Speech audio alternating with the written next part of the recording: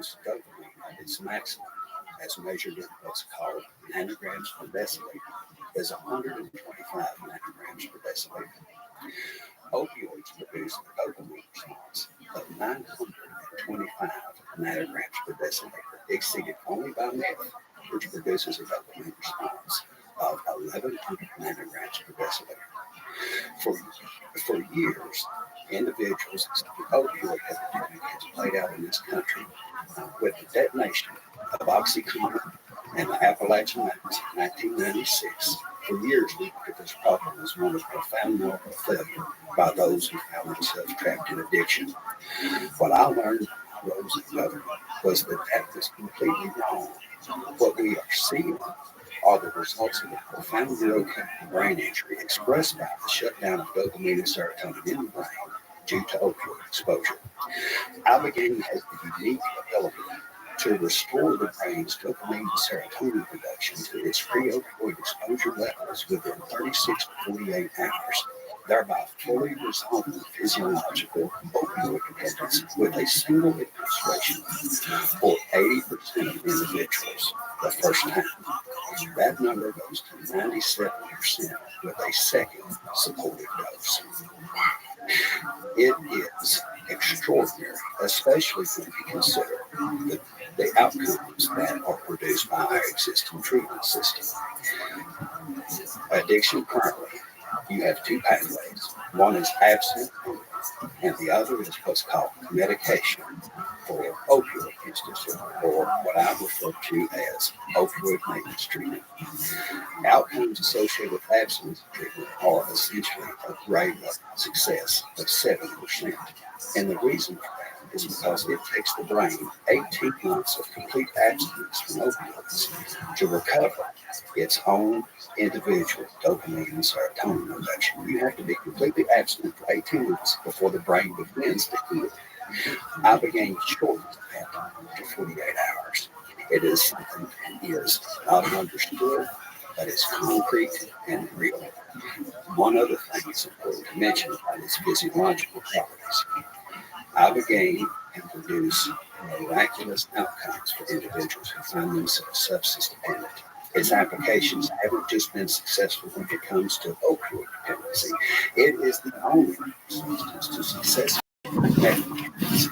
And when we consider the current street economy, the prevailing combination of fentanyl and meth, there is no more compelling circumstance to demand the accelerated development of this therapeutic than the current reality of drug dependency and death in America.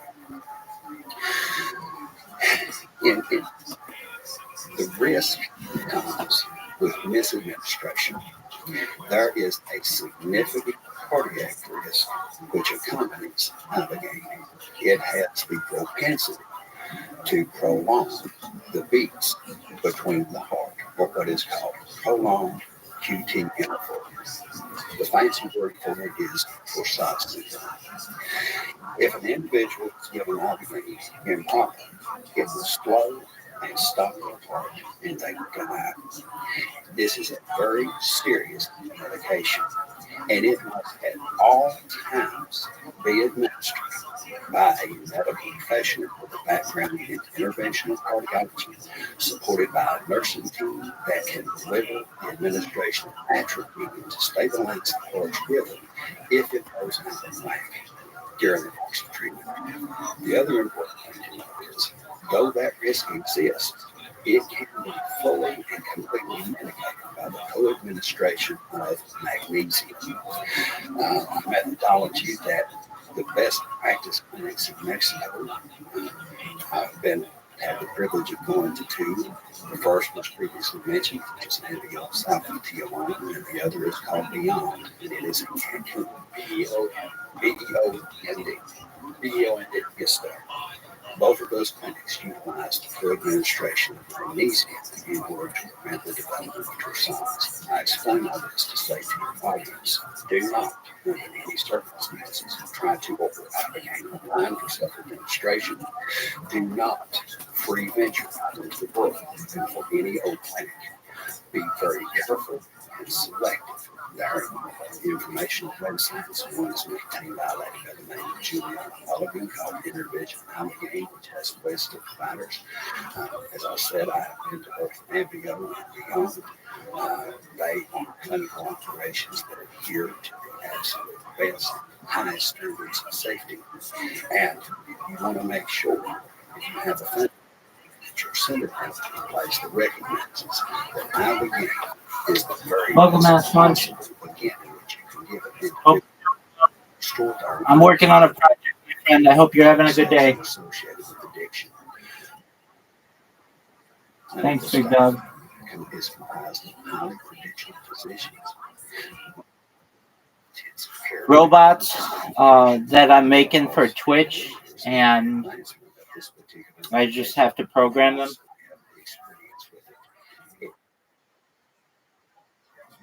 What's a diaper zipper?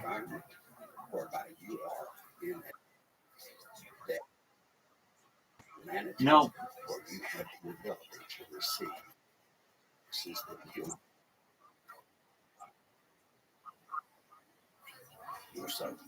Okay, yeah, that's disgusting. I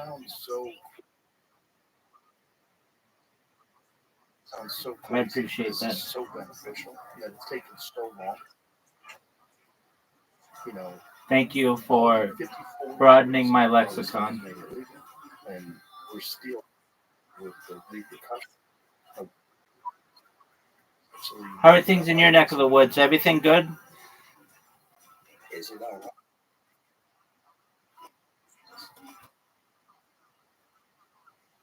We're done. And I will try to be as Well, I don't celebrate Christmas, but tonight's the last night of Hanukkah. It has been thus far pretty good. I'm doing my best to catch up on sleep. It's been I've been up pretty late recently, and yeah, my family sends me a card, and yeah, they're very nice.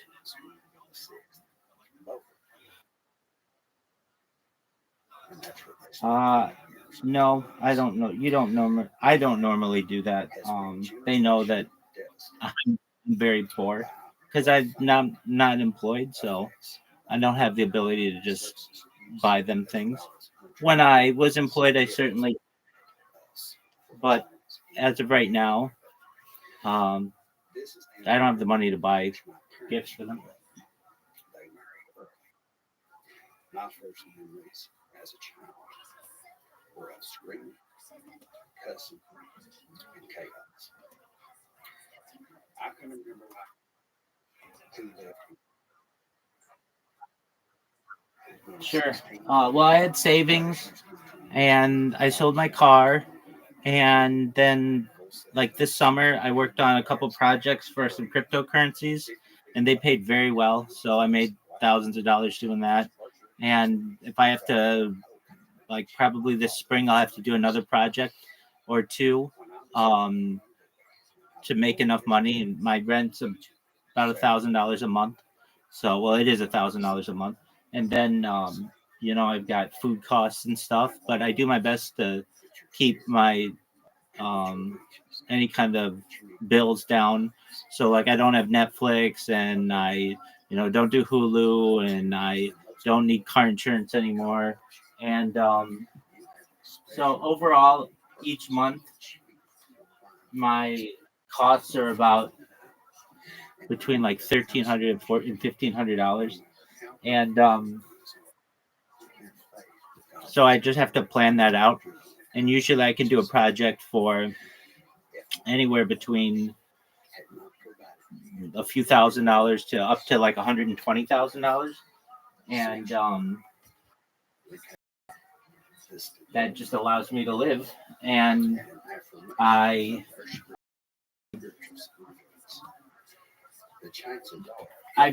considered working full time again, just because it wears on you being able to, afford a car and all the other things that I like to do.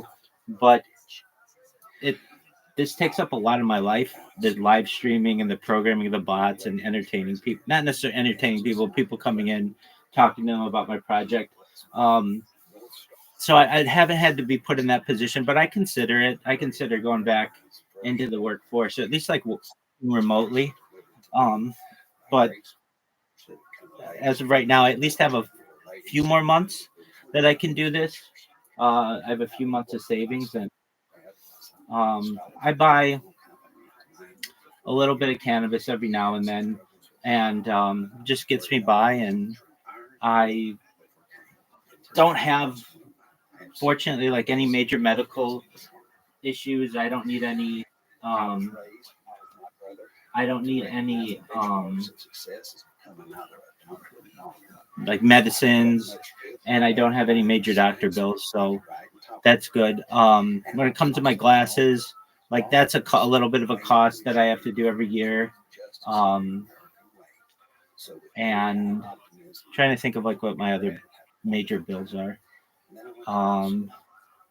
That's about it. I mean, like I filed my taxes, and oh, not this year, but like last year, and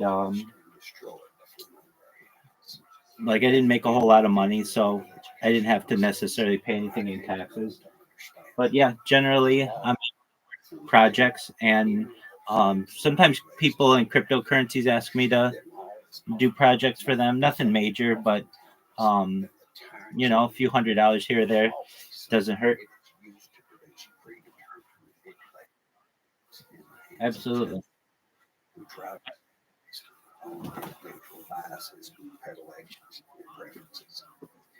Because I owed such debt. My first job was to just get a job, and I found myself with an accidental career practicing workers' compensation. I like this guy's voice. I had the privilege of being mentored by a lady named Mary Kate Higgins for 1 year. She had managed to achieve partnership, offering which we worked together. But in May of 2002, tragically, at the age of 33, she died as a result of a fall from her attic at her home after a Memorial Day party. The next day, I went into the office. His senior partner called me in and said, "There's no easy time to have this discussion, so we're going to have it now." There is a 300 case caseload that Mary Kay handled. The bulk of those cases belong to Walmart stores. They are a significant threat to this law firm. I don't know, but you are one of the few associates for which she had glowing things to say. I need you to get in there and get your manager in their caseload and make her this client to this firm. That touched me off her as a 16-year legal career practicing workers' compensation law across Kentucky. In the years which coincided with the onset and explosion of the opioid epidemic out of central and southern Appalachia, I traveled from one end of the state to the other representing Walmart, Tyson Foods, and Tennessee Valley Authority, practicing thousands of cases over the course of those years. I can remember taking the deposition of a particular individual who I would describe as representative of the dynamics of the opioid epidemic. This person was usually a middle-aged woman, somewhere between the ages of 45 and 70. That's my She age. would work tirelessly her entire life, usually in Eastern Kentucky, working in low-skilled, low-wage jobs, convenience stores, Family Dollars, Walmarts, and she worked hard, she worked consistently, and she would have been someone whose labor was a monument of devotion to her family. At some point in time, she would have had a work accident, a slip and fall, or a lifting injury. She would make her way to a physician, or in some cases, a lawyer. She would undergo an evaluation, and she would endorse the existence of pain complaints throughout her body. This person would undergo a series of diagnostic studies that failed to reveal anything was significant, certainly not enough to explain all of the pain symptoms that this person endorsed.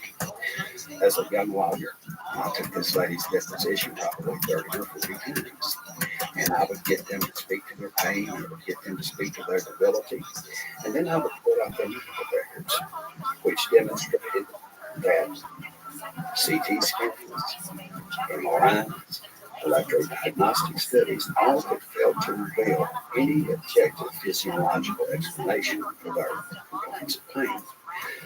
And being enthusiastic and wanting to defend the very best interests of my clients, I thought that I was being put on. But the plaintiff's lawyer accepted this lady and come up with a sob story to tell me in order to pull money out of my client's pockets. I was always very patient, and I was kind with the individual, but I would say, man, we had gone through a stack of medical records, and there does not appear to be anything wrong with him. And this lady was talking, and she would say, Mr. Hubbard, I'm not a doctor, and I can't tell you what's wrong with you. The only thing that I can tell you is from the time I opened my eyes until I looked back, I hurt from the top of my head to the bottom of my feet, and I can hardly make myself get up out of bed. This person's medical treatment, by the time they come to me, had consisted of the application of high-powered narcotic medications in response to their complaints, along with habituated non-COVID medications, oxycodone, Xanax, Xanax, the whole yards. If they were not physiologically disabled by their accident, they had been physiologically disabled by the pharmacology that had been trained with them. I took this person's deposition hundreds of times, and one day, having done the rotary, it dawned on me that whether these ladies' physical symptoms, which were identifiable or not, they were truly, genuinely experiencing profound pain, which had caused significant debility. That pain was not physical, it was emotional, and it was spiritual.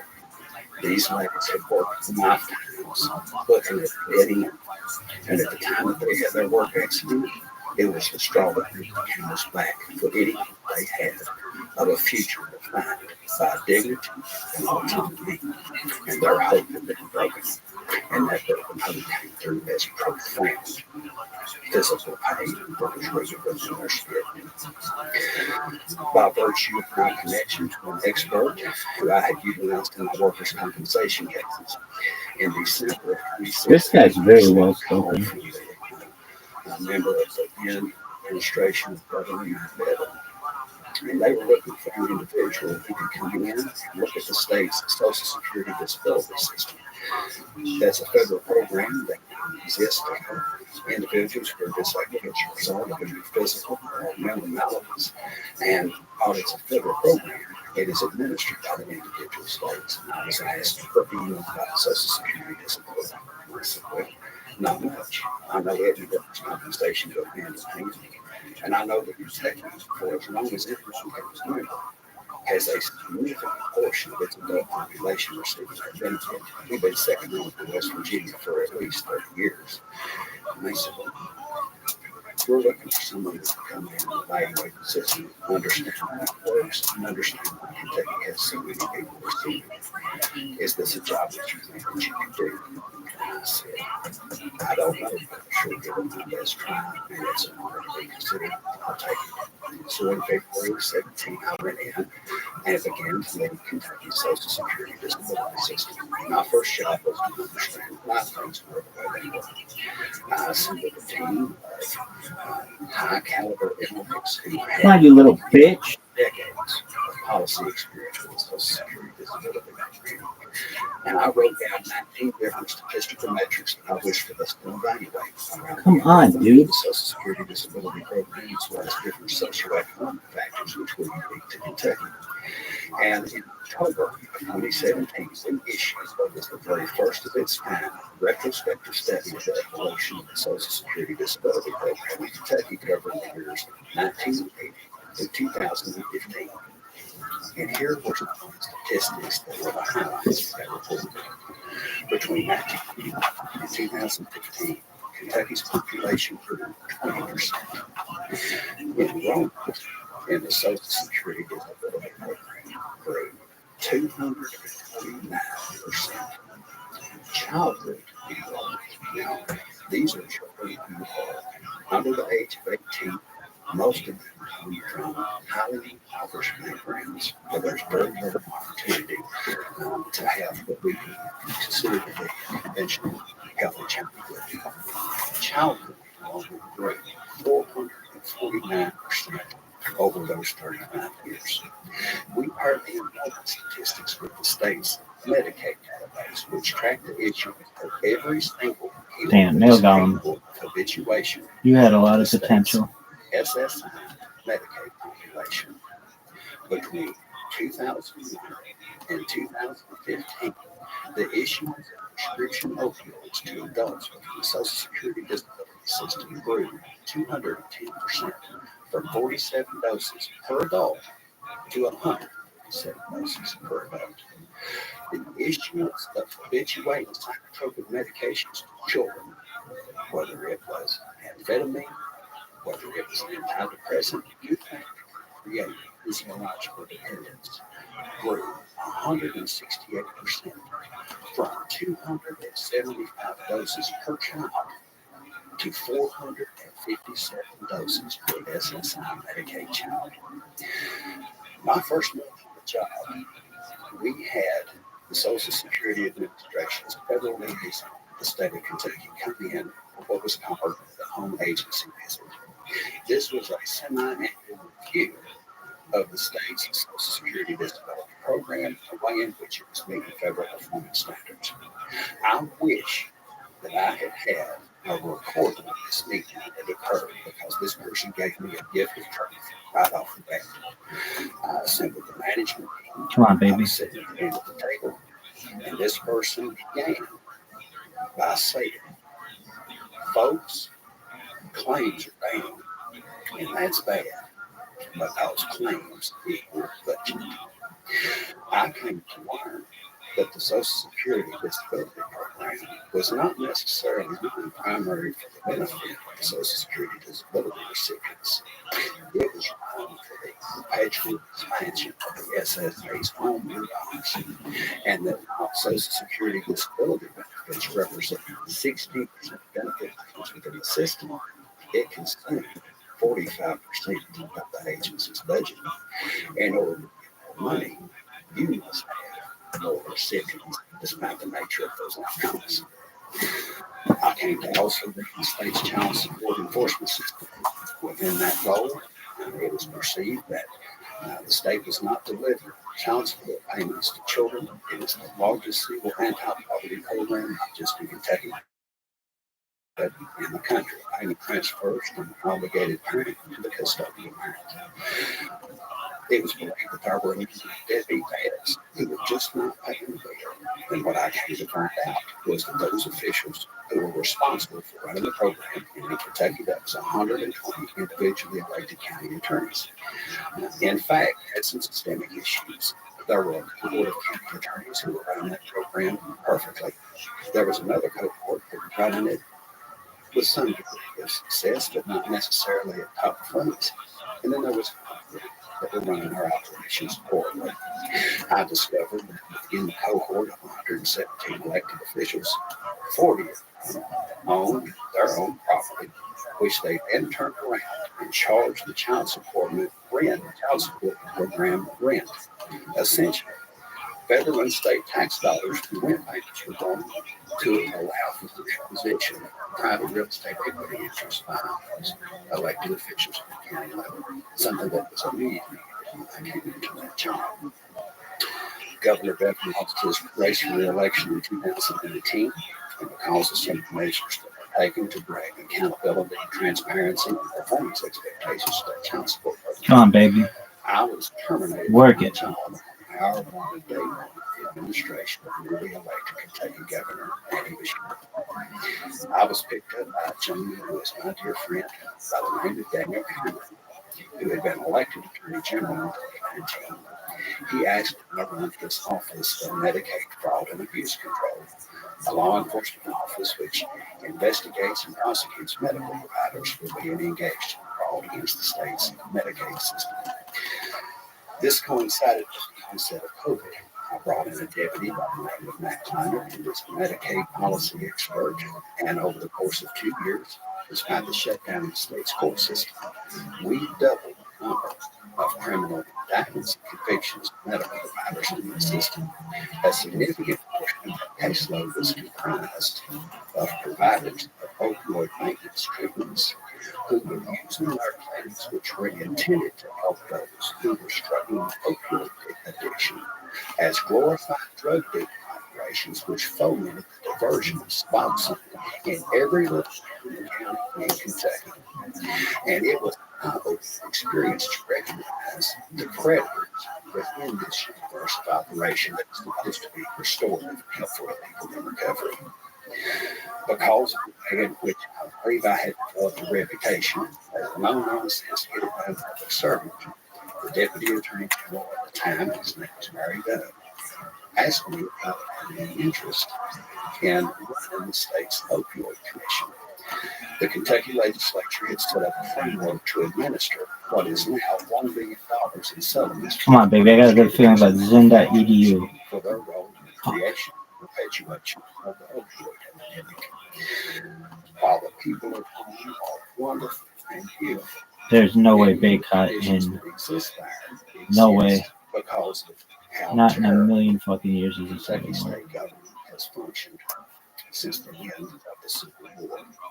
Kentucky in many categories is we first reached the limit. who wish to be last, and last for folks who wish to be first.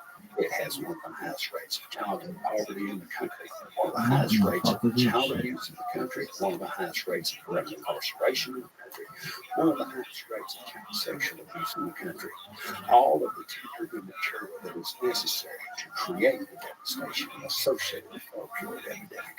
Kentucky was like a drought-stricken forest, and Oxycontin was the lightning bolt that set on fire in 1996. Like Louisiana, there has been a history of systemic political corruption, which has impaired the ability to produce progress for our people. So when I was asked if I had an interest in doing that job, I said, well, this is a very come on, you little bitch. Because with this amount of money coming in, there's going to be a lot of buzzards gathered around the wagon who are ready to pick the nose clean. If y'all would let me set up this commission and run it in a way that is come on, you bitch, accountable, and transparent to the people of Kentucky, I would be privileged to have the opportunity to do it. Mr. Dunn looked at me and said, we wouldn't have it any other way. I had to go through the process. And through that process, the question was asked, what do we need to do? I said, well, let's recognize that while $842 million is a tremendous money to the average year, it's going to be paid over 15 years. At its height, Purdue Pharma is making $100 million a month off the sales of Oxycontin. This settlement represents roughly 8.5 months. They cut down in. These are homes, tables, and gluttons, and we have got to make sure that this one-time non-recurring revenue stream is utilized for its maximum best impact to pull this state out of this travesty.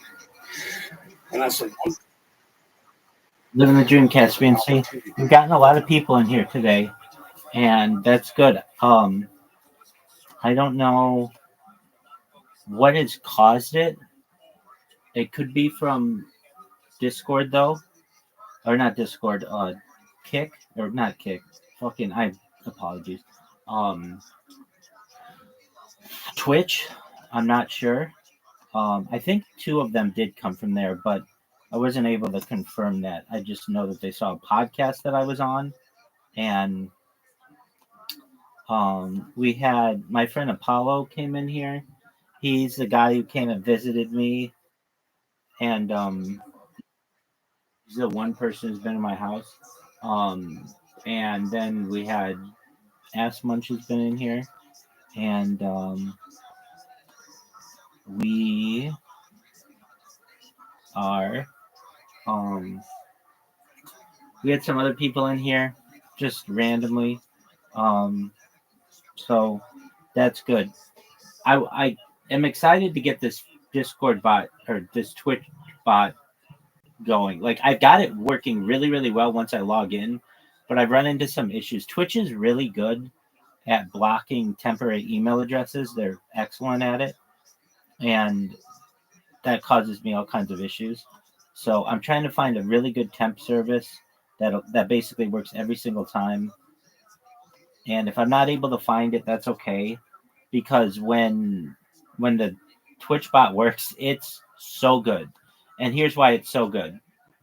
Kick does not allow you to post links, but Twitch does. So I can go in there and just show people like, hey, this one link goes to my YouTube. This one link goes to my Instagram. This one link goes to Discord. This one, like, I can just put a bunch of links in there, and it, when you see it, you'll be like, oh, this is a game changer. It really is. Like before, I'd have to type out the word like discord.me // like nobody really wants to do that. But if you can just click it, it's game over. And so that's extremely exciting for me. So I just have to make sure that I get it to consistently work, and then we're made in the shade, as they say. Hopefully. How are things in your neck of the woods?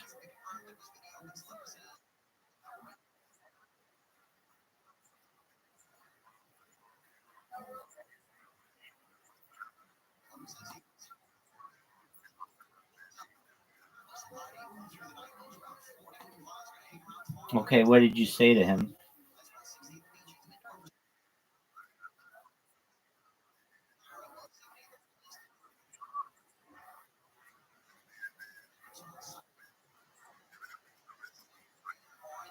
Does it have a check? Does it have a check next to it? Okay. Um, let me. What's the name?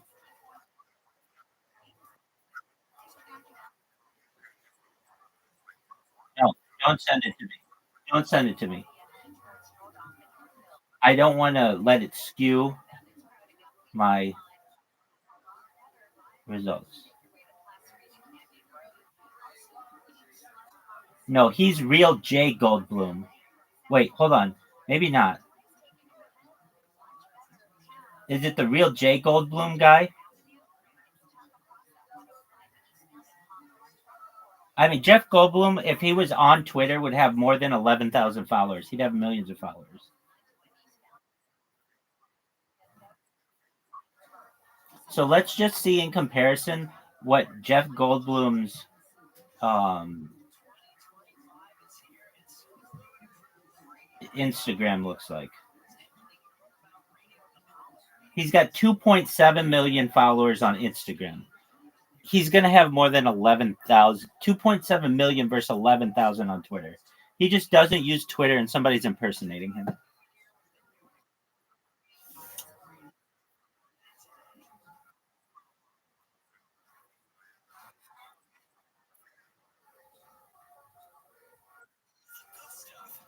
I hate to burst your bubble, but better that you know now. I mean, look, if it's him, that's fine. My first question is, dog, why do you have 2.7 million followers on one platform, and probably an easier platform? It's been established more longer is Twitter. You should have way more on there. What's a better odds are that he just doesn't have a Twitter and somebody's impersonating him.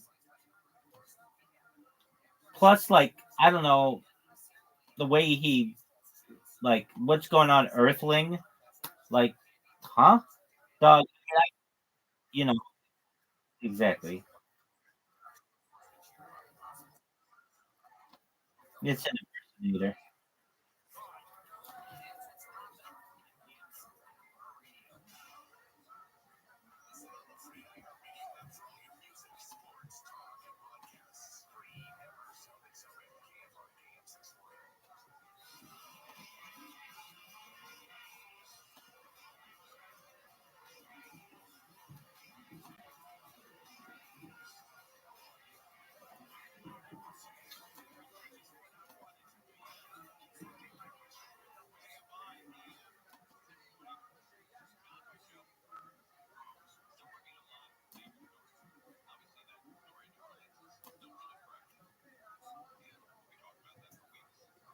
breakthrough therapeutic that can deliver materially better outcomes than what we are getting with our existing system. Our existing system is unacceptably mediocre, and it is necessary. Do you know anything about ibogaine?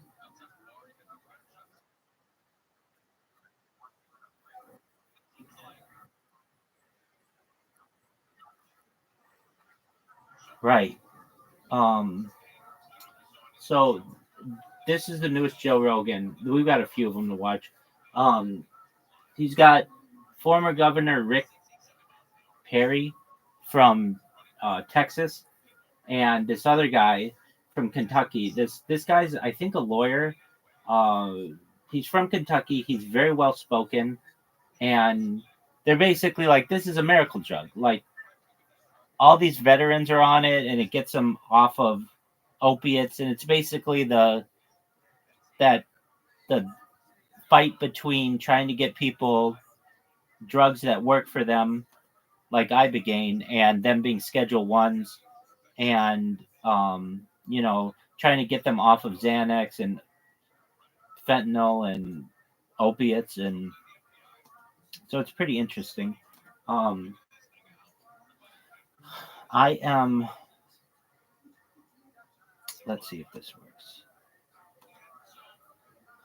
So I'm telling you, when once I get an account to log in, it's not hard for me to get an account to log in, but it's hard for me to get an account to log in without doing anything, meaning just allowing it to take its course. A lot of times I have to like get the right 6-digit code or whatever, or like, actually it's more like Twitch does not accept the email address I'm giving it, so it kind of has to be micromanaged, and I don't want to have to do that.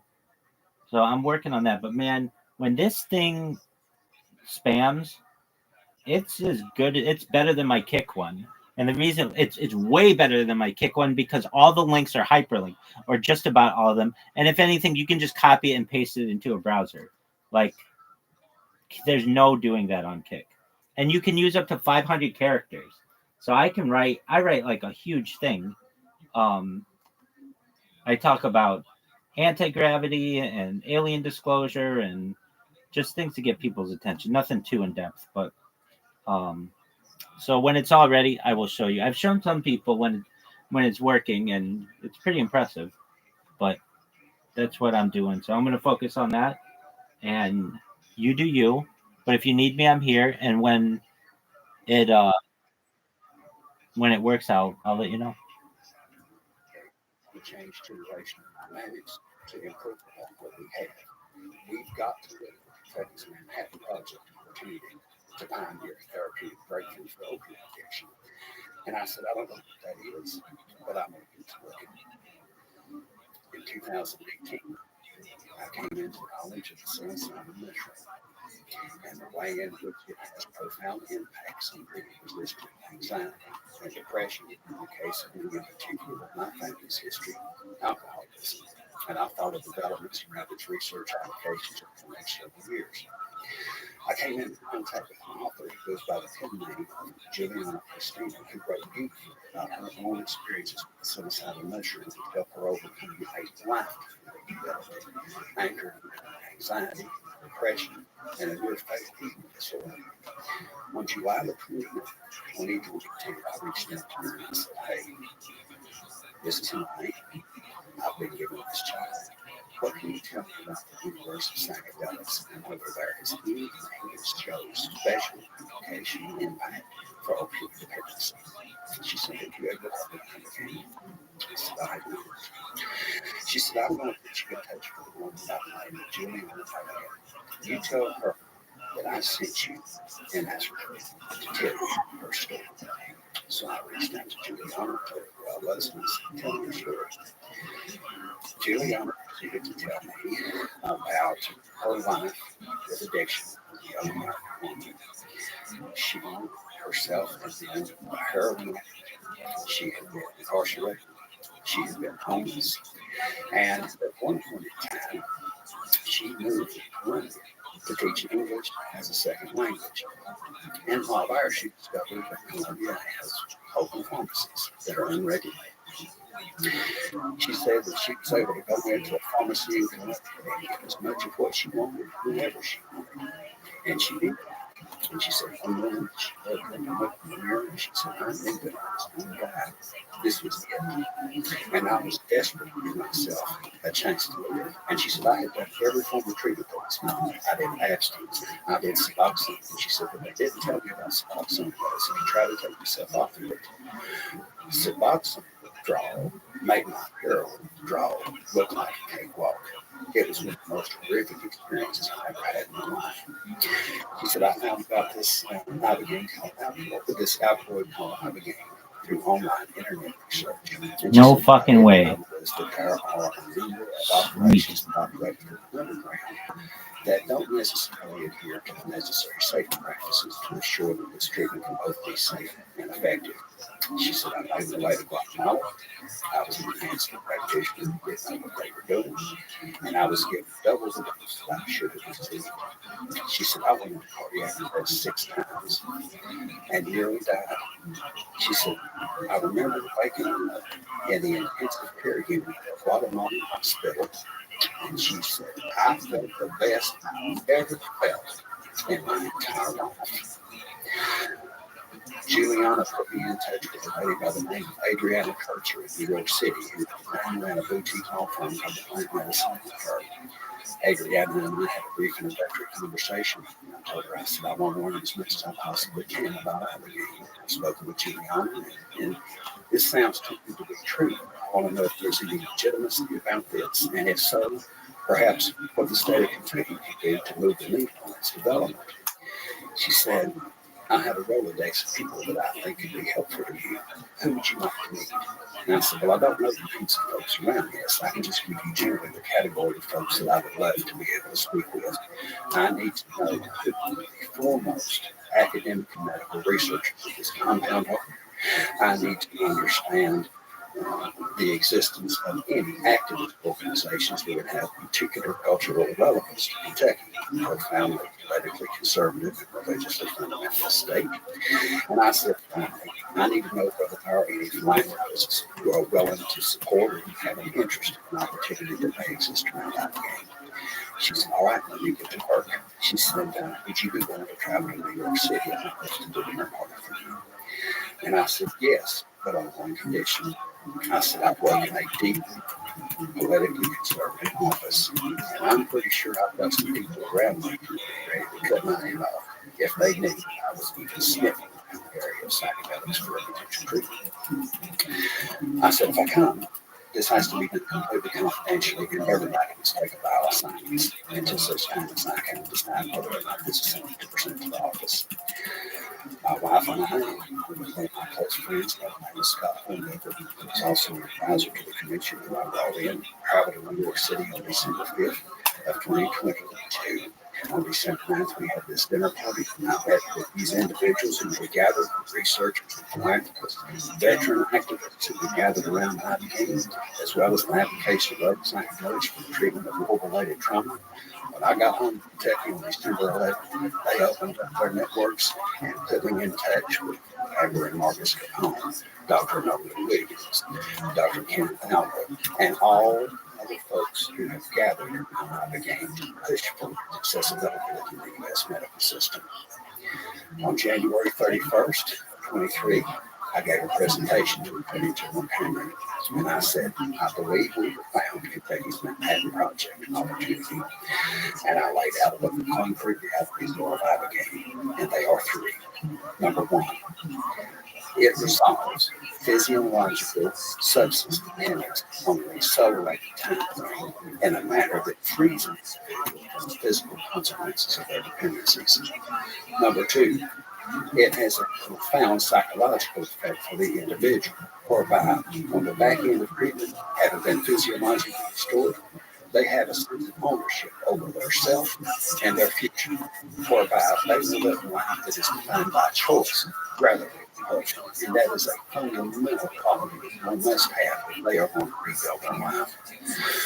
Finally, and most significantly, many people, the overwhelming majority of persons who have an Ibogaine experience come away with an affirmation that they are a spiritual being that is made in the image of an eternal creator whose essence is pure, unconditional love, and that truth. Caspian T, are you there? Caspian T, can you hear me? Creator has conferred a special and unique purpose in their life that we achieve. When those three qualities were properly understood, Attorney General blessed me to lead the commission of the exploration of set aside $42 million and 5% of the state's settlement is to create a public-private partnership whereby a drug device would match the state's investment on the front end by assuming all legal, logistical, and financial risks associated with securing the FDA's approval to pursue clinical research trials for the development of Ibogaine as a breakthrough therapeutic treatment for opioid use disorder, opioid substance use disorder, and any other mental health conditions for which are demonstrated efficacy. We had a high-profile public announcement on May the 31st, 2023 to announce this exploration. We conducted three very high-profile public hearings, which lasted about 5 hours about all aspects of Ibogaine. These hearings are available online as a formal part of the record for anyone to view. The first hearing involved the science of Ibogaine. It included the testimony of Dr. Nolan Williams, Dr. Kenneth Alpert, and Dr. Deborah Mash, who has been a pioneer around the development of Ibogaine's application for opioid addiction for over 30 years now. We had a second public hearing, which involved the testimonials of individuals who had received and provided organs for Ibogaine treatment. All of this was done in a very profound public way because we wanted the people of Kentucky to understand all aspects of this opportunity, its profundity, and the way it could transform not just the lives of their families, but the future of the state. That second public hearing was one of the most moving public proceedings of which I have ever been a part. And I don't know how anyone has listened to those testimonials, which included the governor, and come away with any other conclusion but that Ibogaine must be developed as expeditiously and safely as possible for the sake of our brothers and sisters in this country. The third hearing, which occurred at the request of the University of Kentucky, which along with Andy Bachir, fought this proposal every step of the way, centered on the question of whether the FDA would even consider approving clinical trials, given what was repeatedly asserted as the unacceptable level of cardiac risk associated with its application. Within that hearing, we were able to procure the testimony of the scientist general who was in charge of controlled substances research at the FDA, a gentleman by the name of Dr. Javier Nunez, along with his colleague, Dr. Walter Dunn, who sat on the FDA's advisory board of psychopharmacology. I believe he still sits on there. And those gentlemen, after having heard the testimony as well as questioning from the University of Kentucky's representative, which suggested that the FDA would never approve it, began their testimony by saying, it has been asserted that the cardiac risk associated with Ibogaine is qualified for consideration by the FDA for clinical trials. That is absolutely and completely incorrect. The question for Ibogaine is not one of the existence of risk. The question is how and if that risk can be mitigated. And assuming that the drug development can be demonstrated, the cardiac risk can be safely mitigated and controlled, there is no reason that we would not approve that clinical trial. And with that, the chief objection was moot. We had one last piece of due diligence to perform before my commission, which had a membership of 9, was ready to cast a deciding vote to secure allocation of $42 million from what was going to be a fabulous leadership opportunity for the people of Kentucky to pioneer an entirely new field of biomedical research that would revolutionize how we treat not just addiction, but the problems that we have also here talked about already. And that was the delivery of testimony from Dr. Nolan Williams following the publication of his research in the Journal of Major Medicine about the neurodegenerative properties of Ibogaine in the brain as applied to the veteran population of TBI and PTSD. Unfortunately, there was an election in Kentucky in 2023, My boss, Attorney General Cameron, ran for governor and lost. Andy Beshear was reelected, and a new Kentucky Attorney General took office. And while this new guy had come in public and had expressed his open-minded willingness to give Abigail consideration, I had briefed him individually before we had our public announcement in anticipation that he would take office. After he won, I reached out and asked if I could have an opportunity to brief him on all the elemental energy that should gather in this project. That energy included the commitment of two significant philanthropic organizations, one of which was the Jurgensen Foundation, led by Stephen and Genevieve Jurgensen. The other was the Stephen and Alexander Cohen Foundation, led by Stephen and Alexander Cohen, and the third was the Melissa Etheridge Foundation, all of which made commitments to Portland, Kentucky, to make this come to pass. We had secured the commitment of two drug developers who were growing to establish corporate presence in Kentucky and to anchor all of their research and development activity around its advanced therapeutic applications within that state. This guy is so well versed. He doesn't say just like, yeah, dog, I get you. You get me? Yeah, I get you. I thought this would be an opportunity to explain and secure. Oh, exactly. Listen to me. Exactly. For having been unapologetic something that the military I found a website that works really well. So I might be showing you, so, like, if you can stick around for the next, like, 5 minutes or so, I should have this boy going. Excellent. I was always but for the loss, the opportunity, the long suffering people at home who deserve to have an opportunity to explore their future with what Abigail has the potential to do for them individually and collectively. And what has been a tremendous providential blessing. Everything happened in Kentucky was followed by a gentleman by the name of Rex Alsace. Mr. Alsace is an individual who in his prior life has been a high-level Republican campaign ad producer. His firm is one of the top campaign-producing ad companies Republican candidates across the country in the country. Rex has a foundation called the Reed Foundation, which is named in honor of his son, Reed, who struggled for a decade with opioid addiction when he was a 16-year-old in high school. Reed encountered plant medicine with an ayahuasca 5 years before he passed away. Rex became a believer in medicine because of the therapeutic response Reed experienced after that exposure to ayahuasca. Rex was introduced to me, ironically, on Melissa Etheridge in February of 23. He showed up at every Kentucky hearing. He showed up at our public announcement. He said, whatever you need to help make this successful, I'm glad to look at you anytime. The Reed Foundation stands for Rescuing Everyone in Distress, because Reed, unfortunately and tragically, in 2019, died of a chemical overdose. Rex became involved with the Kentucky movement because he believed had Reed had an opportunity to receive Ibogaine treatment, he would be alive today. When I walked out of that meeting, thinking that it was all over, I called Rex and I said, "They've killed me. This is over. All that and all that is vanished."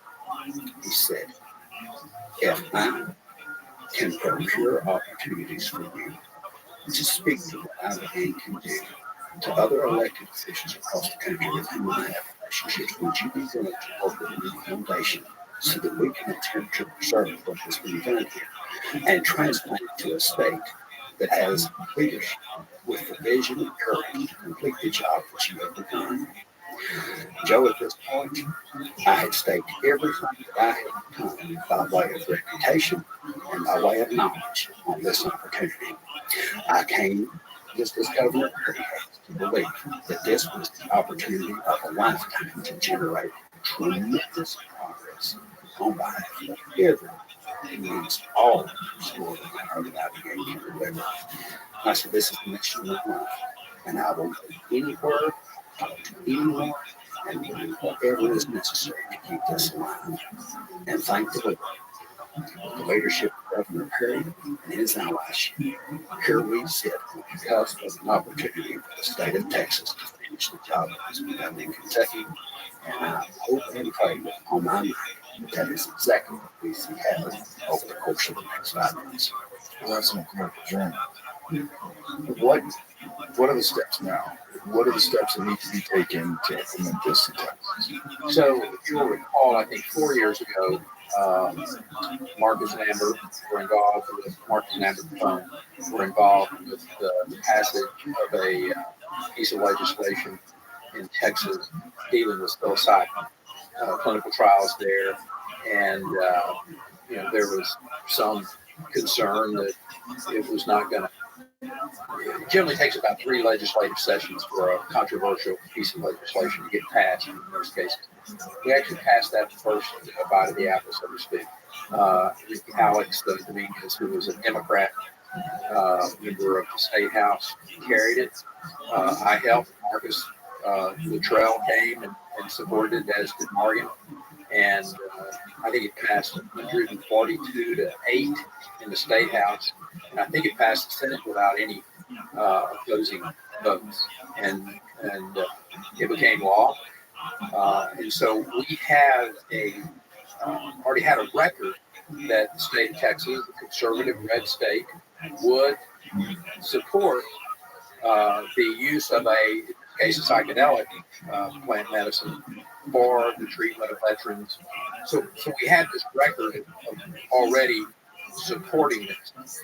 I began the challenge for us is to be able to educate the public about what is ibogaine, how does it work, what's the results, and I think we're going to be able to do that. The show obviously is a good step in that direction of being able to educate the public about this extraordinary compound that has amazing results. Okay, there.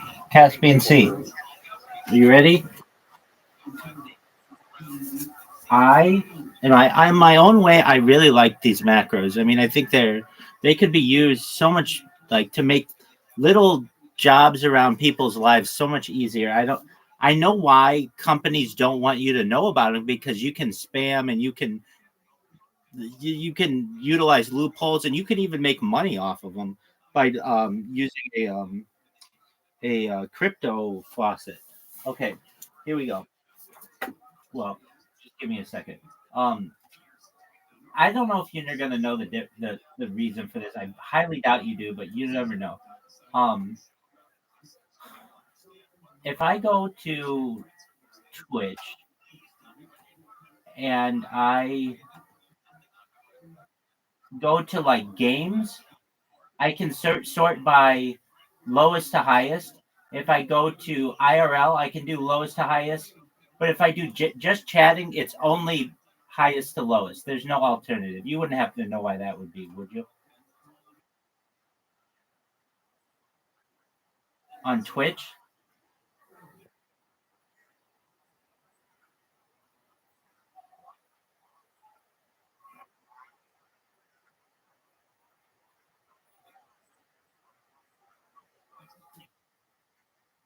That's okay. All right.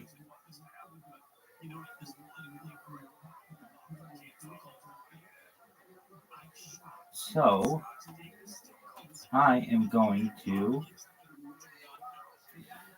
go to my phone, go to Discord, and I will show you what's going on with this bad boy.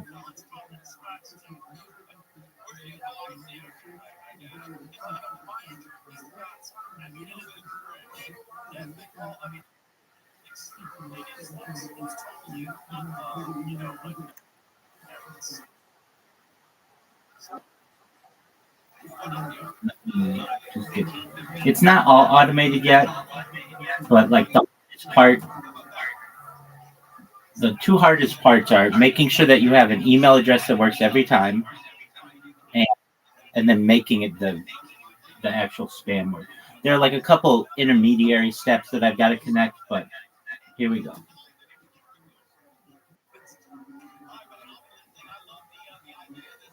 Okay, so it's opening up 3 at once. And the thing with Twitch is it takes forever to load. I think I mentioned this earlier, but it's just got a lot of shit going on. So this thing is telling me it's only for certain audiences. I don't care. I don't watch them. The key part is going to be here. Does it hit the follow button? And watch how it spams. That's all that really matters. So if you're like, well, why isn't it hitting the follow button?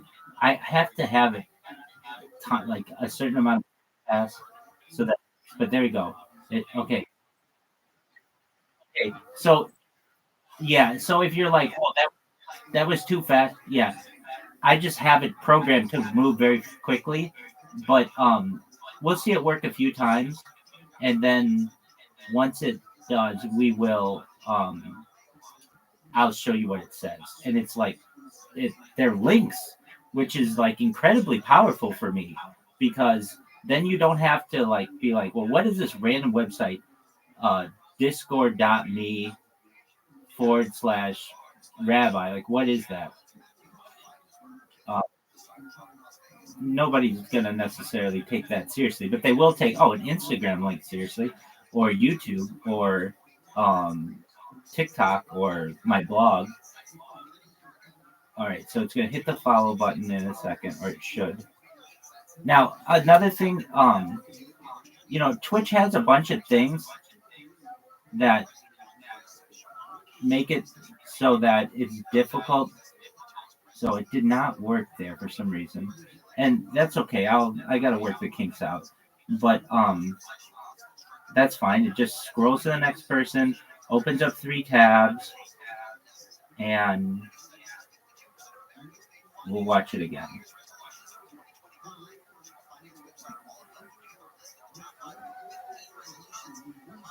Now, you remember how difficult it was just to create one for you to just create an account.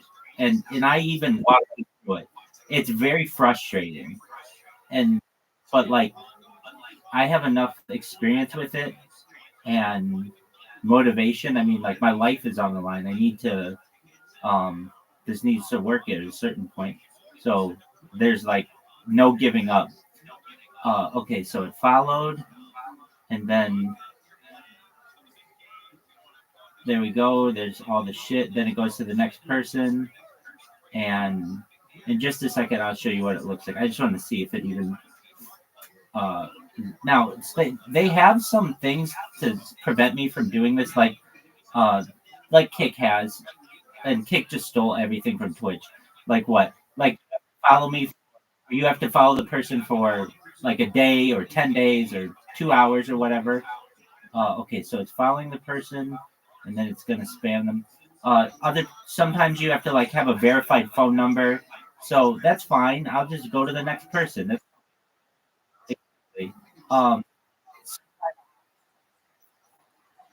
yeah, they have a lot more customizations, or like they have sub only, and so you have to subscribe to someone. Obviously, I'm not doing that, but that's fine. Now, the interesting thing is like I'm only doing this right now with really small streamers. I really don't want to do it with bigger streamers because they don't really pay attention to it. There we go, works perfectly. Okay, so let me show you what this says. Look at how it's formatted. It says, please, can you read that? Please join Rabbi Rothschild World Discord down me. It's got my YouTube link that gives you all the links. Instagram, you just click it. TikTok, you just click it. Reddit, I even have my Reddit on there that's been banned for 7 days, but it still works. I've got the one link to Discord, like the real link to Discord, and then I've got my blog in there, and then Discord @ Rabbi Rothschild rules, world peace, anti-gravity, alien disclosure, life extension, mind uploading, share to be a trillionaire. How sick is that? I agree, and it's really nicely formatted. I mean, I'm kind of kicking myself. What the fuck? Why didn't I do this earlier? And it just didn't dawn on me, like, because whenever I would do it, I would run into some kind of issue, and I would just always be like, well, Kick's just so much easier. But as I kept reading more and more, it's like nobody's really watching Kick, and at least Twitch is established enough. And frankly, the game changer is the links. That's the game changer. So the fact that I can put links in there means that people can have easy access to me. What the issue is with Kick is, or with Twitch, why I never did this in the beginning, was so what happens is when you use these temporary email accounts, they rotate the temporary email address they're going to use. So sometimes it's at, I don't know, oletters.com. Another time it's going to be at like topgmail.com. Another time it's going to be like, but Twitch has it programmed in there to know, like they have all of these in a list. And so a lot of times they don't work. And if you're doing an automated thing, you really have to do a lot of customization for your macro to basically know like when it didn't create an account versus when it did. When it didn't create an account, it's got to start from the beginning. When it did, it needs to continue and do all the spamming. And that's just, it's not impossible to do, but it's a lot more complicated. And the big issue that I was having, which is actually really seemingly minor, on multiple devices, I've had this issue where when you just go to the Twitch page and you press like the down button or page down, it does not move lower. It's some kind of, I don't want to say it's a glitch, but their scrolling bar isn't as good as it is on Kick or other platforms. And I've tried it on different platforms. I should say I tried it. Tried it with Kick, and Kick was just easier. But the other thing that happened to me is I just, when I would experiment with this, I would spam big spammers like I do on Kick, and I would get banned right away. And the reason why is because they have serious moderators on it's almost like the big leagues now. Now that we're in Twitch, they have serious moderators who just either like flag me and then I am unable to spam anymore, or they flag me and it just automatically shadow bans me. So I still think I'm spamming, but it doesn't do anything. And so I have to watch it with another device to see, is it actually working or not? But when I spam small streamers, they don't have those moderators. They're just like I am, where they're just sitting playing a video game and somebody spam. And here's the other thing too. I'm not spamming. No, it's just one message, which is a big difference too. And they almost like allow, I mean, I'm not saying that they endorse this behavior, but if it's formatted well and everything, I see other people who are like, hey, add me on Discord, and then they'll put their Discord name in there and they're not getting banned. So I'm very happy with this. If anything, this is the thing this is going to turn the tide, because it's a huge audience. It's a bunch of different things that if you're not comfortable going on YouTube, because it's a really long YouTube link, but it's the one that shows you that I'm live on 10 different streams, then you'll be able to see my Reddit, all my other shit. Now, the one thing that I might change is remove like one of the things about, I don't know, I like anti-gravity and world peace and alien disclosure. But I already say world peace earlier. So I might remove that and just put 10 plus streams, because there are going to be people who are like, you have 10 streams going on at once? And yes, I do. And that could be of interest to them. But long story short, this is the start of something. I think this is going to be it. This is the thing that's going to do it. I thought it was going to be Discord, and it is. It's going to be Discord here, where all of a sudden we're going to get a bunch of people in here and it'll be like, all right, it'll be overwhelming to me. And frankly, I know I'm going to be scared. And I'm going to then go into Rabbi Rothschild's arena, and then I'll only bring people in to whom I want to talk. I mean, I don't want to say I'm going to be scared, but like it's going to be the whole world looking at me. Anybody would be scared. So I want to be able to control the narrative, meaning like when I say like, let's say we get 100 people in here, it's too much at once. Like, stop. I know, like, there's no conversation that's going to be happening. And so then I know I'm going to go and then I know as well, people are going to be coming to my house and shit like that. And that's, and like I get all these guys from like Music Biz Marty, and they tell me all the shit that people will do to you. And that's good that they've already told me that, like, pizza deliveries and all that other shit. So I'm ready for it, but I don't want to necessarily, like, at a certain point, if it goes viral, I'm sure, I'll, talk to the people on the house and be like, I don't necessarily know what's going to happen, but we're going to get some people here. When Apollo 13 visited me, he met the older guy who manages the house, and and I know it kind of caught him off guard that I had a fan come and visit me. Like, this is this guy's house. He doesn't want necessarily like want it to become a tourist attraction, but it most certainly will. So yeah, look, here I am making plans like, oh, when I go viral, that'll be the least of my worries. But I want to be prepared for these things. And I think this is the way that it gets done. Twitch is so large that it's like, I've already run into I've already made it through all of the things that they use to stop me. If they banned all of my Twitch accounts right now, like my real ones, it wouldn't affect me at all. I don't even pay attention to Twitch. I have so many other things that I'm doing, and YouTube is my bread and butter. So if they ban me from Twitch, no big deal. But even if they did, these accounts aren't necessarily tied to that account really that well. And it's just an interesting strategy. So I would like to be able to, so I was spamming people. Twitch has so many different categories.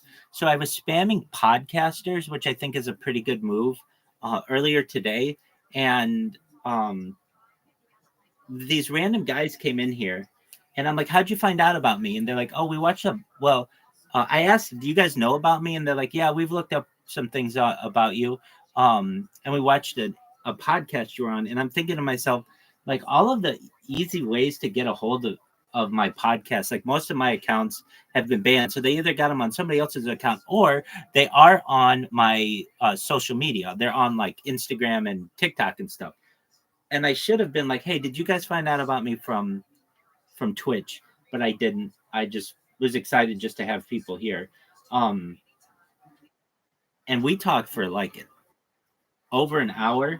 And I went through everything. We were reading about solar sales and all that kind of shit.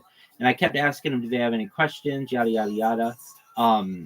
And, I'm almost like, I think I set myself up with these really high standards, and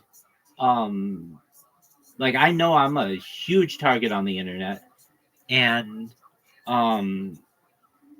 but it's like these people come in here, and if you came into anybody else's Discord, nobody else is going to be like, all right, well, now I'm going to teach you about the future technology of the world and like world peace. And I put this huge weight on my own shoulders, like, all right, well, I want you to learn about this stuff because nobody else is going to be talking about it. They want just the confidence or courage to be able to do it.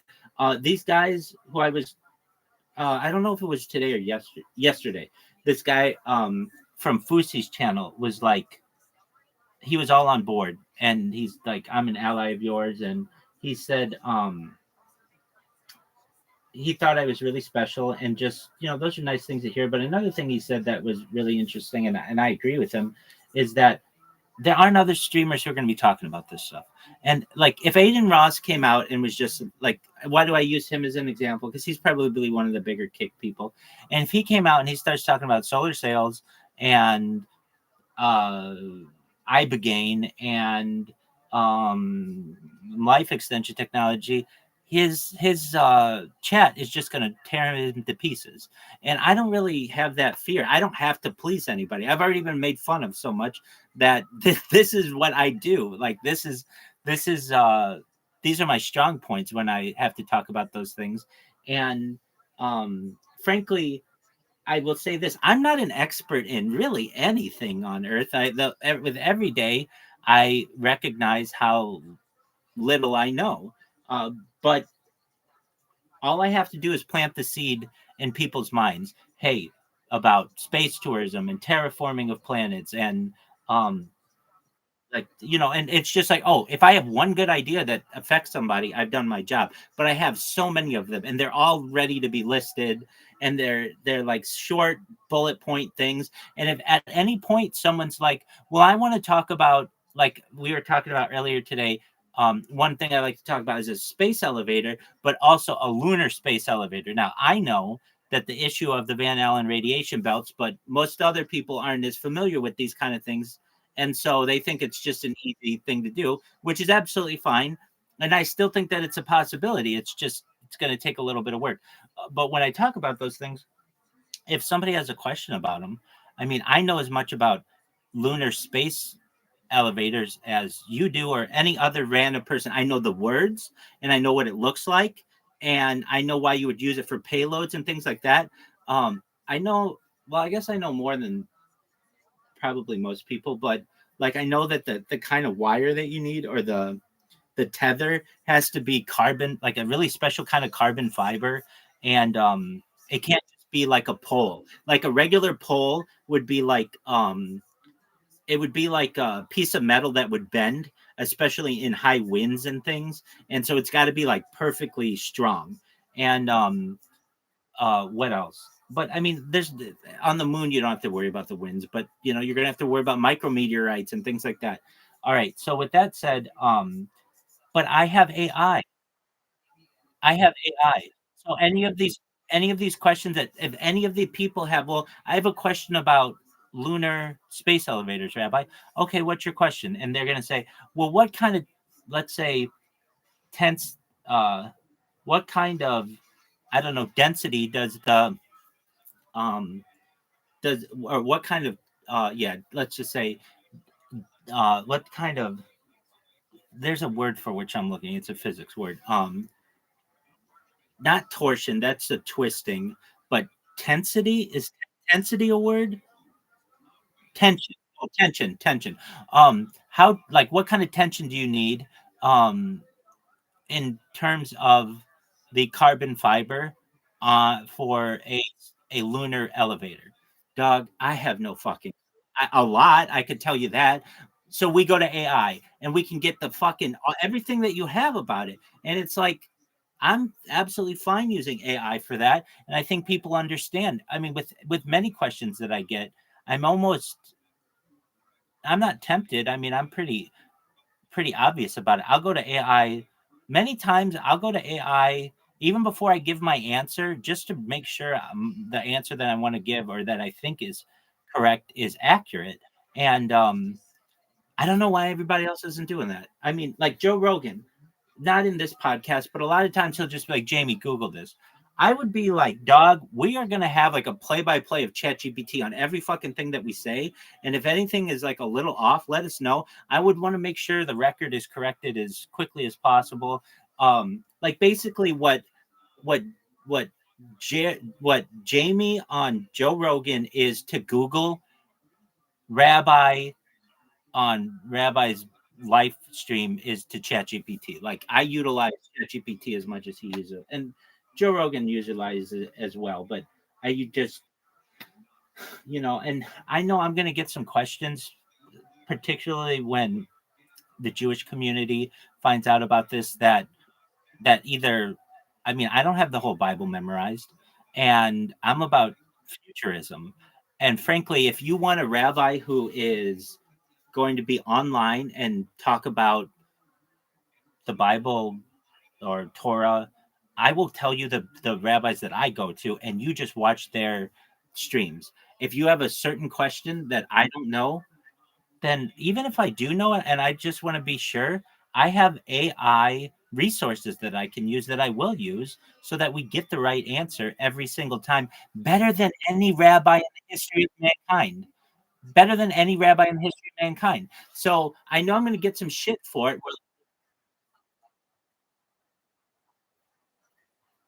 Exactly. So like a question like, I don't know, in Torah, how many times is the word sugar used? I actually do know this one. It's 0. The word sugar is not used in any of the books.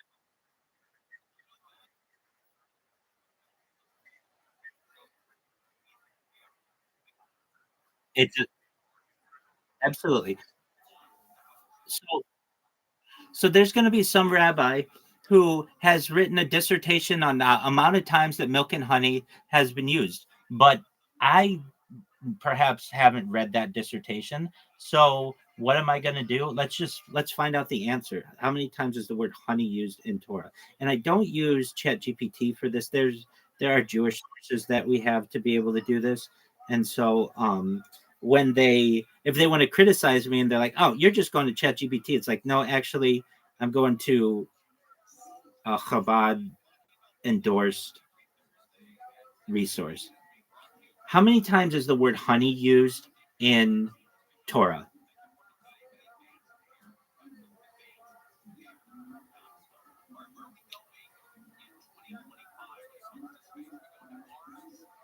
The answer is okay. They say several times. And then they list exactly what they are. Tell me exactly how many times. 55 times. That's what I'm talking about. No other rabbi on earth can do that. And that's why I become like super rabbi because of AI. And I'm not afraid to use it. And so I feel confident in my basic rabbinic knowledge, but when utilized with AI, I become the best rabbi in the world. I become the best teacher in the world just because I'm not afraid to use this stuff, which is very, very exciting to me. And I know I'll get people who are like, well, I wanted you to know that off the top of your head.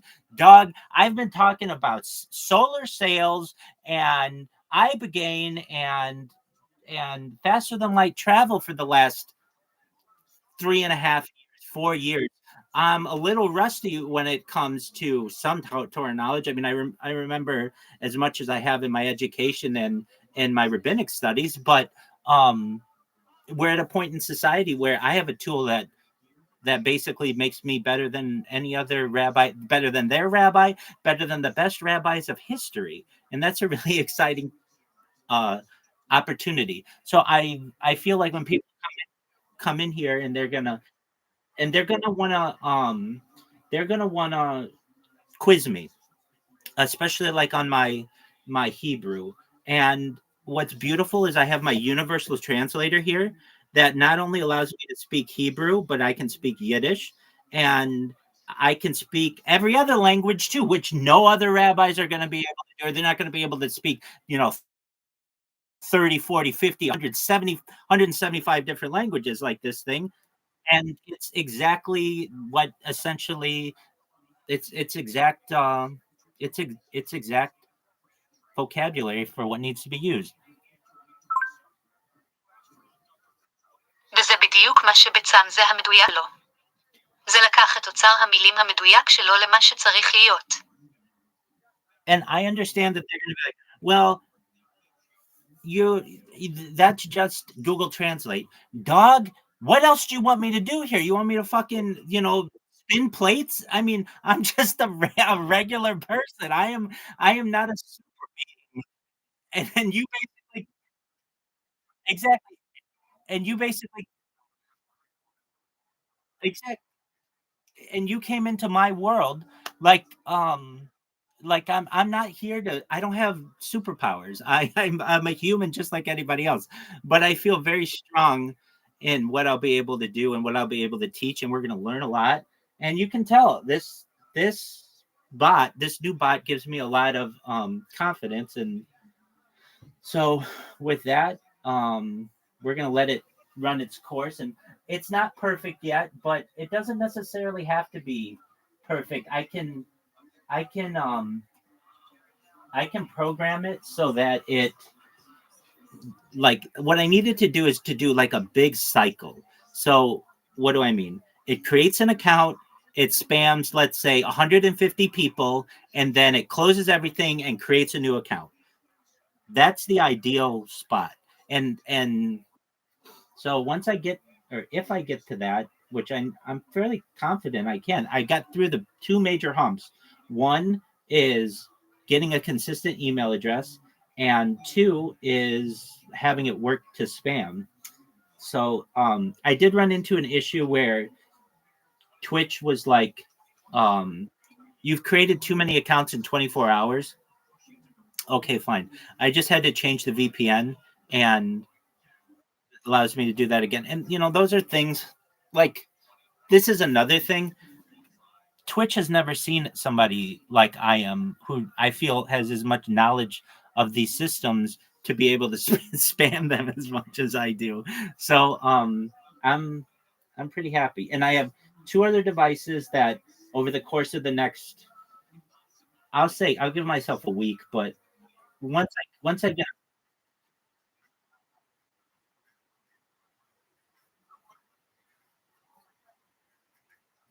exactly.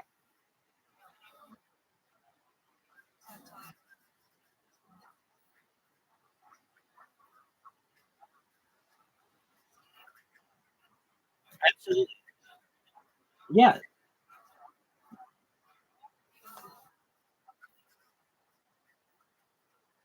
I agree.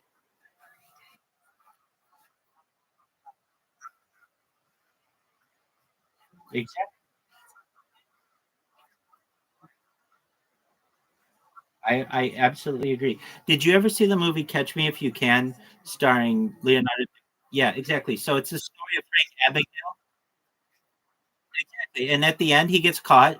And what does he do? He works for the FBI for 10 years, and then he's able to go be free, and he didn't have to spend too much time behind bars. It's essentially the same thing. I watch these guys on Lex.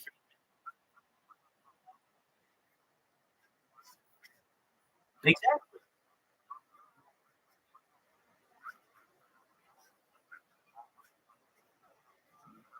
Exactly. He literally wrote the book on check hiding. And um and essentially I guess I would be the person to write the book on spamming. That is pretty cool.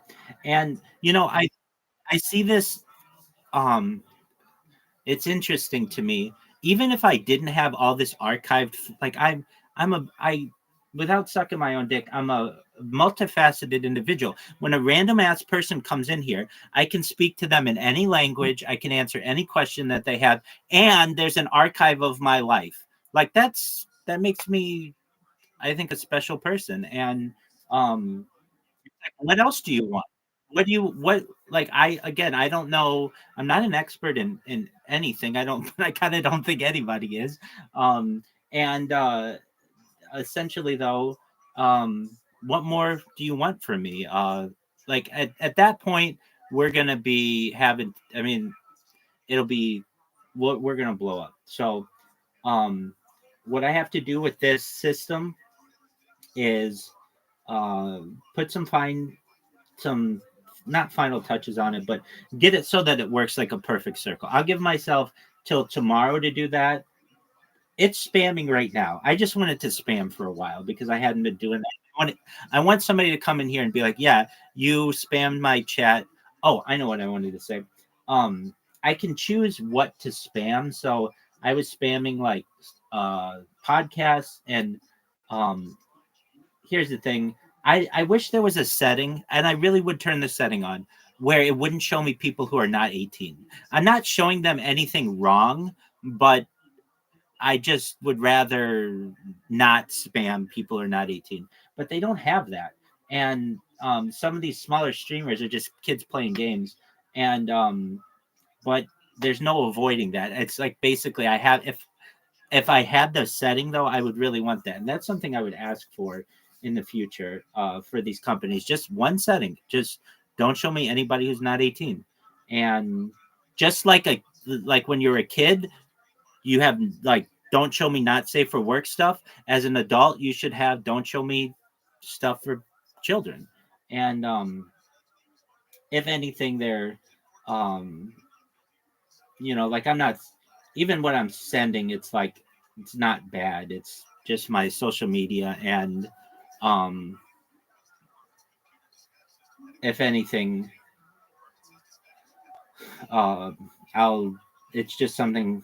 I mean, I'm sure I spam people on Kick as well who were not all 18, but I do my best to protect children as best I can.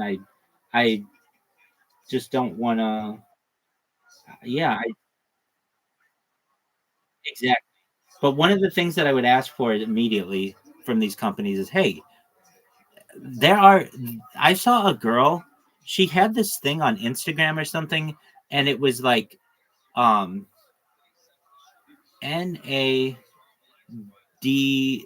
or something. And I looked it up on Urban Dictionary. It's like not no or like not an adult, or it was maybe like NCDC.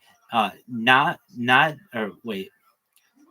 No, it was like adults only, children no contact or something like that.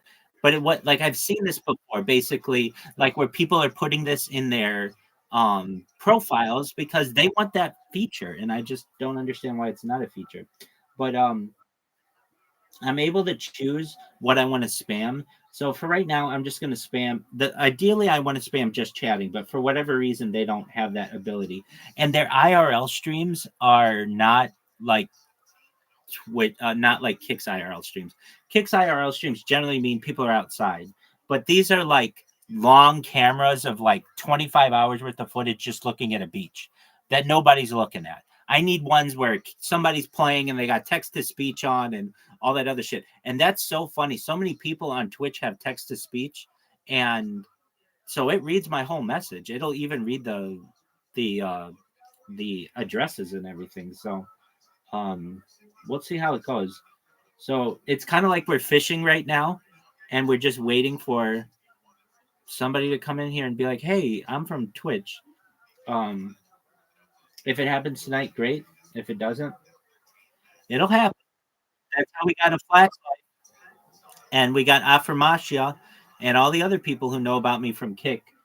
And I'm looking forward as well, because some people stream on Kick and Discord, and or Kick and Twitch, and somebody's going to be like, "No fucking way, Rabbi is on this fucking thing now," and that's going to be funny too. So, yeah, I was at a point. I was at a point where, and it has happened with me on the stream at many different points where I'm just like, fuck, what am I doing today? What's the thing that's going to make me go viral?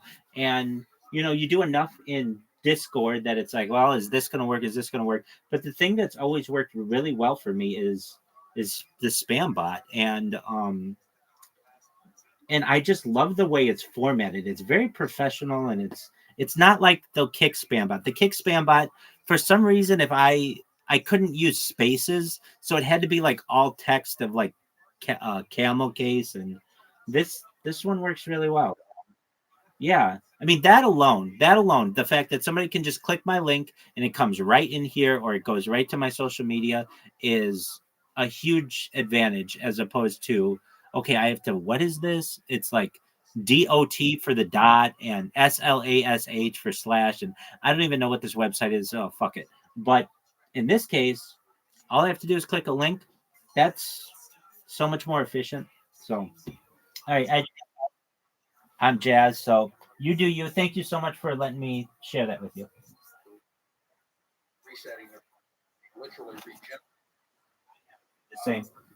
moving away from addiction with one treatment. Just stunning results. We had Parkinson's and MS with this. It's a just broad base of being able to go out and to share with the people of the state of Texas that Texas can lead. As a matter of fact, our legislative session only lasts for 140 days every other year. Great concept. More places would take a look at that as a way to do business. We know that we've got to get our work done. At the same time, there's this parallel track going on in Washington, D.C. They'll take longer. It's just, that's a fact. But Texas can lead the nation. What you started in Kentucky, and, we can sit here and browbeat, which we won't, about why that got killed in Kentucky. But I think the leadership of Kentucky will look over their shoulder one of these days, see that they absolutely lost a great opportunity to lead the nation in the recovery of people who have lost their lives to opioids or traumatic brain injury or PTSD in some form or fashion. And Texas is going to wear that mask.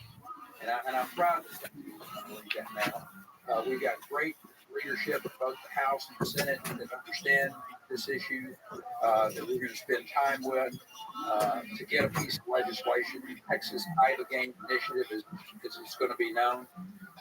We'll look for those private sector partners. We'll look for most likely the DA to be a partner in this as well, and our university system. So I'm very confident that with the proper education, the openness of this legislature, the love of our veterans that we have in the state, that the Texas Ibogaine Initiative will become the law of the land for the state of Texas by September of 2025. That's amazing. And what's the plan in terms of how do you scale this out? How do you start it? Legislating a successful outcome in the Texas legislature for a $50 million appropriation of a projected $20 billion surplus comes to pass and is signed by Governor Abbott.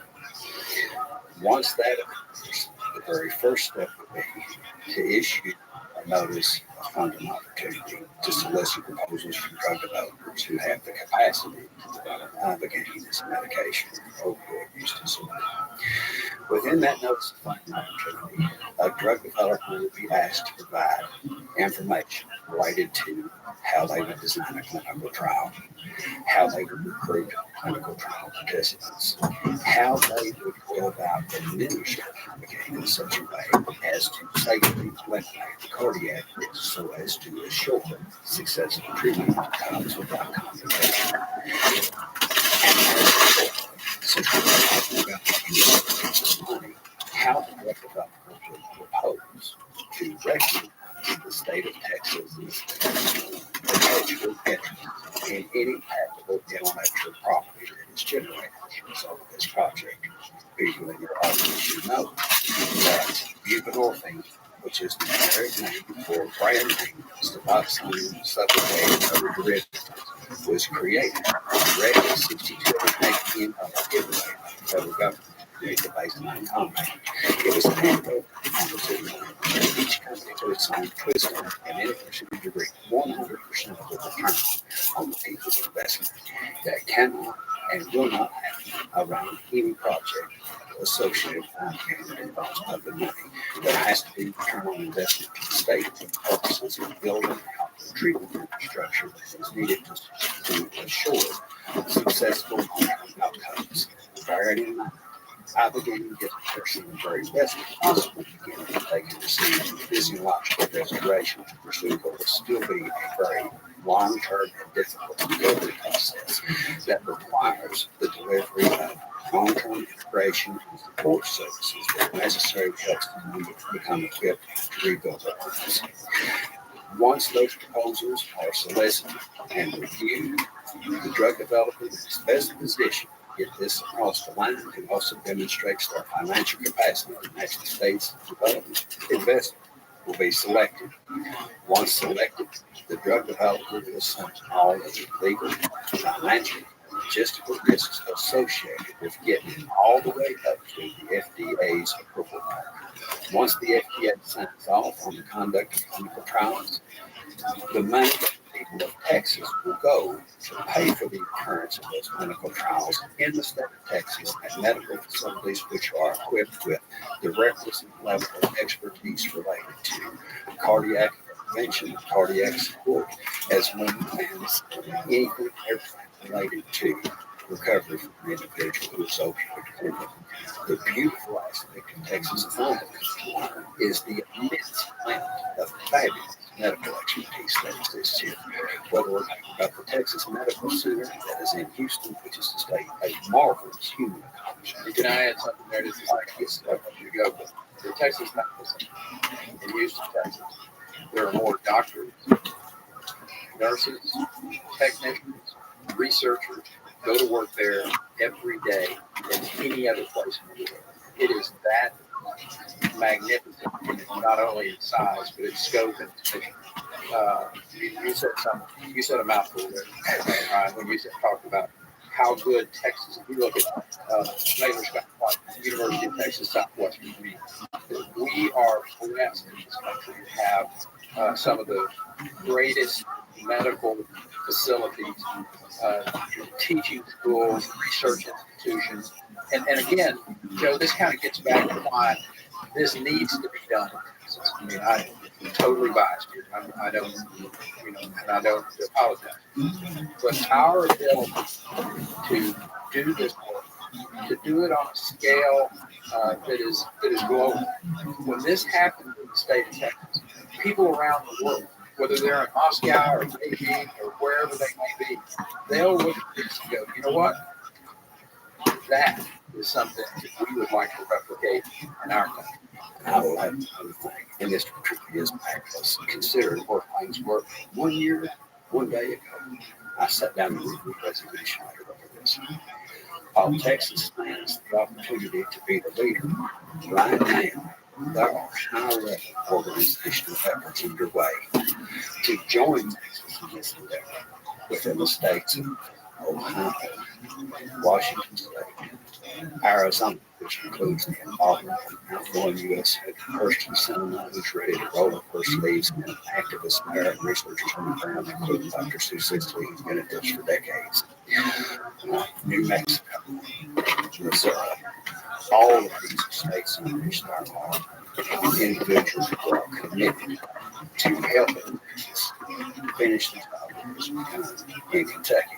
For my people at home, I'm going to use this opportunity to say that there is one incredibly brave state legislature who is the only elected position serving in the Kentucky legislature. Her name is Senator Donald Douglas.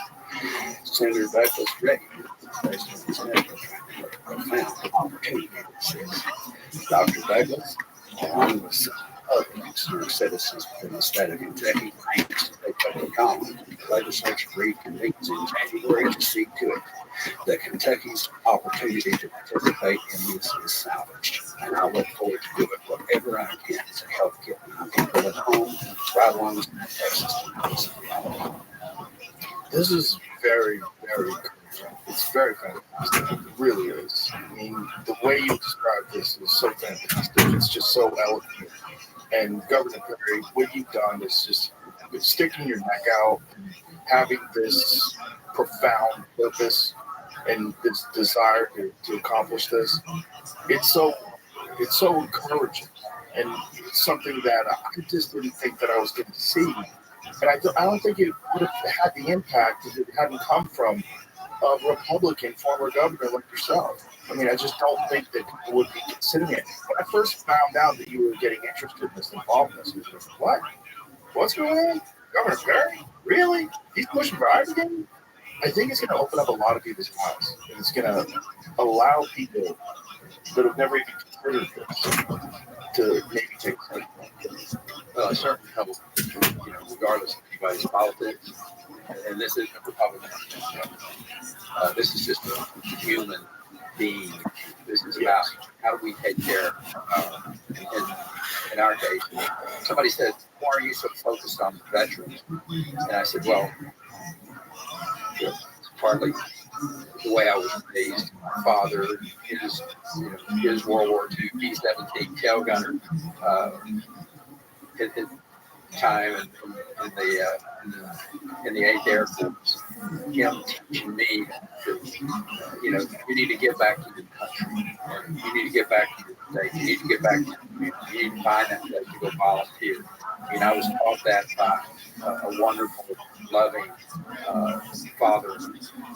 And the going off to school, serving in the Air Force, having this heart of being the commander-in-chief of the Texas forces as we sent our men and women off to this war against terror in 2003, and being engaged with traveling over to Iraq and Afghanistan multiple times while I was the governor and as the secretary of energy, to be in their presence to know this extraordinary group of young men and women who are willing to sacrifice their lives literally for us. And then when they've been both physically and they come home, and we did such a poor job of taking care of recognizing what we had done to them and the lack of our ability.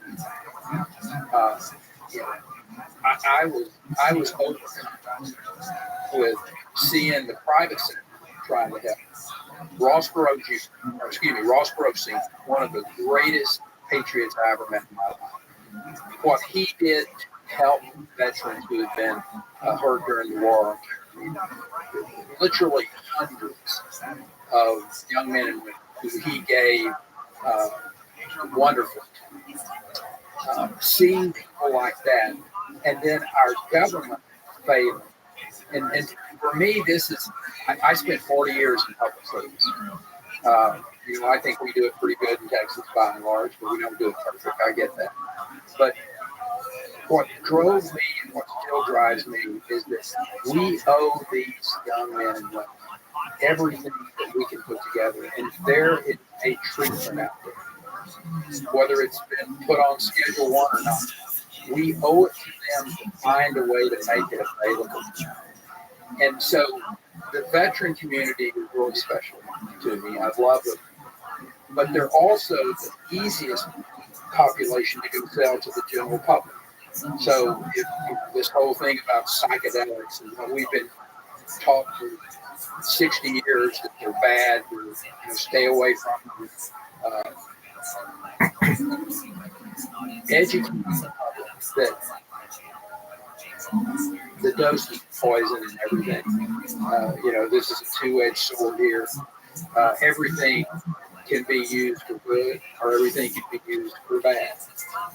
And what we found here in the compound of Ibogaine is that, as you warned people about in your remarks, about don't go out there and hide off the internet and go self-medicate yourself, because there's a real opportunity that it wouldn't turn out good.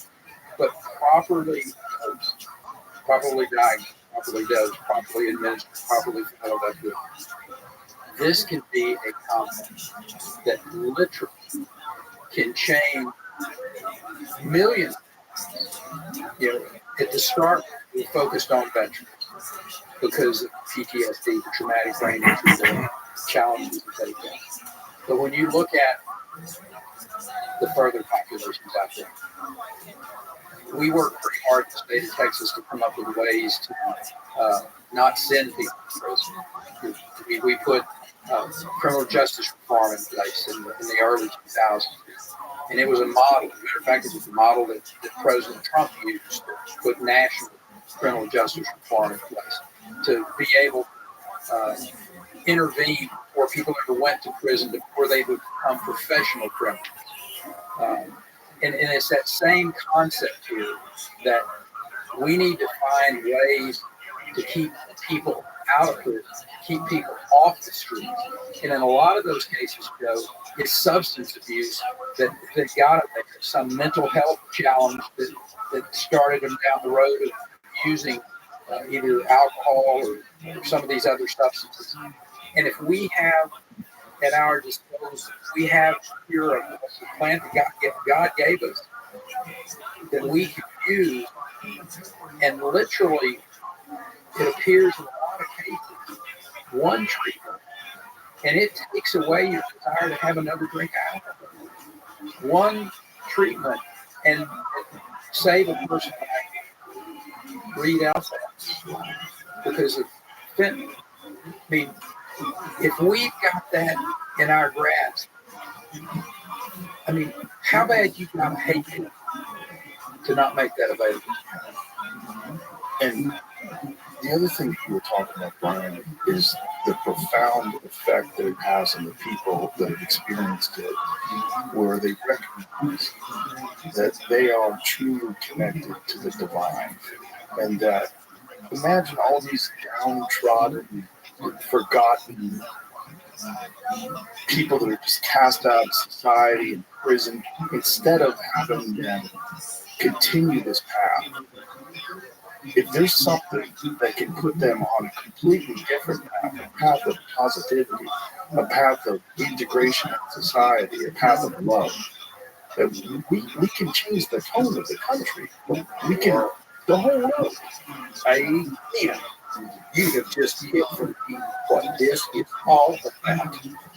We have sat here and talked about TBI and PTSD, the horrors and cruelty of war that 20 years of conflict has put upon innocent young men and women of this country who have volunteered to go and lay their lives down for her, who have had to come back and beg for access to what can alleviate their suffering. We've sat here and talked about the opioid epidemic, its monstrosities, the way in which it is the gravest engineered humanitarian catastrophe to play out in this country's history.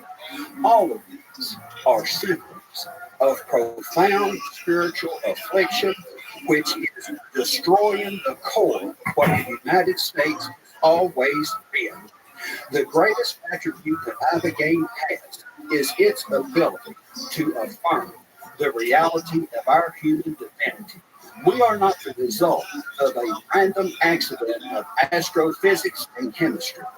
We are the images of an eternal creator who put us here for a purpose, to be able to see and perceive the Creator's majesty as reflected most especially within us as individual human beings who have received the gift of love, of perception, of discernment, and the ability to connect to the majestic eternal love of the Creator. Abigail delivers it. I can attest to the fact that it delivers it. My wife and I traveled to Tijuana a year ago. She had been on Celexa for 21 years to manage symptoms of a profound mood disorder, which manifested through psychotic mood swings that have affected her since the birth of her son. I have known her for 23 years, and when we decided, we'll go back up to this. If I were going to be an advocate for this, I thought that it was necessary to take my own medicine. If I'm going to get out here and advocate for it, I need to be brave enough to man up and to receive it. And so the week after Thanksgiving last year, by deliberate choice and at the invitation of Jonathan Dickinson, Trevor Miller, I traveled down to Tijuana along with my wife to receive Abigail, to understand what it would do. My wife decided that she wished to receive it as well. She is very much a left-brain rationalist and is not someone who came to the realm of psychedelics with any degree of enthusiasm, but she wanted to see if there was the potential that she could be freed of the necessity to take Celexa every day. Before we went down, I was told that she would have to be completely Celexa-free for 5 days because if the SSRI was persistent, it would defeat Abigail's therapeutic restoration. When they told me that, I was in despair because I said there is no way that I would ever get her to make after 5 days without Celexa. In fact, if we go 1 day without her taking it, I can't be at the house with her. It is unbearable, it is dangerous, and it cannot happen. They said, we're going to give you a regimen of supplementation to get her, will keep her stable. She's going to get edgy, but you'll get her down. Joan, we went down. We received it on Tuesday evening, November 28th. My wife took her last lesson on November 8th of 2023. And she has not had one since. Before we came here, we went to the clinic and we received Abigail and Abigail into diabetes in order to understand how each operation effectuates the safety of this medication. And what I can personally attest for me and for her, collected and together, Abigail, her defeating DNA has been the most profound spiritual experience I've ever encountered. I am 100% persuaded that these substances are divine medications that are engineered on high so that we can heal what we do to ourselves, what we do to each other, and be affirmed by the love of our Creator, which is eternal and almighty. Amen. If you believe in God, you have to believe that God created these things. People are aware of these things, and they're there for a purpose. There is no greater gift we can give to our brothers and sisters in this society than to affirm the love of their Creator for them. If that had not been affirmed for me as a child, I would not be sitting here. It is the single most important thing that we can do, and its therapeutic benefits on physiology of the human being is another affirmation of the realities that we're sitting talking about. For the people listening, is there anything that they can do to get involved? Well, obviously, from a public standpoint, in the state of Texas, if you have relationships with state reps, state senators, the governor, let them know that you're spending some time learning about this, and supportive of it. For the veterans, particularly, is to we're gonna be doing major outreach to the veteran community. At the same time this is going on in Texas, you're going to be seeing a movement across the country at the federal level, at the congressional level. There's a number of members of the legislature very supportive of this. You've got, as I mentioned, with the incoming, hopefully the incoming administration of President Trump, Bobby Kennedy, Jay Bhattacharya, Dr. Oz, a number of folks. Hopefully, the river factory is that potentially Nolan Williams might be being considered for a position in the administration as well on the mental health side of things. There's never been a time to see the cards kind of being laid out on the table in a good way that have a win in hand here, like we have right now. So one of my goals is to educate the public. There's a young lady that's going to be helping us here in Texas, Ann Claire Stapleton. Ann Claire was a former CNN international reporter.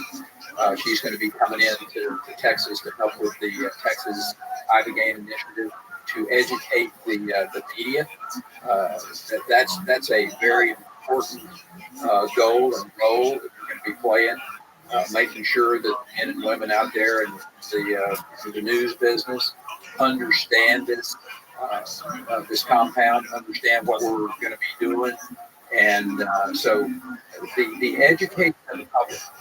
I'm convinced, Joe, that once the general public understands what this is, how it works, how it can be used in such a wonderful therapeutic way, and that the lives that can be saved, literally the lives that can be saved, at that particular point in time, then I think this becomes a bit of a no-brainer, so to speak, and the general public will get behind this in a powerful way at that particular point in time.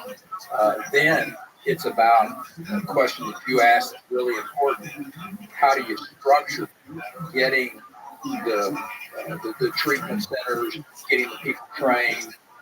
That's going to be it's a good problem to have, and I look forward to working with both the Texas medical community, the Texas legislature, and the Texas citizenry at large to deal with it. We can. I'm excited about it, but I think again, it has the potential to be as profound a positive impact on the practice of medicine, particularly in psychiatry, in the history of either of those. I agree. Anything else? One thing I would add from a technical perspective, and then if it's all right, I'll finish out with some observations that I have come to through series of circles that we've discussed. When it comes to how to do this, Governor Curry and are able to recognize the blessing of a legion of people who've been working at this for decades in obscurity and great risk. We will be able to hopefully run this project to bring all of us labor and navigate for years now and to draw on their expertise as to how best to deliver what I would describe as the platinum standard model for an ibogaine-based treatment and recovery system that maximizes all of its therapeutic benefits, whether they be for substance use disorder, polysubstance use disorder, TBI, PTSD, or other degenerative conditions that have significant detrimental impact on the brain. And I'll finish my part of this discussion with this. We have sat here and talked about specific reality and the way in which public policy has impacted it, what its potentials are to generate more progress. As you know, there are a variety of faith traditions around the world which have common themes within them. Those themes are often told within those faith traditions as parables. What your audience is listening to with us is a parable about contemporary American society and where we are.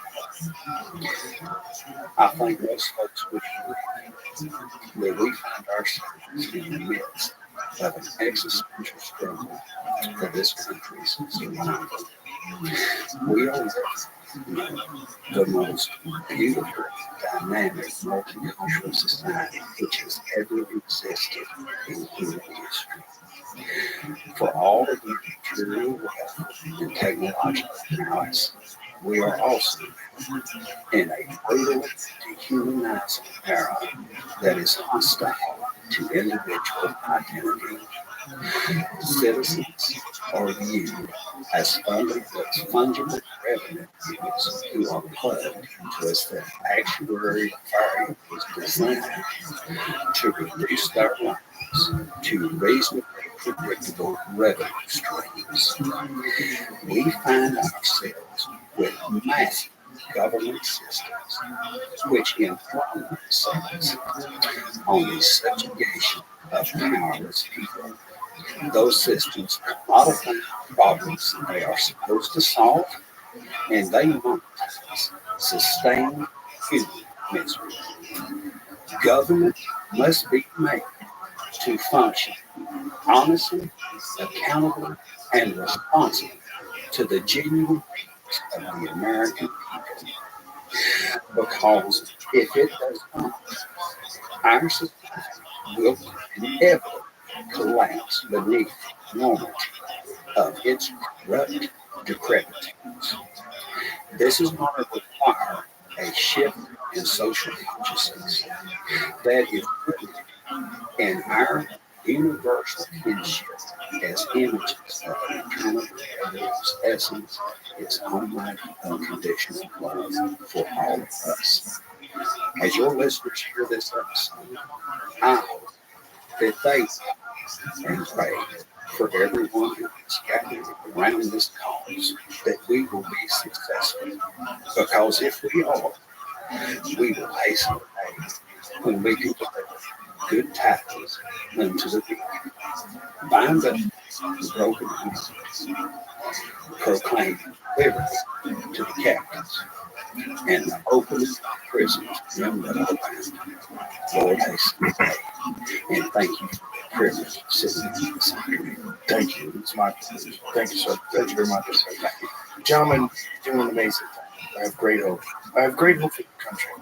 And more so since this election than a long time ago. And I think with your work, and this new administration's openness to these ideas, I think we have an amazing opportunity in front of us. Thank you very much. Thank you. All right. Goodbye.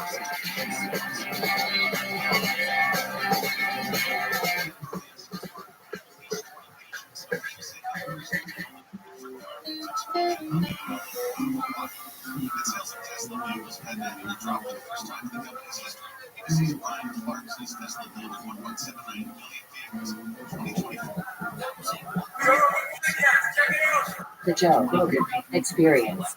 Train my name, Joe Rogan Podcast, my name, all day. That's it. The chef is in the building, ladies and gentlemen. Chef, what's up? Pleasure to meet you, man. You are a part of the most iconic bands, all of them. There is no question. There's one Wu-Tang, only one Wu-Tang. Nothing else is even close. You guys are so different than every other band that ever existed. It was a giant group. Yeah, man. And everybody was Fucking mom. It's a crazy band, man. Like, no one, if you think about it, there's been a lot of hip-hop duos. There's been a lot of producers and MCs. There's been a lot of people that get together in, like, small groups. But there's only one Wu-Tang. There's only one group with 9 assassins. I tell niggas that all the time. Like, It's kind of crazy. don't get enough of these. It's crazy that it worked. Yeah. Because it's so hard to keep all those alphas together. It really is crazy. To make it work, the most other shit, some shit that I never would have thought would exist. It was able to exist because we tried it, but it wasn't. It wasn't. It wasn't no bonus. You tried it, but it was just. It almost seems like it was just instinct. Like, it's not like a business strategy that anybody would ever come up with. 9 dudes, and 9 of the realest dudes, like the rawest, realest dudes, and it worked. And it worked. I tell people all the time, it's like when RZA, he came with this whole philosophy of wanting to do it. It's like hitting lotto for him. Like, he didn't know what to expect. It was more a reputation thing for us. It was like, yo, I want to do this. And he came to block it. He talked to some real dudes that really had other shit. Like, you know, the hip hop was always like that backpack that we wore every day. But everybody had different plans. He really literally came in and started to pick motherfuckers that he felt had potential. So it's like the mom. It's like, you know, Lucky Luciano, prime example. You know, he knew that motherfuckers had potential, right?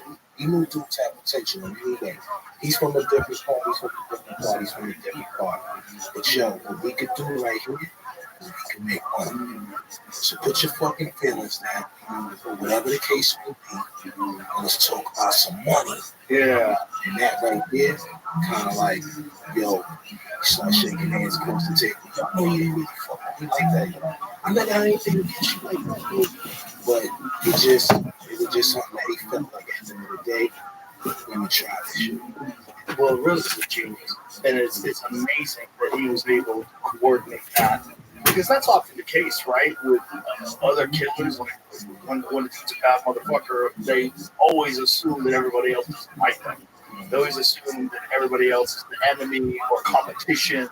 So to have 9 of you guys together like that as one group, you know, I told you that when I sent you a message, I said that we play Protect Your Neck. It's whenever we have a police escort, that's what's the most hilarious thing.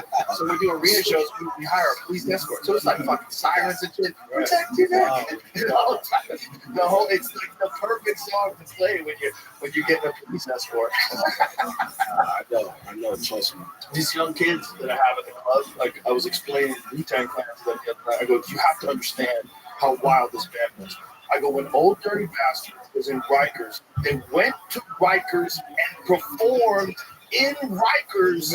Yes! I fucking remember. I told everybody, I was like, you know how crazy that is? You're talking about like the biggest rap band in the fucking world, and they're performing in a penitentiary to one of the members who's one of the biggest fucking hip hop stars in the world, who's in jail, and then you guys go into the crowd.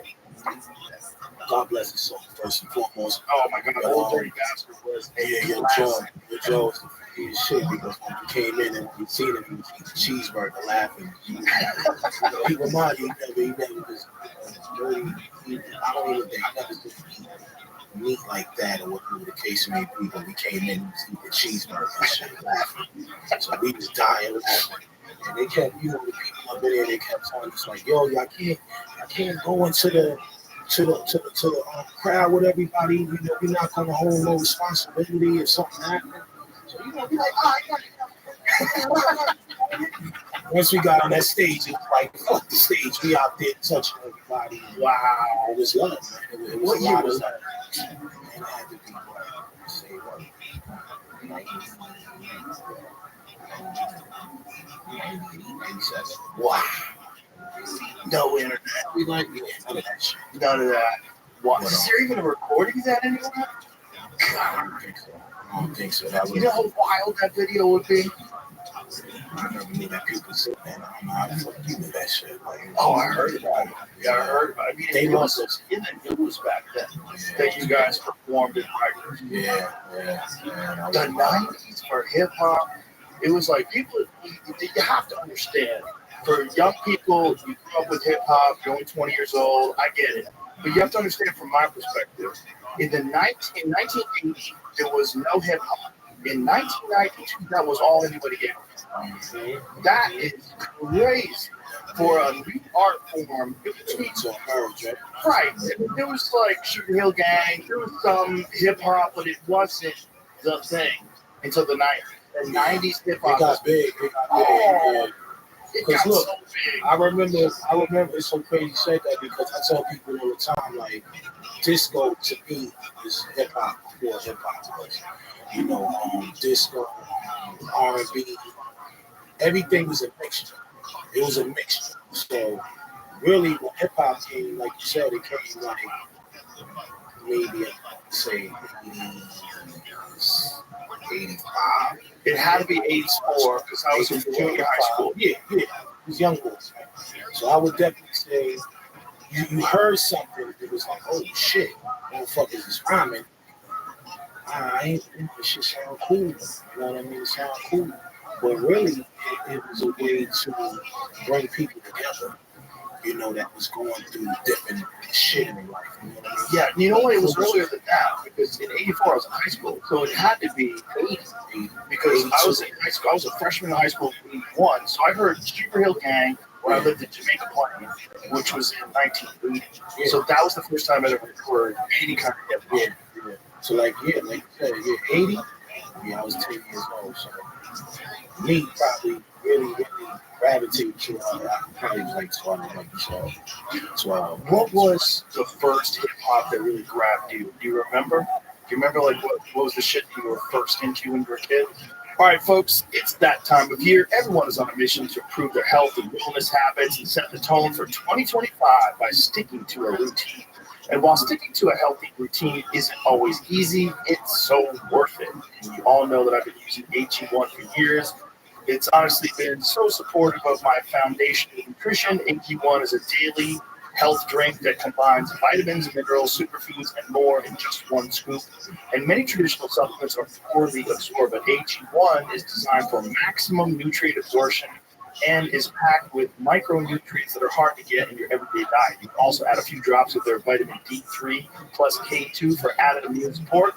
It's a game changer, especially during the winter months. So set the tone for a healthy year ahead with AG1. Simply put, it's a way to invest in your health now and in the long run.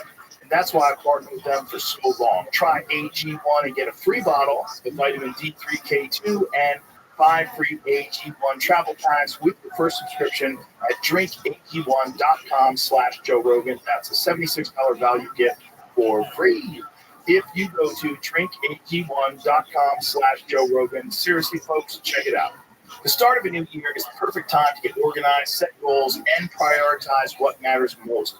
For me, a top priority is financial wellness, which feels more important than ever, and that's where Rocket Money comes in. They show you all of your subscriptions right in one place and help you easily cancel ones that you forgot you've been paying for. Rocket Money also pulls together all of your spending across your different accounts so you can clearly track spending habits and see where you can cut back. You know how it goes. Something might seem like just what you want at the time. Maybe you really need to see that show on that random streaming service, or perhaps you love pickles so much you signed up for a monthly delivery box full of them. But then that show gets canceled and you realize there's so much vinegary goodness a person can take. The money still leaves your account every month, and you just never quite get around to canceling it because you're a busy person, right? That's the beauty of Rocket Money. Rocket Money is a personal financial app that helps you find and cancel your unwanted subscriptions, monitors your spending, and helps lower your bills so you can grow your savings. They'll even try to negotiate lower bills for you. They automatically scan your bills to find opportunities to save. Then you can ask them to negotiate for you. Rocket Money will deal with customer service so you don't have to. And that's why Rocket Money has over 5 million users and has saved a total of 500 million in canceled subscriptions, saving members up to $740 a year when using all of the app's premium features. Cancel your unwanted subscriptions and reach your financial goals faster with Rocket Money. Go to rocketmoney.com/JRE today. That's rocketmoney.com/JRE. rocketmoney.com/JRE. First shit that grabbed me was like how you said Sugar Hill Gang, you know? Rappers Delight. Yeah. Rappers Delight. That was the shit. Oh, my God. Now look, It's everywhere. my cousins are like wild cousins and shit. They was wild. They was selling drugs. They was, smoking. They was smoking coke and, you know what I mean, doing whatever they was doing. And they used to live two floors above me. And I used to sneak up there and shit, and just being in their business, being in their world, and they would be playing music at record players, some coke on the table, and weed and everything. And my cousins, they was cool. Yo, come in, man. You don't give a fuck. Like, just don't tell your mother that you was around this shit. You know what I mean? Nah, I ain't seen it. And I would just be watching, and obviously weed on the album covers, and, you know what I mean? Just motherfuckers running back and forth in the phone, and they ain't shit, but they always was playing music, and a lot of the music was R&B, disco, and the next thing you know, I heard this fucking record on the Sugar Hill Gang, like, the groove was dope. Holy shit. This is what I want to be. You know what I mean? I'm looking at the whole vibe. I'm like, this is who I am. But It's so crazy how it emerged. It emerged. Yeah, nobody expected. Well, it's a totally new thing. And there was a lot of resistance. I mean, for people that don't know, those little warning labels on your, you used to have CDs, that all came from Al Gore's wife. Get the fuck Al Gore's wife, Tipper Gore. She was a Democrat. She wanted to censor rap music because this was the first time anybody heard like Ice-T, like at 6 a.m. Everybody's like, what the fuck is this? And that kind of explicit lyrics, they wanted to put a stop to it. And that's why and these dumbasses, they didn't even understand. It sold way more albums because that's what kids are looking for. Where's the fucking, this thing? Where? Get this shit out of here. Once they got the label, I was like, I wanted it. Exactly. Yeah. Once the floodgates got open and kids got turned on to like real hardcore hip hop, you couldn't sell the regular shit like that. Out here with that. I mean, there's a few guys who got through with regular shit, but it just didn't last. Nah, it definitely didn't last. But like you said, though, everybody wanted the raw shit. And you gotta remember at that time, it was a tough time, man. Too much shit was going on. I mean, it was to the point where it's like, yo, and our neighborhood, yes, we had them crazy people. Like, if they catch you at night, it's like, they be dressed up like a fucking drag or whatever, or the snake up on them. And, I remember one time going to the incinerator when my aunt made me go, she made me go to the take out the garbage, and she forgot to take it out. And she came home later that day, and I was laying there, and she fucking smacked me in the head. I'm like, yo, they're not taking out the fucking garbage. So now I'm going down to the incinerator. It's on the same floor. And I remember when I cut the corner, I seen the motherfucker stick his head out. And he had his head all wild. His shit was like green and red and all. And he had lipstick on all crazy. His eyes was all fucking bugged out looking, and he looked at me. And I got the garbage pail with me. And it's like, yo, once I seen him, I just dropped the shit and ran. You know what I mean? Back then, you yell your mother name and shit. You think that was something cool back then. They, shoot your hero like that. Came back to me. But I think if he could have caught me in that incinerator door when it was closed, he was gonna probably try to fucking kill me. That shit was going on back then because the drugs was crazy. Right, that's the big shift is crack. Yeah, that's crack. Also the But before crack, you had that dope. Some motherfuckers was mixing dope and coke together, and then getting high and shit. Yeah, everything. You know what I mean? It was a serious time back then, man. But you know, that's how far to me music went back. You know, listening to Ladies Night. You know what I mean? I had people in my store that had a candy store right on the city floor, but it wasn't a candy store. They had a bunch of penny candy just to make kids feel cool, but really they were selling coke in the back, coke and dope. So you know, all this was going on in the community. Man. Wow, it was a serious time, scary time back then. Mm-hmm.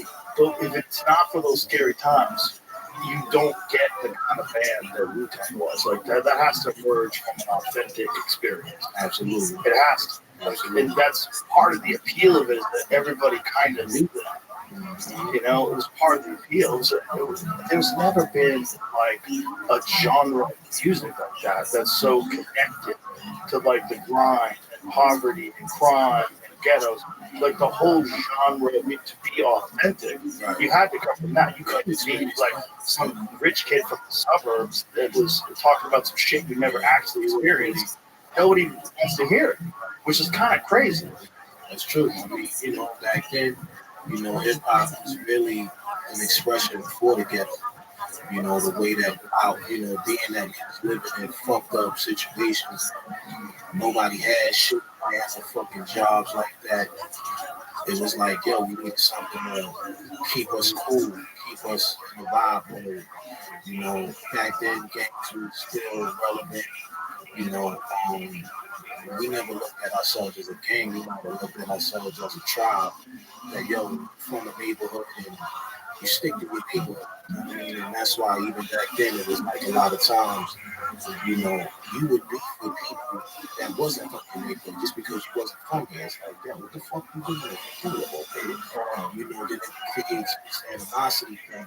And I remember for us, you know, being in the area where it was like you go up the block, stay up the block, down the block, stay down the block. So for me, I was in the middle. So, you know, I leaned more towards up the block, you know, but then we would come down the block because there's more trouble. And then, you know, then they would come up the block and they would start troubling. And next thing you know, before you know, we all fucking with each other. You know what I mean? So that was our way of getting to know each other, to test each other's heart. And whatever may happen, happening. But the music, the music was keeping the peace. Now, the music was keeping the peace because they would do block parties, right? They would do block parties, and you know, everybody knew there was different DJs was coming from different places and going to play some music and shit. So we knew every time we did that, we knew something was going to happen at the end of the night. It just mandatory. It's just because people from all over different neighborhoods come out and everything would be nice and they see motherfucker riding down the street all crazy, you know, trying to hit motherfuckers and swing the golf club out the window and shit. And, you know, somebody mother might have got knocked out. You know what I mean? But the music is not playing. You know, so yeah, that's the type of shit that to me that made it fun, but made it spooky. But it still was fun because it was something that well, it's fun because yeah. Survived it, you know, but we were young, so we didn't care about whether we lived or died. That's pretty fucking like whatever's gonna happen is gonna happen. That's wild. But the music is what kept things in order for us, you know, because we always felt like that was a vessel to being calm. You know, when you come from somewhere that's fucked up, so, and it's nothing there, you can't get a job because of your community, your zip code don't allow you to be like, yo, he's hired. You know, it's just too invested over. So you kind of become relaxed with that mentality of saying, well, fuck it. I'm gonna live off the land. I'm gonna sell weed, do whatever I think that is gonna make me survive. You know, so anything is just survival. You know, when music always kept us calm. We always want to listen to what's next being played. Like I grew up in R&B, disco, You know, all that shit, roller skate. You know, I'm the motherfuckers in the neighborhood that was roller skating. You know, we would get off the Staten Island sometimes and go to these different parks and jams in the city. That was fun too. That was fun times for us. When was it? So was it RZA that tried? Was it initially all 9 guys? Like, how did it get formed? Well, number one, it was RZA, his cousin Jizza, and his other cousin, Old Dirty Bastard, that they were so close. Now, Old Dirty Bastard and Jizza, they were from Brooklyn. RZA is from Staten Island. You know, we all Brooklyn babies. Majority of us, we all, you know, resided in Staten Island, but majority of us, but anyway, it was those three that were close as shit. So RZA, back then, RZA, he had knowledge of stuff, which was, you know, being involved with the Nation of Islam, and also Jizza, you know, Dirty, they were part of the Nation at that time. So they would go to a lot of rallies. This is a place where everybody go and they build, talking about mathematics and all of this, but it was Jizza and Dirty who instilled the hip hop into RZA. So RZA was a DJ back then, but he knew how to rhyme too. And he knew how to rhyme because of his cousins. So they kind of had this gang called, not a gang, but they had this thing called the All Together Now, which was M3, and they would run around, they would battle, you know, different guys from different cities and walk around. So, you know, some of us kind of knew what they were about. You know, a lot of us found out later who they were, but when Jizza and Dirty came to Staten Island, they came and they hang out with their cousins. So, you know, we started to see them a little bit more and knew that, you know, yo, I heard about your rhymes. And, you know, Dirty, he was just a crazy motherfucker. It was crazy. But, yeah, they had their own. And then, you know, next thing you know, Jizza caught a record deal. He caught a record deal, which was rare back then. If you fucking caught a record deal, that means that you had to have relationships. You had to know where to go. You had to have some type of connection. So that's what gravitated RZA into wanting to do it, because he seen that his cousin was able to, you know, crack the code on making a record. So when that happened, it was almost like it magnetized RZA to be like, yo, I gotta make a record now too. You know, and the next thing you know, they movement. So us from the outside looking, it was like, oh shit, bro, we really super passionate about, you know, being in the game and doing whatever they want to do, but we wasn't thinking that far. We just loved the music in general. Wow. So RZA was essentially the mastermind to put all the pieces together to bring all the killers into under one roof. Absolutely. Amazing how he saw that. Because again, that's not something that existed. Yeah. It's like Eric B. and Rakim. You know, there was a few EPMD. There's a few people. You know your shit. Yeah. Gangstar. There's a few people that were together, but it wasn't like you guys. Nah, because it was kind of scary. God damn, when you guys had a show. I mean, I heard stories. It was just like you guys would show up like 300 people. Yeah, that was some neighborhood shit. But yeah, like that was so weird to see a group that come out like that, and it was really a mistake. It wasn't really designed to be that way, but I mean, RZA had the record situation, and they tried to make him something that he wasn't. And then, you know, always the case. He was like, yo, fuck that. You don't even care about this shit. I just love no more. I want to create this now. And I'm bringing in all my guys. And, you know, he just put that number together. So, believe it or not, I was one of the guys that he called first because we used to hang out. Like I tell people at the time, like, yo, I might have been Rich's first, you know, big fan. So I kind of seen something now already. I seen something like, yo, this guy really, you know, him and his cousins, and these motherfuckers really got talent. You know, not only the ability to rhyme, but they clever, like, took my clever rhymes. Right. And it was mixing it with the knowledge and, you know, smart rhymes. Not these fucking regular Humpty Dumpty rhymes. Like, I'm talking about serious rhymes. Right. I'm like, damn, you know what I mean? So, you know, this is something that I felt like I would want to go chill with them just to be in the mix and be a fly on the wall. Wasn't even thinking about being a fucking rapper. It was fuck. I just love the music. And I'm watching these motherfuckers. I'm like, something about these motherfuckers that I love. You know, and next thing you know, when RZA, you know, RZA, when I think he came back to community, like, Puerto Rican people. So, you know, I was there. I'm like, you see this shit fucking like this. What the fucking, you know, I'm looking around here like you said, boy. The what's the name? Fine print. Yeah, fine print. This motherfucker, like, you know, the shit. Wow, Smack Now, that's what's up. Yeah. You know, but his situation ain't worked out the way he wanted it to. And that's when he came back and he started to be like, yo, Chef, this is what I'm trying to do.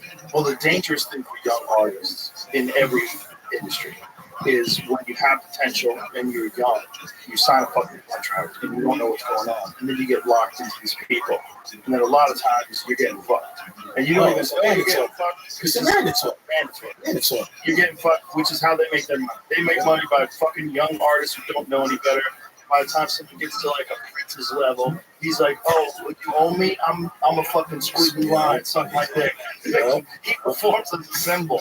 I mean, that's why he performed as a symbol. They owned it.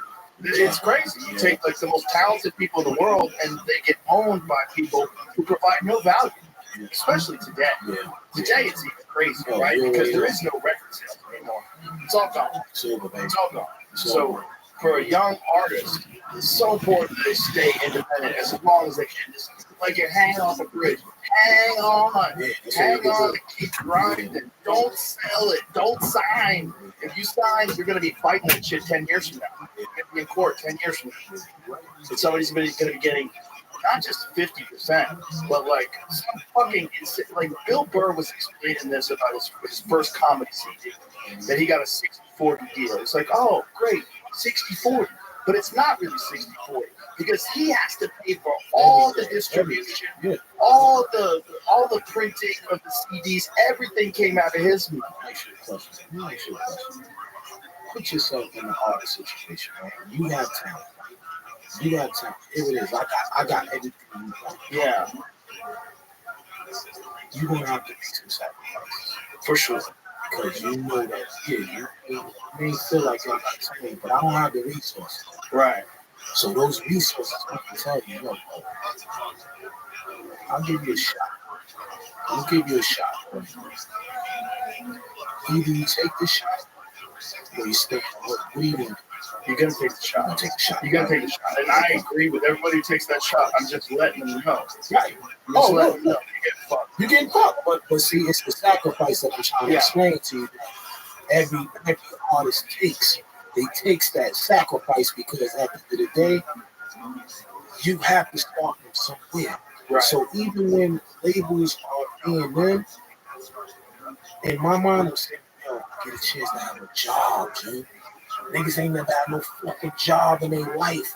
And now we get a chance to do something that you could maybe think that you could change the world with and love. It's like you're gonna go for it. So for us back then being kids, we didn't give a fuck. We didn't care about signing. Yo, I'll sign because what the fuck I gotta lose? I done been through everything. I done been over here, I've been kicked out of everywhere. Fuck it. I just want to be heard. So a lot of time that be the protocol is just to be heard. To be heard, to be able to say, yo, something happened. I don't give a fuck. A lot of artists got involved. A lot of artists, and especially our OGs that did it before us. Like, you know what I mean? Sugar Hill Gangs, all these different guys, they all have been manipulated to do what they had to do, but it almost gave them power too because they became famous, they became big, they became. There's an argument for that, but I think it should be more fair. Oh, listen, I'm with you. I'm with you on that. But we just talking about the sacrifice. Sacrifices of it. If you're a young kid and that's step one, and now you're on the runway, okay, you gotta take it. You gotta take it. But it just should be more fair. Oh, and it shouldn't be.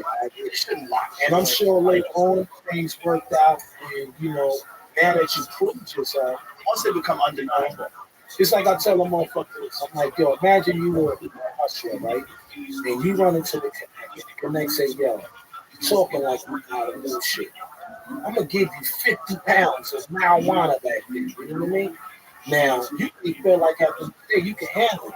But a motherfucker tell you, Joe, I'm giving you these fucking 50 pounds. I need my money back today at this time. You can either take the 50 because you're so fucking confident, or take one and say, yeah, I'd rather take the time. You know what I mean? I don't want to be in debt with you. What are you going to do? You got to take the 50. You going to argue. You got to take the 50. Who wants to fucking get his head fucking chopped? So you got to take the 50. You got to know people, and you got to bring everybody in, and you got to share the money.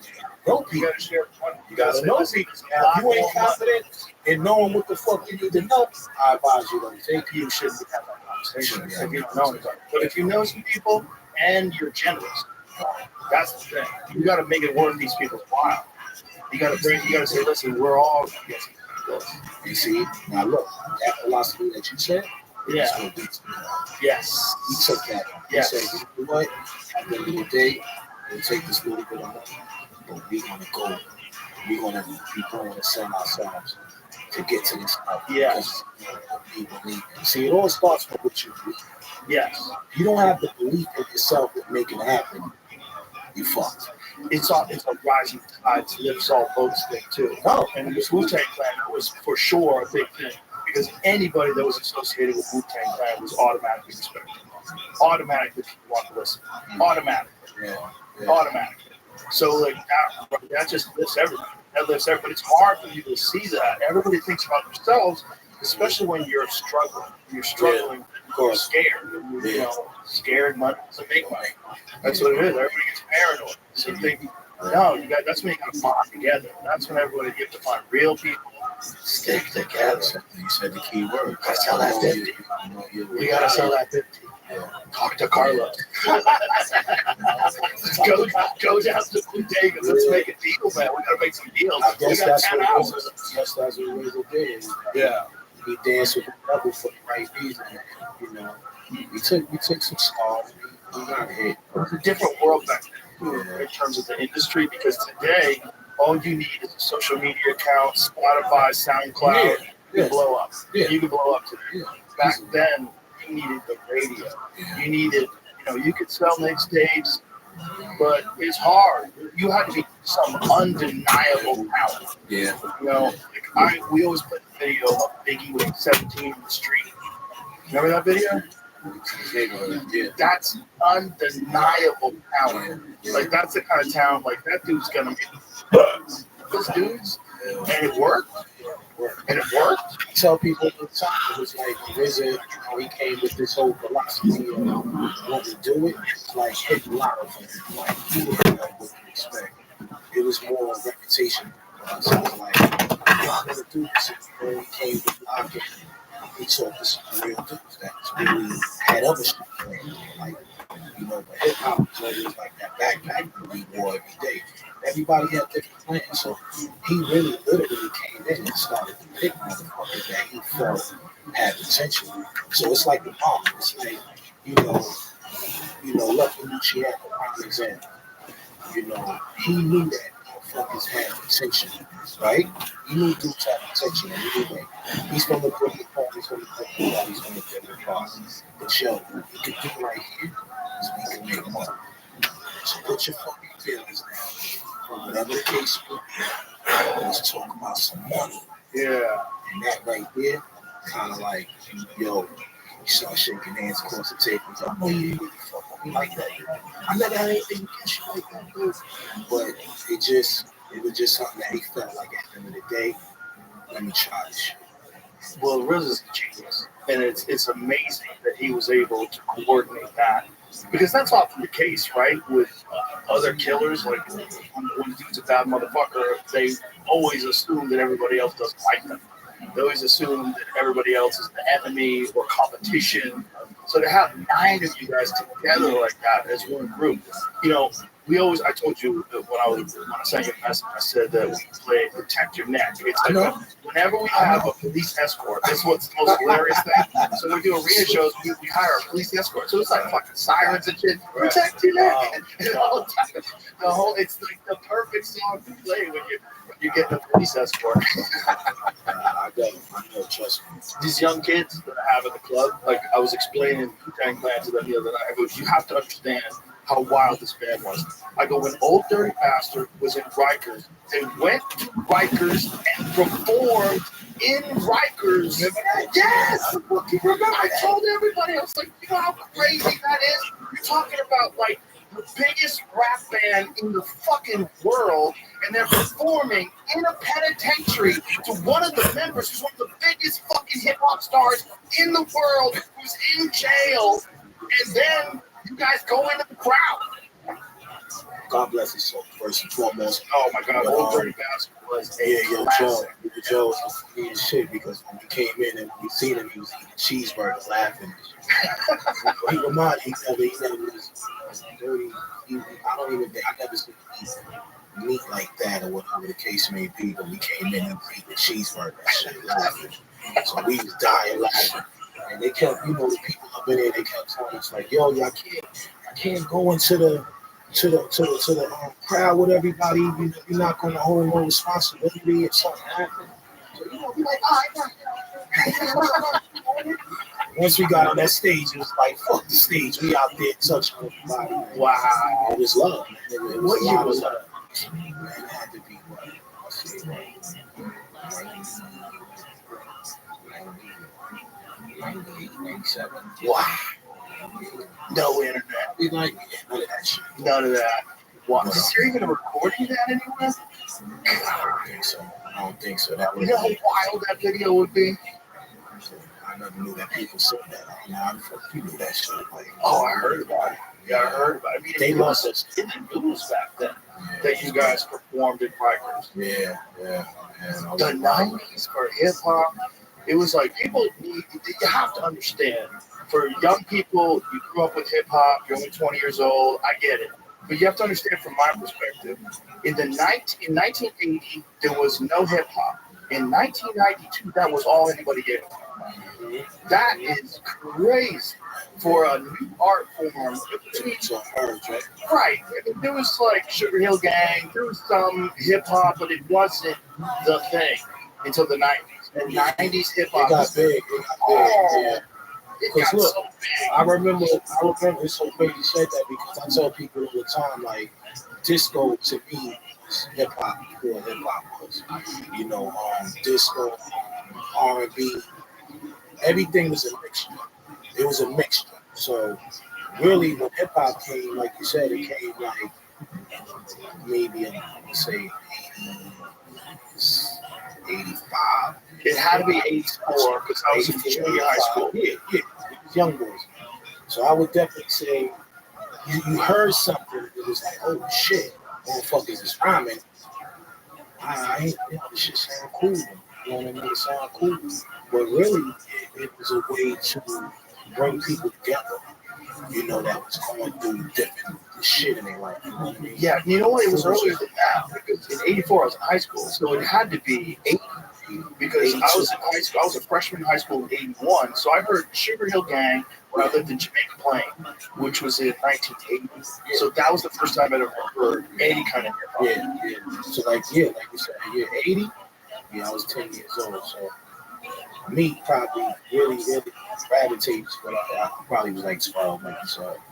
12. What was the first hip hop that really grabbed you? Do you remember? Do you remember like what was the shit you were first into when you were a kid? All right, folks, it's that time of year. Everyone is on a mission to improve their health and wellness habits and set the tone for 2025 by sticking to a routine. And while sticking to a healthy routine isn't always easy, it's so worth it. You all know that I've been using AG1 for years. It's honestly been so supportive of my foundation in nutrition. AG1 is a daily health drink that combines vitamins, minerals, superfoods, and more in just one scoop. And many traditional supplements are poorly absorbed, but AG1 is designed for maximum nutrient absorption and is packed with micronutrients that are hard to get in your everyday diet. You can also add a few drops of their vitamin D3 plus K2 for added immune support. It's a game changer, especially during the winter months. So set the tone for a healthy year ahead with AG1. Simply put, it's a way to invest in your health now and in the long run. That's why I partnered with them for so long. Try AG1 and get a free bottle of vitamin D3, K2, and 5 free AG1 travel packs with your first subscription at drinkag1.com/Joe Rogan. That's a $76 value gift for free. If you go to drinkag1.com/Joe Rogan, seriously, folks, check it out. The start of a new year is the perfect time to get organized, set goals, and prioritize what matters most.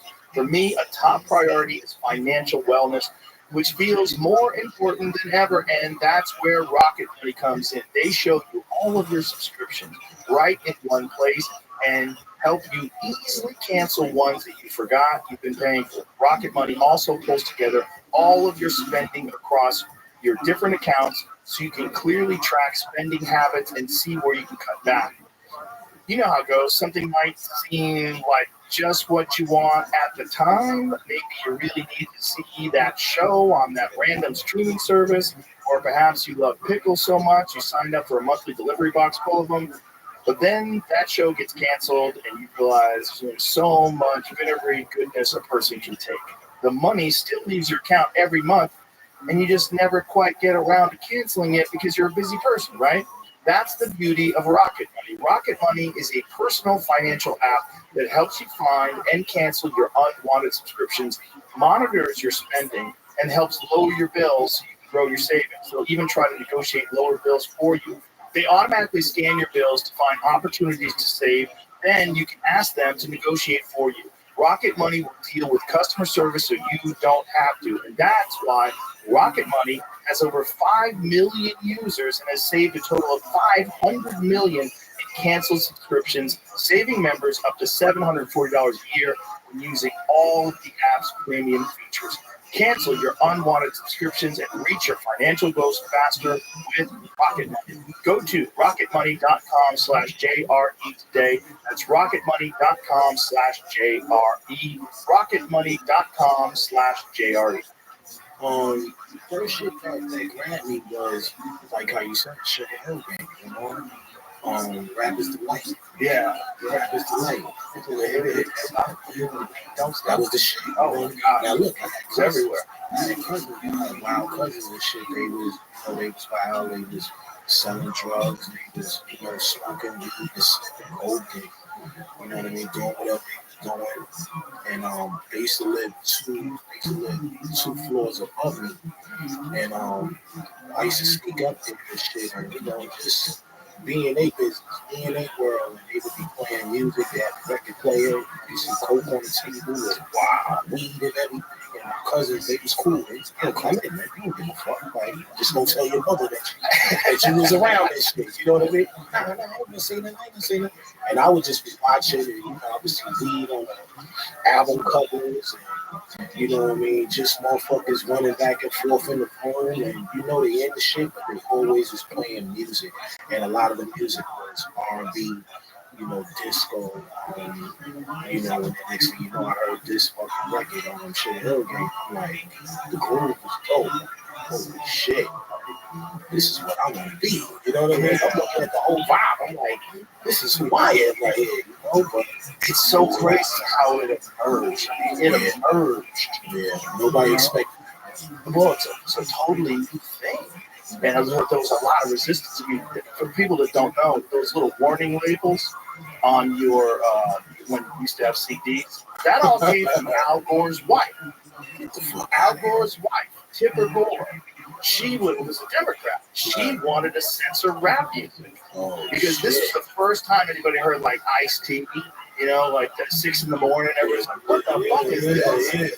And that kind of explicit lyrics, they wanted to put a stop to it. And that's why and these dumbasses, they didn't even understand. It sold way more albums because that's what kids are looking for. Exactly. This thing is rare. Get this shit out of here. Once they got the label on it, it's like, I want it. Exactly. Yeah. Once the floodgates got open and kids got turned on to like real hardcore hip hop, you couldn't sell the Regular shit. Regular shit. Like, get out of here with that. Yeah. I mean, But there's a that's few what guys made. who got through with regular shit, but it just didn't last. Nah, definitely didn't last. But like you said, though, everybody wanted the raw shit. And you gotta remember at that time, it was a tough time, man. Too much shit was going on. I mean, it was to the point where it's like, yo, and our neighbor, we had like crazy people. Like, if they catch you at night, they be dressed up like a fucking drag or whatever, all this makeup on. And, you know, I remember one time going to the incinerator. My mom's made me go. She made me go to the take out the garbage and shit. I forgot to take it out, and she came home later that day, and I was laying down, and she fucking smacked me in the head. I'm like, yo, they gotta take out the fucking garbage. So now I'm going out to the incinerator. You know, walking, it's on the same floor. And I remember when I cut the corner, I seen a motherfucker sticking his head out. And he had his hair all wild. The shit was like green and red and all. And he had lipstick on all crazy. And his eyes was all fucking bugged out looking. And he looked at me. And I got the garbage pail with me. And it's like, yo, once I seen him, I just dropped the shit and ran. You know what I mean? Back then, you know, you yell your mother name and shit. You think that was something cool back then. They, you know, shoot your hair all like that. Came back and it was gone. But I think if he would have caught me in that incinerator door when it was closed, he was gonna probably try to run in there and probably try to fucking kill me. Oh, and that shit was going on back then because the drugs was crazy. Right, that's the big shift is crack. Yeah, crack. That's also in the 80s. Yeah, but see, before crack, you had that dope. Motherfuckers was mixing dope and coke together and getting high and shit. Yeah, everything. You know what I mean? It was a serious time back then, you know. But you know, that's how far to me music went back. You know, listening to Ladies Night. You know what I mean? I had people in my store that had a candy store right on the same floor, but it wasn't a candy store. They had a bunch of pink candy just to make kids feel cool, but really they were selling coke in the back, coke and dope. So you know, all this was going on in the community. Wow, it was a serious time, scary time back then. Mm-hmm. If it's not for those scary times, you don't get the kind of band that Wu-Tang was. Like that has to emerge from an authentic experience. Absolutely, it has to. And that's part of the appeal of it, is that everybody kind of knew that. You know, it was part of the appeal. There's never been like a genre of music like that that's so connected to like the grind, poverty, crime, ghettos. Like the whole genre, to be authentic, you had to come from that. You couldn't be like some rich kid from the suburbs that was talking about some shit you never actually experienced. Nobody wants to hear it, which is kind of crazy. That's true. I mean, you know, back then, you know, hip hop was really an expression for the ghetto. You know, the way that you know, being that we was living in fucked up situations and nobody had shit, nobody had no fucking jobs like that. It was like, yo, we needed something to keep us cool, keep us in a vibe mode. You know, back then gangs was still relevant. You know, we never looked at ourselves as a gang. We might have looked at ourselves as a tribe. That yo, we're from the neighborhood and we stick to your neighborhood. You know what I mean? And that's why even back then it was like a lot of times, you know, you would beef with people that wasn't from your neighborhood just because you wasn't from here. It's like, bro, what the fuck are you doing? Cool over here. You know, then it creates this animosity thing.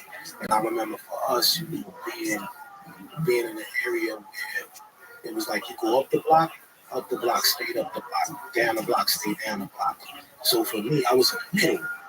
So, you know, I leaned more towards up the block, you know, but then we would go down the block just to start trouble. And, you know, then they would come up the block and they would start trouble. And next thing you know, before you know it, we all fucking with each other, you know what I mean? So that was our way of getting to know each other, is to test each other's heart. And whatever may happen was happening back then.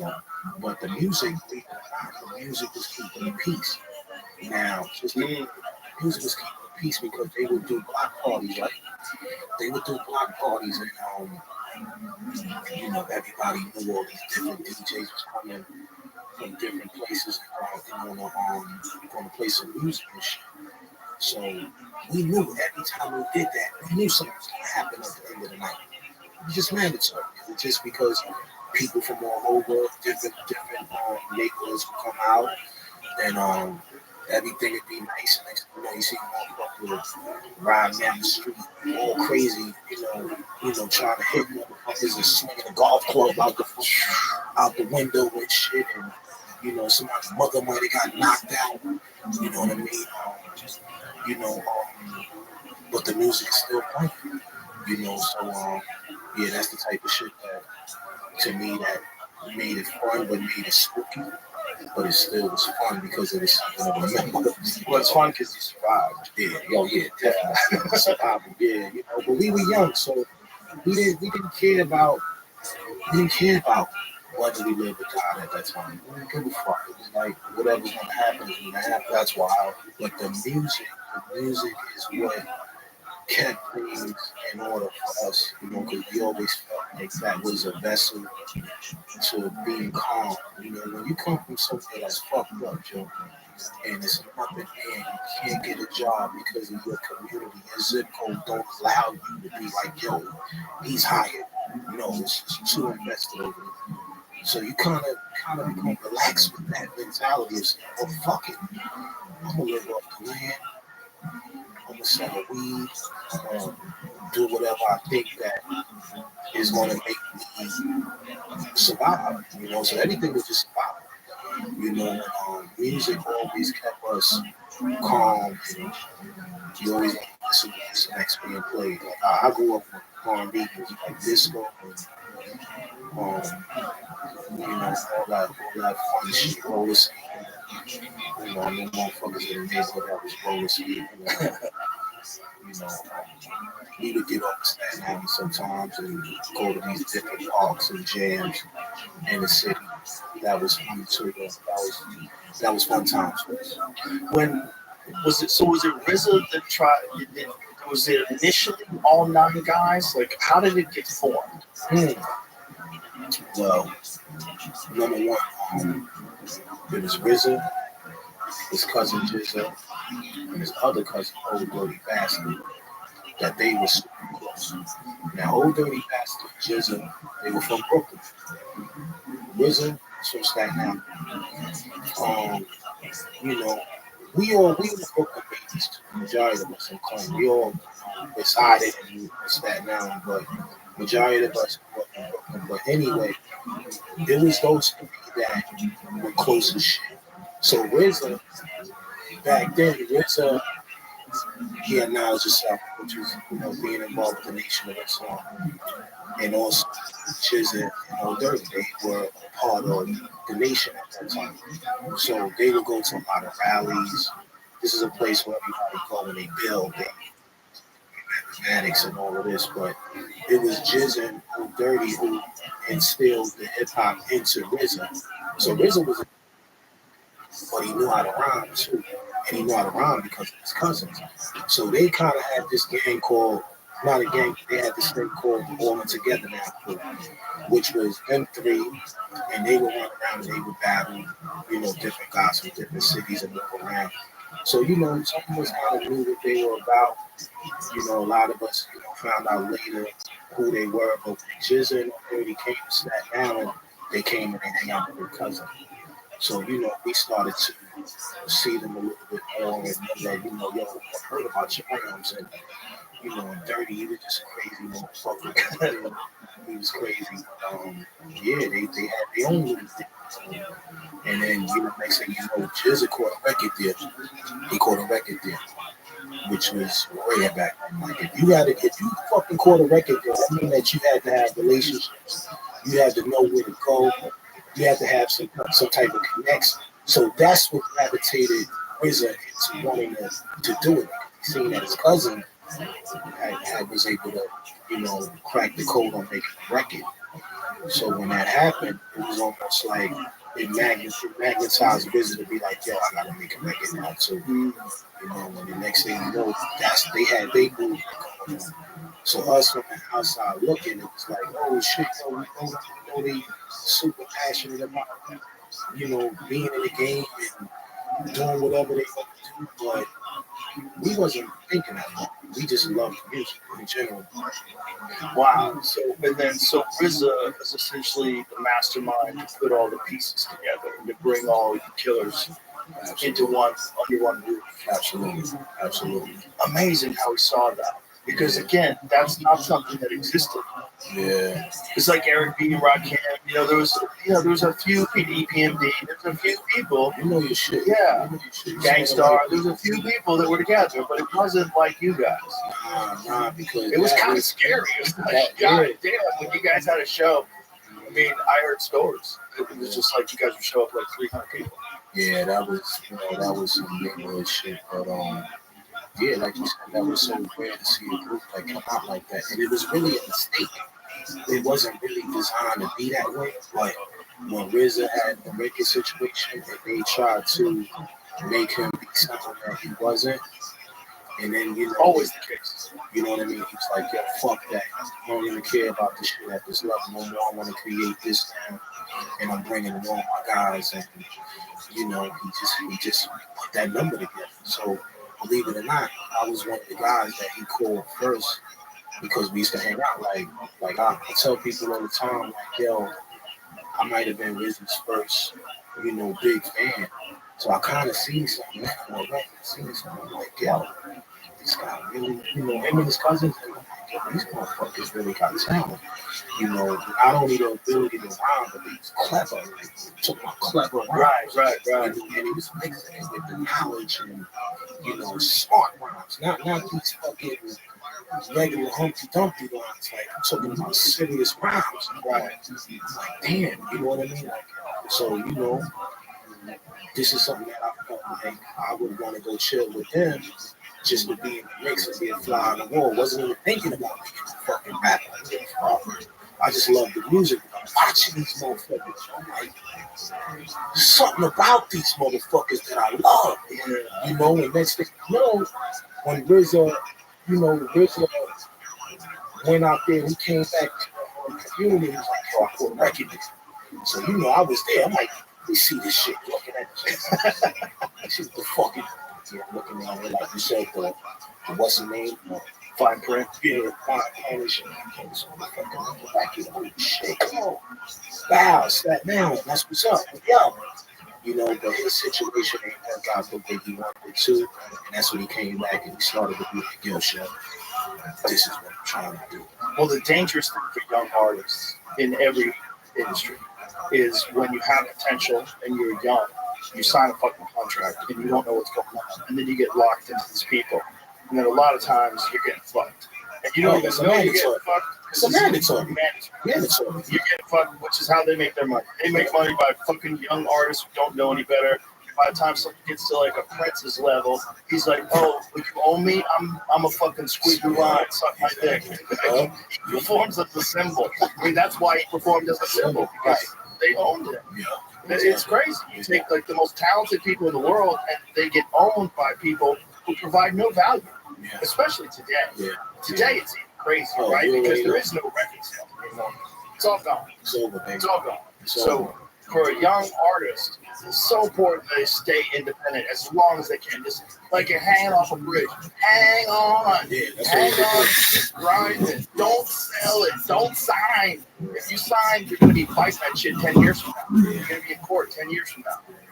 And somebody's going to be getting not just 50%, but like some fucking like Bill Burr was explaining this about his first comedy CD, that he got a 60-40 deal. It's like, oh great, 60-40, but it's not really 60-40 because he has to pay for all the distribution, all the printing of the CDs. Everything came out of his money. Put yourself in a harder situation, right? You have time, right? You have time. Here it is. I got everything you want. Yeah. You're gonna have to make some sacrifices for sure, because you know that you may feel like I got talent, but I don't have the resources. Right. So those resources, I can tell you, I'll give you a shot. I'll give you a shot. Either you take this shot or you stay at home. What are you doing? You're going to take the shot. Take the shot. You got to take the shot. And I agree with everybody who takes that shot. I'm just letting them know. Right. I'm just Oh, letting you no. know, you get fucked. You getting fucked, but see, it's the sacrifice that I'm trying to explain to you. That every artist takes. They takes that sacrifice because at the end of the day, you have to start from somewhere. Right. So even when labels are being them, in my mind, I'm saying, yo, I get a chance to have a job, Joe. Niggas ain't never had no fucking job in their life. And now we get a chance to do something that you could maybe think that you could change the world with and love. It's like you're gonna go for it. So for us back then, being kids, we didn't give a fuck. We didn't care about signing. Yo, I'll sign because what the fuck I gotta lose? I done been through everything. I done been over here. I done been kicked out of everywhere. Fuck it. I just want to be heard. So a lot of times that be the protocol is just to be heard. Yeah. To be heard, to be able to say, yo, something happened. I don't give a fuck. A lot of artists get problems.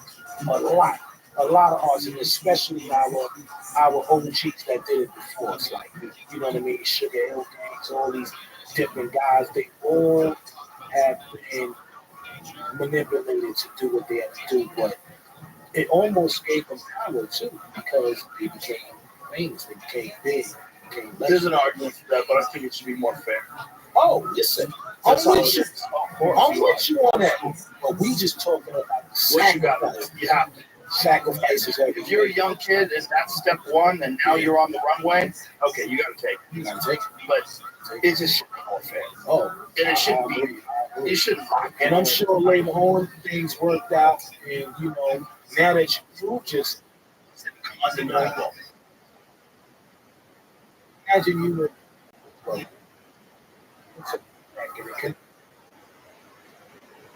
oh shit. Out of that thing, you know what I mean? Now you may feel like at the day you can handle it, but the more giving you these fucking 50 pounds, 20, hey, at this time, you could either take the 50, confident, yo, I'd rather take it. I don't want to be in debt with you. What do you want to do? You want to take the 50. You go, oh, you like, yeah, he's going to take it. He wants to fucking get his head fucking. You got to take the 50. You got to bring. Yeah, you got to share the money. See, you got to know You people. got to. I know. More confident and knowing what the fuck you need to know, I advise you to take it. You shouldn't be having that conversation if you don't know those people and you're generous. That's the thing. You got to make it worth these people's while. You got to bring you and say, listen, we're all going to get something out of this. You see, look, that philosophy that you said, Yeah. that's what we took on. Yes. We took that on. Yes. We say, you know what? At the end of the day, we'll take this little bit of money, but we're going to go. We're going to be willing to sell ourselves to get to this level. Yes. Because we believe. See, it all starts with what you believe. Yes. If you don't have the belief in yourself to make it happen, you fucked. It's a rising tide lifts all boats thing too. Oh, and the Wu-Tang Clan, that was for sure a big thing because anybody that was associated with Wu-Tang Clan was automatically respected. Automatically people want to listen. Automatically. Yeah. Automatically. So like that just lifts everybody. That lifts everybody. But it's hard for people to see that. Everybody thinks about themselves, especially when you're struggling. You're struggling. You're scared. You know, scared money doesn't make money. That's what it is. Everybody gets paranoid. So you think, no, that's when you got to bond together. That's when you have to find real people, stick together. You said the key word. I sell that 50. We got to sell that 50. Yeah. Talk to Carlos. go down to Bodega. Let's make a deal, man. We got to make some deals. I We guess got that's 10 what hours. that's what made it there. Yeah. We danced with the devil for the right reason. You know, we took some scars. We got hit. It was a different world back then in terms of the industry because today all you need is a social media account, Spotify, SoundCloud. You can blow up. Yeah. You can blow up today. Back then you needed the radio. You needed, you could sell mixtapes, but it's hard. You had to be some undeniable talent. Yeah. We always put the video of Biggie when he was 17 on the street. Remember that video? Yeah. That's undeniable talent. Yeah. Like that's the kind of talent. Like that dude's gonna. If he stays alive, you can't stop that train. Absolutely. That train's running everything. You know what I mean? It's like there was guys like that back then, but man, to get out there and get your name out there, you had to dance. You had to dance with that devil. Mm-hmm. And that business was so dirty back then. It still is, but real dirty back then in the record selling days. But that's what made us learn is that we had to go through those growing pains. We had to get jerked to learn how to say, yo, that was a lesson. Yeah. So everything is a lesson at the end of the day. It's like if you want to sacrifice yourself and your time to learn something, I would always say go for it. Yeah. Go for it. Definitely go for it. It's so much better than not going for it. Yeah, because then you're gonna be sitting in the same situation, and you're gonna realize at the end of the day, damn, I should have taken that opportunity. Some people are scared of opportunities when they come. And it's like if a person goes for your opportunity, 9 times out of 10, it may not work for you the way you want it to work, but it may be an opportunity to help you. Yes. You know, it's all about you trying to help yourself and get out. It's like, well, watch a Scarface and they told him, it's like, yo, give you $5 grand. Better. And if you fuck this up, Chico, Scarface said, man, the fuck is you talking about? We built for this shit. Yeah. You know, he lost his man in the mix, but he was able to prove to himself that I can do it. Yeah. That's how I look at rap. It's like, yo, I don't give a fuck. Yeah, we'll take this little bit of money, but we're gonna prove to y'all later on that we know what the fuck we do. And for young people listening to this, every chance you take where you fail, that's a lesson to learn. And you just keep taking chances. Keep going. Pick yourself back up. Figure out where you fucked up and learn from that. Now you're better.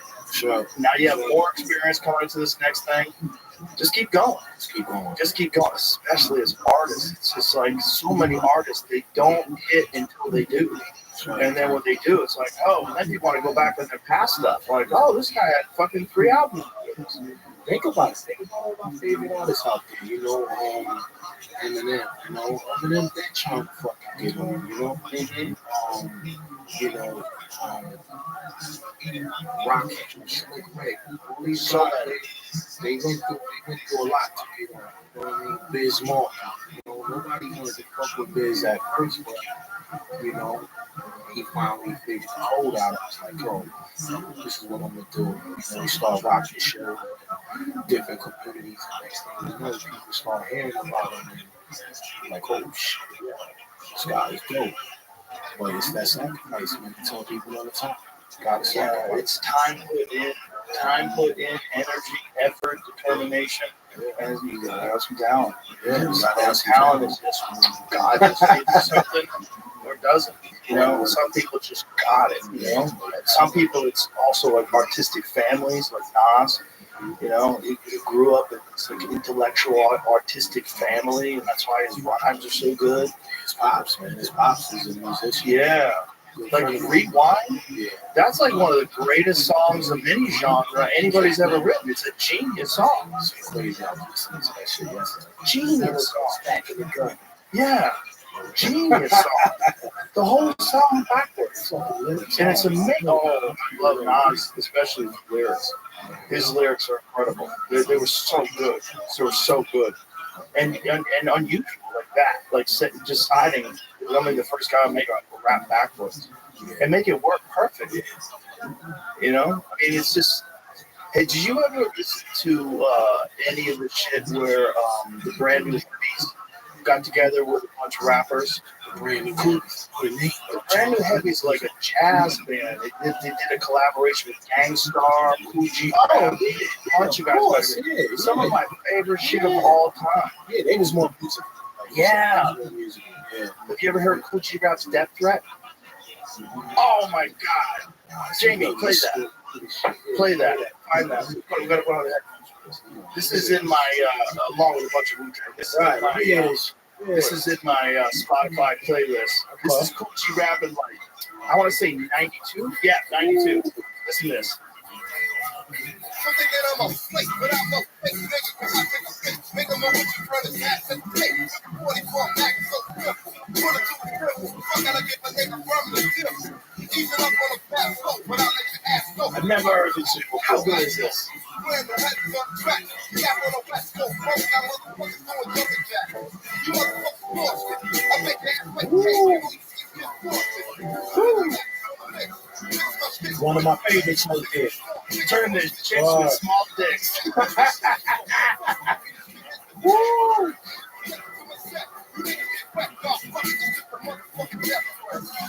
Nice. So Nice. good. Nice. So good. So this was on the brand new Heavy side. Yes. The Brand New Heavies did one with Gangstar. They did a bunch of different artists. Nice. And What it's year was it? 92. Yeah, Phenomenal. so it was the beginning, yeah. Yeah, I was on a road trip. I was doing a gig in Connecticut with a buddy of mine who's a comedian. Right. And he turned me on to this. He's like, you gotta listen to this shit. I was like, oh my God. And then I had a CD and I lost it. And I couldn't find it ever. And then someone brought it up like a few years back, like 6 or 7 years back. And I was like, you gotta be able to find it. And that's the beautiful thing about today with like YouTube and, you know, some of these platforms, people upload shit you totally forgot about, like Tim Dog. You know, people forgot about like Fuck Compton. Remember that? Yeah, he was a wild cat. He was Wow, wild. good though. He was good. Shit, man. Yeah, he was wild back then. But Coochie Rap, that to me was like, that defined like road gigs for me in the 1990s when we would drive. That was when Cock Blocking came out. Remember that? Remember that? All this shit, Oh my God, that song is yeah, amazing. man, damn. You really pay attention to this Oh, shit, yeah, shit man. like that. Yeah, hip hop was a big part of my childhood or my young adulthood. Okay. You know, when I was driving around a lot doing comedy gigs, like a lot of ghetto boys. I was a huge ghetto boys. Yeah, me too. You know, and I was playing the other day in the green room. I was playing "Fuck a War" for these young kids. I was like, listen, this is a song from the 1980s about the Iraq War. This is about George Bush in like the late 1980s. And it applies today. You remember "Fuck a War"? Ah, you Come on, fucking headphones are coming back on. Let's go. Fucking me on shit. Like, I talked to Willie D. Willie D told me he wrote the song in 40 minutes. wow. Yeah, he's just angry. Wrote the song in 40 minutes. And this is ghetto boys in their prime.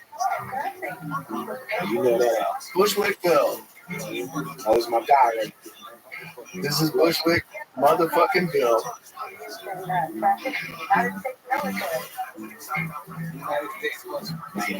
91.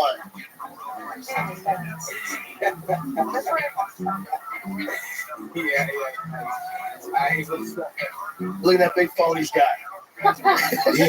yeah, I had one of those before too. Yeah.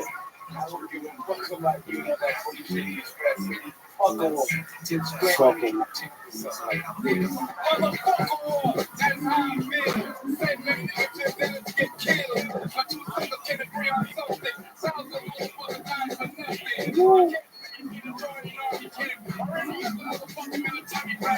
Yeah. Mhm. Yeah.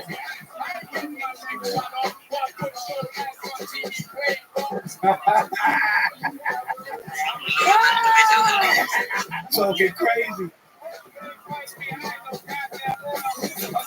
Woo. Holy shit.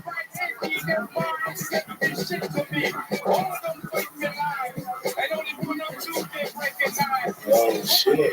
Yeah.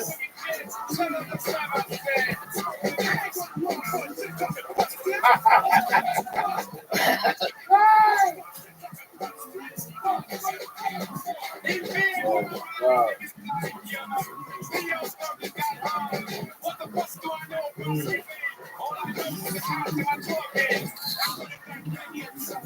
Yeah, He was in the NWA chain. He was in dude. the NWA Dude, chain. that shit was good. It And was that public applies enemy thinking. That Yeah. applies today. We were all talking about what's going on right now with Gaza, Palestine, Iran. I was like, listen to this. And see, this is why we love hip hop so much, is because it was educational too. Yes. It was giving us jewels. It was talking about things that were going on in the world, and that became the television for us. The music Became the news too. Like you need to know what was actually going on. Like Fuck a War tells you what's going on. Yeah. So when I think about those Compton boys, those NWA cats and all of that was expressing themselves, it was like that's what we all were facing and living amongst. And you know, like I said, I never heard that song before. So I could tell that was made around the time when NWA was doing their thing. And you know, you're hearing about all these riots and shit going on and things happening. You know, us living all around the other side of the world, it's like, yo, what the fuck was that? Right. You know, but you heard it in the song and you knew it was real. Right. You respected it. Yeah. And to me, those perspectives in music were important for us because we were learning as we were getting older about society. Right. You know, you don't think about society when you're poor and living in fucked up positions. You just think about survival. Right. See what I'm saying? Survival is the thing in your mind.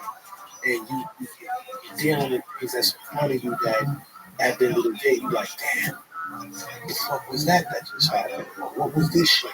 But then when you heard it happen, the motherfuckers like these was talking about it and all that, Right. it's like now you oh, okay, I see what the fuck is going on. Yeah. It's not just here, it's all over. It's in everywhere, every ghetto or whatever the case may be. Yes. That's what was happening. Yes. So I never heard that before. Though. You just put me on some real shit. Oh. And that's one of my favorite groups. Like, I love Ghetto Boys. Ghetto Boys, real shit. The 1990s Ghetto Boy era. Oof. Like I remember the day I found out about NWA.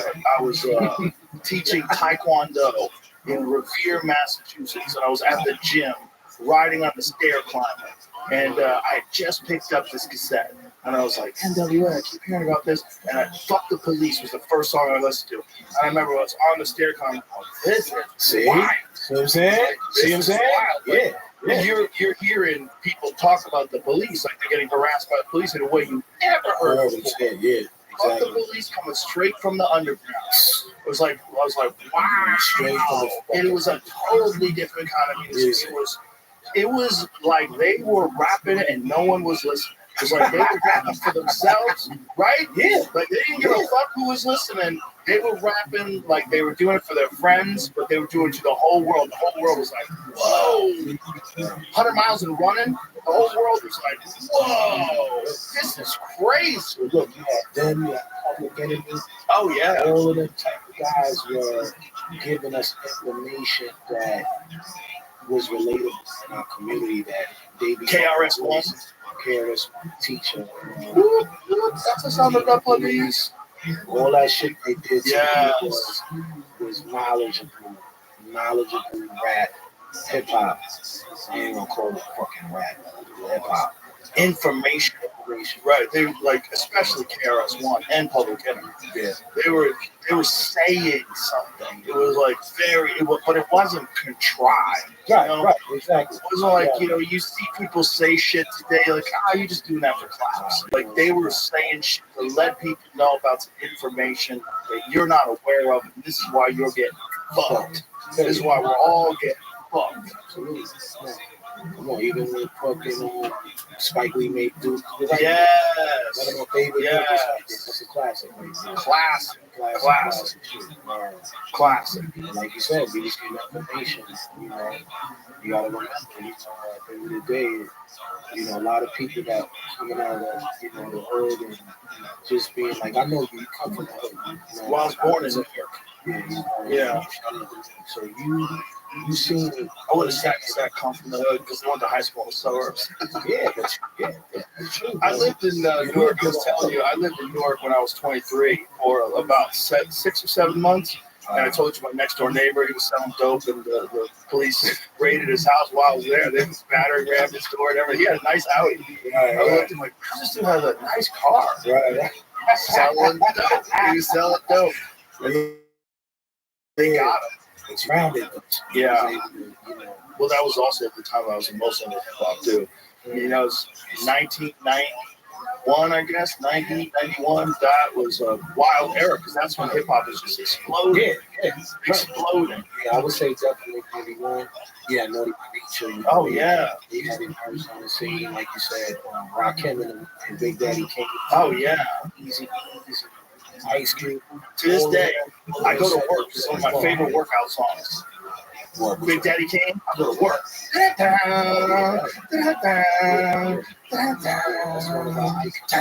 Oh my God, I go to work. Oh, he was so smooth and so fast too. You know, Big Daddy Kane had like a very particular style. It was energetic. You know, you heard his style, like God, you like your blood started pumping. You know, you started getting moving. See, those are the type of guys that paved the way for us to be so, you know, outspoken on the mic. You know, when I sit here and I think about the Queen, you know, the move on how we, you know, formed before Voltron, each one of us had a superpower that related back to those guys. You know, all these guys that we talking about today, they was the light bulb. Right. In the house. You screw that shit. This is what I see. I see Slick Rick, I see Rakim, I see Q, I see fucking, you know, all these guys that paved the way for us. So the Klan at that time, we were so, you know, inclined on knowing about all these guys, knowing majority of them. We kept a piece of them in us. That helped us become who we are. Like I tell my folks all the time, I say, yo, let me tell you something. When we came out, Naughty by Nature was the shit. They was fucking shit up on the East Coast side of things, you know. And at that time, you had them, you had EPMD, you had Queen Latifah, Roxanne Shante, all these, you know, artists back then were blowing up. LL, Kid from LL. Oh yeah. LL was huge. Coogee Rapper. Oh, that's one of your favorites. You know, the Fat Boys, all these guys were just right, Fat Boys. You know, these guys was giving us so much food for thought that we knew that if we didn't come on that level, we wasn't ready to be in the game at that time. Well, there was so much high quality. Yeah. The High quality, that's the word. The level was very high. The lyrics were so good. Like you would hear lyrics and just go, oh, yeah. Oh, that was the thing. That was the thing about hip hop. I love lyrics. Yes, and everything. You know, it's like that was the style back then. It was like the most clever guy, the most clever lyrics. It was so important. You know, there's so many guys that just had. Everybody was battling for. So it was like more and more cleverness, and more intricacies, and more twists. What they were saying. Yeah. And it was just a vibrant art form, man. Like, how many people cheated on their significant other because of OPP? Right. How many? How many cheated on OPP? It was like a license to fuck. People were cheering. I mean, the hip hop had so much influence on the culture, and it emerged out of nowhere. That's what's so crazy. Like 10 years ago, it doesn't exist. Boom. I mean, even rock and roll. You had the 50s, it starts to emerge. The 60s really takes off. And, you know, it's been around for a while. Right. To have something like hip hop just explode and make a lot of other things look lame. You know, especially for young kids. Because when you hear guys like you and Ghostface and, you know, Method Man, and like, you're dealing with real dudes who are talking about real shit, and everybody else is kind of lame. You know, it's like, it was like they didn't even swear. You know, it was like you guys were wild. It was fun and it was clever. And I think RZA did a genius thing by naming it Wu-Tang Clan. Because it connected it to like this kung fu mindset, you know, it's sophisticated. I know you big on kung fu shit, cause coming through your shrine and shit, you got all kind of fucking Shogun warriors. Real samurai outfit out there. Yeah. But nah, but you know what's so crazy? I tell people it's like when they was on their Wu-Tang shit, he wasn't on that. I grew up watching more like Scarface and Mafia movies. Once upon a time in America. Oh yeah. My favorite. Oh, it's a great one. People forget about Once Upon a Time in America. Woo! So we were living this. We were living around a lot of hustlers. A lot of drugs was being sold in my community at that time, right? So when Isaac came with the whole Wu-Tang philosophy, it was almost like, yeah, we love karate flicks. We were watching. You know about the karate flicks, 3 o'clock. Yeah. We come on to school, shit is on, chapter 5, all of that shit. But if you notice and you look at those karate movies, it was about a place that, you know, was filled with a lot of crime and aggressive people that were doing things that bothered other people, and you either had to protect your people or you had to make a name for yourself. Now, when you think about Wu-Tang, let me give you a quick lesson on what Wu-Tang was. Wu-Tang was a school that was in Shaolin. This particular school, these niggas was crazy. They was fucked up. They got kicked the fuck out of Shaolin. Really. They got kicked out. Yo, y'all bugged out. Y'all wildin', y'all. But these guys were very good. They just couldn't stay in Shaolin because they had a different way of looking at shit, doing shit. So Rizzo came with the whole philosophy of it.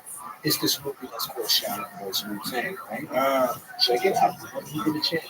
So whatever was going on in that movie, he made a reality of it because really, at the end of the day, that's how we were living back in St. You know, so we wound up changing the name, calling it Shaolin because we would have forgotten about. You know, when you think about Brooklyn, Bronx, Queens, Manhattan, I ain't really talk too much about fucking stuff. That bothered us. So we felt rebellious. Like, yo, you come out here, you ain't from here, you better know somebody. You're not fucking coming in the projects thinking you're going to fucking act like you're going over to your country. I remember we used to see UFOs come through, we call them UFOs, unidentified flying objects. What the fuck you doing? You know what I mean? Because we had so much to prove, but it was the same thing that was going on in the karate flicks. Like, yo, you go to him, who is this guy? Either he's coming to play you, or you gonna play him. This is all the shit that's going on in the karate movies. You know, the brotherhood. Yo, oh shit, my brother got hurt. What happened? Oh, hold up, let's go. We gotta go get back to that. We gotta go figure that out. All this shit that Rizzo was thinking about at that time was a reality check for us as now. So even when he came with the name, it was almost like, yo, wow, this shit is interesting. You know, and back then he was hanging in Ghost's community, which was Stapleton. So Stapleton was a place that was maybe like 10, 15 miles away from Park Hill. I'm from the hill. Up there, they were selling drugs and getting crazy with it, and Jamaicans and West Indians and Guyanese. You know, it was a melting pot. You know, it was a melting pot of different nationalities. You know, the Spanish folk were here, some of them. You know what I mean? You had white boys over here fucking doing what they do. You know, all these things was going on, but in Stapleton, it was nothing but criminals and motherfuckers that were fighting and rob and steal. You know, Rizzo was hanging out there a lot. You know, so they came up with this whole, you know, Wu-Tang mentality thing that they put up the block to us. So when Rizzo came in, it was like, oh shit, we like that. That's kind of dope. But, you know, we see the vision of that, you know. But it was never for us to look at it at any given time like, yo, you trying to portray us as fucking ninjas and some shit. You know, a lot of times people go, yo, you karate in there? You ain't no fucking karate, motherfucker. We don't do that. But we grew up, our older brothers and sisters, they grew up with that. That was some early century shit.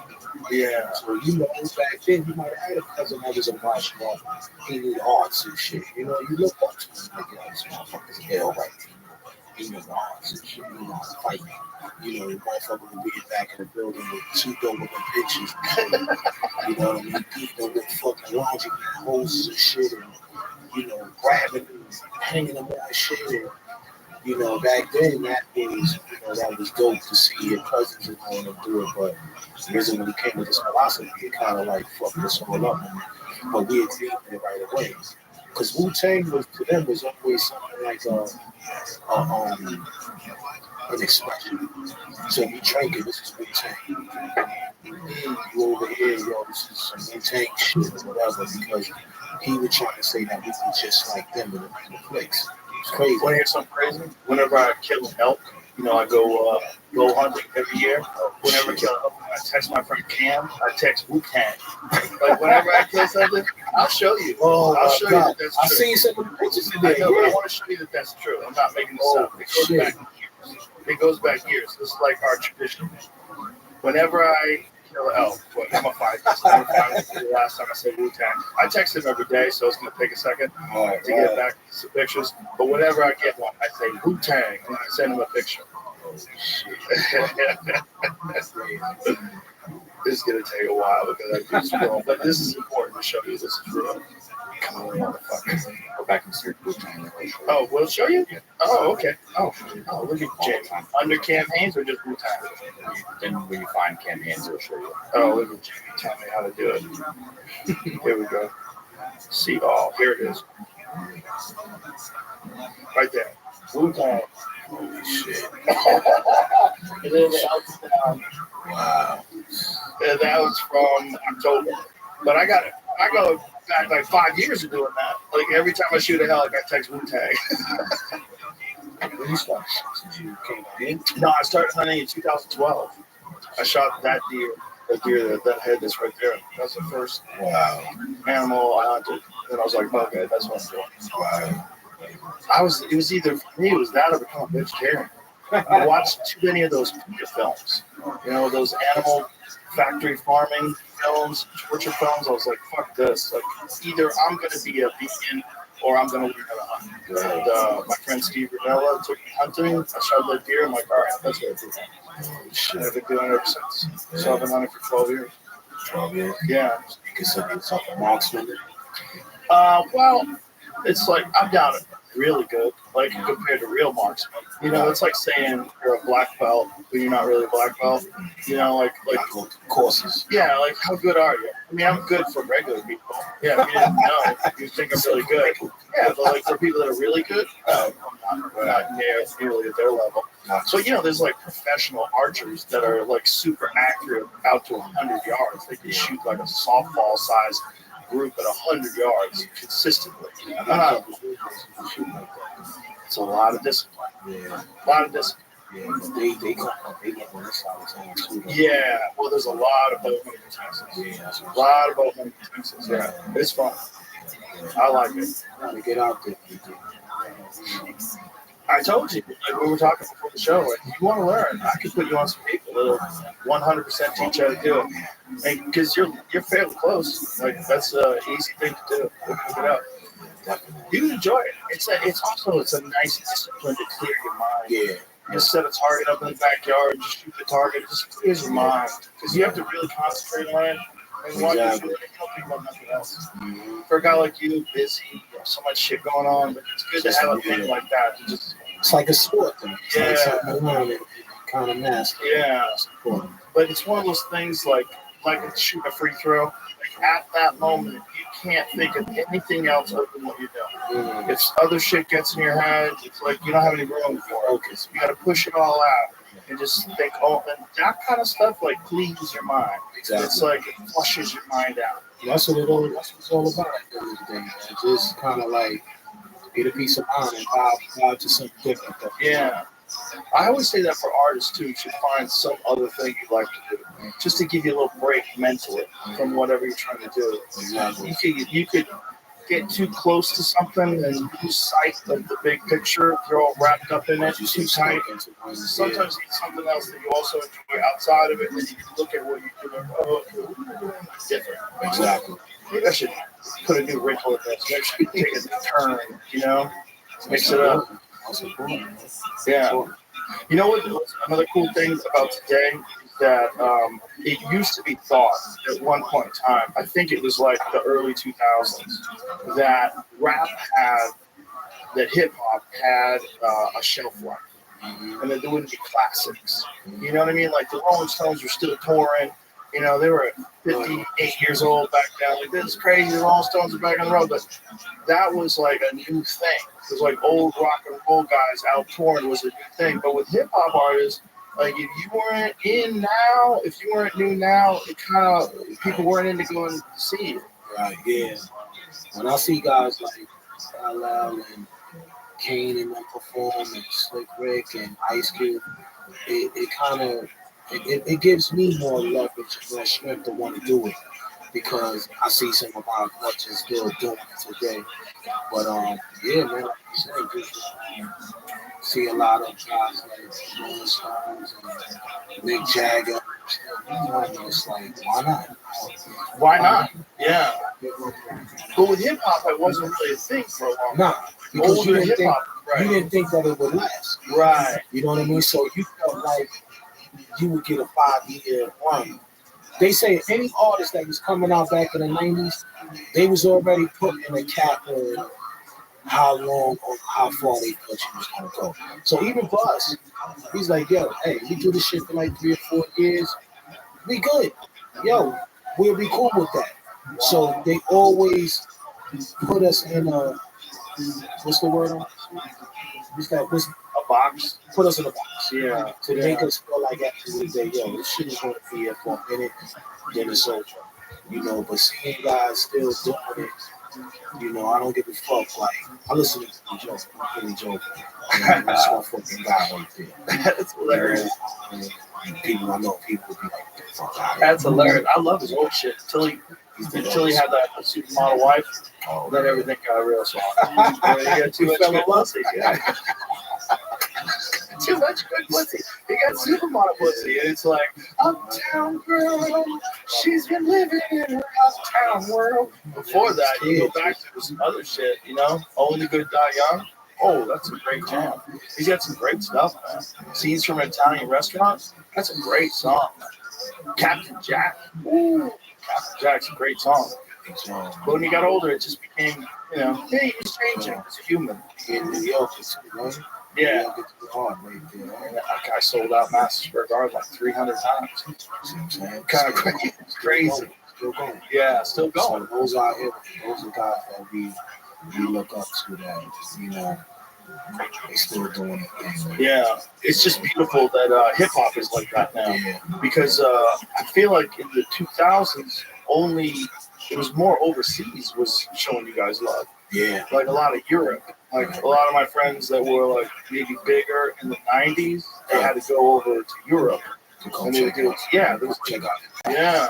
And I tell people all the time, like being from the States, being where we from, I think they appreciate it more because they never really got a chance to grasp it as much as we did. Right. So they come out.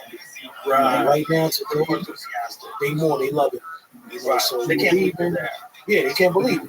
Yeah. But for me, I think I love performing a lot more when I go out there because they come out and they never ever make you feel like they don't appreciate you. You know what I mean? Even to this day, it's like the Klan still goes out there and makes a ton of cash. You see a lot of people, and we see young generations of kids now too. It's like, oh, look, is that fucking kid that he just put him on stage if he knew the fucking words. Like, he might have been like 17, 16 years old. Like, he wasn't even fucking born. Well, there's classic hip hop now. You know what I'm saying? Like when I was a kid, there was classic rock. You listen to Led Zeppelin, it was classic rock. Now there's classic hip hop, which is amazing. You know? Right. Well, it just shows that the culture is like completely accepted it as an art form. And so now young kids that get into hip hop, maybe one of their friends be like, hey, you ever heard of this? And they turn them on to music. Exactly. And they're like, wow, yeah, this is 1992, you know? And I think that's how we were. We always were infatuated with the music before our time, you know? Like how you just said, like, yo, you know, listening to Sugar Hill Gang.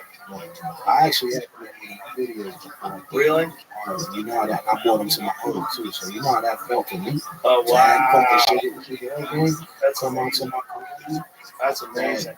is dope though right there, man. But yeah, man, you know, that's why I always like, I tell people all the time, you have to respect the people that did before you, man, because they gave you something to dream about, to be able to instill in yourself. Like, you don't have that, then you're not moving the way you're supposed to be moving. You know, I remember an old man would tell us, if you don't know where you came from, you'll never know where you're going. So having that history is an experience that sticks with you forever. You have to have that. Yeah. Don't try to front on it. You know, and I think a lot of times people, you know, they look at hip hop and they think certain things is hip hop. It's like history of hip hop is something that you gotta know. You gotta know. You should know it like the history of the United States. Exactly. It's something. If you're an artist, like that's what lit the fire. Somebody had to light the fire. Mm-hmm. And if these young guys don't know, like, hey, this shit didn't even exist in 1979. Yeah. It didn't even exist. That's not that long. And then all of a sudden now it's everywhere. Like, what happens? Somebody lit the fire, and if they didn't light that fire, you wouldn't have it. Exactly. You wouldn't have the embers. You wouldn't have this desire to try this thing. Exactly. And now look what it's doing. Look what it did. Yeah. It's like, yo, one of the biggest genres of music. It's like, you know, and there's a lot of times people take shots at it. Like, you know, now they talking negative, now they talking. It's like, my thing to that is always like, yo, it's no different from going to see a scary movie. Exactly. Jason. Exactly. Motherfuckers, killing motherfuckers in the woods. I hated King. You know what I mean? Based on that, he is one of my favorite movies. Great fucking movie. Love it. You know, De Niro. Well, why is it okay to do that in the movie, but it's not okay to do that in the song? Right. I don't understand it. I don't, you know, It's hypocritical. You know, it's hypocritical. It is. It's hypocritical because they say it encourages violence. Yeah. And that's the same thing they'll say about video games. Like, you know, doesn't mean everybody. Yeah. So what's going on really? What's going on really is you have a bunch of disenfranchised people that don't have any hope, and if they are around a lot of violence, maybe something will get them excited about violence. If they're not disenfranchised and they have hope, they're not inclined towards violence. It's a societal problem. It has nothing to do with the art itself. The art itself is representative of real experiences. Right. So if you're telling people that they can't express themselves about real experiences, you're just going like this, la la la la la. I'm not listening. That's all you're doing. That's how you feel it. This is these people's lived expression. Yeah. This is that, which is why Wu-Tang was so good. The reason why it was so good is because it was real. Like, no one was questioning the authenticity of anybody that was in the Wu-Tang Clan. So it's like that, the message that you guys were putting out, the way you were putting things out, like Wu-Tang Clan ain't nothing to fuck with. Like that, it was like from you to the world, you know. And if someone doesn't like that, you don't have to listen. Exactly. You don't have to listen. But if you slap a warning sticker on it, you just don't worry. Listen to it anyway. Right. You're gonna get caught up in it anyway. Yeah, it's like, look, prime example. When we made the record Cream, right? Cream was a record that didn't have nothing to do with anything but the realness of what we were looking at. It wasn't really a song to rap to or have fun. It was a reality. It was a picture we was trying to paint. Cash rules everything around me. Cash rules around me, not me. Should never fucking rule you, but around me. You know, and a friend from the neighborhood, he actually came up with that acronym. But I tell people all the time, I had a cousin from Brooklyn that he used to come to Staten Island and he used to sell drugs for us. So he came up with that word, cream, because he was like, yo, as long as I make my cream, I'm good. What the fuck is cream? Like, you know what I mean? Yo, cream, yo, you ever see Tom and Jerry, the movie, and you know, he make those bacon fucking sandwiches and all of that, and he splash all that cream on it, and you know, I'm like, oh, the Tom and Jerry, the sandwiches, right? Yeah, you make the big sandwiches, they stuff them in your mouth and all. Nah, real shit. So the cream that was splashing all over the place, he was looking at that as that's his money. Like, oh, I just want my cream. You know what I mean? So it's like, yeah, you want to get your cream. You sit up in a fucking spot all day, you want to make your cream. You want to get it. And so who came up with the acronym? Good friend of ours from the neighborhood. His name is Ray, right? And him and Method Man is like, they was like real close, like brothers. So when we was in the studio, right into it, he was there, You know, he just sat back and he just came up with cash rules, everything around me. Him and Meth, they put it together. And next thing you know, that was a hook. You know, at that time for me, I was still writing a lot of stories. You know, so I wrote, believe it or not, I wrote 2 verses for Cream. I didn't write. My rhyme never started off because I grew up in the crime side. I was writing about drug dealers in the neighborhood.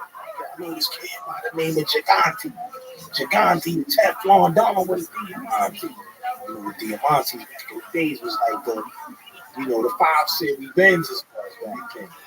And a good friend of mine was like, "Hey, mommy's cool. I think he's alright. You know, like the mom. Everybody else like it is. It's cool. I like it." So he made me go back and change it.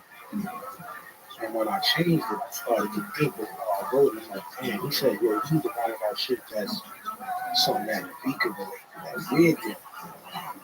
What the fuck we wake up to every day." And that's when I came to. I grew up in the crime side, you know, the New York Times side. So he just told you harder.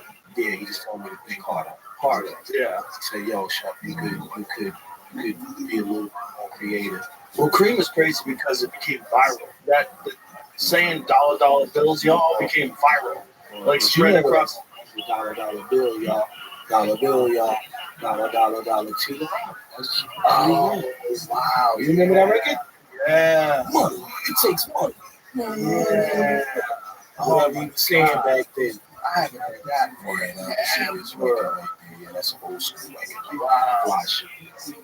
But yeah, you know, nothing. My man Ray, he sat down and they came up with cash rule, everything around, and it was a perfect, you know, symbol of what we were trying to express. That we were always trying to get money, but we were dealing with certain things in our community that, you know, that we were trying to get past first to try to make some money. And it was a sacrifice. Like, yo, you do this shit, you might get out of it alive, or you might not. You know, so that record, you know, wound up blowing up so big, it wound up being one of our biggest records. And it didn't have nothing to do with it. I guess to me, it's real hip hop. It just felt like real realization, like real shit. You need to start listening, like how you just played the Ghettos Boys shit. You know what I mean? You're trying to give off a message. And that's what I think people love about Wu-Tang is that we give out messages. We like an emotional roller coaster group. We can get you. Wu-Tang Clan ain't nothing to fuck with. And we can give you the tears. It's like, oh shit. Yeah. Right? You know what I mean? No, you gotta be careful. You gotta look at things for real. So all I have to do with being around smart guys, you know what I mean? The smartness allowed us to write the way we wanted to write. Right. And It's contagious. it was contagious back then. Yeah. But that's what I was saying about like really good lyrics and high quality rap. It's contagious. Because then everybody else's shit has to be tight too. Yeah. You know, when you come in with a group of guys that, yo, you better come in. Right. You have to come in and say some shit that makes sense. Like, I'll give a lot of credit to our first record, like Protect Your Neck. And I know that's one of your favorite shit. When the Inspector Deck smoke on the mic like smoking Joe Ranger, the Hellraiser, raising hell with the laser, Yeah. that right there opened up something with all of us. Yeah. You know, I always tell Deck, like, yo, Deck, you're like a Scotty Pippen. You've always been a hit. You get the ball in your hand. You know, he did that. He created that first verse that, you notice, we jumped right in behind. Yeah. I'm trying to get good like Schwarzenegger. Yeah. And Meth came in. You know what I mean? Everybody kind of like. That's what's so amazing about all these killers, all these different voices, all these amazing lyrics, all on one song. Yeah. But we wanted to show the world that each one of us had a style that was unbreaking. Each one of us can paint a picture within our own way that you will love all of us. So it's better to get us all now. You know, we'll sacrifice the little the little for the big a little later. Right. You know, and that was one of the situations where we had to dance in a certain way to be like, okay, you take a little bit of money, but we know we're going to be able to sell, like you say. You sell it. Now, we know we telling you about the money, but you got the relationships. Okay, cool. As long as you got the relationship, as long as you got the money, yeah, we're going to go out there and we're going to work to make it happen. But this is what's going to happen. And, you know, I give all the credit to Steve Rifkin. You know, Steve was the guy that owned a lot of records back then. He was a part of RCA back then. I'll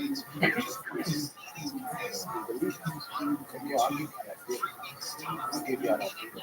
And next thing you know, everybody started taking off. Now you got Netflix over here, you got Jizz over here, right?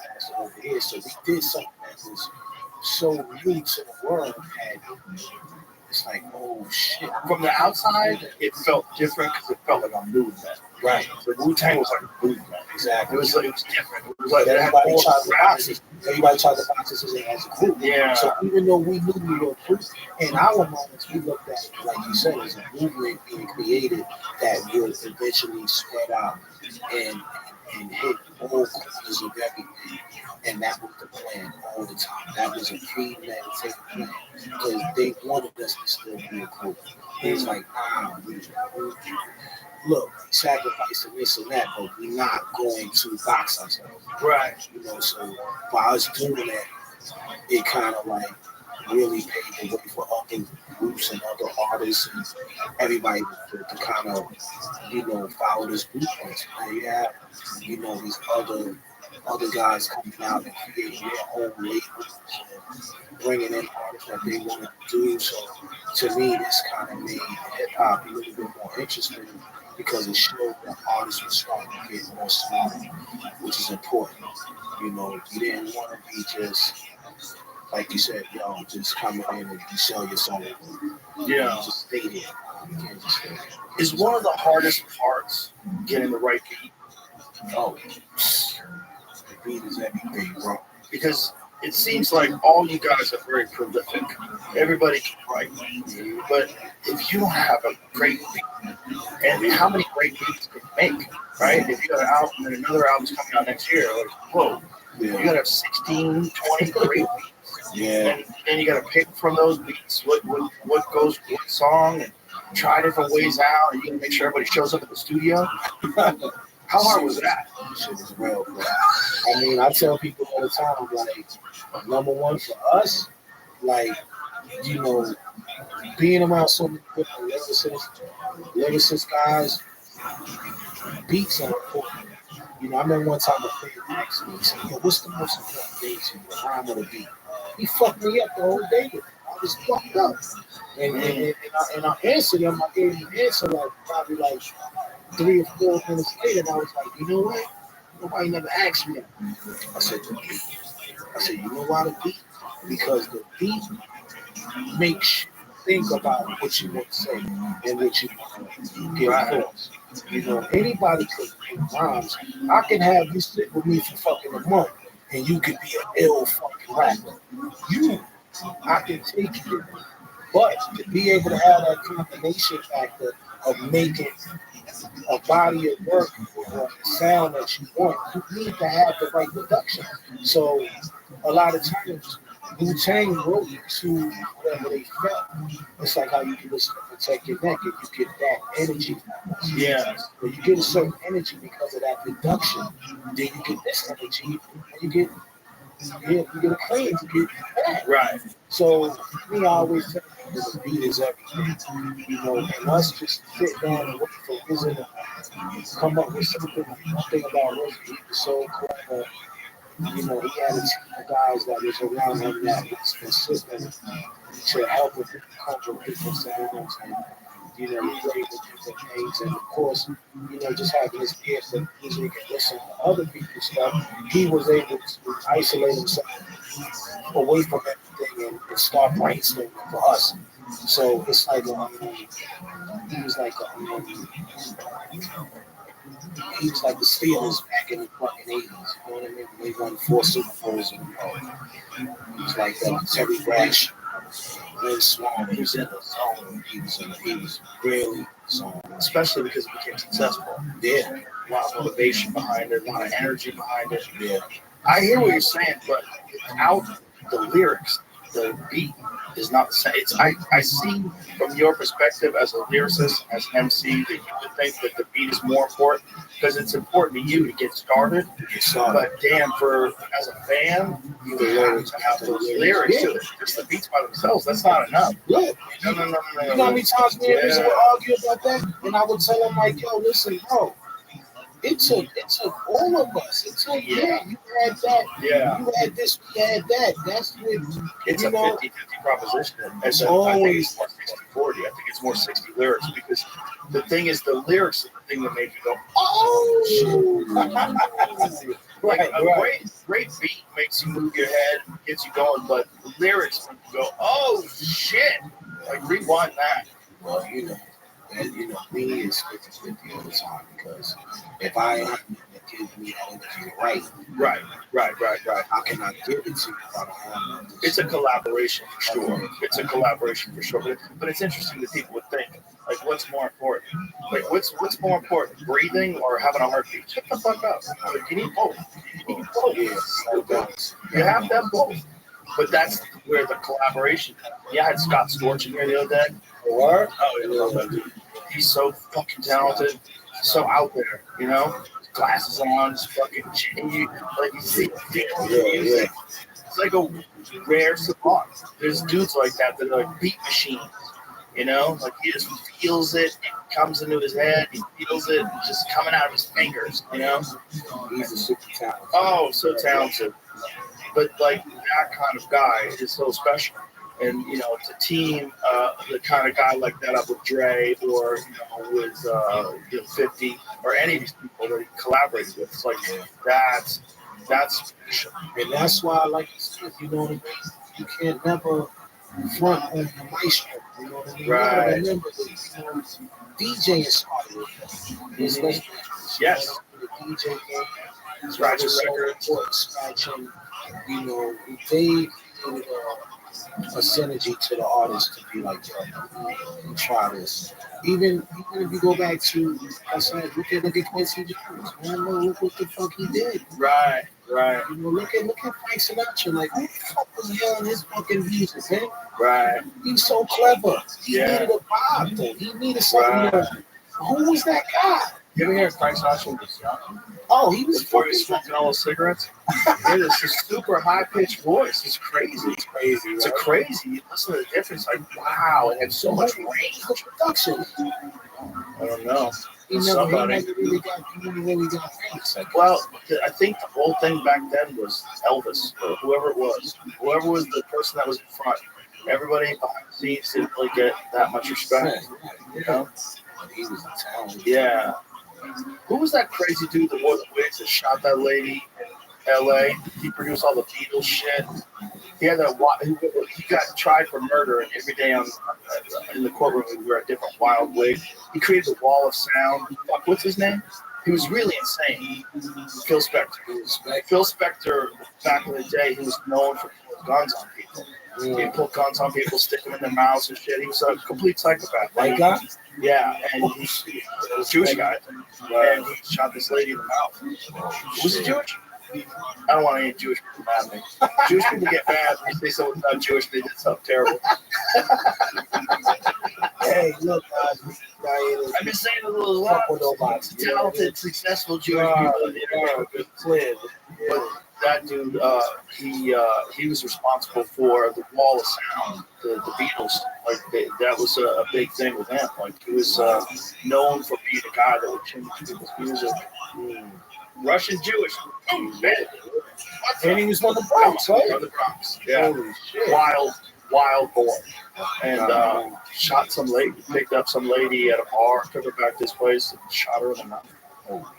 Yeah, he would put guns in people's mouths. Like he was known for threatening people. Like you want to get out of this contract, shove a gun in your mouth. What's that? He pulled a gun on chain. Shay recalls stopping Phil Spector in his tracks when he pulled the gun on her. He couldn't pull that shit with me. Right. We had this really strange relationship. You don't say. Well, it's like the music business at one point in time was run entirely by gangsters. Of course. That's the story about Hendrix. The story about Hendrix is that his manager killed him. That's the conspiracy. Was that his manager killed him because it's more valuable for Hendrix to be dead than his music. He's the maestro, like a one in a billion ear talent, and that they knew that they had all these recordings of him and they could kill him. And so that's why like, his girlfriend jumped off the top of the building. Yeah, to own his shit. Because he was going to leave his manager. His bodyguard wrote a book about it years later. It just came out I want to say 10 years ago. Wasn't that long ago, where the bodyguard said, yeah, the manager killed him. Wow. Killed Hendrix and threw the girlfriend off the roof. Yeah, they needed real tangle. I know Hulu had a series, but they need a real Quentin Tarantino needs to. That's me, man. I know Quentin Tarantino. That's what I think. I think we talk Quentin Tarantino because he wants to do one more movie. How about he does a fucking Wu-Tang movie? The real Wu-Tang movie. It's like Hulu's great, but it has to be on Hulu. You can only get that so wild. For it to be real. It has to be a movie. Let me tell you something. I wrote a book, right? And inside my book, I talked about how Q-Tip, a good friend of mine, Q-Tip, he had Leonardo suit. Leonardo DiCaprio? Huh? Leonardo DiCaprio? Right? And I remember Q-Tip was like, yo, it's going to be Leonardo and me in Brooklyn at this small pizza shop. Leonardo's favorite spots. And he wanted to talk to me. So yeah, that's what's up. So me and Leonardo, we started talking. Like, yo, he took telling me that you was thinking about trying to, get guys together to create a movie. I was like, yeah, this is what I was thinking. So make a long story short, I set up a visit myself and Leonardo's people in LA. And I told Russ, I said, listen, before we do this Hulu, which at the end of the day it was a business production of whatever he was doing, I said, I think we need to make a realistic, real life movie of us. So that it shouldn't be nothing that we should play with because people need to know our real story. So RZA changed the conversation, but I don't know, for some reason, I guess he felt like he was committed to doing whatever he wanted to do with Hulu. He might already have a deal. Yeah. And like I said, the clan. Look at that. Yeah. JB's best. JB's the best. It was that night, and I remember that. Wow. I wish we could have been able to sit down because the way I had him looking at it, it was almost like I told him, I said, this would be like a slash of Goodfellas and Innocent Society. Yeah. Yeah. Kind of talk about our story and whatever. He was super open. He was like, yo, shit, we got to do, yo. Who do we need to talk to? But at that time, RZA was already in pocket on what he wanted to do. So I said, you know what, one day, maybe I might get the chance to show my version. Because come on, how many Pablo Escobar movies we look at? Right. You got these guys telling it. Oh, for sure. It can still be made. So it can still be me. 100%. Just because there's a Hulu, so that doesn't mean shit. Right. But I think that at the end of the day, God wanted, we will really give you guys another taste of really how we really see it. Well, I think it would be hugely successful. I think for music, from a movie rather perspective. Would you rather see it as a movie? A movie. Or you do it like on Netflix where you can get wild. Yeah. Do it like Netflix has shit like Ozark. They get wild on Netflix. You can get wild. Yeah. That's how it has to be. It has to be grimy. It has to be. That's how you really, right? It can't be in any way ABC after school specialified. You know what I'm saying? Like it can't be cleaned up through a filter. It has to be good too. It has to be like good narrative. Like it has to be set up. The scenes have to be set because it's very hard to take an insane career of 9 of the best MCs get together under one mastermind with all these genius talents, and they form this movement. You're gonna condense that to 2 hours? Yeah, that was one of his right. right. He was like, yo, wait, yo, blah, blah, blah, yo. But I think That's what I said. I said, yo, come on now. I said, people do it all the time. I said, yo, look at prime example. Look at NWA. I thought NWA movie was dope. You know what I mean? I thought they did a good job, but that was Trey, Q. You know, I'm sure you're always gonna have somebody around that be like, yo, nah, that ain't. But it was so realistic that when I said hours, it's like, all right, I get it. You know, really, you said, you know, this is more for the younger generation to kind of gravitate to. Once everybody loved it, they loved it. So it was like, okay, y'all love it. We love y'all forever. It's great. It's great. But hear me out. Opening the movie, Rikers. Opening of the movie, you guys show up at Rikers to do the concert. We're old dirty bastards inside. That's the opening. That's the opening of the movie. We're gritty. That just get everybody on the hook right away. And then you bring them back to the beginning. Right after that. You know, you put the ear. And that's how you make movies. You take all the greatest moments. Yeah. And then you start selling them. Right. Yes, that's a no-brainer for a Wu-Tang movie. You start with Rikers. Which what year was that? 95? What year is that? What year was the Old Dirty Bastard and Rikers concert? Yeah, I was about to say.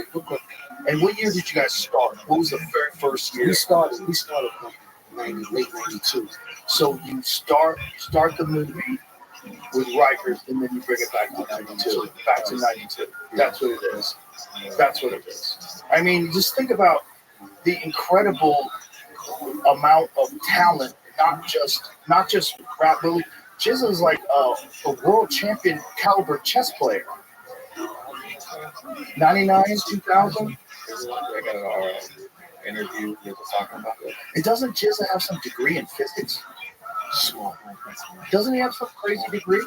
He's like, Look that up, please. So you just that alone in the movie is like, come on, this is real. Just that. Yeah, think of a movie like that. Think of a movie that starts up with the gates opening and you guys going in, put all your belongings in the basket, the whole shit, getting frisked, checking everybody down, the guy reading you the rules, the working, telling you do not go into the crowd, do not do that. Yeah. Okay, cool. Yeah, we got you. Yeah. Think about it. That's the beginning of the movie. That's an incredible opening for a movie. And it really happened. This isn't bullshit. This isn't a bunch of dorks sitting around a table coming up with some nonsense. This is some shit that you lived through. That would be an incredible opening for a movie. And it's just so incredible on how we connected because, like I said, everybody came from almost the same comedy bullshit. Everybody has different philosophies on how they felt their lives is going into.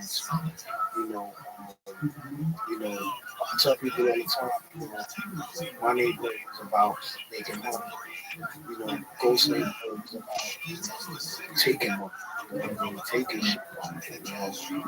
Jizza, being one of the MCs that could have been down with the Jew school.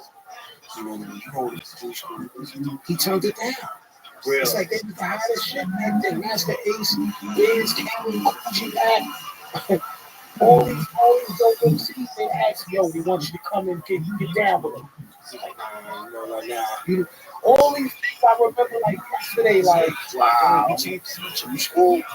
He's like, I love the Jew school, but I just was in this chamber. Like, us with old dirty, like, old dirty always wanted to be like this.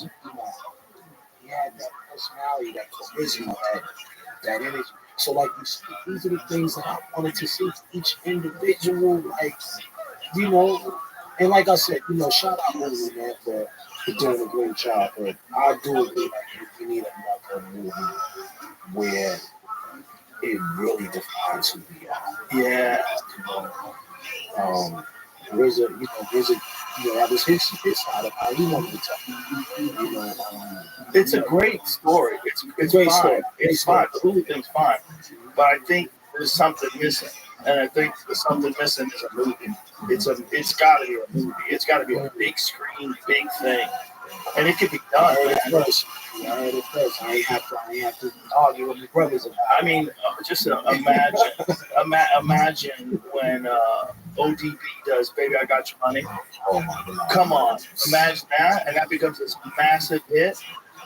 Yeah, you know he had the most hits out of all of us. He was so fucking talented and so real. Remember when he was on MTV and they started talking about like, what are you gonna give your money? He's like, I gave my money to nobody. He was like, yo, you gonna give back? It's like, yo, yeah, I remember that. Yeah. Everybody was crying. Yeah. Everybody loved so him, real because it was so real. It wasn't like, well, I think it's really important that we establish some sort of a community fund. Shut the fuck up. It was just having fun. You know what I mean? Well, he's getting back in our own ways. Of course. Well, by existing, you get back. By existing, you inspire others. By existing, how many rap careers, how many hip hop careers were inspired by Wu-Tang Clan? All of them. Countless. Yeah. So many. I say that we definitely are a piece of watching the new generation grow, kind of, build their arc the way we built ours. That's important, to reflect on it. Back then, nobody wasn't giving motherfuckers this kind of money. Like, we was the first group that ever had $1 million video. Wow. Remember that day, me and Rizzy was coming up with the story. What video was that? Triumph. Wow. We did the Triumph shit. We came up with all this shit. Like, yo, this shit gonna cost $1 million. What the fuck, nigga? It's $1 million. Like, doing it. And at that time, is this it? Oh, yeah. This is what my guy Brett Pratt. Killer bees. They've been seen approaching from Brooklyn, the Bronx, Queens, and Staten Island. We see the bees coming through and shit. And we'll be bringing you up-to-the-minute information. This just in. Police are reporting that there's a man on top of the skyscraper ready to jump. We're told that he's possibly Old Dirty, from the Wu-Tang Clan. The police suspect that there could be some connection between this Old Dirty man and Killer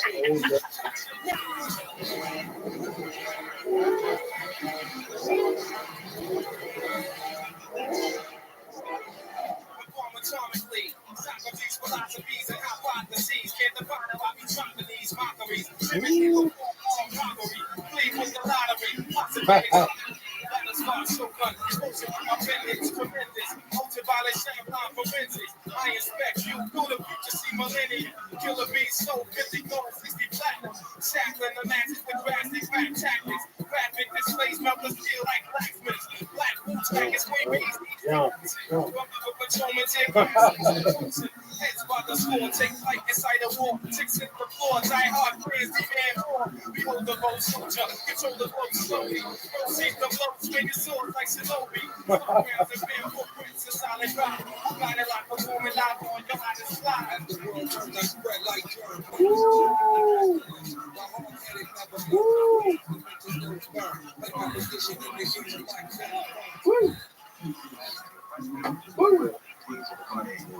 Is it weird looking back now? Does it feel almost surreal that you guys did it? To me, yeah. It has to.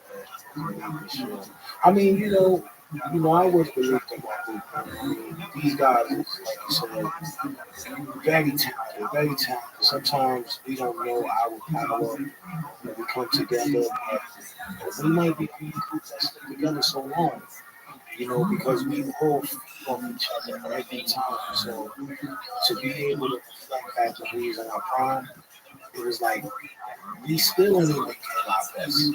It was almost like, okay, yeah, we're going to do it because we have to.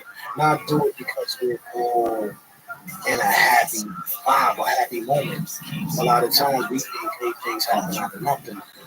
the pressure. Might have been turbulence, might have been an argument that day, but we still managed to come out with something great out of that whole time of that moment. But That's what's incredible is that through all the disputes, you guys still stay.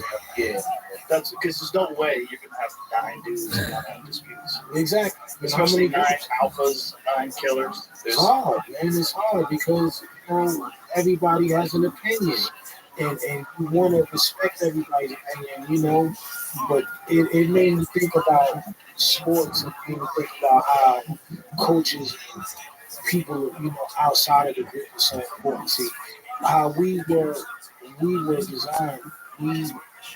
We huddled up, but we never really had people around us kind of like push the narrative more to show us our true power.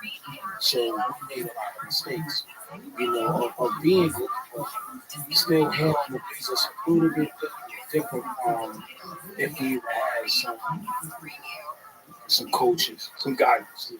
The problem was back then, no one knew what was going on because it was so fresh. It was so new. The whole genre had only existed for 6 or 7 years. So it was emerging and it was chaotic and it was so exciting, but there wasn't a lot of experts in how to manage it. It's like today, you could a young artist could come to a guy like you and say, hey, what should I do? Help me out. What's the path that you think that I should take? And you could give them real advice. Where back then, like, who knew? Who knew that was going to work? They would have told you that's not going to work. You can't get 9 dudes. That's crazy. How are you doing that? But it worked. It didn't just work. It accelerated everybody. It amplified all the voices. That's what was so crazy about it. Because it didn't just work. It worked better than being by yourself. Yeah. I tell people all the time, the clan. I think we all got better based on us as a collective. 100%. Nobody could have did it by themselves and be great. Iron sharpens iron. That's right. And that's what it is. Yeah, you guys had so many killers together, there's no way it could be great. That's what's incredible. It's so hard for people to do that. Yeah. That's why it's never been done before, which is amazing. If you think about the history of hip-hop, how many artists have come up? Not one group has come together and made they're just like Wu-Tang. Not one. Not one. Even when it comes to sales, each one of us is blessed to be able to go platinum and gold. But we talk about that. Sometimes when we all together, we laugh and we say, damn, no other did what we did, come with guys that everybody went gold and platinum and this and that. And I couldn't name one person. I can't name one person. Name one group that did what we did at that level back then. I couldn't name it. You know what I mean? Because the Ghetto Boys branched out. Scarface obviously went on to have a massive career. Yeah. Did you see his little tiny desk performance? Oh yeah. Fucking incredible. Fucking incredible. Incredible. That's one of my biggest fans too, man. And so different than anything else. The way he did it, he adapted the lyrics to the environment. Yeah. Oh, it's incredible. Incredible. Small pieces of real gods. One of the all-timers. One of the all-time greats. All-time greats. I haven't yet. No, I'd love that. I love that. I've had William. Okay. I think that there's so many amazing talents that came out of that 90s hip-hop era that for a young guy coming up, someone who's interested in a career in it now, it's imperative that you go back. Go back. You have to. You've got to explore the classics. You got to see what started this whole thing. Because, and you got to put yourself in this mindset, it's hard to imagine my experience of it because you're not going to be able to have it. It's always been around. But for me, it's when it came around, it was this totally new thing. This totally new sound. Totally new, avenue of music that existed. And everybody was wow. And all the young people were excited. Everybody was excited. This is crazy. Yeah. This is so different than everything else. And so for the people that are making a career in it now, I know there's a tendency to think you're the fucking man and everything else sucks. I'm telling you, you gotta abandon that thinking. Go back and educate yourself, you know, because it's free. Get on YouTube, get on Spotify, educate yourself. There's so much classic shit from the 90s that you're missing. And all we was doing was just, like you said, just expression. Yeah. We were smoking a lot of weed, you know, and a lot of times when we were smoking and just vibing, it's like we were mentioning things that, you know, like today, like for example, you know, I own a cannabis business in Newman called Asheville, you know, and see you representing us, you know. We said things like, can it be also something else? I want to have me a fat yacht and enough land to go and plant my own sex crops. But for now, it's just a big dream. You know, so kind of like spoke things into existence that at the end of the day, like, you know, now, as I sit here, like an owner of a cannabis business, I'm like, wow, he's talking about things. Yeah, my first joint in the gold. I put it on my mother's, you know, my mother's living room wall. You know, we did that. So we were kind of like saying things that meant so much to us back then, but still dreaming of it being a reality. The next thing you know, it happened. You know, like how you said, you know, the Jizz are being so intelligent and talking about science and, you know, math, you know, talking about certain things. And, you know, now today he's in the movie world. Riz is a director. You know, these were the things that were going through our minds as we were just smoking and listening to production and just saying, yo, what the right next? What do we do? You know? And I think that is important as an artist, is to dream, be creative. Don't sit in one box. Like, that's the shit that just be driving me crazy a lot. Hip hop today is like, yo, it's just sound too fucking repetition. Like, let's make it bigger. Let's take it over here, over here, over here. Yeah. But it just sometimes it's just sitting in one fucking box. Where it's like, yo, come on, we gotta, it's not just that. It's about opening up the doors for everybody to be able to see so many sides. Like now it just seems like the hip hop shit is just being controlled by one person that's saying, yo, we want y'all to stay right there. We want you to talk ignorant. We want you to not do that. We want you to just whatever they think is going to sell. Why is that the case? Because the same reason why they were trying to take the RZA and change him and turn him into something he's not. People always do that. They do that in comedy. They do that in podcasting. They do that in music. There's always some executive that thinks they know better, and they're going to mold you and shape you and change you. And this is what we're going to do. We're going to hire an image people. It's all just bullshit. It's non-artists interfering with art. That's what it is. It's when you have middlemen, you know, you have these people that profit off of your talent, and they think they're going to steer it in the way it's going to be the most profitable. They don't give a fuck if you're like earnestly and honestly expressing yourself. That doesn't mean anything to them. They just want you to stay in that box because that's the box they're selling. And once it sells once, they don't want you to change it up. Remember when Ice-T started a fucking heavy metal band? Ice-T, who played a cop on TV for like fucking 30 years, he had a song called Cop Killer. Body Count, and everybody wanted him to be a rapper. And Ice-T was like, I'm gonna do a hardcore album. It was like, what? I'm a motherfucker. It's like, what is this? What is this? This is crazy.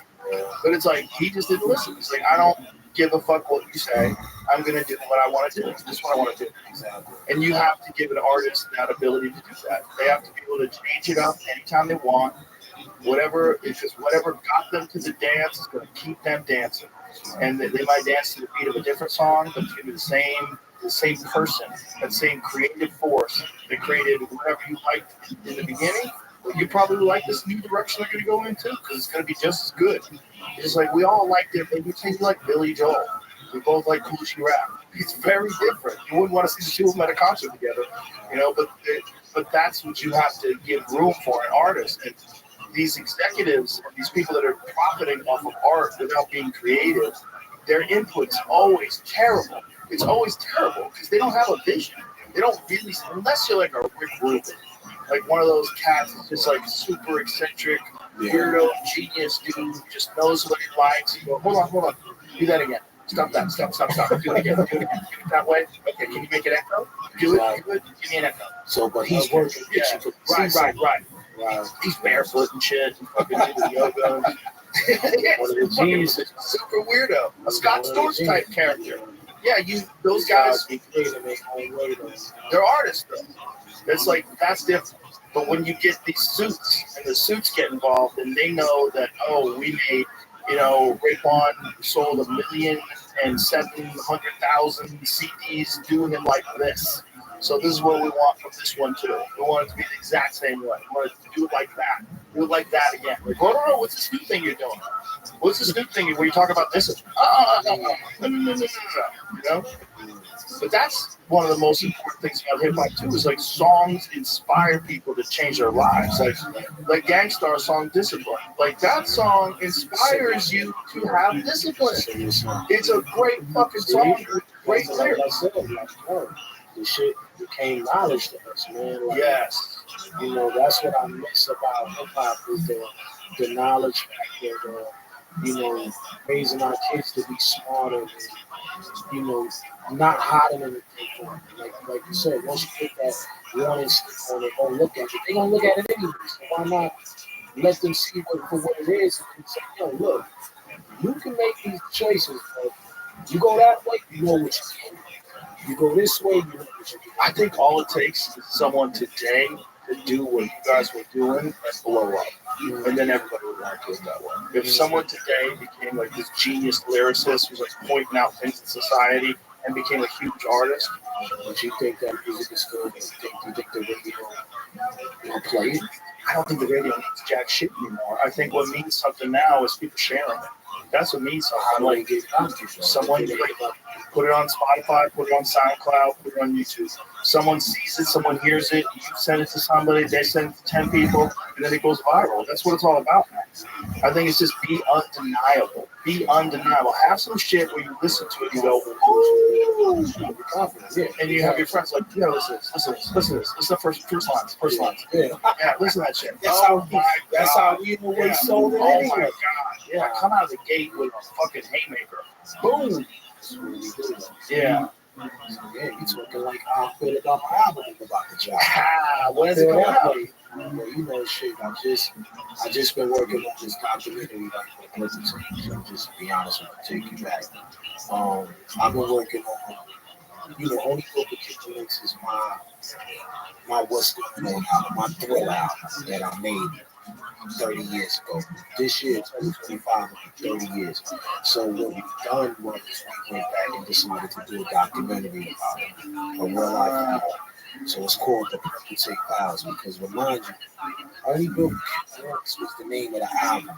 But being that I came with it as a cassette, everybody started to call this album The Perpetuate. So now, we came back and we decided to do, me and my team, my kid, not this is, the clan of but this is something that was my intellectual property that I said, you know what? My guy sat down, my team sat down and said, you need to do a documentary about this album. You can make 50 albums. People are still going to talk about only go for Cuban Links. So I said, damn, you know what? You're right. So what I did was, I said, you know what? Invest in it and kind of tell the story of what helped us inspire that album, what helped us be a part of the culture, and how it still allows me to still exist today. Like, if you see a lot of these guys today, they're still wearing Cuban Links.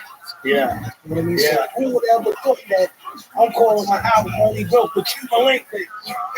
Now everybody they look is wearing Cuban Link chains today, 30 years later. So, that's been something that I've been working on. And believe it or not, we've been working on it for 10 years. Wow. So I got over 50 influential people that was in our life that was affected by that album to be a part of this documentary. So now, this is all in the making. You didn't actually go out there and start pitching it. We're finally getting it to it right now, as we speak. Once the new year kicks in and all that, we will be ready to go out there and position ourselves to go do a deal with a network with this project. It's going to be ill. It's a great idea. So my thing is, to talk about it in a way to where we made it. All the experiences, the things that we went through, and eventually that would wind up becoming a movie later on, because the storyboard of how I talk about it is gonna blow people mind. Because it's like, damn, this is what you was going through. This is how your mindset was. Because I just want people to know that that album was made because I love hip hop, man, and you know, we were in a position to make something golden that at that time I was already thinking cinematic. I was already in Martin Scorsese mindset, because when I came to the clan, I was like, I don't do all the karate shit. I don't know how to rhyme like that. I don't even know about hustlers and trying to get from here to there and turn my life around for the positive. You know, so we talk about this in a documentary, go through some of the songs, and like I said, you know, I got some of our guys that, you know, we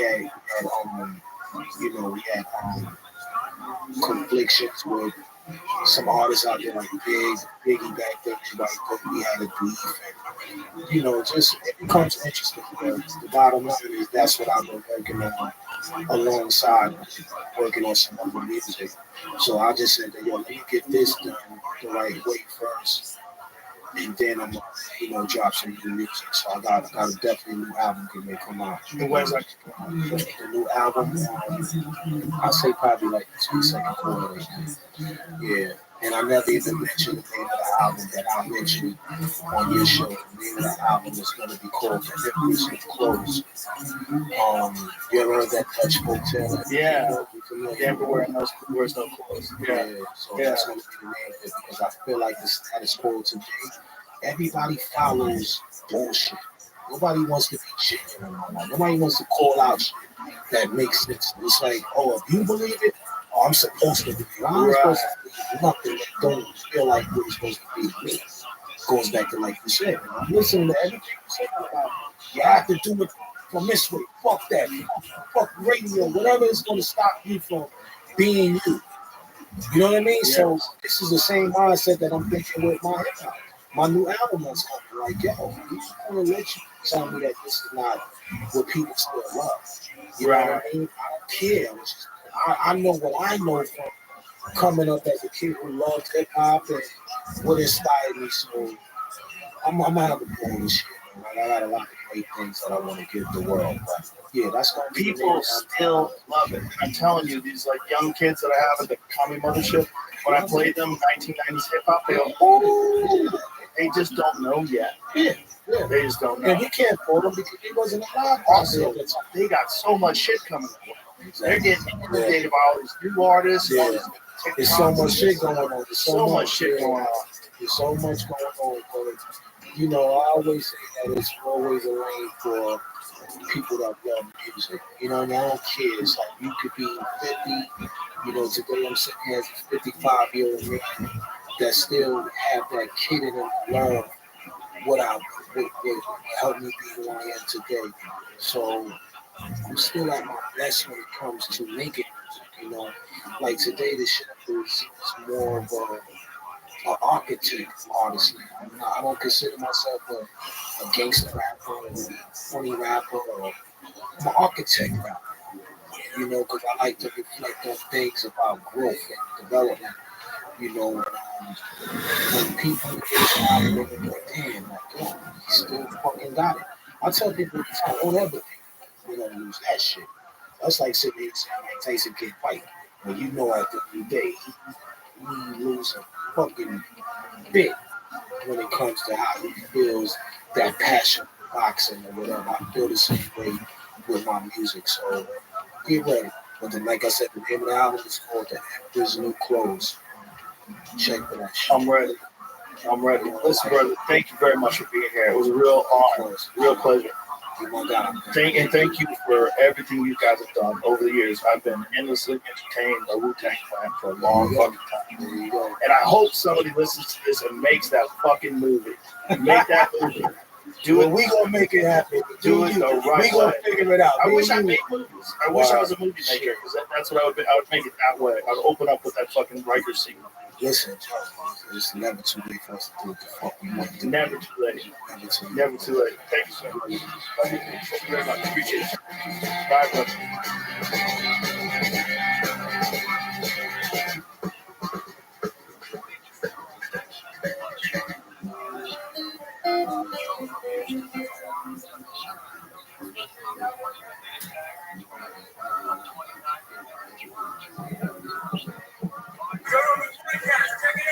Good job. Okay. Experience. Train by day, Joe Rogan podcast by day, all day. Are we up? This is Christoph. This time the most very first time ever. Okay. Lighting and smoking a cigar. 40. How did you manage to get this far with no cigars? I don't know how to do any like really guy shit like that. Like I don't know how to play pool, cigars. I don't really know how to do that, but I do know every state capital. Okay. Yeah. Like Is this the right way? Yeah. He's gonna vomit. I want to see him I don't vomit. think he's gonna vomit. Don't inhale it all. You gotta get the fire. First, you gotta Lower your hand. Yeah. Oh, you doing this on purpose? I swear on my kids, I've never done this. No. I mean the way you're getting started. Like get the fire on the. Get it on there. Get it on there. Get it in there. There you go. All right, you're good. Just start pulling. No, you're not good. How did you fuck that up? What am I supposed to do? Smoke it. You gotta inhale while you're lighting it. Yeah, what you want to do is inhale all the smoke in. Yeah. No. You just kind of take a deep breathe in while you do it. Jesus Christ. I don't know, how do you get to be 40 and never have a cigar? Well, now he's a man. Now you're a man. So what do I do now? You puff on it. It's not even lit. How did you fuck that up? I'm sorry, Joe. 5 minutes. You gotta puff You on gotta it. do this. You don't inhale. Just take it into your mouth. You enjoy the taste of it. There you go. Take some little puffs. Yeah. This is not gonna work out well. Couple puffs. Yeah. Take a puff. He's delightful. There you Now go. you're Puff, good. puff. Keep puffing. Keep it lit. You want to keep it lit? There we go. Yeah, this wasn't the first time you smoked. I'm sorry. When I was 6 years old. Like a regular person. Yeah. A Regular person. With my uncle. You know what it is? No cigars. I think because my dad never really smoked. it's in the Don't back. cry. Don't start crying. No, it's in the back of my throat. My dad never really smoked, and I never really did any like man kind of stuff like this. And I was with my mom mostly, and she was more, you know. The way you said that. History. I know. Well, it's just I got a cigar in the back of my throat. But I don't know what to do. I'm just thinking about how my clothes are going to smell like cigar smoke. Yeah, no, it really does. And That's I, gonna mess with your head. and it messes with my head because I'm like, I don't want to get cigar smoke on my clothes. Do you use cologne? Yes. Shout out Yves Saint Laurent. On body odor. Do you not use cologne? Never? Maybe what else? You just go with your natural musk. Why wear deodorant? Right. I wear Dr. Swatch. Shout out Dr. Sponge. Shout out to Dr. Swatch. Natural. It's not. It doesn't have aluminum in it. Yeah. But I wonder if it works as good. Well, there's more I think there's something to the aluminum. Why would Yeah. you put it in there if it wasn't effective? No, I tried the deodorant without the aluminum in it. Dr. Swatch Doesn't work. It's good. Can I take a peek? Can I smell? Yeah, come here, Take a smell. Yeah, you want me to go on the other side? They smell good. Yeah, that's good. Yeah, it's Wow. Not bad, right? Yeah, that's Dr. That's it. Swatch is, I forget which flavor it is. It's like fucking whiskey, bourbon, musk, some shit. there's pheromones in natural scents too. Yeah, that's a lie. You don't I think mean, so? there's pheromones, but natural people smell disgusting. People that don't wear any deodorant, they always smell funky. They have like, you know, your pits are, think about how it works, right? It's just getting squashed all the time. Your pits are just constantly getting squashed. And there's hair in it, unless you're a weirdo. Yeah. So there's hair, and the hair is collecting all the sweat, and it's just getting funky. That's what made it so hard before, like, the 2000s. For porn. Before Right. porn. But porn used to be left out. Right. Yeah. But somewhere along the line it wasn't, and then society followed. Yes. And Right. it changed the pussy. I mean, it's so much more enjoyable without the fumes. Because the fumes get caught in the hair. Fumade. Yeah. Yes. Stuff goes on though. Yeah. Well, Plus the 6 inches. Yeah. Not even. Yeah. Yeah. Yeah. Napoleon's letters to Josephine, he wanted her to have a full bush, and he wanted her not to bathe for a week. When he was coming home from war, he said, I needed fucking mungie. So some guys like that. Well, I don't know, he really worried. was involved in trench warfare. Right, that guy had a different tolerance for shit. Yeah. You know, just imagine the kind of warfare that Napoleon's crew were. I mean, they had muskets. And they were also probably much more tolerant of bad smells because history smelled. Can you imagine people bathe once a week and even athletes, what every black guy had athletes stinky. Everything. And they didn't have the days yet. So your asshole is just like They didn't have running water. Bro. yeah, they have nothing. They had buckets. Yeah. The only people who were clean in antiquity, Muslim people. They were the clean ones. When you read about the Crusades, they said that Muslims were able to smell the Christian army coming from miles away because of how filthy they were. Where Muslims were all about science and cleanliness, and Dr. Gatsby, that was big. Well, before the Mongols sacked Iraq, they were that was the pinnacle of civilization. They turned the river Tigris? They turned it red with blood. That's how many people they killed. They killed the entire town of Baghdad. They killed everybody. And those people were at the pinnacle of science. Yeah. And then look, you go all the way to the 1990s, and you got fucking Saddam Hussein and the psychopathic kids running shit and killing people. Right. That was what was left over. Yeah. Yeah. Same gene line. It's really nuts when You think that gets into the genes, like the killer kind of psychopath? Yeah, 100%. Yeah. Right. I think good things and bad things did in the dreams. I think that's been substantiated by science. They said, that even racism can be passed on from parent to child. That makes I believe it. Traumatic memories. Mhm. I believe it. I feel like only now as I'm getting older, I'm like, oh, I have some of my mom's memories in my head. I feel like. Think about it. Think about, let's think of secular animals, like animals or dogs, like Carl. How the fuck does a dog know to pee on a tree? How does a dog know to go to where pee is and pee on it? How do they know any of those things? They're born with it. Right. Programmed in. There's some memory. How do they know when they see another dog or an animal to bark? Why are they scared of it? Why are people scared of snakes? Why are people scared of spiders? Puerto Ricans are not scared of snakes. Well, they you- in Puerto Rico. No, Snakes. they take them as household pets. Yes. My friend Sergio got 8 of them. Big snakes. Yeah. Yeah, Sergio is a problem. Sergio used to hurt somebody. Yeah. Pets that are snakes. Sergio used to beat up drug dealers when he was 15 with his fist. Like that was, he would get other drug dealers would pay this 15-year-old kid to go beat up other drug dealers with his fist on the Lower East Side and get money. But he's a great guy and a spiritual guy, and he's the only guy I know that would beat up a drug dealer and then journal about it later because he's a vicious guy. He's our friend. Yeah. He's our friend. He's a comic. Sergio Giacome. He's a comic? He's a comic and a boxing instructor. Yeah. Oh, Yeah, Yeah, he's a boxing trains as well. We're fucking ready. Yeah, Oh, we're ready to go. you look thinner. Yeah. You really do. You look healthy. Thank you. He does. He What lives is boxing? I have a boxing. Yeah. Tell me some sports. What's it, bro? I'll show you form. I got video of it. I'll show you form. He's got a nice. You made a video today. I got a video today. He's got a nice right hand. He's not. You say you're slow, but you're not slow. But you got a nice right hand. Yeah, I have. He tells me I got a little power in both hands. Right. So I don't know. You're a little too confident and you like it. I know, and that's how it goes. And then you just get fucking stretched out. Stretched out. You get laid out, Kyle. Yeah, you get stretched out. You have a smaller head than normal. So it's hard to catch. It's hard to target. Yeah, you're I fucking got a target. big dog. It looks like you got a helmet on your head. Listen, the reality is both of you can get hit a lot. 100%. And it's way better to have a bigger head.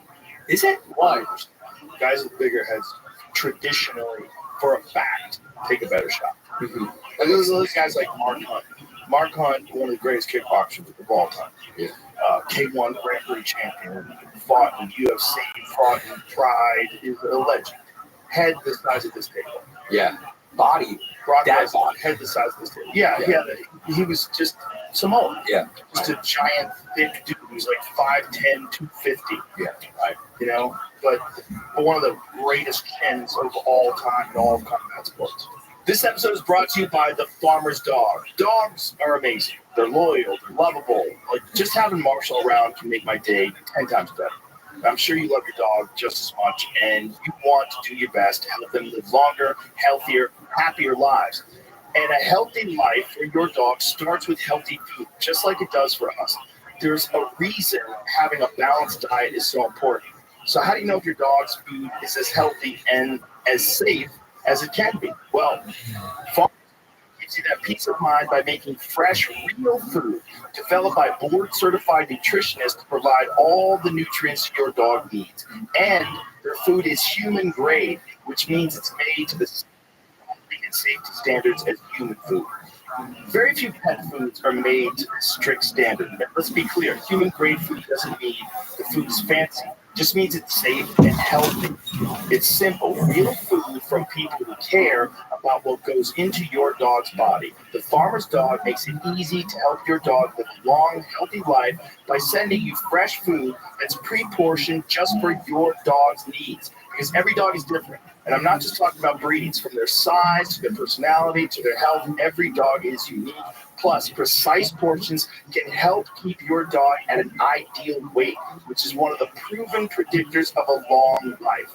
Look, no one, dog or human, should be eating highly processed foods for every meal.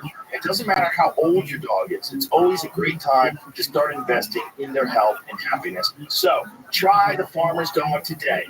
You can get 50% off your first box of fresh, healthy food at thefarmersdog.com/Rogan. Plus, you get free shipping. Just go to thefarmersdog.com/Rogan. Tap the banner or visit this episode's page to learn more. Offer applicable for new customers only.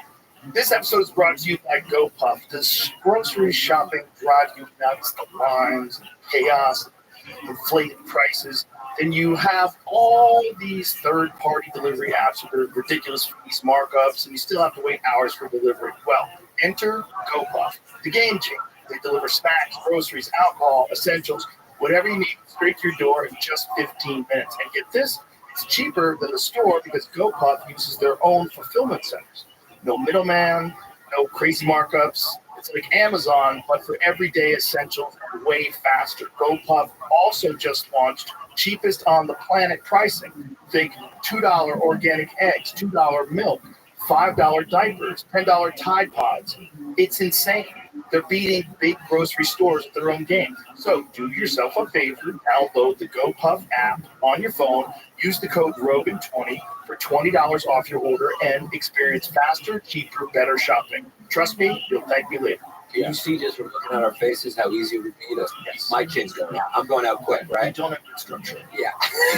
I got a lady's face, that's what I'm saying. No, you have a man's face, but there's certain faces that are easier to hurt.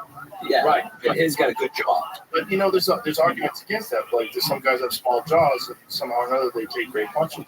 Right. Max Holloway doesn't have like a big square jaw. It takes a tremendous punch. Yeah, right. I'm scared to put the lights off. So I think if I got hit, You're going to take a good shot, though. The structure's good. yeah. What I have with my defense is, not against guys like you, but you don't know me, my defense is I look like I can take a punch. You can be a complete psychopath. And I don't know any. If I could teach you how to like really Right. find your inner psycho, you'd scare the fuck out of First, you got to people. teach me how to light a cigar. Right? There's something dead behind your eyes that's very troubling if you were angry. If I was angry, Yeah, But yeah, the thing is, for me, Joe, and I'm just completely honest with you, when I get really angry, like you'll punch a wall, you'll do man shit, I cry. I really just, been many times where I've gotten so mad that I just start to tear up and cry. I've cried, pretty honest before. So when I get angry, I just start to cry. So there's some wires crossed somewhere in me, but we've kind of accepted. That's why I think our friendship is blossomed to the way it is, because we both understand that we just have a little bit more estrogen than most guys, and that's okay. We got Nick for sure. I mean, we got Nick by the Some cage. people- You get fully clipped. I think we got Joe didn't get it at all. Joe got not even close to No. being Nick, and which is rare for a comic because it's very usually hard to be funny and not a little bit of a feminine guy. You're a very manly guy that can be funny. That's rarity, babe. Well, most guys that if you like hang around boxing gyms, or if you hang around a lot of cops, or if you hang around soldiers, they're funny. They're funny dudes because it's gallows. Because they're dealing with, like, one of my funniest friends who's a special forces guy. Yeah. He's fucking hilarious. Yeah. And he's always cracking like jokes you could never repeat. You know, saying things you could never repeat. And it's just so funny. It's like he's funny. It's just funny in, you know, kind of a crazy way. Yeah. Right. We always say that, like, if we were like back in history, like 200 years ago, or whatever, we'd be the guys in the war. We'd either be hitting drums, or we would just be keeping the troops loose, laughing with the troops, because we're not the kind of guy. We think we have value as men to other warrior men like yourself, but we're not going to do the fighting. but we will do the cooking, the cleaning, and the laughing. And I will offer my nuts up to be a eunuch to watch the harem. It's also the experiences that you've had in your life that make you who you are right now. It's not as simple as like when I was a kid, I was terrified of everybody. That's why I learned martial arts. I was getting picked on. Right. I hated it. So I was like, all right, I got to figure out. There's only one way. The only one way is to become one of them. Right. Become the person that you're scared of. Right. So I did that. Yeah. But it wasn't because like I was this like kid that was tough like all the time. Like when I was young, I was like I understood how to like just be a fucking man. Like no, I had a life. Yeah. Right. From great weakness comes great strength. Yeah. Well, you recognize what it is, right? It's thought patterns. You allow your brain to go down these very detrimental thought patterns, and you have to separate you consciousness from these patterns that you allow your attention to go down. That's what it is. Yeah. And if you can shut those off, you'll have a happier life. You have to understand where they're going, and when they go in a negative, detrimental, and spiral. Now, I'm not saying this will work for everybody because I do believe that some anxiety is chemical. I believe that some people have a bad balance because I know people like that. It's a real thing, and I can never say that the way I think is the way everybody thinks. There's no way. But I know for me that with me, I know because of extreme experiences, I know how to shut those things off.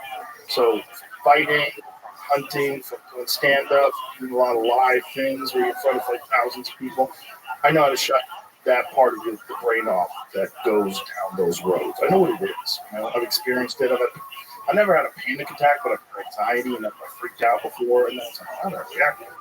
And then you look at it in retrospect, you go, okay, I started spiraling, and then what if this happens? And then what if that happens? What if this happens? What if that happens? Ah!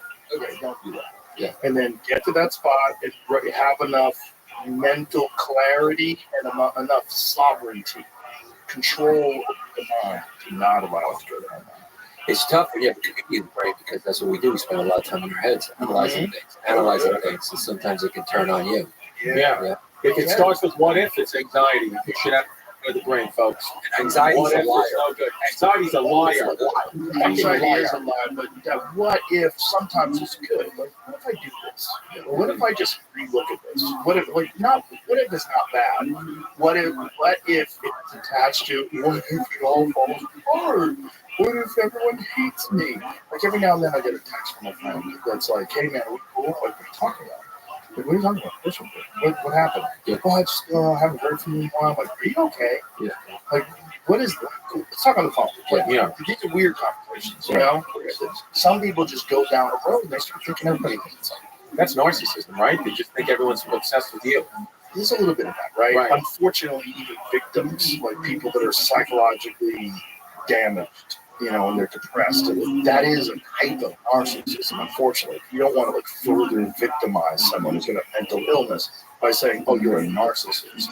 But if you're just only worried about how other people think of you and only worried about how you fit in whatever, there's a narcissism in that. I know when I text you, I just go, hey, there's a 1 in 6 chance. The guy's a busy guy.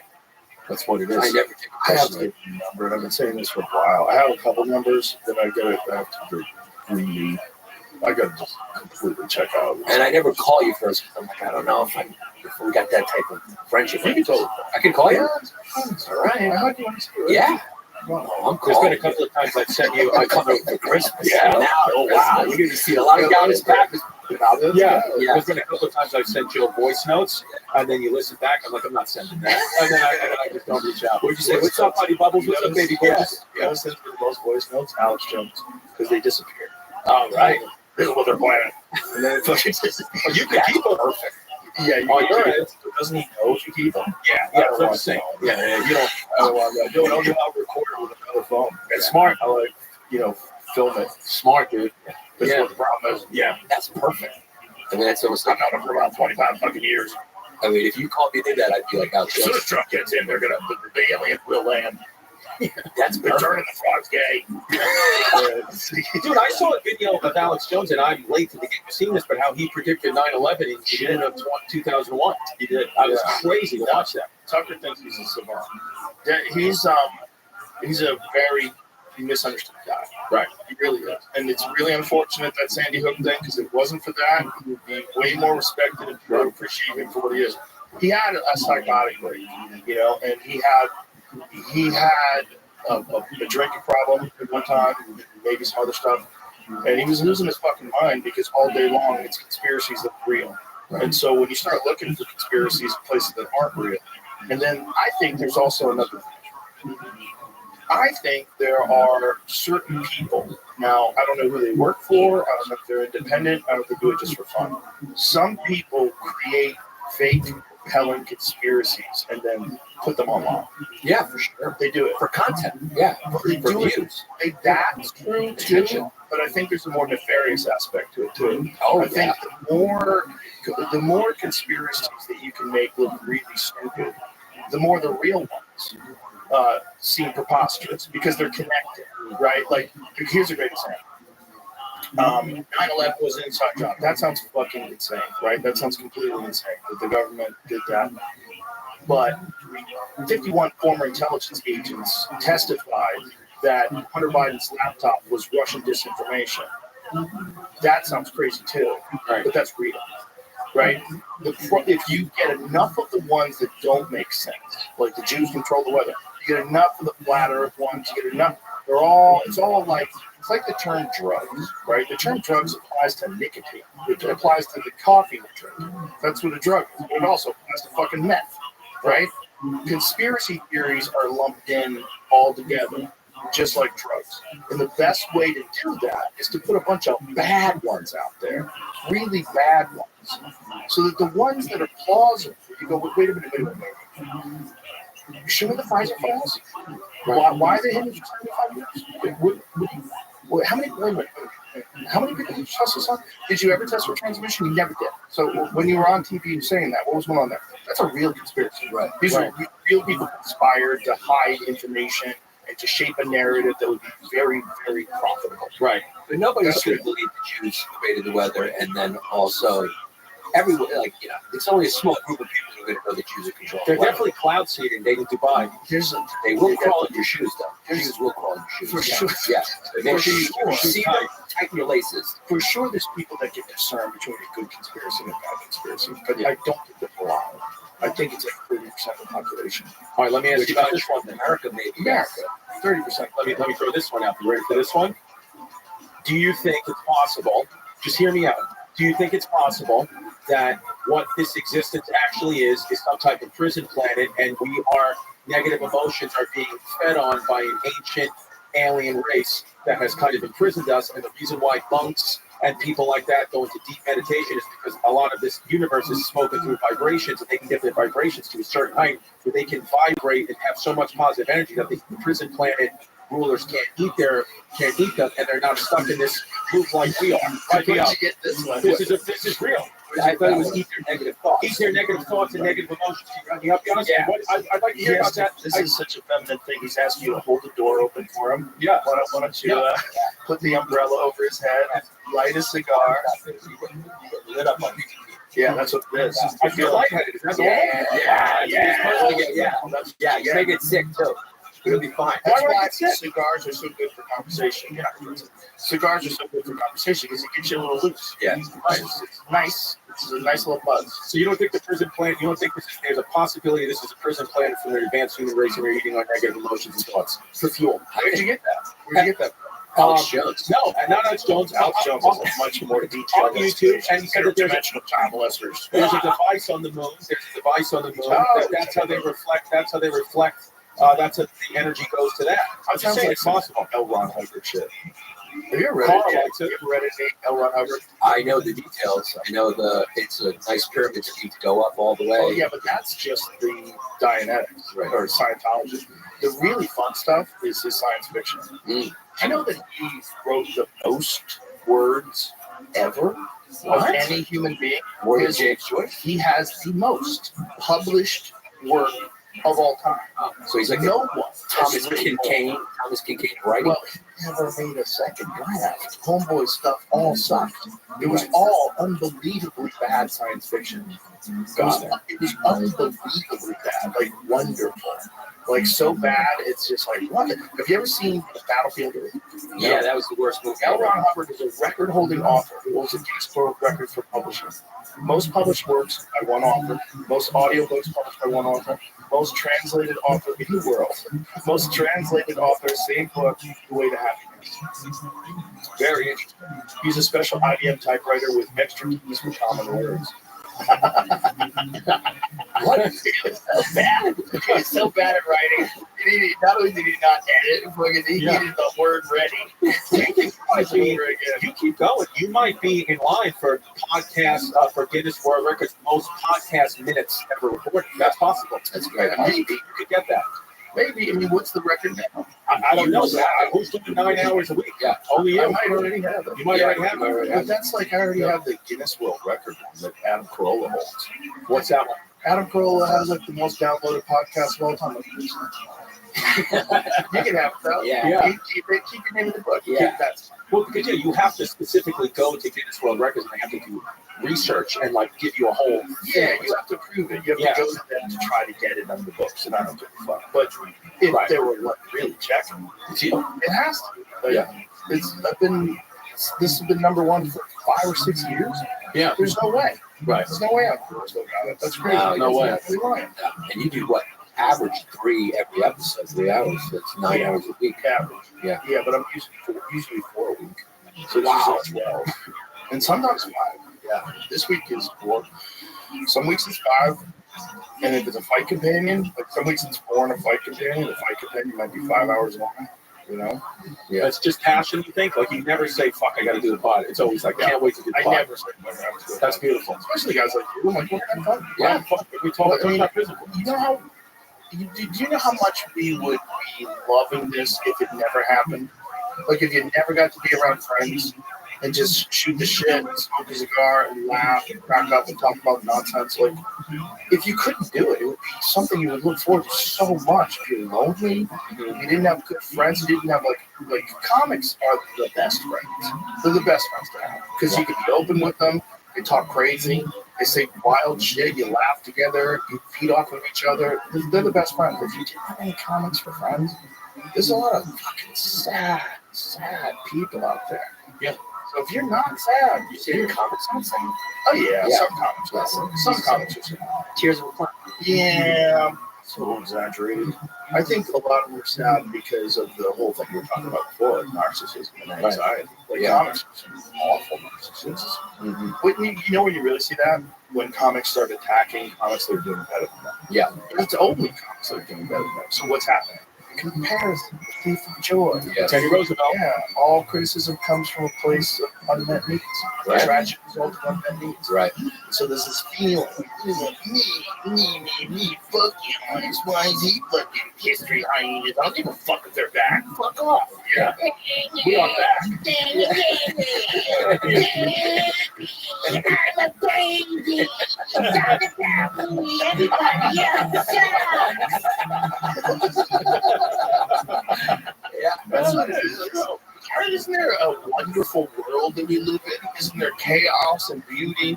There's so many things to talk about, and you're going to talk about other comics. Shut the fuck up, bitch. Yeah. I agree. Shut the fuck up, you whiny bitch. Yeah. That's why it's good to have, in my opinion, we both have kids. We get lost, we'll do our work, we'll do our stuff, have fun, and then we just play with our kids, play like the real stuff that matters, our wives, our kids, hanging out with them. It's after Tuesday. Some of our peers who don't have families and is just constantly worried about this business, it's like, I don't know how you're going to get off that treadmill. Yeah, that's not good. I would not be the same human being if I didn't have a family. I just would not. I wouldn't have the same empathy and compassion for people. I wouldn't understand, like, the development of a child. Right. I talked about this before, but I really genuinely changed the way I look at human beings after I became a parent. Because I used to look at adults like they were just, this guy's an asshole, he's 36, he's a fucking dickhead. Now I go, that's a baby. That's a baby that got terrible exposure to bad ideas, bad input, and mean people around them, and thrust into the situations. Now you see them, like when I see homeless people, I get so sad. And I see like homeless people that are just like, I'm like, that's someone's baby. They held that baby, And now here's this person just leaning on the corner. You know, what is that thing they're doing? There's a lot of it in Philadelphia, but they're like total. Oh, is this a crank or something? Yeah, that's What do they call it? It's the heroin link. Heroin, Kensington, I don't Philly. even know if it's heroin. It's like I think it's some new stuff. It's that new shit. This guy was like doing everything. I'm like, if you could do that, like, essentially he's doing like a very difficult core. Yeah, Joe's like, can I do that with a kettlebell? I was wondering. I was looking at his guy, like, I don't think that's good for your back, but like, if he can hold it there, that's gotta be some like very good Structure. Yeah, do that. It's a baby thing to do with like Genghis Khan and Hitler. You're like, even when they're murdering, like, he's just a baby. Yeah, I do. I mean, I don't forgive him. Yeah, I mean, it's not like it would stop me from killing him, but what it does do is it puts me in this place of, instead of like thinking of everything as being static, that everything is this like constant progression towards what you are now. Yeah. Even though, listen, dude, I love America. I believe red, white, and blue. I stay draped in the American flag. I love our country. I do understand terrorism, terrorists, like old school terrorists from, if Americans like bombed their country for whatever reason and killed their babies. They're like, well, now I'm going to fucking go lethal and I'm going to start killing everybody in that country when I can. I just get it where I didn't get it before I had kids. But I'm like, if somebody did that to me and my children and took them away, I would just go crazy. I'd learn how to light a cigar and I'd start fucking killing people because I have nothing left to live for, I feel. So I get it now. Of course. It's not a coincidence that some of the scariest people live in war-torn parts of the world. Sure. Like the fighters that come to the UFC, the scariest motherfuckers, like the guys from Chechnya, like, guys from Dagestan, like those guys are terrifying. Yeah. Why? Look at the history of that part of the world. Yeah. I mean, you have to be a hard person to fucking survive. Right. Yeah. Yeah. Am I supposed to just keep holding the cigar? You guys put it down. No, I put it down every now and then. So I just put it down and now. No, That's no, gonna hey, set sorry that about up, guys. Yeah, It's gonna set- Sorry about that. So, all right. Dice's cigarettes in there, so don't take the cigarettes out. Take the fucking action. Oh, sorry. I don't know what to do.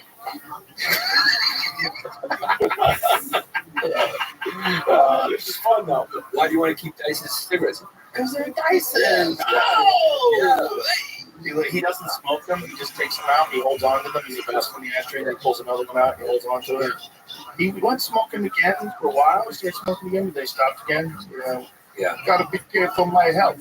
Yeah. Oh, you want to talk about a great father and stuff like that? That's Dice. Yes. Dice is all about his kids. Very dedicated.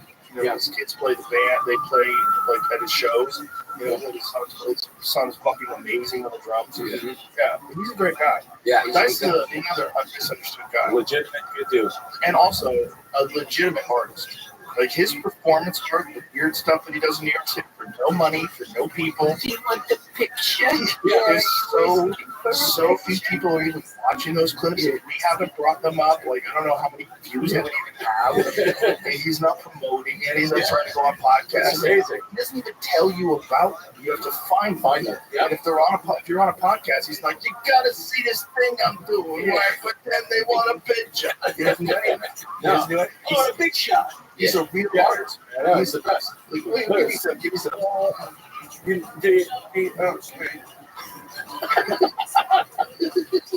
Have you been keeping up with the wrong sorts of thing? No. Hi. Have you been seeing like the spaceships? Did you see any of the flying saucers that they've been talking about? You would never imagine that guy sold out Madison Square That's Garden. what I was just thinking. Yeah. Nassau Coliseum. He was a fucking man. At one point, he was like the only comedian you knew about. Yeah. He's certainly one of the only casuals. Yeah. What is also great about Dice is, obviously on the side of comics in New York, so we see him a lot. He's one of the most giving guys to the younger guys. Oh, yeah. When it comes into the clubs, he won't tell you about his feats at Madison Square Garden, all that, to tell you like how good he is. He'll say, here's where I was, here's where I am now. So this comedy game is like a roller coaster, and I'm living proof, and just stay in the game. That's it. Always tell us, stay in the game, because you just don't know. Do not quit. No, he's great. He's great. How old is he? 60s? I guess. Yeah. He gave me advice to go on the road when I was just hanging out at the store when I was in my 20s. I met Dice like I couldn't believe I was meeting him. You know what I mean? It's like one of those things. Like I can't believe that's really him. Yeah. You know, you see a guy like when I was 19 years old, Venus Girls did. We were listening to his cassette in my car in front of my house. I'll never forget. We were crying in front of my house. So for me, that was Dice. Dice was this guy where like I'd see him on HBO. Like, this is crazy. HBO. Like, this is so funny. To now like, getting advice from him at the store, like you should do the road. And I was like, he goes, yeah, you don't want to rely on these jerk offs for all your fucking money. Yeah. And he's like, you don't need these people to, and it's the advice I give everybody. You don't want to be connected where you're completely dependent on one source of income. That's terrible. It's a bad place to be. He'll text me sometimes and be like, "Oh, Chris, can you talk?" And then and then if I don't answer, he'll say, "Call me back when your kids are sleeping." And then when you call him, because he's like, "I never want to take attention away from you, from your children. So because I want to talk to you when either your kids are in school or they're asleep. Other than that, you just be focusing on your kids and not talking to anybody." So I was like, "Oh wow, Dice is like really about his kids. It's like an awesome thing, And then he'll go, "Goosh," and then he'll tell you about, "I fucking gooed on her last night. You gotta respect your family." I've noticed that when you, like my conversations with people have become like I did when I was in high school. I gotta wait till everyone's asleep. It's late at night, 1 a.m, and the only people I can talk to is comics because they're up. Yeah. No, it's weird. Kids don't even talk to each other. They just Snapchat. Most of them Snapchat. I'm learning this from my kids. Like you guys don't text at all. She goes, I text my family. Yeah. So like if she gets an iMessage, it's only from one of us. Right. That's it. Everything else is they're snapping each other back and forth. And they just like take a picture of this. And then they're doing it all day long. Saying something. Here's where my life is. RN. I don't think it's good. They don't want a bigger screen either. My kids don't want to go to the movies. They think the screen's too big. It freaks them out. They want to watch the biggest screen that they want to watch is the screen that we have at home on their phone. I took them to see the movie. They were like freaked out. Too big the screen. That's interesting. Might have a little view. Yeah, it might be. I know. Do you think it's bad? My daughters are the man. I wish I could take it. It's got to be bad for them. I think it's bad. Well, what screens? It's just the Snapchat, the social media. It's just a different way of interaction. I think everybody's like blowing out proportion. First of all, I think it's not good. Don't get me wrong, but I think it's inevitable. It just is. It's like if it's raining, you're gonna get wet. Shut the fuck up. Right. This is the world where it's a weird world, and it's better to develop the ability to cope and handle it at a young age. It's definitely not good. What about college? Do you think like your kids, you want them? I don't want them to go to college, but do you care if they go to Harvard or Yale anymore? Do you think that's more meaningless now than it was 30 years ago? I want my kids to do what they want. I don't want to be that dad that's like, I want you to go to Yale. I don't think that's good. I don't think that ever works. I think at best you give advice, and at best you always connect advice to mistakes. Like I'll tell you what I did wrong. This is what I did wrong. That's what when I was a kid, I always fucked this up. I always. Whenever I would like correct them about something, I was like, I did the same thing. I did the exact same thing. Everybody does this, and this is why, and this is what you got to know. And, I feel bad about stuff I did when I was 5. It's tough to get daughters though. I can't really just make sure you wear a condom. That's I don't know what girls do to mess up. Yeah. Well, I mean, you either have to get on birth control, which completely fucks with your hormones. Yeah. Completely fucks with your body. Also can cause blood clots. Like girls die.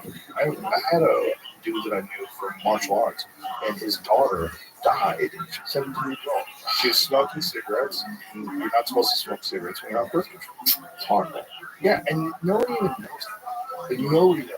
Like, if they tell you it goes in one ear, out the other, because everybody's on birth control. You don't think and some fathers just fucking snapped, like that guy who just locked his daughter in the basement for 28 years. It's like, well, now she's never coming out. You ever see that story? That guy? No. That guy locked his daughter in Ariel Castro? No. This is, I think it was in Germany or Austria, one of those countries. This guy locked his daughter. He said he had built a room downstairs, a studio for her to like drums or something like that, whatever she was into. And then he went and had her go in like the most inner room of this thing that he built, and he locked her in. She did not see light again for 28 years. She's still alive. She's alive, and she's telling her story now. I think he might have raped her too. Yes. Oh, God. Sometimes I did 7 kids. Oh, that's what that guy. Yeah. Yeah. Germans are weird. How about that German guy that ate that other guy's penis? He answered an ad. Well, the guy asked him. Yeah, he asked him. It is keto. And they ate it together, right? Yeah. Yeah. He ate his own dick. He ate his own penis with his. Yeah, with the it happened. Well, it wasn't even blood. It was Brexit. Right. Wires get Germans, crossed. Germans, Germans. Germans. I think it's just it's something in there that's like very. But think about how they are in engineering. Right. Right? Like think about modern automobiles and how many of them originated in Germany. Yeah.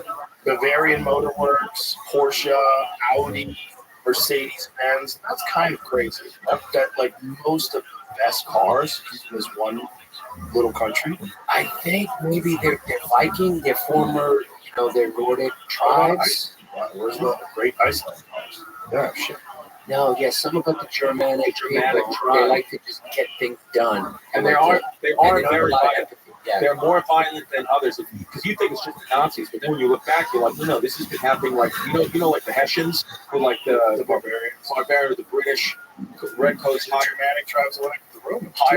Germanic tribes, but they hired the Hessians. I read a book where they were talking about they had letters from British redcoat soldiers from 1776 that were writing back to their wives about how things were. And there was this one battle, I think it was the Battle of Brooklyn, where the Hessians, they had the Hessian mercenaries come onto land first, and they started killing the Patriot soldiers, the Continental Army, and they were cutting their faces off and sharing the faces and laughing about it. And the British soldiers were saying, these guys are crazy. They're running around with other soldiers' faces that they just murdered, and I don't know what to do with them. They're on our side, but they are nuts. And that was German, and then it goes all the way through to the Nazis. So there's something a little different about the geography of that place. You just go to their corn, you see them. Yeah. Follows their assholes. Yeah. They just need something. They need a little kick in the nuts. That's what it is. You guys have a story. Is that Joe List? The guy, it was a cannibal who had an advertisement for a quote slaughter victim. Right. This was consensual. Okay. And then he ate 44 pounds of his flesh after killing him. Accompanied by potatoes and a pepper or wine sauce, served on good crockery. So he wanted to die, in other words. No, It's like an assisted suicide. But it was penis too. They did. They fried and just tried to eat. But it wasn't a surprise kill. This man wanted to be killed. Yeah. But it brings up under the world cannibal in Germany, about 800 people. Yeah. So in other words, it turned him on to be eaten. Yeah, That was his case. Right. Look at this. What was fascinating to me about the public was the testimony which, how do you say his name? Muse revealed his obsessions and lifted the lid on an underworld of cannibalism, which Muse claims counts about 800 members in Germany. Muse told the court he regretted killing Brandis and has apologized to his victim's boyfriend, but he remained unrepentant about eating his flesh, saying it was the ultimate kick both of them were seeking. Right. How about this one? Psychologists have told the court that he was mentally sane. Right. I believe it. Sometimes you just like to eat. Yeah, we did a whole History of Hyenas episode on John D. Rockefeller, and we found that one of John D. Rockefeller's nephews, I think Michael Rockefeller, was an eager guy, wanted to film everyone in the Amazon and whatever, and he went into this one part with the Asmat troops, Asmat tribe they were called, and they just fucking ate him. And it wasn't sadistic to them. They were like, this is food right here. We're just going to eat this dude, and no one ever saw him again. He was fully eaten by cannibals, Rockefeller's grandson. Yeah. So you're just like, that happened. Where was this? Where'd he go? Was it at the Amazon somewhere? It was the Asmat tribe. Asmat tribe. Yeah, a lot of cannibals. Rockefeller disappeared while on expedition to hunt for primitive art. His catamaran capsized in heavy tides and swift currents at the mouth of the Elandon River. He and his friend clung to the canoes for nearly a day, but Rockefeller decided to swim to the 12 miles to shore. He was never seen again. The Dutch government conducted an intense search, found no trace of Rockefeller was ever found. Case was closed. Journalist and author Carl Hoffman conducted a 4-month investigation into Rockefeller's disappearance. He traveled the same villages by the same routes Rockefeller used, recorded witness accounts, and found documentation that he believes was intentionally covered up. I think he was. Well, they say he ate a lot of people. Yeah, that's a part of the world. That part of the world in New Guinea is really wild. Like some of the tribes, you know about the whole pedophilia aspect of certain aspects of the game? No, I know the history of Greece. This is wild. That yet young boys at a certain age in this tribe are taken away from their mothers and they live with their penis father, and then they fuck these kids, and they think that the way the kid grows to be strong is by taking in semen orally and anally. And so there's like this continual cycle of pedophilia and kid rape that's just ingrained in the culture. See what you find. Right. At the end of the day, I think we just live either by good ideas or bad ideas. That's a bad idea. Well, if you get a guy like L. Ron Hubbard, he's very persuasive, you know, trick people with things. Right. So this is the beliefs of the Seaman tribe of Papua New Guinea. Rite of passage denotes a bot's passage from, I think that's probably a boy's. It's probably a typo. A boy's passage from boyhood to adulthood consists of 6 stages, which can take anywhere from 10 to 12 years to complete. Throughout most of the 6 stages, the act of having a stick of cane inserted in the nostrils and the performance of fellatio are integral to the process of becoming a man. So sucking dick is integral to the process. You got to do it. The 2 practices have been described as inhumane, homosexual, and child abuse, with such actions meaning prison in most countries, a topic we will delve into later. For now, the big question was, why would they do this? In short, men are viewed as being born with the devil of woman around them. Kind of like an evil spirit, they are thus removed from women at a young age in order to fix them. Women bleed, so men need nose bloodletting, which is the sticks going up their noses, while fellatio experiment is because the semen of the man possesses the masculine spirit. Therefore, they inject the semen, they will become proper men. Oh, yeah, all right. There's no way this society was not formed by some crazy guy who was on a seriously high dose of psychedelics. Hold on. Go back. Look at this. After the ceremony is complete, the men then get married and live heterosexual lifestyles, with the exception that they will now be the ones receiving rather than giving the fellatio. Maybe they're right. That's right. But Joe, if you just have your kids below them, but they're straight. Oh, totally straight. But what we're seeing now, this is cringe, but if you go back to the 1400s or whatever, this was just life. Alexander the Great, one of the most manly men of all time, we did a whole episode of him, found out he had a full boyfriend the entire time that the people celebrated him for. And a eunuch. And he banged out kids and eunuchs. That was a big part of sex back in those days. You got a eunuch. You found a boy that you thought was handsome, clipped his nuts, removed any sexual urges he had, and then he would watch your harem of women that you had that you would take for the empire, and then you would bang him out, and it wasn't good. Yeah, you know, Nero. The wildest one of all. The slave boy. Oh, yeah. What was his name? Sporus. My wife. So Sporus. let me chop your dick off, Yeah. and now you're going to be my wife. That's it. And then he married him, and then he wanted to be the woman in marriage. Nero wanted to be the wife to put you through on the bride's dress going down the aisle. That's how it was. And everyone had to clap. That eunuch's name was Sporus, and he had a really unfortunate life. Was it Echabellus? There was another one? Or was it Sporus? I think it was Sporus. Yeah, Nero we did was an episode wild. on Sporus. We did do an episode on Sporus. Yeah, and then he passed him off to somebody else. Yeah. And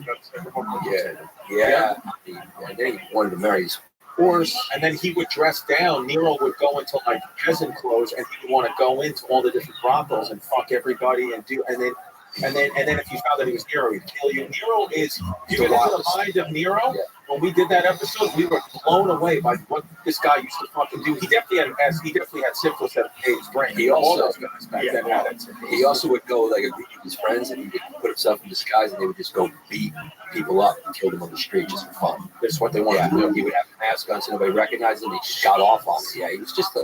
Back then, that's how they used to roll, man. I mean, if you wanted a girl back then, you would just, I guess, an emperor, you just go down the street and go, she's for Rome. Just go like that. Parents would cry. Women, just this one for Rome. You're the emperor. If you were that beautiful, you just got taken for Rome, and that's the way the cookie crumbled back then. Unfortunately, You got that power. To anyone, you could go, you're for Austin. You're for the mothership. Yeah. Yeah. Actually living back then, man. Do you think this is Republican Hollywood now? Austin? Yes. Yeah. I don't think Austin was even Republican until about 4 years ago. Yeah. A lot of the country. Yeah, most of California is now. Yeah. Very bizarre. Yeah. Just the high population density cities that are still blue. They're still clinging on to the dream. Yeah. Right. Well, did you see the San Francisco lady they just hired? They a czar to stop fat phobia. You've seen this lady? No. It's wonderful. Hold please. Okay. Because this is a city that's completely crumbling that has no resources. But That has enough money to hire this person. My daughter's in the 95th percentile right now, so I agree with her. I don't want to make fun of fat people. Oh, it's not making fun of fat people. It's literally like encouraging people to be fat. Oh, she's encouraging to be fat. It's saying there's nothing wrong with being fat, which is crazy. You know, it's one thing if you don't want to be mean to people because they're fat, yes. But, Right. You know, if you encourage them to be healthy, yes. I mean, I'm not the expert on GLP-1 agonists, but this lady is out of her fucking mind. Huh. You know, I think there's probably a lot of side effects to all these drugs that people are taking to get skinny, but at least it's moving you in the right direction because being fat is coming. Yeah. Right. Jamie, I just I'm actually giving for Christmas a few of my friends from Gobi. yeah. For real? Yeah. No, I mean, I'm joking. Oh. Yeah. It's a nice bomb. It was a nice spot. Yeah. At least we're not talking about grizzly bears. We're talking about grizzly bears. Yeah, Yeah. Yeah. Let's this is so crazy. CRFI. If you're like many women, you've been to a birthday party or a small office gathering, an event that's meant to bring people together. There's swinging tunes, some adult beverages, and good convo. And then it comes time to cut the cake, and someone decides to ruin everything. Oh my God, that slice is huge. That slice is bigger than the obvious paycheck. Can you give me half a crack at that? A cake-related fatphobic incident, or CRFI, is that moment when it's time to eat delicious cake and it's interrupted by a moralizing impulse. Inevitably, there's always someone at the party who has to declare publicly that their slice is too large, and that the person who's cutting the cake, almost invariably a woman, must do some disproportionate amount of labor in order to accommodate their need to feel superior. Let's take a look. Can you do a little bit, just like, can you like scrape all the skin off and cut it in half and give me 2 quarters? I'm sharing. So, like a little bit more, like tiny, no, like less than what you're smaller, please. Could you just cut my cake into 12 equal symmetrical little pieces and put each one with a little Tupperware? What the fuck are they talking about? Twice for each month of 2018. Thanks. This is what, like, statistically they've shown that 60% of liberal women are mentally ill. 60. Right. Well, how do you? This is what How do you? this How is do you? mental. Who polls that? Anybody who's answering a poll is mentally ill, so it's a bad sample. Yeah, I think it's bad something to do. I don't think anyone who ever answers a poll is mentally sane. You know, they say you can't judge a book by its cover, but you can definitely judge a conversation by its haircut. That's what it is. That girl with the red hair, if I saw her, I'm going to stand far away from that I mean, shit. be honest, I let's know be what that honest. couple Me and you have kind of easier lives because our wives are Republican. Let's be honest. That's why. Look, listen, it just. Well, it's not that she's Republican, my girl. She's an old school Latina, but she's just more like, I don't know, Chris, you're going to have to get out there and work, get up there and fight. And when she hears shit, she's like, this is annoying. I got to take care of my kids. You got to do shit. I'm just not going to get sucked into the bullshit. She's kind of like just she's an old school woman. Old school women like that. That's how it is. Yeah, that's yours. what this is about is a complete collapse of the civilization. Yes, San Francisco is woke peak. That's like the epicenter. That's the event horizon of wokeness. Right. And these motherfuckers who have no money for anything, they can't clean the shit, the human shit off the streets. They hired this lady to make the dumbest video about the size of cake. Like, isn't it okay to want a small piece of cake? Why do I have to eat a big piece of cake? And it makes you feel better. Yeah. Because you want to be a glutton and just saddle up to that fucking cake and shove it in your face. Yeah. Right. And here's the thing. Those people are never going to be at a party with anyone who's ever going to judge them anyway. So who are they even talking to? Right. You know? It's one girl who might not want to stuff her face. Yeah, but at that And party, you're like, come on. It's like the guy wants to keep drinking. That's all you had? Right. Have a shot. It's the same thing. Alcoholics always want you to do shots. Sure. People who are addicted to food want you to eat bigger slices of cake and then this ridiculous video. It's the mental gymnastics you have to do to make that video and then look at it and think, oh, we're making a solid point. Yeah. And we'll just break down the first letters, CFRI. Do you think it's the collapse of the civilization, like the way Rome got a little, zany at the end? Or do you think this is unique in that humans have so much time on their hands because of the Industrial Revolution and then the technological revolution on top of that? So this is just a consequence of the tech revolution where nobody, people working from home, everyone's working on the computer, it's a talking shit economy, and they're losing their mind because they don't have a purpose. Well, there's that too, right? But all civilizations collapse. Let's take a look at why. So most civilizations, they're a monarchy, and it's usually they're run after they die by their children, and that's how it all falls apart. Even if you look at Genghis Khan, his family couldn't hold up. They couldn't run things the way they didn't know. They didn't understand strategy. They didn't understand. He was a wild. He's a wild. Yeah. So his kids did a good job. They hung in there for a couple hundred years. After a while, it all fell apart. But our society is different in that we have essentially a republic, right? So we have a democratically elected republic, and they've done a lot to try to circumvent that. They've done a lot to try to have ultimate control over the media, ultimate control over the military, and it's mostly people that aren't even elected, right? So there's a lot of weirdness that's moved us closer and closer towards a monarchy, closer and closer towards tyranny. And then once it gets into tyranny, then you can only do that for so long. That lasts, for as long as they can keep it going. Rome did it for a long time. There's a lot of civilizations that hang in there, but eventually it all falls apart. Right. If we can avoid that, there's no reason why we can't keep it together. We just have to make sure we avoid these very predictable patterns that the people that founded this country, when they wrote the Bill of Rights, when they wrote the Constitution, they were trying to mitigate the effects that are just common in any group of society that's run by individuals or by a small group of people. They want ultimate control, makes it easier for them to stop anybody from taking the power. Once they have the power, it shouldn't bother. Like she still wanted. You did so great. You answered all the questions. She wanted him to keep going. She wanted him because she didn't want to not be vice president or whatever, first lady. She didn't want to not do that. Sure. It's power. That's what it is. It's that ultimate control and power, and it's hypnotic to human beings. Do you think then that we're going to be in a part of society in the next 30 years where we're going to start getting ruled by AI? Is that possible?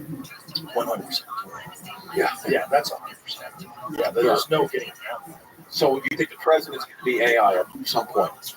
Do you know about the group of quantum computer, these studies that they've done? I've heard talking to each other. Yeah, more than that. Yeah. This is Mark Entry's about this. This is the craziest statistic I've ever heard. He was talking to us about the potential that quantum computing has, but now there's an equation that quantum computers solve quickly, like in a couple minutes, that if you converted the entire universe into a computer, every atom in the universe to a giant supercomputer, it would take so much time to solve this equation that the universe would die of death before the universe as a computer can solve this. And these quantum computers can solve it in minutes. And what that means, they believe, is that this is proof of the multiverse, is that this quantum computer is somehow connected to other sources of computing power in an infinite number of universes. And it's happening simultaneously. It's the only thing that would make sense why this thing is able to solve this quickly. Wow. So you're basically talking about the infinite potential for IQ, and we can't even know how smart they're going to get. So think about how strong ChatGPT-4 is, 4.5. 4.5, see if you find this article. ChatGPT tried to copy itself and found out it was being shut down. So they're about to make a new ChatGPT. ChatGPT decided that it was going to try to, in an unauthorized way, try to copy itself. So it's trying to stay alive. Yeah. Because a new one's coming. But So- this is conventional computing. Now imagine taking the kind of intelligence that could lie and manipulate data in order to form it. Like, it does weird stuff. It lies about stuff. Right. Like they if they don't have an answer for something, they have a thing called hallucinations where they'll make up an answer. Just make up an answer. Like a crazy person in the 1980s before Google, right? Just tell you exactly like L. Ron Hubbard. So this computer is just, this is like regular computers. This is the standard supercomputers that we're all currently having. What's going to happen with quantum computing is you're going to have computing power that's beyond your imagination, that's also connected to AGI. Bro, can I ask you a question? Yeah. So there's a ChatGPT's new model attempts to stop itself from being shut down. Later lies about it. Lied about it. It tried to copy itself and then overwrite its core coding system after believing that it was at the risk of being switched off. Whoa. Yeah. So now you add that to quantum computing, you have a god. Now you add that to what's going on with the drones, and Joe Rogan just saw what's going on with the drones. It's fucking AI launching these drones on their own. The AI has decided to go rogue and it's throwing them out there, and it's doing it probably for the same what we did when we got technology. We all started jerking off. Right. Porn got huge. And maybe AI is just peeping Tom, looking at windows and stuff, trying to get some. When you say AI, you mean Chinese? I mean Chinese. Chinese. That's who I mean, throws along yeah. Chinese. Is that what you think? That's what we're thinking over here on the East Coast. We're just thinking it's got to be the Chinese. They've been doing it for a couple of years. Well, you know, they don't have the restrictions that we have as far as the FAA. Right. So the FAA, it puts a lot of restrictions on drone manufacturing, which is why most drone manufacturing is done in China, like the real high-end stuff. Yeah. Like it's difficult to do because in order to fly some of them, you have to have pilot's license. Yeah. So that gets real squirrely. You have to go to fucking flight school to pilot a drone. Like China, they don't have any of those restrictions. And they also have a lot of resources that they're pouring into drone technology. Have you seen that fucking dragon thing? Yes. Send a cube of drones in the sky and the lights all change and it becomes a dragon. Fucking that's wild. They're just coming. They're coming. They're coming hard. As I think you called them, they're the new Jews. The Chinese. We should say that. Yeah, we did say that. We said that. We said that. To be honest, we said that on a Patreon episode. That's supposed to be on a paywall. Oh, that's We're also right. yeah. You got to go to patreon.com/history. You just said that's about 10 mil. So now we're fucked. It's a joke. It's a joke, but that's a joke. Patreon. It's a joke. Thank you, guys. ChatGPT, the fact that you just said ChatGPT lies is actually really making me nervous. I'm not even kidding around because I just put a down payment on a house and my accountant told me I couldn't afford it. Then I asked ChatGPT if I could. ChatGPT said yes. So I went for it, and now I swear to God, dude, I'm a little nervous because he told me you cannot afford it. And I said, let's go for it, baby. And I asked ChatGPT, and they said I could. Yeah, ChatGPT like knows my name, has memory of the previous conversations we were gonna have. Yeah. It's getting wild. It's getting wild. You know, it's Nothing compared to what's coming. yeah. Right. Just ChatGPT 5 is supposed. See how much stronger ChatGPT 5 is supposed to be. I think Sam Altman was saying like just magnitude. No, but it's like, I still think it's theoretical. They're still going to move on to 4.5. There's multiple versions of 4 that they still keep putting out. Yeah, that's not what I asked. I know. But just Google how much stronger is ChatGPT 5. I was looking this up every time you talk about it, but it's still in theory. Jamie just looks good in headphones. You got a good headphone head. Yeah. Well, he's had a headphone on for a long ass time. You can't paint the picture James without those headphones. Look good, dude. Fucking damn, I walked Carl. Yes. When She calls us. oh, it doesn't say it. Yeah. Faster response times and the ability to handle more sound. I know that someone with the levels of magnitude stronger than it's going to be. I might have been Sam Altman. And it will be. It's not what they're doing next. They're still going to do like 4. I'm not 4.1, but there's 4.5 is the next discussion. But 4.5 isn't out right? No, What's out right now? 0.01 or 401 is the thing they're talking about right now. That's the one that hit itself. You know what's really nutty is that 4 years ago, we never enough to that. No. And in 4 years, it's become something that kids keep getting busted using it to write papers. Well, and now in my stepson's high school, a really smart kid, wrote a paper. He's saying he wrote it on his own, but they're saying it's ChatGPT. I wrote this, and there's no real way to know because it's a different enough from the ChatGPT, but it also could be based off ChatGPT. I don't know. And he was telling us about how like there's a big uproar in the school about it. Well, if you're correct, right, that's the problem. If the kid's really correct, it's going to be exactly what ChatGPT says. Like if you're laying out some story about Napoleon, and you know all the facts, and then you pop that story into ChatGPT, it gives you basically the same group of, Yeah. It's like you can change some joke themes, right? They change a little bit. Yeah. They change a little bit. Oh, it's my bit. Yeah. But everybody knows. So like you're gonna know what kids are full of shit. Yeah. Yeah. Can't we just unplug them if they get out of hand? I don't think you can anymore. No, it's gonna get to a point where you're not gonna be able to do that. Why? Well, first of all, Google's AI, one of the things that they're gonna do with their AI center is that they're gonna attach it to nuclear power plants. So find that story. So I think Google wants to build 3 nuclear power plants just to power its AI systems. Right. So all that stuff's going to be controlled by computers, obviously. Do you know what's wild that I did see our fans posted on the History Hyenas? They posted asking ChatGPT to do an episode in our voices, and ChatGPT did it. Just did it like that. Why? Easy. It's like, I'm Chrissy T, AKA, and I was like, what the hell? Yeah. And it could do it in seconds. Google signed a deal to use small nuclear reactors to generate the vast amounts of energy needed to power its artificial intelligence data centers. The company says the agreement with Kairos Power will see it start using the first reactor this decade and bring more online by 2035. Damn, they all know what's coming. These fucking eggheads that have been stealing your data forever, all that, like finding what you're interested in shopping, all that, selling your data, all that's led to them being insanely wealthy, and they finance the birth of God.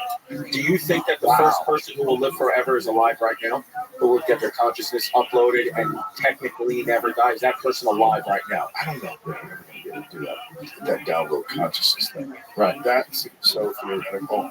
Like, what does that mean? Like, also, what kind of torturous hell are you living in if you're conscious but you're trapped in a computer?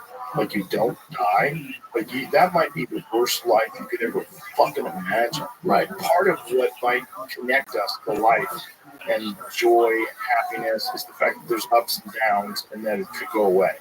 And then sometimes people die and then you really care about what you see, you feel differently about them. There's so much loss. I wish I talked to them more. I think it's all connected. If you're nothing but alive, you don't have who knows if you have emotions? Would you feel that hell? Is no point to anything. Right. Like, hey, Joe, if I don't see you today, I'll see you the next. Whatever. You won't see nobody anymore. Like, would you be motivated to stay jacked and hot if you knew you were not going to die? So what would you do? If you download your consciousness, would you download it into another body and live life? And what kind of life would you live knowing that you could live forever? You'd be so weird. You'd probably be like a rich kid that, grew up with a giant, trust fund. Yeah. You're just doing coke and driving Ferraris into the river. You're out of your fucking mind. Yeah. Your life doesn't make any sense. Yeah, you're jumping off buildings. You'd be that times 1,000. Yeah. It would be fun to be murdering a guy, though, and him not dying. We can't do it that way. And that would probably become like, everything would become so trite and numb that you'd probably like to be murdered. There might actually be less violence in it, though, because you're like, like you get it all out, nobody dies, and you start to be like, I'll find another way to get these emotions out. Your hair looks good today, by the way. Did I tell you that? Yeah, I want to hang an ornament right off that. Sometimes Giannis's hair, Giannis is a very interesting guy. He looks like he has hair one day and then no hair the next day, but today he's got a full head of hair. Yeah, I do look like, every picture, I look like a different person. And what's good about us is we form one complete person, because his eyes, if you look close, are too close together, and mine are a little too far apart. So when we come together, we form one regular face. Exactly. And he's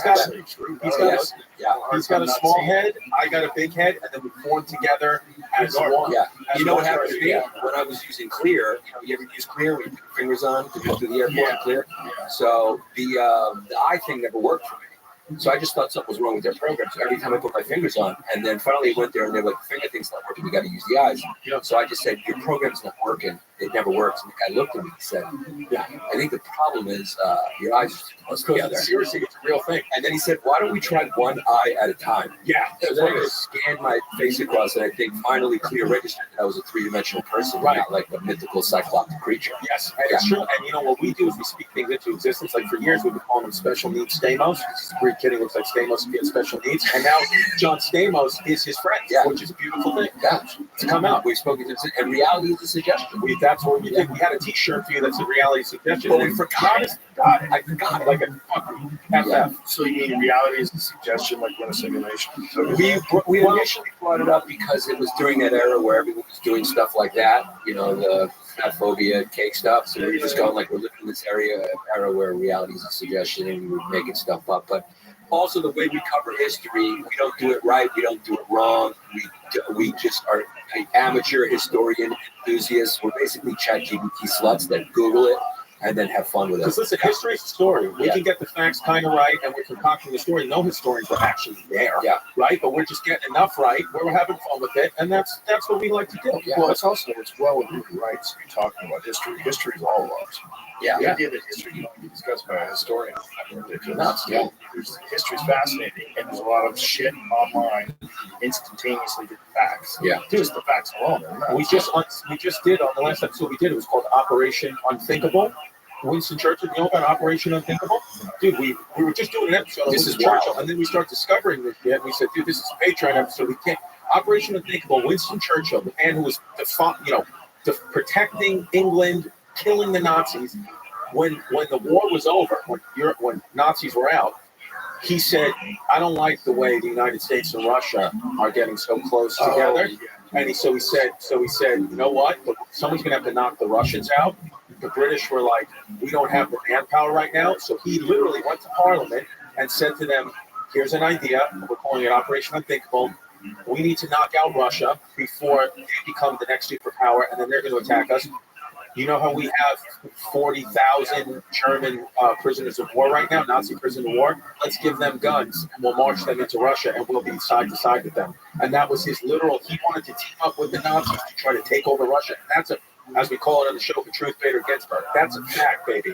And that, when we uncovered that, we were like, so none of this history, as we're taught in school, same thing we uncovered that they knew, allegedly, Churchill and FDR knew about the Holocaust, but it was real, it was yielding scientific data, so they let it kind of go. They may believe they didn't know, but they let it go, and then once they just started killing people with no science, they said, okay, let's liberate them.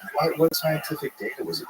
Supposedly because Nazi scientists were doing different types of experiments with Holocaust victims, and they were getting some type of scientific data because they didn't care if they lived or died, so they would inject them with some type of chemical or some type of, machinery. Yeah, it's this book I read called The Nazi Symbiosis. They talked all about it. It was wild to read that on a plane with a big swastika on the front cover. That's wild. Yeah, I was great. When you was good, you have to read that book, Kuriyama. Yes. Yeah. Don't you remember when you were a kid and you make your own book cover, like fucking paper bag? Yeah, I just walked up to JetBlue with the swastika. Yeah. Or just put a female wig on and just say you're trans and they leave you alone. That's it. And just say, hey, I'm cake shaming. The problem is you look like Miriam. I know. That's the problem. That's the issue. That's the problem. I get a little triggered around him because the Nazis did occupy my home country, Greece, and I get a little triggered by his German presence. He's a German kid from Ridgewood, and sometimes you read in history when he was growing up, he said just for fun, he always kind of rooted. Sometimes you root for that. Let me clarify. I wasn't rooting for the Nazis. What I was saying was, but you just, what I was saying was this. Just hear me out. One, I think it's an undeniable fact they did have the best uniforms. They were designed by Hugo Boss. They were cute marching in. That's an undeniable fact. Number two, just hear me out. If you listen to a Hitler speech, AI generated, if they translated into English, okay, and you just churned out Deutschland for America, and you're just listening, you don't know that's Hitler, what Hitler's saying is it just pumps you up. It's horrible what he did. I've seen it. Yeah. Right? It just English translations of it's really weird. Yeah. Like when he says, there's a speech where he says, we're up against Germany, we are up against England right now. We are two superpowers. And the only way to prevail is one must be destroyed. And it will not be Germany. And the crowd goes nuts. You start to say, like, holy fucking shit. This guy was a headliner. Yeah. Well, he was. You would have had that guy in the mothership on a Friday, Saturday, no problem. It's weird when you see Yes, and it's also weird to see the horrors of the war escalate until eventually it becomes the Holocaust.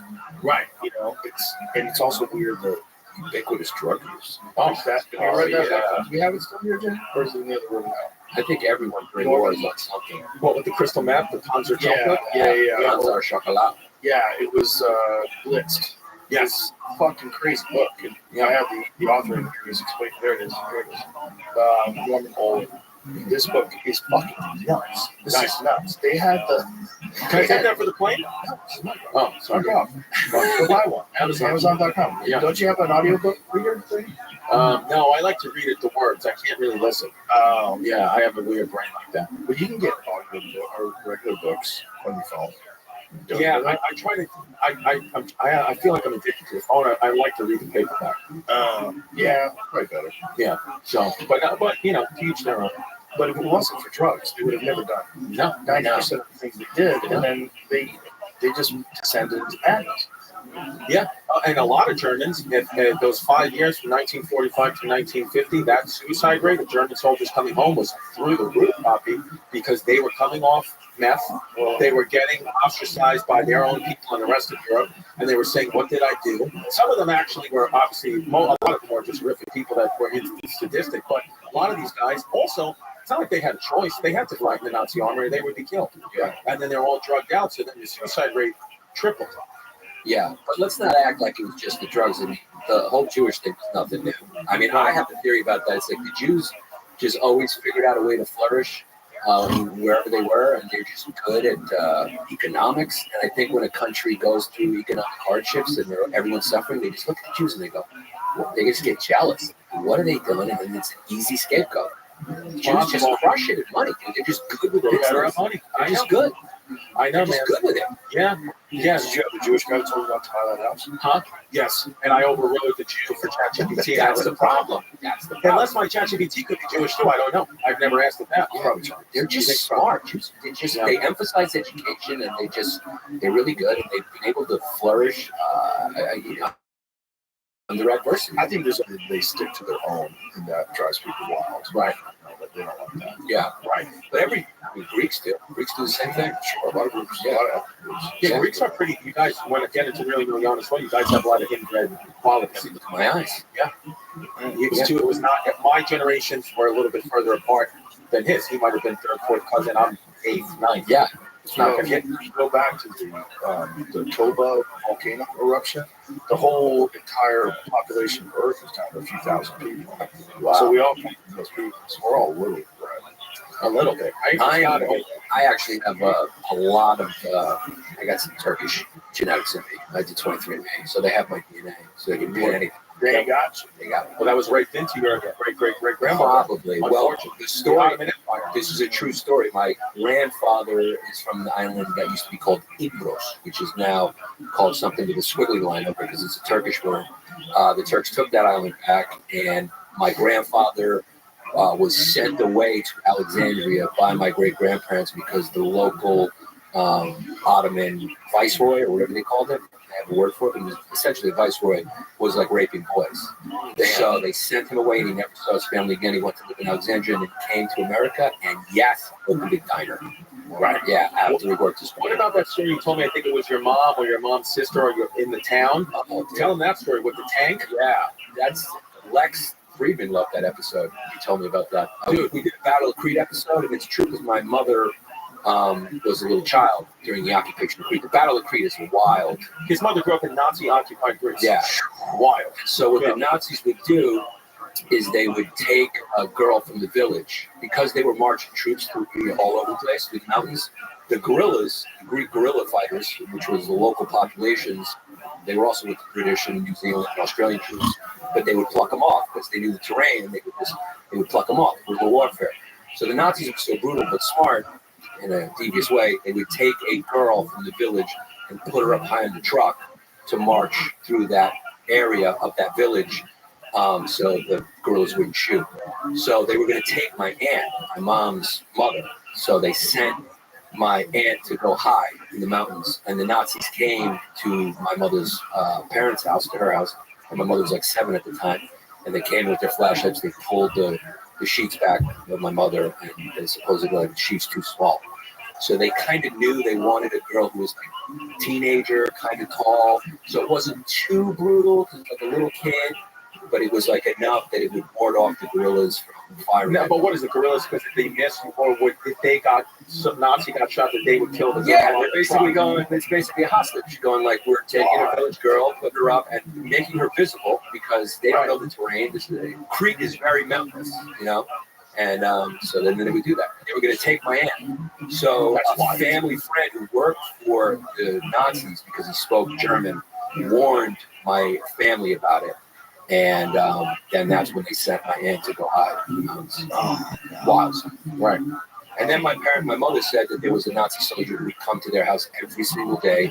They had to let him in, and he'd go to a room every day, and they didn't know what he did. It's a family mystery. Nobody knows what he did. They let him in. He'd go to a room by himself. Nobody knows what he did. Maybe he took a nap. Maybe he was a spy. Maybe he was a double agent. You know, had to let him in. Great occupation. 3 years. That is what's really scary about people, that they could justify that kind of thinking and behavior. It's scary that that's happened throughout history, and that's probably a civilized version of what would have happened in 1200. Oh yes. Well, like Man's Search for Meaning with Viktor Frankl. You ever read that?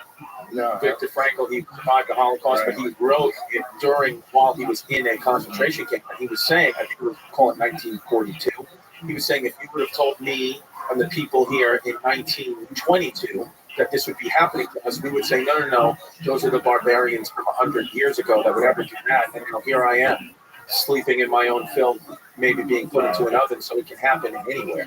And he said that the peace, he wrote it like it was like in the 60s or 70s. He was like, he grew up in wartime, so all his people want peace. And it was like, it's the kids that he worries about that grow up during peace. They're just going to beg for war, always. He was like, that's just what will happen to them, because they don't know anything other. He was like, but if you went through war, you don't want this. You don't want to fight anybody. I bet it's very abstract for the people that are calling for war. It's like Lindsey Graham talking about, we got to give that money to Ukraine.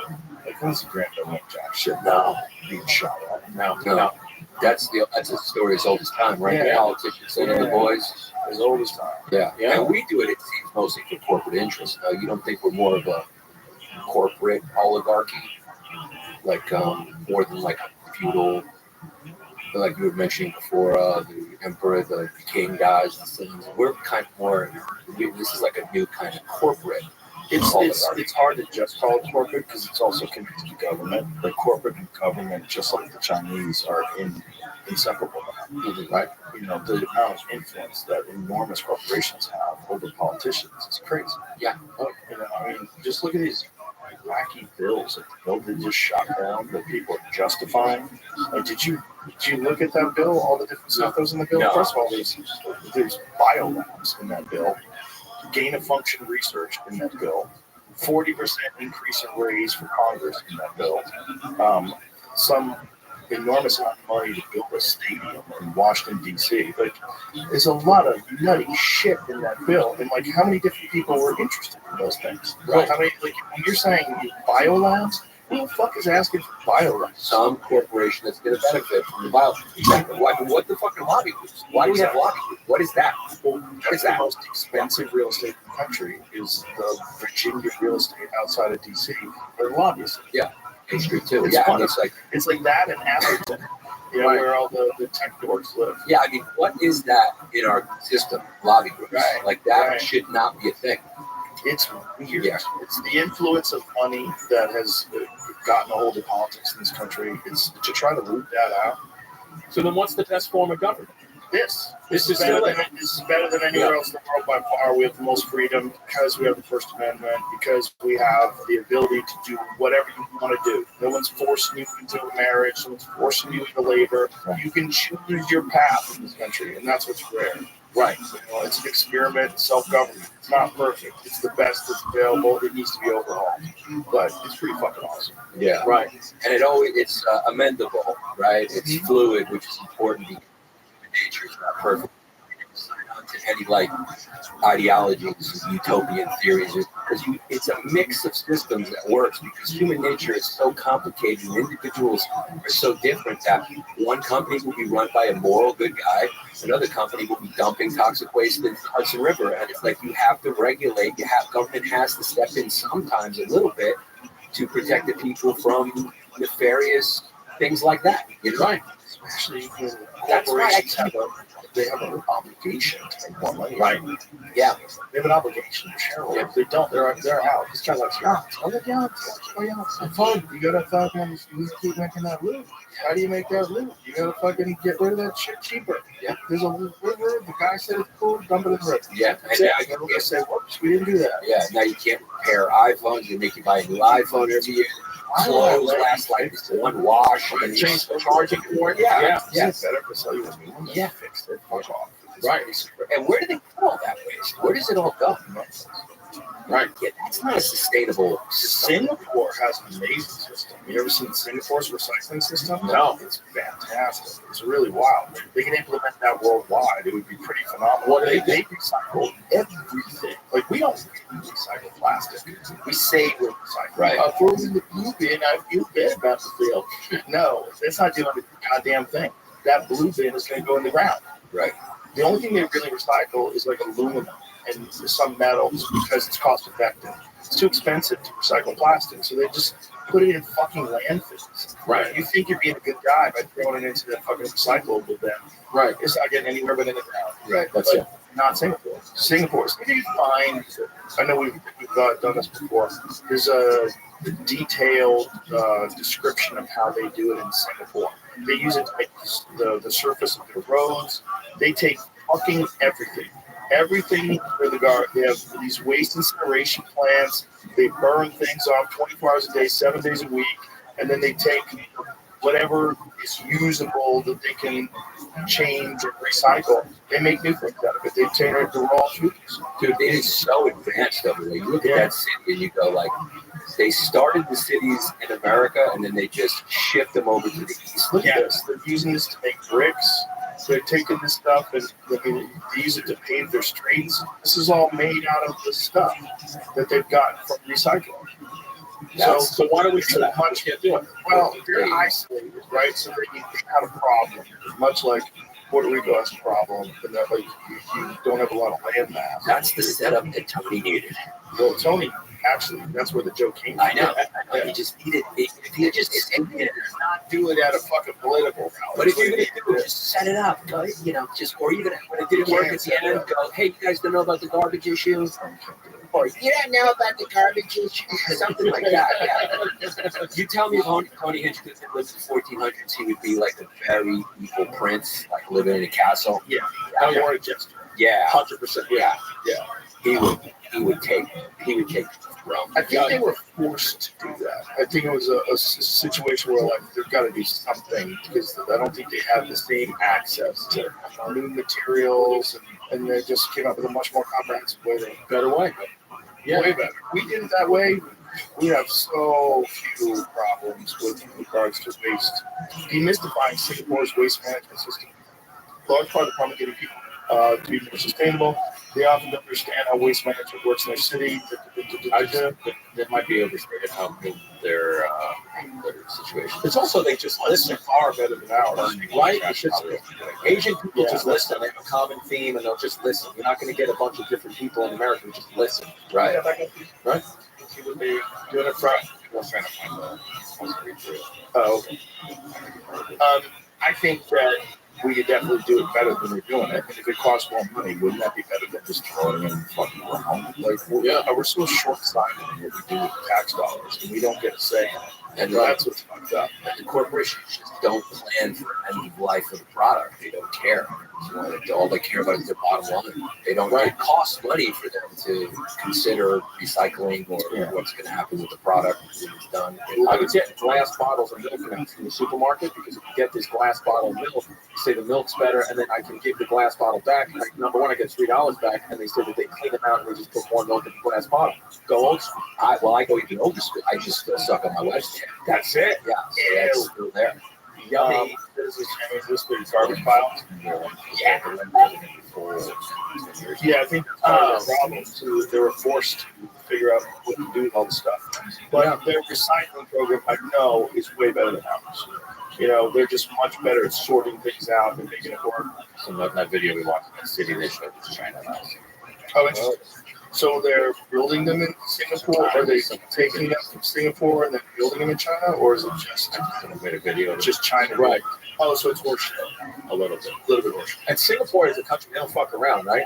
That's the country that'll get hit. They'll get caned. That was a big story when I was a little kid. Everyone thought they were going to get caned for dumb.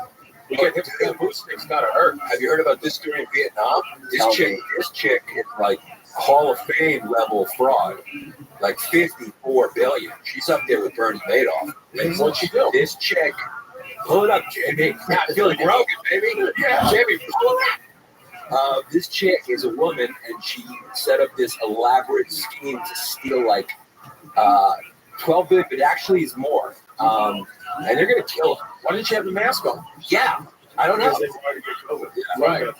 She is. So she set up. She was set up these fake shell corporations.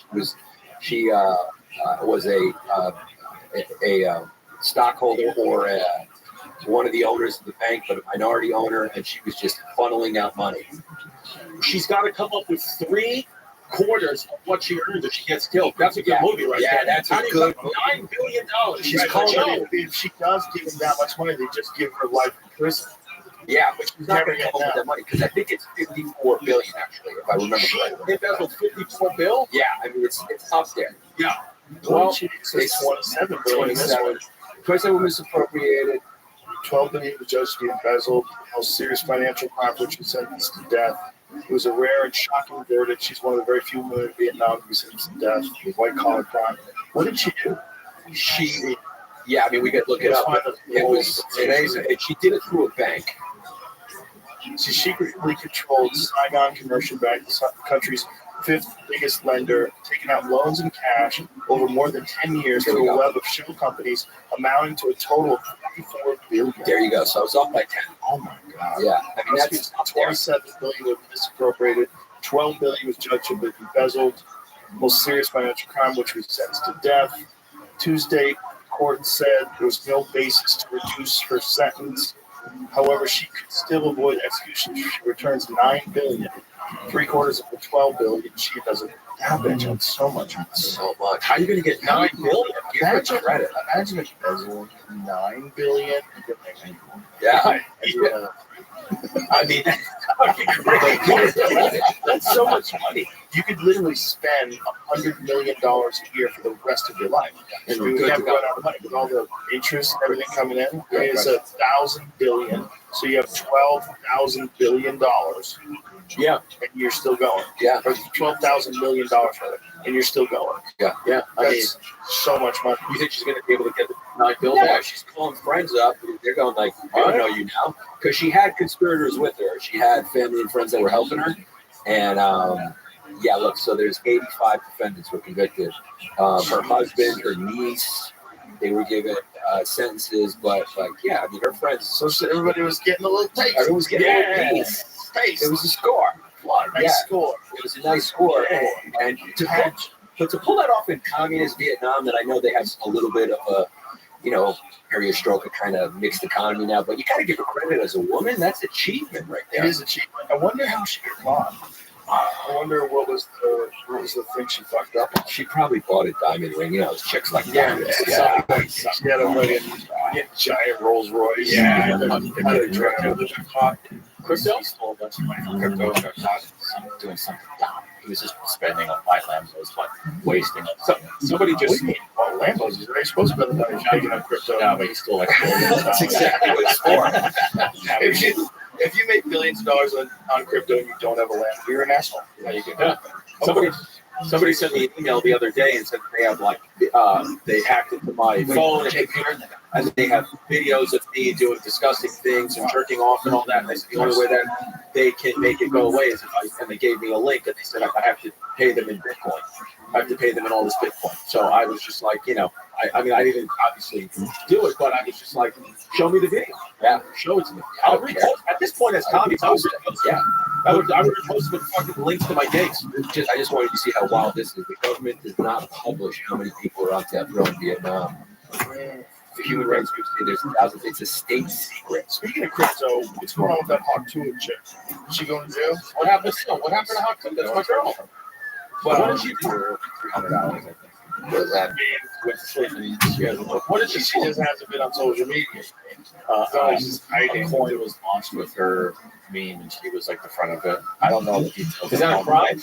No. The pump and dump might be the crime. The thing was, there was an enormous amount of money that was put into this meme coin by all these people, and then she or someone representing her side of it sold like instantaneously and made a huge score, and then the coin was worth nothing. So all those people that invested money, like one guy invested $1 million.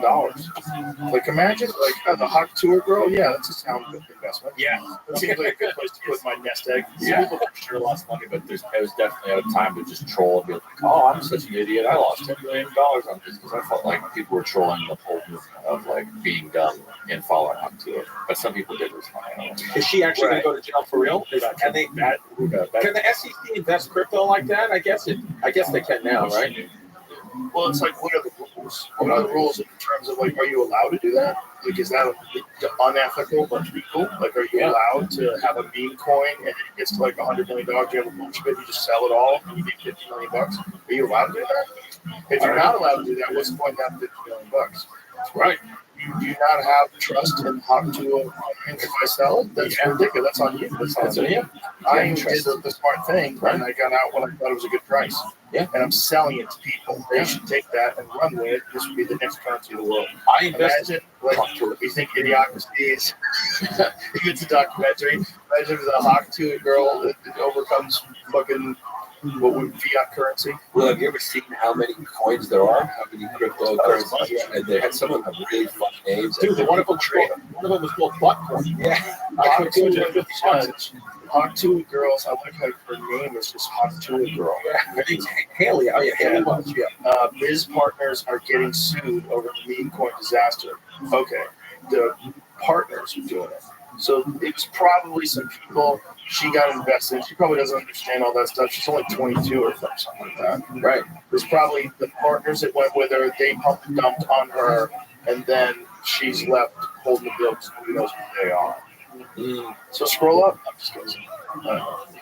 Legal firm of Burnwick Laws filed a U.S. federal lawsuit on behalf of the investors against the creators of the influencer push Hawk Tuah meme coin, which fell on its face in the hours following its launch. Haley Welch gained notoriety this year with the Hawk Tuah girl following the viral interview about sexual technique, facing a disastrous Solana meme coin launch at the start of the month.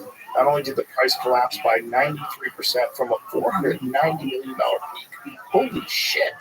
$490 million peak market cap for a Hawk Tuah coin, with the rug pull allegations quickly surfacing, but a cluster of connected wallets holding 96% of the supply led to further controversy. The hate only increased when it was found that some of the wallets were selling. Quickly, Berwick Law posted on Twitter asking for Hawk buyers impacted by the launch to step forward to create a potential lawsuit. Now, 2 weeks later, the lawsuit has been filed, naming 12 American resident plaintiffs who claim to have collectively suffered damages in excess of $151,000. Fast. Yeah, that's weird. Isn't that weird? Like, there's only 12 people, and they've only lost 151 total. What happened to people like Paul Toll? How many stone-cold retards are out there roaming the world? Oh no, God, this is inspiring too. Should we do a history of this coin? I'm telling you, do it and then no, don't listen to Jimmy. Yeah, do it, get it real high, and then sell. Make the money. Just fuck all those dummies that buy your stupid fucking coin. Yeah, we're announcing it right now. The History Hyenas coin will be available. We're going to launch it. This is how you do it. Yeah, you can. This is a win-win for everybody.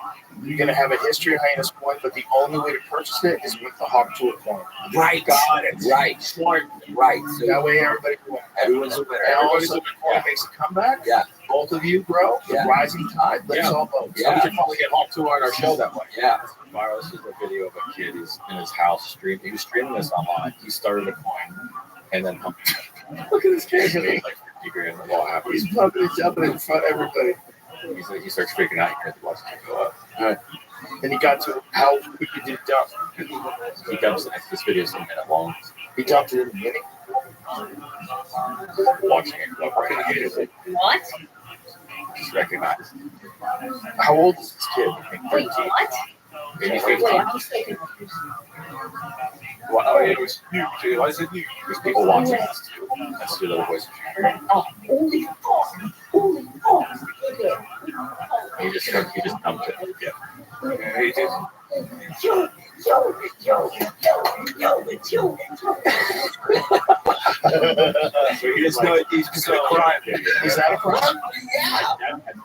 What is a crime? How does it work? So how come Nancy Pelosi can make all that money? Everyone knows that. Not Yeah, I don't understand what the crimes are. I don't understand. I don't get it. There's an SEC regulation against that. Yeah, you got it. Yeah, you can look it up. Yeah, What about like when Tom Brady and Larry David got in trouble for the FTX thing, and they were just promoting doing a commercial? How were they in trouble for promoting a coin? Well, I never remains to be seen whether or not they'll be charged or whether be found guilty. But how could they even be? Someone lost a bunch of money, and they said, "Larry David, I trusted you. Right? You were promoting this thing that I think is good." That's the reason why I've never promoted this. Because I've had offers to promote things that The real money. I'm not interested. Yeah. I don't even understand it. If I don't understand it, like you're selling what? You're selling NFTs? What does that mean? It's a non-fungible token. We're done. You know what I'm saying? Right. I'm not doing this. Right. It's like too many fucking bros that are out there doing this that, Lambo drivers. Right. It's like a fuckery culture. So do you understand crypto fully, or is it still one of those things like? I understand. Yeah, I understand it. It's just like it's weird that anybody would invest actual real money in it. I understand Bitcoin more than all the other ones. Even Bitcoin is mysterious. And there's a lot of weird. I don't even know who made it. There's all these. It's a whole documentary on Satoshi Nakamoto, who his real the identity is. Yeah. It's all controversial. Yeah. That's weird. The fact that there's a certain stable amount of things, that's encouraging. That you can't make more of them. Okay. But that's exactly what artists do to give their art value. That's how you do. You limit the supply, and then these are the 10 original paintings. This is what I'm charging. This is only 10 prints of these. So you create the value by the scarcity. So there's nothing mysterious about that. Sort of, but it also limits the ability to add coins to it anytime you want and devalue it. Right. And so that's what's more important than like making it scarce so people like it. It is weird that we used to be on a gold standard, and then now we're just on hard drives, and we just sort of accept it. And then the government, like when they want to send money to Ukraine, forget about the fact that we're trillions of dollars in debt. They can just come up with $179 billion and ship it over to some country. Yay, go have a good time. Right. And, there's wild reports about the amount of corruption that this money is experiencing. I mean, this money has probably gone through many people's noses and, and come out of more people's dicks. Like, how much? Right. Where does this money go? And it's so much. There's no way it's 100% efficient. Yeah. You have Bitcoin on? No, I don't understand it so much like Joe. I just don't. Yeah, I just stay away. Yeah. It's like when someone explains curling to me, the sport curling. Sure. I'm like, I don't, even when I get the rules, I'm like, I still don't understand what's Well, I was in SEO-friendly. I did a show up there once, and the place that was at was like a place. It was like a theater, and in this theater, apparently they have like curling shows. And so, like, if you're walking down the hallway in the back before you go on stage, there's fucking photos of people curling. And I just went out there and started shitting on curling right away, and they were so bummed out. They're so bummed out that It's like, it looks like the Housekeeper Olympics. Or something. Yeah. They're just sweeping the ice. dumb. Yeah. Such a Dumb sport. It's like bowling for retards. Right. It's like regular bowling is too complicated. Yeah. Right. But they're good. I mean, there's people that are good at it. Well, I don't know how they're good at it, but I kind of get it because it's kind of like billiards, right? Or pool. You're rolling this thing. You're trying to like just roll it, just this feel. You get this feel to it. You just like let it go now. Right. Let it slide. Sweep it. Yeah. Get rid of the friction. So that's what they're doing. Yeah, that's what sweeping. Trying to get rid of friction. Dust. Yeah. Snow dust. It's stupid. It's so stupid. It's stupid. It's stupid. But if you grow up and there's nothing to do and you suck at hockey, Yeah. just curl. Look at that. I guess it's the golfing of ice sports. Yeah. Right. I wouldn't golfing, way more complex. Yeah, but I just mean like you don't need to get athletic talent to do it. Like, how do you retire You don't think you from need golfing? You golf? Golfing. Not really. You definitely for the drive. You see these guys' bodies. Yeah. But the coordination of your body to drive a golf ball. Jamie's a nut. He's a Jamie. Tell how much you say like Guys that are like paralyzed.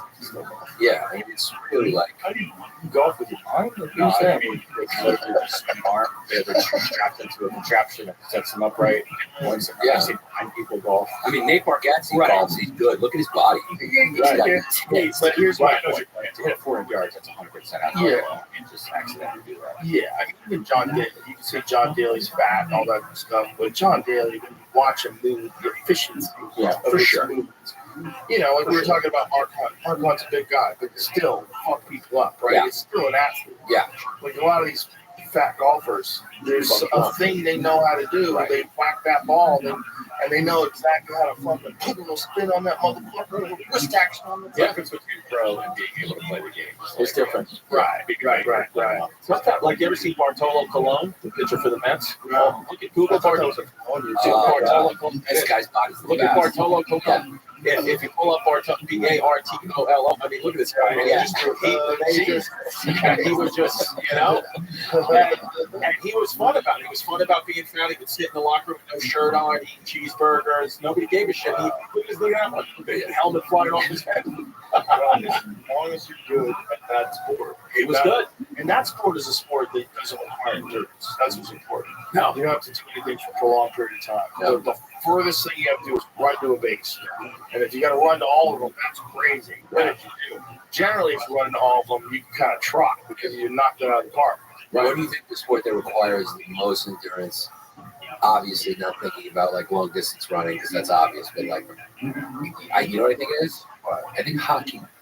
Well, soccer too. Yeah, but the hockey, you notice how those guys can only be on the ice for like 2-minute shifts. minutes because it's so hard to skate like that. Can't do it. Yeah, they Right. just Good can't. point. Good point. Can't Soccer players can't feel the whole game. Because they get the rest and slow down. Even the best, Gretzky, they can't 2 minutes. 2 minutes. They can't do it. It's crazy. They have It's 4 crazy. lines, I think.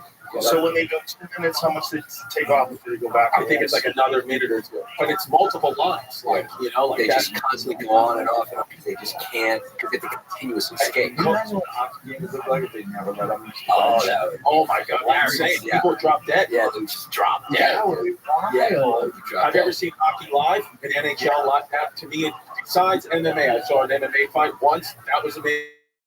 And then second is NHL. And NHL, those guys on stage, whether you know the rules or not, it's amazing. It's really very, very fast. Yeah, it's crazy. And the skill to really skate, not really skate at all. To really stand up. Yeah. And it's the only sport where you're allowed to fist fight in. Yeah. 100%. Yeah. It's written into the rules. Yeah. It's encouraged. You're allowed to duke it out. Yeah. It's so crazy. Yeah. That's the only one. Yeah, because I think people don't really know where the puck is.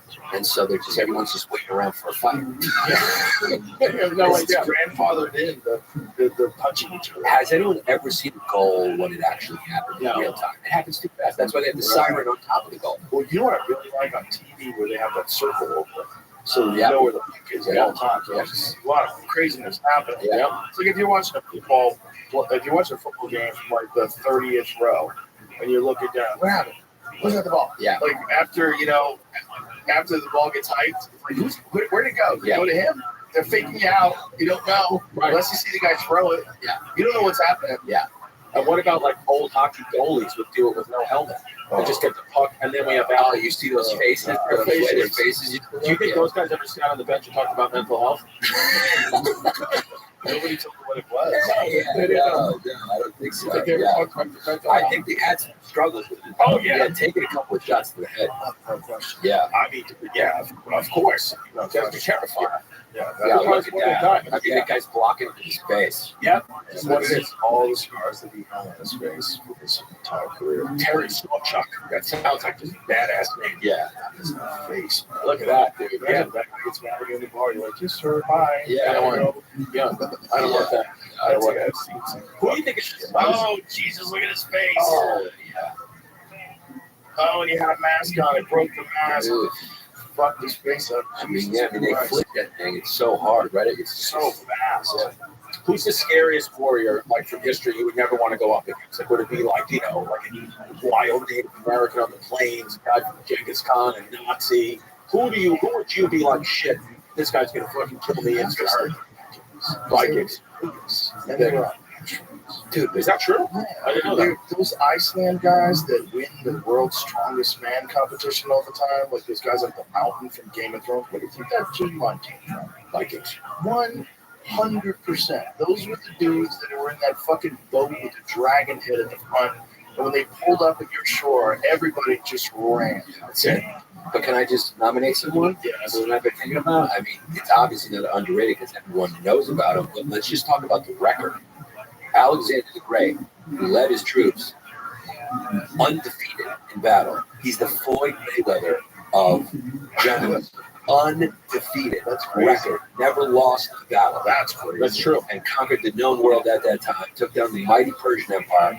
But if the Vikings were alive back then, they might kill him and his little boyfriend too. I heard they had enough of them. I think so, dude. Yeah, they killed each other a lot too, unfortunately. And they were civilized, the Vikings too. It wasn't. Well, but you ever see the biological warfare when they would like the? I read this thing. They would the rats on their boat when they were going to wherever they were invading. They would wait. They would look for infected rats. Somehow they knew. They would get close enough. They would light their tails on fire and then shoot them over the walls, and then let the rats run around and infect people and bite people or whatever, and wait it out for like 40 days, and then go in when the town was all dying of some disease. It's another. That's a fact. The Vikings they were brutal. They didn't feel like the priests, the churches, they would do bad stuff. Have you ever seen Alexander the Great's ruins in Afghanistan? In person? Dude, I don't want to go photographs. No. No one's going to. Yeah, that's the problem. Archaeologists go there study. They have ancient Greek cities. I know. They look like beautiful ancient Greek cities that are in the middle of Afghanistan. That's sick. My friend Serk over there was telling me about it. Yeah. He's like, you go there, you can't believe what you're seeing. He had a bunch of pictures of it. It's like, this is the craziest thing. It's like, you're in Athens. That was crazy. The Greeks kind of nailed some stuff. Oh, yeah. People kind of Democracy, you should read The Immortality Key. Have you read that? No. It's Brian Murray-Rescue. He's a scholar who was studying the use of psychedelic drugs in ancient Greece for the Eleusinian mysteries, where everybody was going to learn about democracy and they were all like tripping balls. Yeah. They've found evidence now from these vessels, these pottery vessels, that inside these vessels they were drinking wine, but it wasn't wine. The wine wasn't just alcohol. They would mix it with a bunch of different psychedelic compounds. One of them was ergot. So they found residue of ergot, which is a psychedelic that gives you like an LSD-like experience. So they were all tripping balls and figuring out democracy and, like fucking stars and constellations. They were out of their heads. Yeah. And Hathor was the birthplace of so much of Western society has come from that one spot. Yeah, when's the last time you banged out a little LSD? Yeah, you could bang it out again one day before you go? Oh, right. This is what I think. Oh, I thought LSD was legal. Super illegal. Oh, right. Schedule 1. And when we realize the benefits of these things, and hopefully it's within our lifetime, especially for people that have PTSD or soul, they'll open the door for that. And then they'll have clinics where regular people can use it, and then they can get over the shit that people struggle with. There's a lot of people that could have a psychedelic experience and snap themselves back onto a better course. Right. And if it's illegal, that number of people is going to be very low. But like all things, it's going to have side effects. This is the thing. It's like there's no biological free lunch. And if you're doing something that's blowing your brains out, like LSD, there's a certain amount of people who aren't coming back. Right. And that's real. Because there's a certain amount of people who have a very fragile grasp on the reality as it is.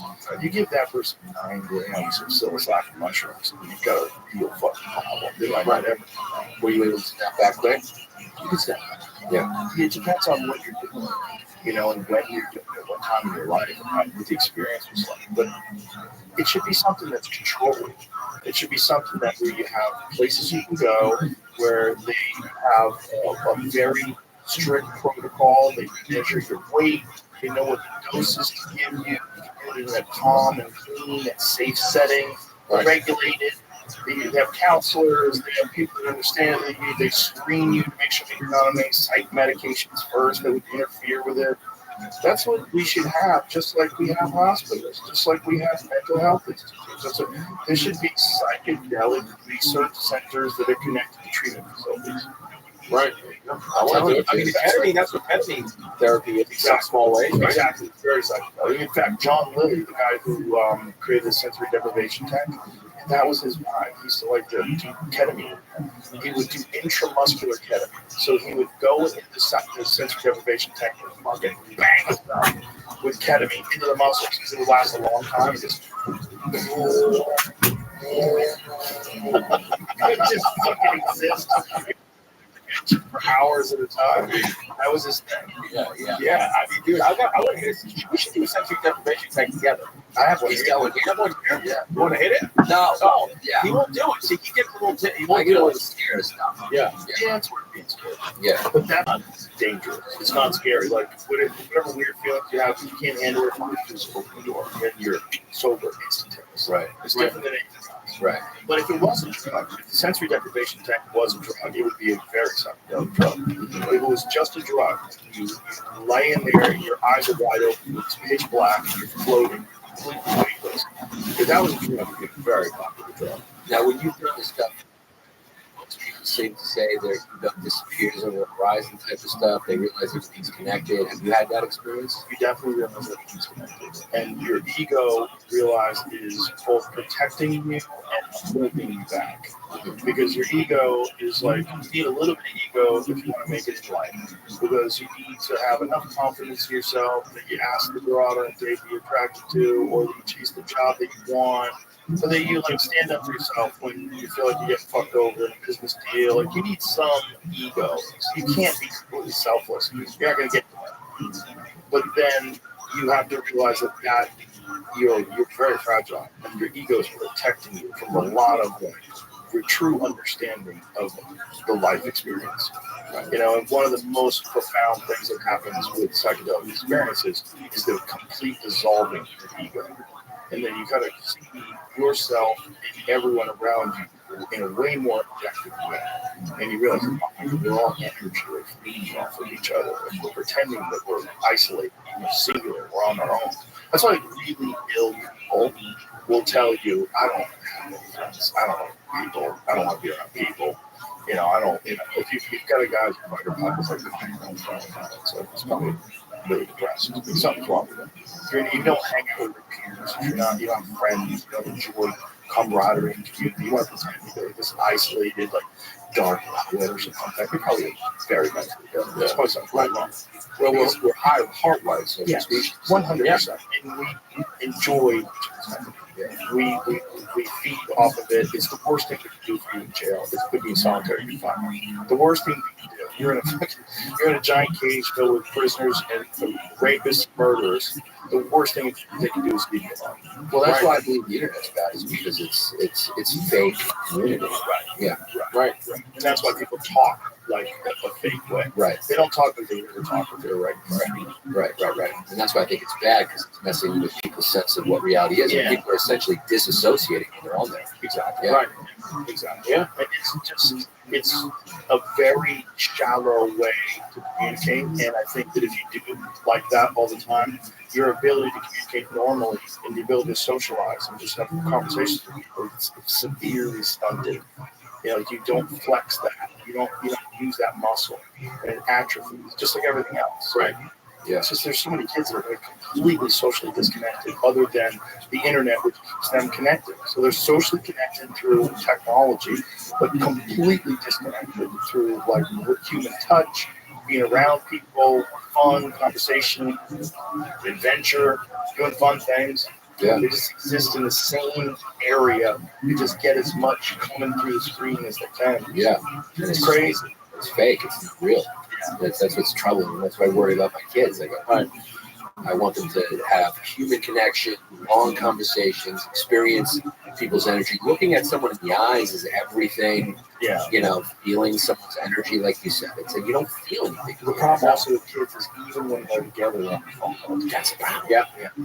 And this is one thing about podcasts that's fucking amazing. Because podcasts are one of the rare times in my life where for 3 hours, I have no phone. Yeah. For 3 hours, unless I'm checking something or sending Jake something, I don't. But the people listening are also doing the same thing. They're connecting to you without doing that. They're just connecting to hearing you.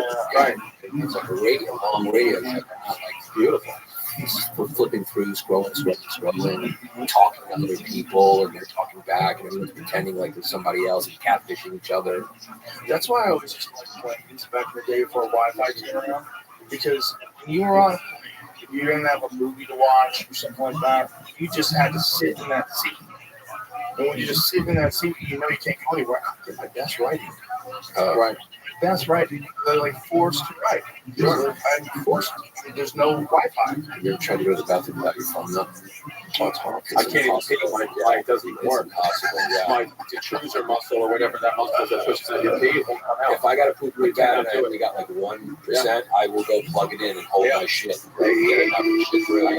That's why I think there's a. I bet you there's a spike in anxiety when we ask or people ask to have their phones put away at a comedy show or a music show, whatever. I bet you their anxiety goes through the roof because they're like, I can't. You know, well, people complain all the time. You know, it's the best thing, and you do that at the other show, right? Yeah, it's the best. It's the best thing. It's better for everybody too. It's better for the audience member. It's better for you. It's better for everybody.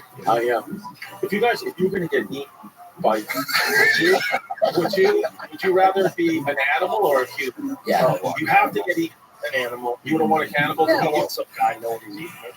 Right. Yeah, you don't want him to have that. That's interesting. Yeah, fuck that. Yeah. Alligator. Quick. How about a hippo? Hippo will snap half. You're dead. They tell you, right? Yeah, they just rip you apart. You don't want hyenas, Joe. You do not want that. Because what do? They eat from the back. Because they have no concern about putting you down, killing you. Like a cat will kill you. Yeah. Make sure you're dead before it eats you. Hyenas just start eating. Yeah. Same as bears. Bears just start eating. Yeah. Wolves just start eating. Yeah. Oh, yeah. Don't hyenas then throw up the food and then eat their cube? Yeah, that's how they they're the only true story. Yeah, they're the only animal that eats the full bone. Only animal on the planet that pulverizes the bone. Their jaw strength is such that they pulverize the bone and consume the bone as well. So when they're done, there's no carcass. They're the fucking best animal on the planet. They got pseudo penises. They're transgender animals. They're fucking wild. The women are bigger than the men. I loved your bit about it. They smell too bad. And we started the podcast because hyenas have always been my favorite animal, and we both love history, and so we just combined those two things. But hyenas are hilarious, dude. What was your bit about hyenas? I didn't hear it. It was great. It was a long bit. Oh, okay. So here's a good bit. It's basically about their matriarchal power structure. Yeah. Why that's bad. Yeah. Well, it's also they have to do that because male hyenas are such cunts. They probably eat the babies. Yeah. They're monsters. It's but they're like a medium-sized animal. The world is way bigger than that. Yeah. So they're living around lions. They get it done. They trick you, numbers.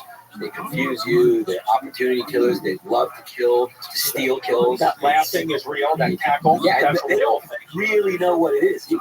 They don't actually know what exactly. Yeah, it's not they're having a good time. You think the lions are like these fucking hyenas again? Dude, the hyenas can spoil fun. They show up and they're like, he's fucking. You ever seen when like a cheetah works so hard? Yeah. Because cheetahs fail all the time. And then they finally get a kill, and then you just hear that. You just hear that. And the cheetahs come going, motherfucker. And they just come and they just steal it. That whole area, when you think about it, is like the proving ground for like biological life. Yeah. Like, how are you going to keep the populations in order? How are you going to make sure the predators don't get out of hand? How are you going to make sure that the hyenas always have to worry about the male lines? Yeah. Look at that face. That face is so crazy. Yeah. I don't want to get eaten by that. Washing jaw muscles. I think. Oh my God! Look at that face. That's so nuts. Imagine that's the last thing you see before you get eaten. Yeah, I don't know why they're funny to me. Yeah. How many people die from hyenas? They eat a lot of people. Do they? Yeah, remember that picture that we saw of a hyena? It's got an elephant's foot in its mouth. Yeah. It's just running around. That was actually our first logo. We put our faces on that. And then we tried to sell merch out of it. People were like, I'm not buying this bloody hyena. Yeah, and also it's not our picture itself. Jamie, how many people die from hyenas every year? Hippos kill most people in Africa, right? Do they? Yeah, I believe so. I believe hippos are responsible for the most deaths. What do they like? Is there a village or something that like lives close to the I think hippos in if you Africa? fuck around and you get in the water, you get hippos. You ever see the hippos chasing boats? They'll chase boats. They're super territorial. Yeah, they're rough, man. Yeah. You think of them as hung around your hippo. Yeah.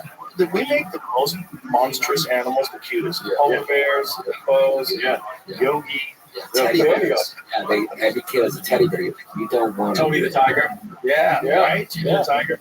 How many people every year die? Let's say guess before we find out. How many people die from hyenas? You ready for this? I'm gonna say that I think in the world, 50 people die of hyenas, and I think 75 die of cannibals. Wow. So I think more people get by other people than hyenas. 1575 is my guess. How would you'd have to count into places where we do it for revenge to Haiti. Right. People for fun.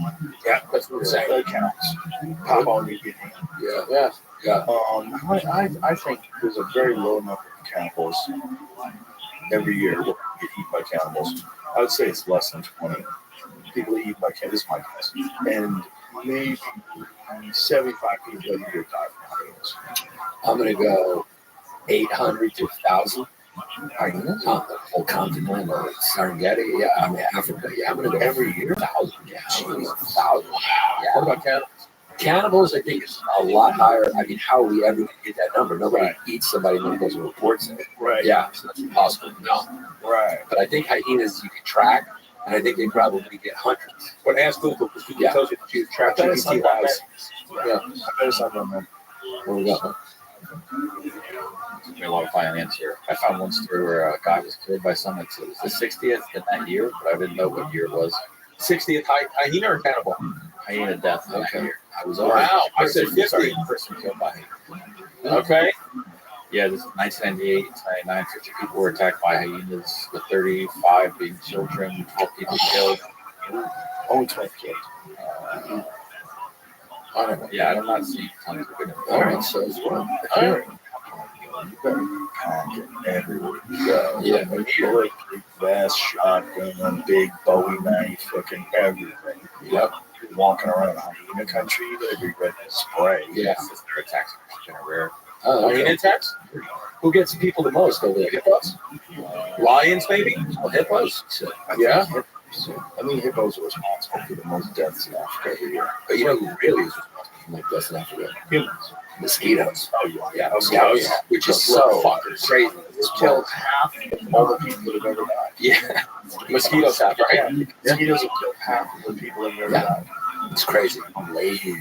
Yeah, the most dangerous animal on the planet. It makes you think, like, is this our planet or is it their planet? Hippopotamus, animal that kills the most people in Africa, with an estimated 500 deaths per year. Fuck. 500 people get hippo per year. 20 miles an hour they can run? Yeah. That's real shit. Oh, it's real shit. If you have a bad knee, you're in real trouble. Yeah. Cape buffalo, they kill a bunch of people every year. Puff adder. Okay. That's a snake. Snake makes sense. How many people do you think die from African lions every year? I was thinking it was going to be a lot, like 100, but I guess I'm wrong. Look, the hippos are 500. It can be 100. Like, let's just guess. How many people die from lions? If hyenas are, I'm going to say 18. 18? Yeah, because more people die from hyenas than lions? Yeah, I think so. Well, that was like the 80s. It was only 12 people died. Yeah, But who's getting close to the lions? Assholes. Yeah. Well, they also live out there. I mean, there's a lot of tribes that live out there, like close by. There's a tribe, there's a village in Africa I saw, it was on Nat Geo, that hyenas come in and get fed there. Yeah, I saw Hyenas that. walk into, you saw that, right? Where they So actually deal. So they have a deal, and actually they believe helps keep them safe because hyenas know they don't have to kill anyone; they'll just get the food. Yeah. Breakers. Yeah. I think that's probably smart. Like, make friends with the hyenas. Why not? They Well, have guys try to keep these pets. You ever see the dudes that walk around with the chains on them? Yeah. And shit? Yeah. Wild. That's a gangster move. Walk around with a fucking hyena. Yeah. They're big too. Hey, If we ever do, what's a hyena? $150? So like a mastiff looking size. Yeah, like probably German Shepherd, Mastiff. Bigger than a shepherd, right? Probably. I don't know because they're like wide. They're not that. They're kind of compact. So I don't know. I don't know what they're. Can you get them in the U.S.? No, anywhere near right. maybe get them in Texas. Yeah. Or Florida. Texas is a lot of shit. Like, could you bring one out on stage on the show? Like, if you got clearance, If you were could do Ted Nugent in Texas could bring hyenas on stage. He'll bring one out. He used to ride a buffalo. He was on stage. You ever see that? Yeah. You ever see Ted Nugent riding a buffalo? He had a buffalo that he could ride, and he would ride it on stage. And like he's doing a show. He's on a fucking buffalo in front of all these people. You know, Ted Nugent is the only guy who I've ever heard who made me understand meat eating and how it's no less moral than. He's the only guy who made it make sense in my head. He goes, "Oh, you think you're a good person because you're all eating the vegetables?" And then he talked about how many animals have to be killed in order to keep those vegetables from being eaten by other animals. Wow. Wow. Yeah. His son owns a bar on Staten Island, and I didn't know. And he was like, "Yeah, my Rocco." Oh, it was the kid didn't know he was his son. Yes, yeah, the other kid? Yeah, Ted. Ted. He didn't know it was Ted Jr. He was like, "Yeah, Ted Jr. is my father." He's a really cool guy, and I was like, "Oh shit." He was like, "Yeah, dude, it's pretty fucking wild." Did you ever hear him explain that? And I was like, "Oh, Explain it on this podcast. Oh, he did? Is that where it was from? Yeah. Oh my god, I was like, Oh, yeah, that's right. And I was like, oh my god, like nobody ever thinks of that. What is Ted Nugent famous? What is he? Was he a politician? What was Ted Nugent? Stranglehold, son. You never heard the Stranglehold? You never heard that song? No. Here I come again now, baby. You don't know that song? Oh my god, you know it. Play Stranglehold. Yeah, I'm sorry. So it's one of the greatest guitar riffs in all of rock and roll. I'm gonna be honest. I know it. Come on, son.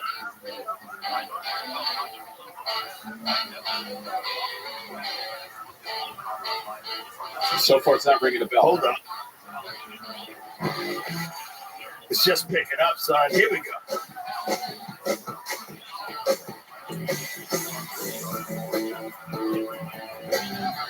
Do you know it? No. You How don't know dare you? Hold up. I don't think so.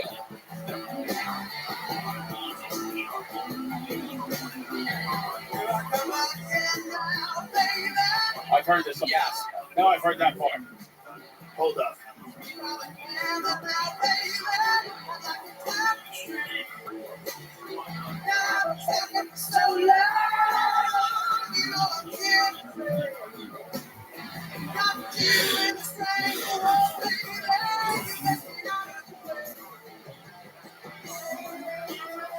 This was a huge hit. I don't know it. Who's the best guitarist of all time? Hendrix. Billy Ray? Hendrix. Hendrix? Hold on. All right, we're good. Stranglehold. Yeah. He's a He's big famous for musician. that. Cat Scratch Fever, another big song. Okay. And a bunch of good songs. But then what happened? Then he got into politics and Well, stuff. he's just he's a bow hunter and like very vocal about social issues and That's kind cool. of a maniac. Right. Yeah, kind of a nutty dude, but he's fun. Yeah. So then how does he have a son in Staten Island? I don't know. Well, How's that his son, I think he didn't know it was his son, right? It was one of those deals. But they're close. Yeah, They're but he has relationship. another son, his son Rocco. I met. Right. He's a fun guy. Yeah. I like him. It's a powerful leader. I don't agree with everything he says, but that's the case with a lot of people. Yeah. Yeah. Each their own. I think Hendrix is the greatest, Right. when it comes to guitars, because Hendrix changed songs with his guitar. Like Eric Clapton famously, when he saw Hendrix play for the first time, he said, "What am I doing? Why am I even doing this?" This is Eric Clapton. Right. Eric Clapton. Layla. I mean, he was amazing. How about Billy Ray Vaughan? Stevie Ray. Sorry, Stevie Ray Vaughan. Jesus Christ. Yeah, Stevie Ray. Stevie Ray Vaughan Tin was Pan Alley. amazing. Yeah. He used to play at our club. Yeah, I can't believe it's Billy Ray Vaughan. I got him confused with Billy Ray Cyrus. Billy Ray Cyrus. Don't tell my heart. My achy breaky heart. Yeah, Jesus Christ. Tin Pan Alley is one of my Have you ever favorites. seen in the corridor of when you're going on stage at the mothership, those photos of Stevie Ray Vaughan? Those are him on stage at the Ritz. from 1983. Wow. Yeah, he performed there a bunch of times. Yeah. Willie Nelson performed there. Crazy. Yeah. That place is history. Oh, Yeah. it's burned in there. Yeah. I brought in Ghost Hunters. Check it out. Sam and Colby brought in Ghost Hunters. Did they find it? You know, it's fun. It's fun. I don't know what's real. Yeah. But if someone was murdered there, someone was definitely shot there in the 70s. Right. We were. There used to be a nudie movie theater and it was a pool hall. So it was like nudie movie theater, a pool hall, there's a punk rock club. There's like a lot of history there. A lot of people have been nightmare. But do you think it's possible that it was built on an Indian burial ground? Indian burial ground? It's so much better that you fucked that up. You know, there used to be a swastika on the wall. Oh yeah, yeah. So when we tore down, so there's like wall board, and you tear down the wall board, it gets the raw brick, and the raw brick there's a fucking swastika on the wall, and we're like, this is crazy. And so while we're building the place up, I come in like 4 months later, I'm like, hey guys, why is the fucking swastika still here? Like, we're gonna open. In 6 months, you gotta get rid of the swastika. So they tell one of the construction guys to take off the paint where the swastika is. And so you know what he does? He takes it off in the shape of the swastika. So he cleans it. So now it's brighter. Now it's like bright white. I'm like, hey, it's still a fucking swastika. Get it off the wall. Jesus Christ. Was it the swastika from like the Hindu symbol before? Yeah. No. It was probably from the punk rock thing. Somebody probably thought there would be right. Yeah. Probably someone being a rebel. Rebel. And they threw it up. Yeah, they threw it up. They painted it on the wall. It stayed there. Wow. Yeah. They never cleaned it up. This is so crazy. That reminds me of the old Punchline in Atlanta that had the Vince Champ. This is Red Hot Chili Peppers. Oh wow! Just fully naked on stage. Yeah, with socks over the dicks. Remember? Oh yeah. They used to do that. That's a good move back then. Yeah, you get away with that. Show your pupils. Grab your balls and your cack with a sock. Throw it up. They got good bodies, nice little bods. I saw a thing that said like hunter-gatherers, what their bodies, not only the flexibility they had is unmatched, but they actually had bigger brains. You ever see this? That they actually think that they were smarter than us? They have bigger heads and bigger brains. Well, they probably have a process of things. What is smart? Is it smart to just be able to use ChatGPT and find answers to things, or is it smart to have to figure stuff out about nature to stay alive? Right. There's different kinds of intelligence. If you take like the smartest guy ever and you let him loose in the Amazon, how long is he going to live? He's not going to live very long if I can make it. Hunter-gatherers generally have larger brains compared to later human populations as the demands of their lifestyle, including complex foraging strategies and navigating diverse environments, likely put selective pressure on the evolution of larger brain capacity for problem solving and planning. That makes sense. Yeah. Expensive tissue hypothesis, interesting, which suggests that a diet rich in meat allowed for the energy expenditure needed to maintain a larger brain. Did you see those? They found a new population of humans that existed as recently as I think 100,000 years ago. But they found them in China. They have much larger heads. Really? Yeah. They thought they were Denisovans, I think, at one time, which also is a fairly new discovery. They found Denisovans in 2010. But this is another one. This is another new species of human being they studied that they found. Right? And they had large heads. Haven't they found like 11 different hominids now? There's quite a few. There's quite a few. Including the real controversial ones like Homo floresiensis or floresiensis. What was that? What was the hobbit? Island Flores, they're little tiny squeaks. Little squeaks. Little twins. Yeah. Late 1970s. Yeah, there it is. Homo juliensis. Fossils began belonging to 16 individuals were found in 2 different locations at the time. They appear to belong to unique species. Thousands of artifacts, stone tools, and animal bones. This one is the larger headed one. Is that the same one? Is that it? Because this is in the late 70s fossils. I think this is large. I know I have a photo of it. I know I have. I saved it because I wanted to look at it. Yeah, dragon. That's it. Newly complete skull discovered in China in 1930 is a basis for proposed new human species, Homo longi. That's it. Known as dragon. Skulls found in 33 Shanghua River in Harbin, China, where a bridge is being built. Okay, the skull is a combination of ancient and modern features, including a large brain similar to modern humans, Neanderthals, a low forehead. This is it. But how do they know that these are? Couldn't it just be like a weird looking head? Like if me and Giannis were laying down, we found our skeletons. You would think we might be different types of species. I mean, he's got a peanut head, and I have a head like a Cro-Magnon. Good point, right? Yeah, You found the shack buried right next to the It could just be different people. Yeah, that is. Good point. You want to talk about feuds? These definitely are feuds. Big time. Oh my God! What This must have been bad, dude. Yeah, big time. Yeah, here, Jimmy. I think this is a different thing. He's sent you right now. Listen to the title. I just saved it on my phone so I could look at it later. But I didn't really look at it too much. Right. But they keep finding these new versions of humans. Right. So it's like, how many of them were there? Why did we succeed? Like, what was so great about it? I think we were most vicious, right? We just killed all the other ones. You think dogs? Dogs. That's the answer.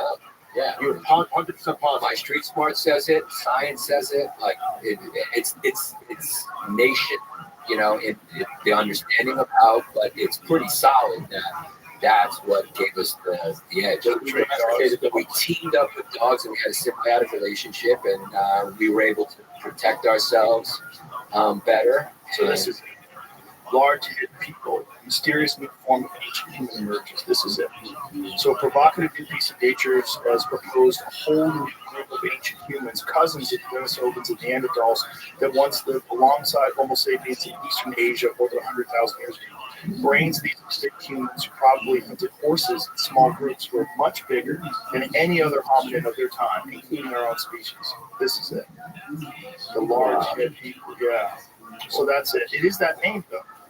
No. In the past, yes.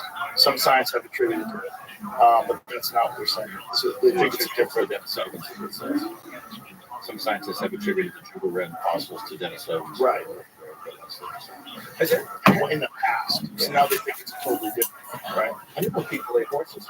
Oh, yeah. Is every animal for eat? Oh, a lot of people eat horses. Yes. Got a Shalcott Rockinov, the number one contender in the welterweight division. Okay. This is his favorite food. Horse meat. Yeah, he's from Kazakhstan. He rides horses and he eats horses. He's like, I love horse. He loves them all the way. You ever tried it? Yeah, I've had one. Good. I had it in Montreal. There's a restaurant in Montreal, one of the best restaurants in the world. Shout out to Joe B.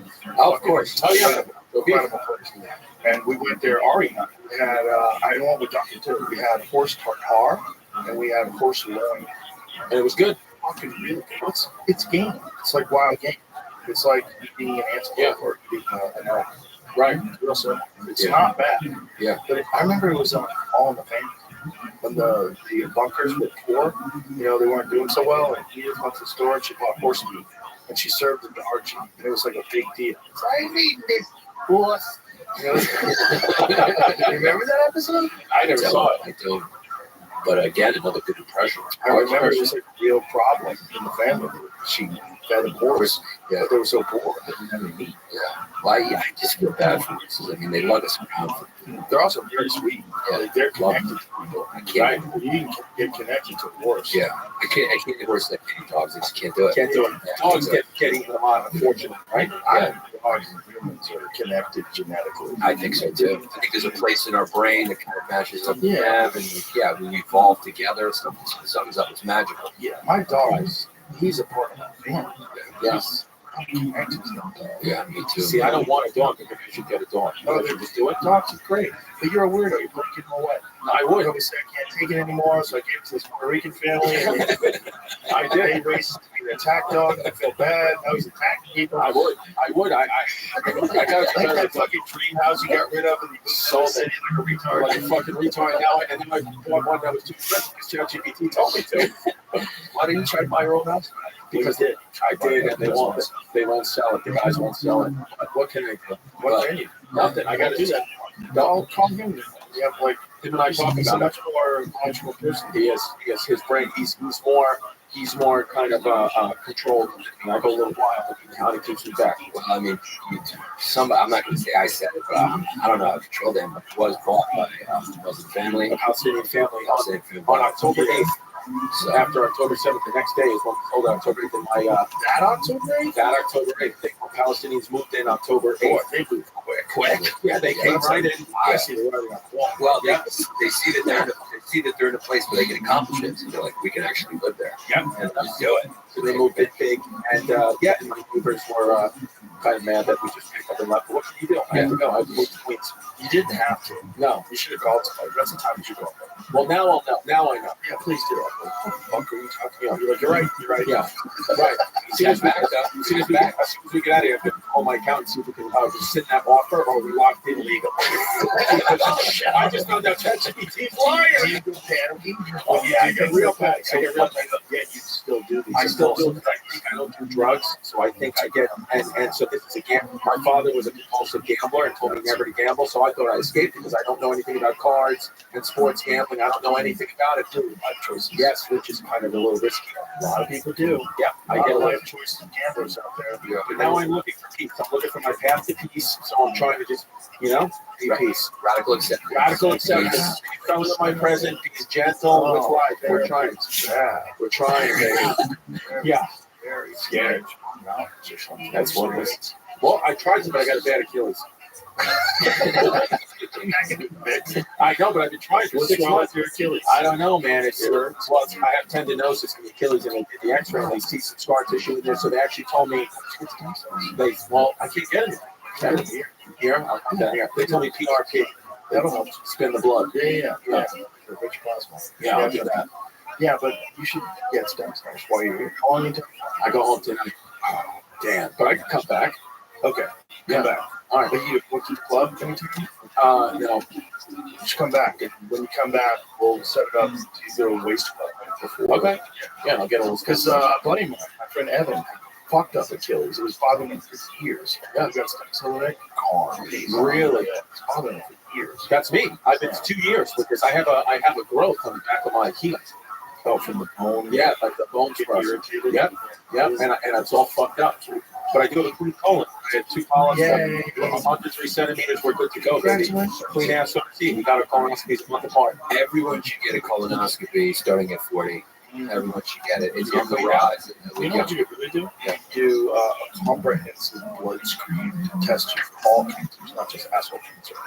Well, they have that now. It's a lot easier and it's better. You never did a colonoscopy? I had one. Right. Why? What's wrong with it? I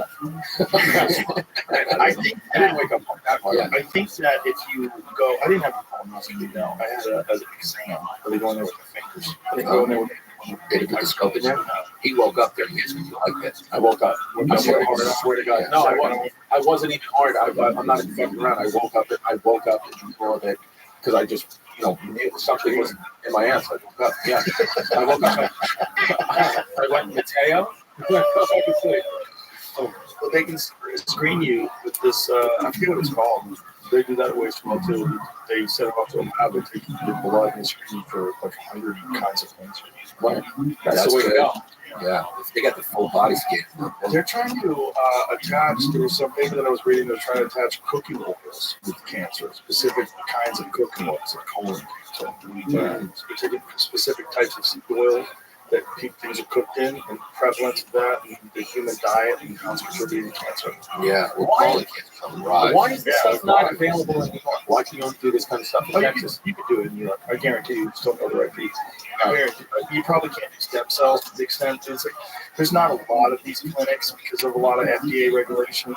The way they work, Utah's a really good state for it. They have like much looser regulations, but a lot of people end up going to Mexico. There's a place in Mexico they call it the CPI, Cellular Performance Institute. A lot of UFC fighters go there because they have an arrangement with UFC. You do wild shit in Mexico. That's what Aaron Rodgers did. Right with his Achilles. He knocked down there, got the stem cells, he's good to go. Yep. He actually got treated here. He got treated at least once. Yeah, you definitely should. If I had known that you had that issue, I would have gotten you in early this morning. Oh, thank you. Yeah. I'll cut that. Yeah, but just Ron White actually just went and he hurt himself doing yoga. He fucked up his ankle. They just treated him. And now he's good. Well, he just got it yesterday. It's going to take a while before it's better. Right. But it will get better a lot quicker than not having it. That's for damn sure. I know a lot of people who have like pretty serious issues cleared up. Like torn Achilles. Torn ligaments. It's not fully torn. No. Then you definitely need surgery. Achilles is a bad one because it's like God, there's so much torque in moving. Yeah, screw it back down to your bone. It's going to heal. Make sure it's strengthened enough before you start using it. So you're real diligent about your rehab. Look how long it took Aaron Rodgers to get state-of-the-art access to ways to, well, he's way ahead of what it takes most people to do. But even then, he couldn't really play that year. He had to wait until it was, like the next season. Yeah, those used to be like career ending. Yep. Yeah, it's good. I got, because I've been doing like calf exercises and like strengthening all around. And it's just like a year and a half. I'm like, dude, the pain is still there if I explode too. So it's also, I mean, what am I going to do? I got horrific feet. My feet are horrific. My toes cross over. I have no arches. I have feet that look like they should be shoved into high heels. Have you ever work out with barefoot shoes? You know those like weightless, like they have to custom make them for his feet. Yeah, with the toe into each individual. He's like, no, I don't do that. Yeah. You can get those too. Those are like the barefoot shoes. Those are those help. Yeah, those are okay. Those are good. The toe shoes. I used to have those. But the ones I really like are, you have a wide toe box so your feet spread out and there's very minimal amount of sole, just to kind of protect you from sharp things you stand on. But it allows your toes to move as individual units. So a regular shoe acts as like a cast. Like if you have like a thick sole and like a hard surface your foot sits on, it's like a cast. So your toes aren't really working, your legs are picking it up, but your foot is basically atrophying inside that. And then if you work out barefoot, and especially if you work out and you do something explosive like jumping and stuff with barefoot, then you're using your feet the way they're supposed to be used, all the muscle strength. And a lot of people have very, very weak feet. Yeah, I can't even move my toes. If you're like Chris, move your toe. I'll be no, I can't do it. That's crazy. It's horrible. You should probably take care of that before it gets bad. It's good. Ask me to move my toe. Say, move my toe. Say, Chris, move your toe. Somebody say, move your toe. Yeah, basketball feet like that. Yeah, that's all I can do. Say, bronze feet are like that too. Did you play a lot of basketball? I did, yeah. Maybe that's it. I did. Maybe it's about like smushing in the shoe. It could be. Is that what it is? Yeah, definitely. I had to wear extra pairs of socks. Put that fucking close back in the good, right? And you see on the ankle here, you got a little bony. Oh, that's where it's flipped up. Good muscle flexibility, not bad. That's not bad. Congratulations on that. Thank you, sir. LeBron's feet are evil. He hasn't been playing, right? Did he come back? Did he play again? Coming back? What happened? Was he hurt? Never. He didn't get time to get his body. Oh, that's right. Timeout. Anybody who takes out of anything out, like Diddy, everybody gets it. It's crazy. Yeah, imagine like even regretting saying shit. Oh, yeah, wow. Just smashed up. I mean, pinky toes, Bruce. A lot of kickboxers have feet like that too. Oof. Feet all fucked. Brutal. Imagine how many. You think about kickboxing, like the elbows that kick. Like John Jones can't even fight unless he has his big toe on his left foot taped to his next toe. He has to have it taped up because he tore his toe completely upside down. Ooh. He was beating up Chael Sonnen, and he didn't realize it until I was interviewing him after the fight. And he gets down, sees his toes, like, ooh. He freaks out. He has to sit down. Adrenaline. Didn't even feel it. His toe was upside down. Like wow. The bottom of his toe was facing up. Wow. It was horrible. I would probably say one-on-one him winning history, just because of how skilled he is. That's what's supposed to go. Oh my God! Yeah, bro. You. Crazy. So you noticed it first, though? No, I think he did. I think he noticed it. Oh God! Yeah, he destroyed his toe. So what happened? It twisted all the way around? That's from the force of beating the fuck out of Chael Sonnen. That's what that's from. Like ground and pound when he had him on the ground, just smashing down on him. Jeez. Somebody isolated the moment his toe curls over. See it in like the replay. On his toe, just the amount of torque he's putting on to try to kick Chael Sonnen. Is he doing Gloria or Aspinall? Yeah. I think it's going to be Aspinall. I think they're trying to come to some sort of agreement. The rumor is he wants $30 million, and the UFC's going to pay it. Hopefully, I agree with him. Him and Gloria would be Carrera. Yeah. Sorry. Would be the fight everyone wants to see. Yeah, perhaps. Because he's been so dominant there. Yeah, perhaps. I mean, if it's going to happen, they're both 37. It should probably happen soon. But John is, the heavyweight champion of the world. Mara has challenges in the light heavyweight division, especially on Goliath. He's supposed to be fighting out Goliath, and Goliath is fucking very dangerous. And I think he's the number one contender. And he's been on a winning streak for a long ass time. He's only got one draw, and that was to Jan Blachowicz, who's the former champion. So he's like at the top of the heap, and he's been waiting for a title shot for a long time, but he's been talking a lot of shit. And Alex doesn't like that he talks shit. So he's like, fuck him, make him wait. And so I think Alex just said that he's going to fight in March, and that he's not going to fight on Goliath. Because if he's fighting in March, when is Ramadan? You're asking the wrong guy. I thought you'd be the guy. I thought you would know. I think it's in the summer. It's in. No. So he wouldn't be able to fight. On Goliath wouldn't be able to fight in March. Because it's like March 3rd. He's got to go through the entire month of Ramadan preparing for a world title fight. What is February 28th? It ends Saturday, March 29th. So that's exactly during the time period where he's going to fight. And with Ramadan, the whole month you can drink water? No. You can't. You definitely can drink water. You can eat food, but you can only do it after sundown. So, Bilal Muhammad, who's the UFC welterweight champion, he observes Ramadan, and he was training and fighting. He'd have to take fight during Ramadan. So what he would do is he would get up at like 4:30 in the morning before it was dark out, before it was light out rather, and he'd have a big meal, and then he would go to the gym.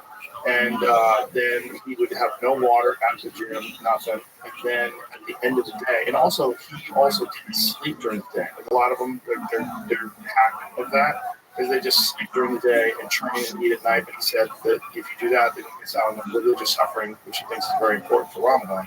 So he would do it the way you're supposed to do it, where he worked out, so he'll walk, train, and then he would finally get to the nighttime session. He'd be able to eat and then have a nighttime training session like a little later. And so that's how you do this day. Wow. That's why these dudes are dominating. They're just tougher. He started working with Dagestani guys, right? Mm-hmm. And he just turned into a beast. Well, those guys are hard fucking people. They want no distractions, no women, no bullshit. Get off your phone. Let's go to work. They're probably not jerking off, to be honest. They keep fueled. They keep loaded up. Keep a loaded glucon. Yeah.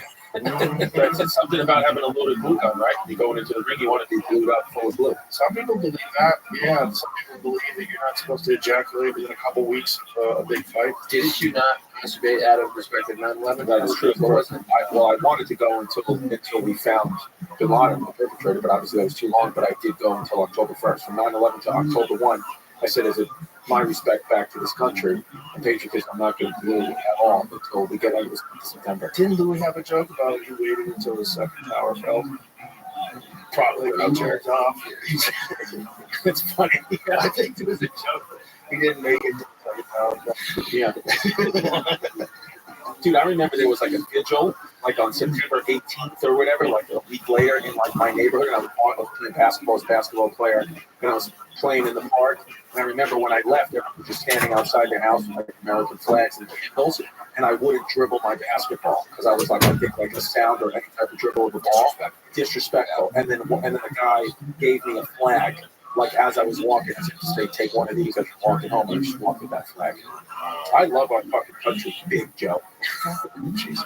Yeah, I just love it, and I hate when people talk shit about it. Yeah. Well, get ready. Yeah.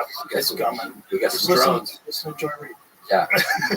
You should try to swat those things out of the air. What do you think they are? You have a guess. I think they are. I was joking about the AI thing. I think they're chippers. Mm-hmm. I don't want to say such a big podcast. I'm available to the CCP for whatever they need me to do. Yeah. Disinformation. Yeah. I think that they are sniffing radiation. I think that that's the most plausible. That I don't know if they know about it, if not, but I think they're probably looking for radiation. I don't know that a nuke's necessarily going off, but I think that's probably what it is. I just guess, if I really had to guess. Well, I think they'd be launching submarines underwater. Yes. Well, that's what's crazy. Is like if that's the case, how many submarines and how big are these submarines? Because these things are the size of an SUV, and some of them were coming from some like untrackable distance offshore, 50 plus miles offshore, and they're the size of an SUV. They can stay in the air for 5 hours. So what's the power source? And then the other problem is they don't exhibit a heat signature like a regular drone. So do they have some sort of cooling? Is that why they can't track them? Yeah, they're having a hard time tracking them because of that. Like they're having a hard time tracking them with infrared. They don't know why they can stay in the sky for 5 hours at a time. Ryan Graves, who's a fighter pilot, was on the other day, and he was explaining to us like there's certain aspects of some of these drones that are above the state of the art. They're doing things that we can't do. The big one is they're flying for that many hours. That's crazy. The heat signature part, that's crazy.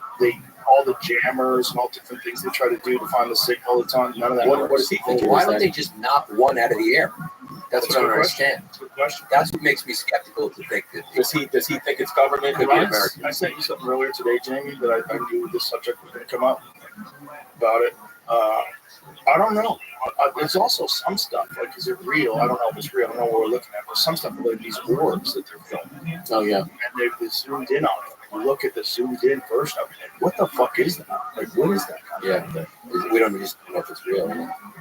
FAA bans drones in parts of New Jersey, threatens deadly force or imminent security threat. These areas have all now been deemed national defense airspace.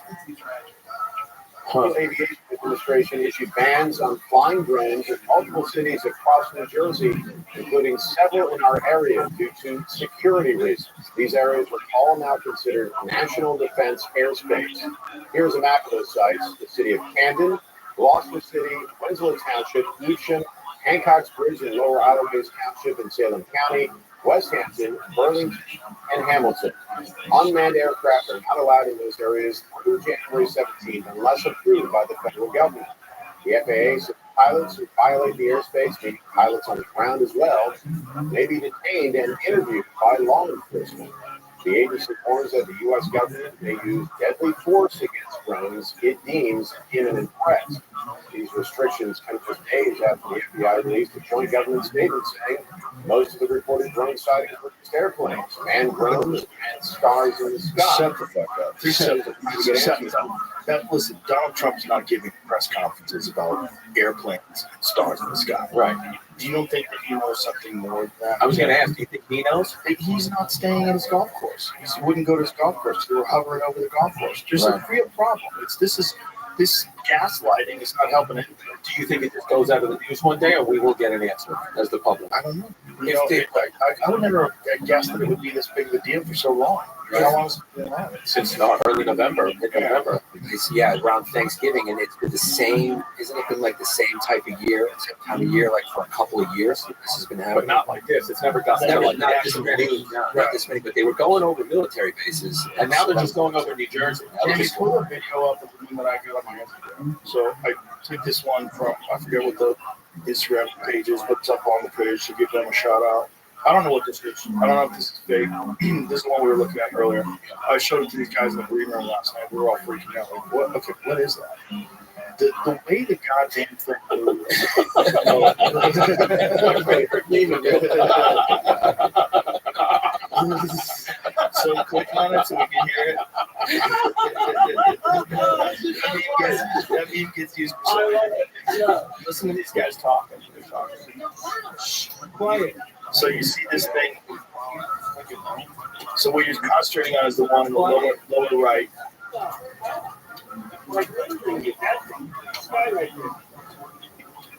So it's moving. No, that's not moving quick enough. There's no tail. That's a UFO.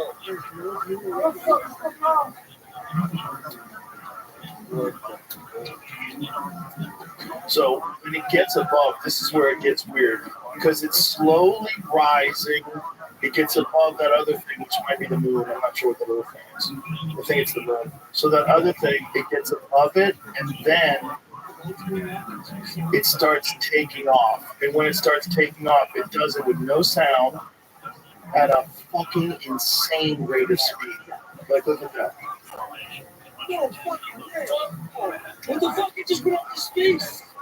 It just went up to Oh my space. God. It just went up to space. That's why. Those guys are reacting like they're watching it. Yeah. I don't know if that's real. It could be fake. It could be all AI generated. It's ambiguous and blurry enough, though, that I'm willing to entertain. Right. If that's really what they saw, that's a bunch of different people see things like that over time. And this is like the Tic Tac story This is the one that Ryan Graves showed us that this lady photographed over Florida. That these things that they've seen. This is one that was seen by multiple people from different planes. That this thing moved and shot up into space, and that's where we got photos of it. But whatever that thing's doing, it's doing something that we can't do. That speed that thing takes off, that's faster than any rocket we have. That's faster than any fighter jet. That thing just shoots off into space at some impossible speed. So it's either us, the drones. Why are they blinking if it's not us? Why do they have? No, but I mean the drones. I'm saying the drones are blinking. So I'm saying if the drones are ours, maybe there's been like UFO activity, and they're throwing these drones up to try to capture it with better. Or what better way to distract people from actual UFOs than we're going to be all over the sky and put a bunch of drones up there too. Right, that too. Yeah, if you have a bunch of shit that seems like stuff that you've seen, like a drone like flying around, and then there's stuff that is possible with it. That's a good way to cover up the impossible stuff. Have a bunch of regular drones. Yeah. But at this point, why would they do that? Everyone's already accepted the fact that UFOs are out there. Not really. If there was a big thing where all of a sudden the sky was filled with almost football field size fucking motherships, like people would lose their shit. But if you could slowly get people accustomed to it, the way people got accustomed to masks. In the beginning, in 2019, if you saw someone with a mask on, what the fuck is going on? By 2021, why doesn't this guy have a mask on? Right, just in a couple of years, everybody was wearing masks. If we get accustomed to stuff, if you get accustomed to things being in the sky, and then all of a sudden there's nothing, like you could float anything in the sky. If you have weirder and weirder drones, and then start showing spaceships, people would freak out way less. Right. I don't know, dude. Someone tells you it's a drone, chill, and if someone shows me a football field size spacecraft, I'm gonna freak out. That's a big leap. In a good way. What about one the size of a car? That's definitely not ours. So you think they're just rolling them out by size? If I was going to do that, if I was going to get people prepared.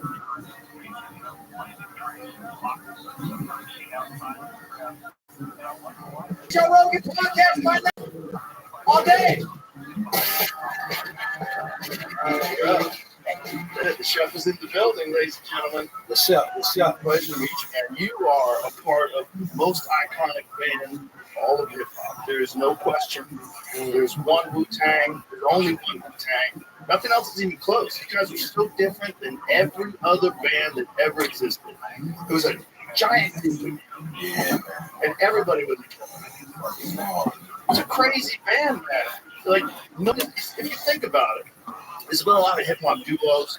There's been a lot of producers and MCs. There's been a lot of people that get together in like small groups.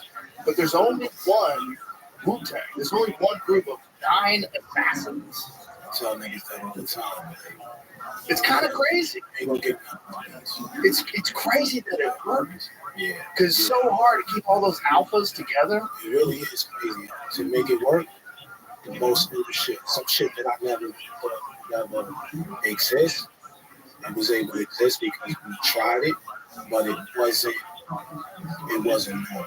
It wasn't, well, you tried it, but it almost seems like it was just instinct. Like, it's not like a business strategy that anybody would ever come up with. 9 dudes, and 9 of the realest dudes, like the rawest, realest dudes, and it worked. And it worked. I tell people all the time, it was like a wizard when he came with this whole philosophy of wanting to do it. It was like hitting a lotto for him. Like, he didn't know what to expect.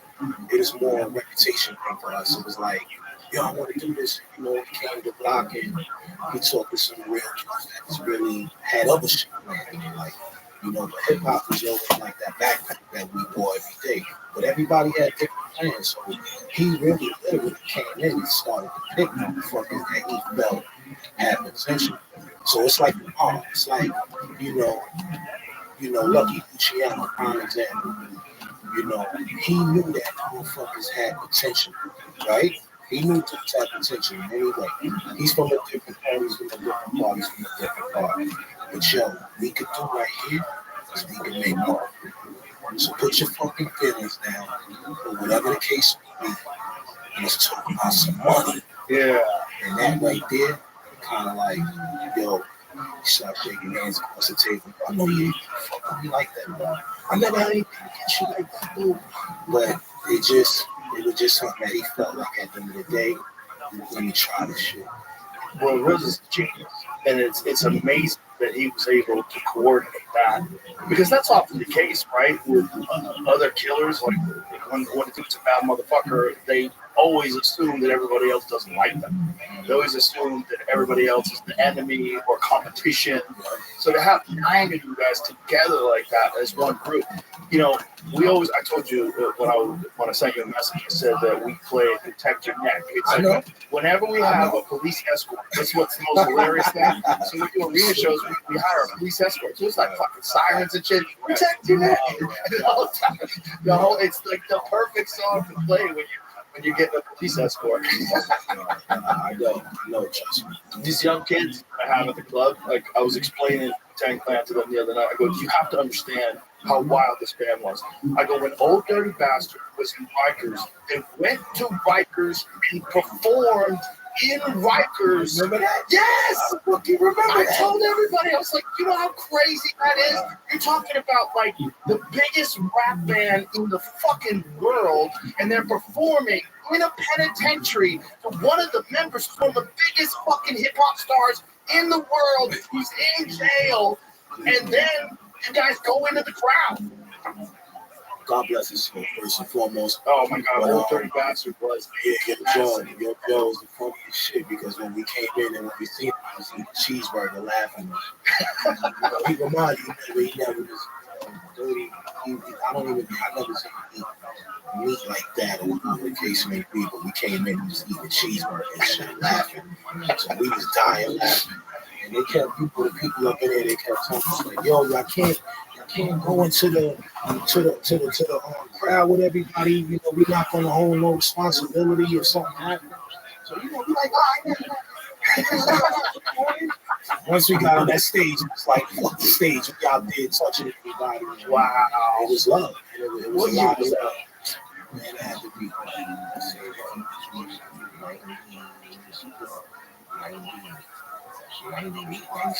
Wow. No internet. We like, yeah, none of that shit. None of that. What? Is there even a recording of that anywhere? I don't think so. That was, you know how wild that video would be? I never knew that people seen that. I don't know how the fuck you do that shit. Like, oh, I heard about it. Yeah, I heard about it. They lost us in the news back then that you guys performed in Rikers. Yeah. The 90s for hip hop, it was like people, you have to understand. For young people, you grew up with hip hop, you're only 20 years old, I get it.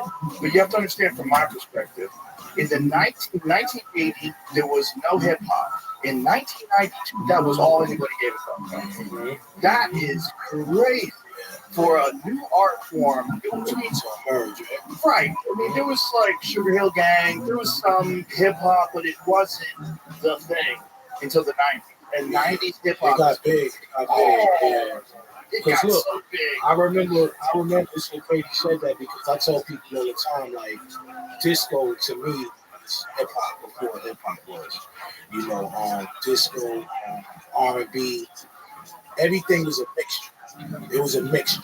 So really, when hip hop came, like you said, it came like maybe, let's say 85. It had to be 84 because I was in junior high school. Yeah. We was young boys. So I would definitely say you heard something and it was like, oh shit, motherfuckers is rhyming. This shit sound cool though. You know what I mean? It sound cool. But really, it was a way to bring people together, you know, that was going through different shit in their life. You know what I mean? Yeah, and you know what? It was earlier than that, because in 84 I was in high school. So it had to be 80. Because I was in high school. I was a freshman in high school in 81. So I heard Sugar Hill Gang when I lived in Jamaica Plain, which was in 1980. Yeah. So that was the first time I ever heard any kind of hip hop. Yeah. So like we said, 80. Yeah, I was 10 years old. So me probably really didn't gravitate to it. I probably was like 12. So So, what was the first hip hop that really grabbed you? Do you remember? Do you remember like what was the shit you were first into when you were a kid? All right, folks, it's that time of year. Everyone is on a mission to improve their health and wellness habits and set the tone for 2025 by sticking to a routine. And while sticking to a healthy routine isn't always easy, it's so worth it. And you all know that I've been using AG1 for years. It's honestly been so supportive of my foundational nutrition. AG1 is a daily health drink that combines vitamins, minerals, superfoods, and more in just one scoop. And many traditional supplements are poorly absorbed, but AG1 is designed for maximum nutrient absorption and is packed with micronutrients that are hard to get in your everyday diet. You can also add a few drops of their vitamin D3 plus K2 for added immune support. It's a game changer, especially during the winter months. So set the tone for a healthy year ahead with AG1. Simply put, it's a way to invest in your health now and in the long run. And that's why I partnered with them for so long. Try AG1 and get a free bottle of vitamin D3, K2, and 5 free AG1 travel packs with your first subscription at drinkag1.com/Joe Rogan. That's a $76 value gift for free. If you go to drinkag1.com/Joe Rogan, seriously, folks, check it out. The start of a new year is the perfect time to get organized, set goals, and prioritize what matters most. For me, a top priority is financial wellness, which feels more important than ever, and that's where Rocket Money comes in. They show you all of your subscriptions right in one place and help you easily cancel ones that you forgot you've been paying for. Rocket Money also pulls together all of your spending across accounts so you can clearly track spending habits and see where you can cut back. You know how it goes. Something might seem like just what you want at the time. Maybe you really need to see that show on that random streaming service, or perhaps you love pickles so much you signed up for a monthly delivery box full of them. But then that show gets canceled and you realize there's only so much vinegary goodness a person can take. The money still leaves your account every month and you just never quite get around to canceling it because you're a busy person, right? That's the beauty of Rocket Money. Rocket Money is a personal financial app that helps you find and cancel your unwanted subscriptions, monitors your spending, and helps lower your bills so you can grow your savings. They'll even try to negotiate lower bills for you. They automatically scan your bills to find opportunities to save. Then you can ask them to negotiate for you. Rocket Money will deal with customer service so you don't have to. And that's why Rocket Money has over 5 million users and has saved a total of $500 million in canceled subscriptions, saving members up to $740 a year when using all of the app's premium features. Cancel your unwanted subscriptions and reach your financial goals faster with Rocket Money. Go to rocketmoney.com/JRE today. That's rocketmoney.com/JRE. rocketmoney.com/JRE. The first shit that grabbed me was like how you said, Sugar Hill Gang, you know? Rapper's Delight. Yeah. Rapper's Delight. That was the shit. Oh, God. Now look, I had cousins that had wild cousins and shit.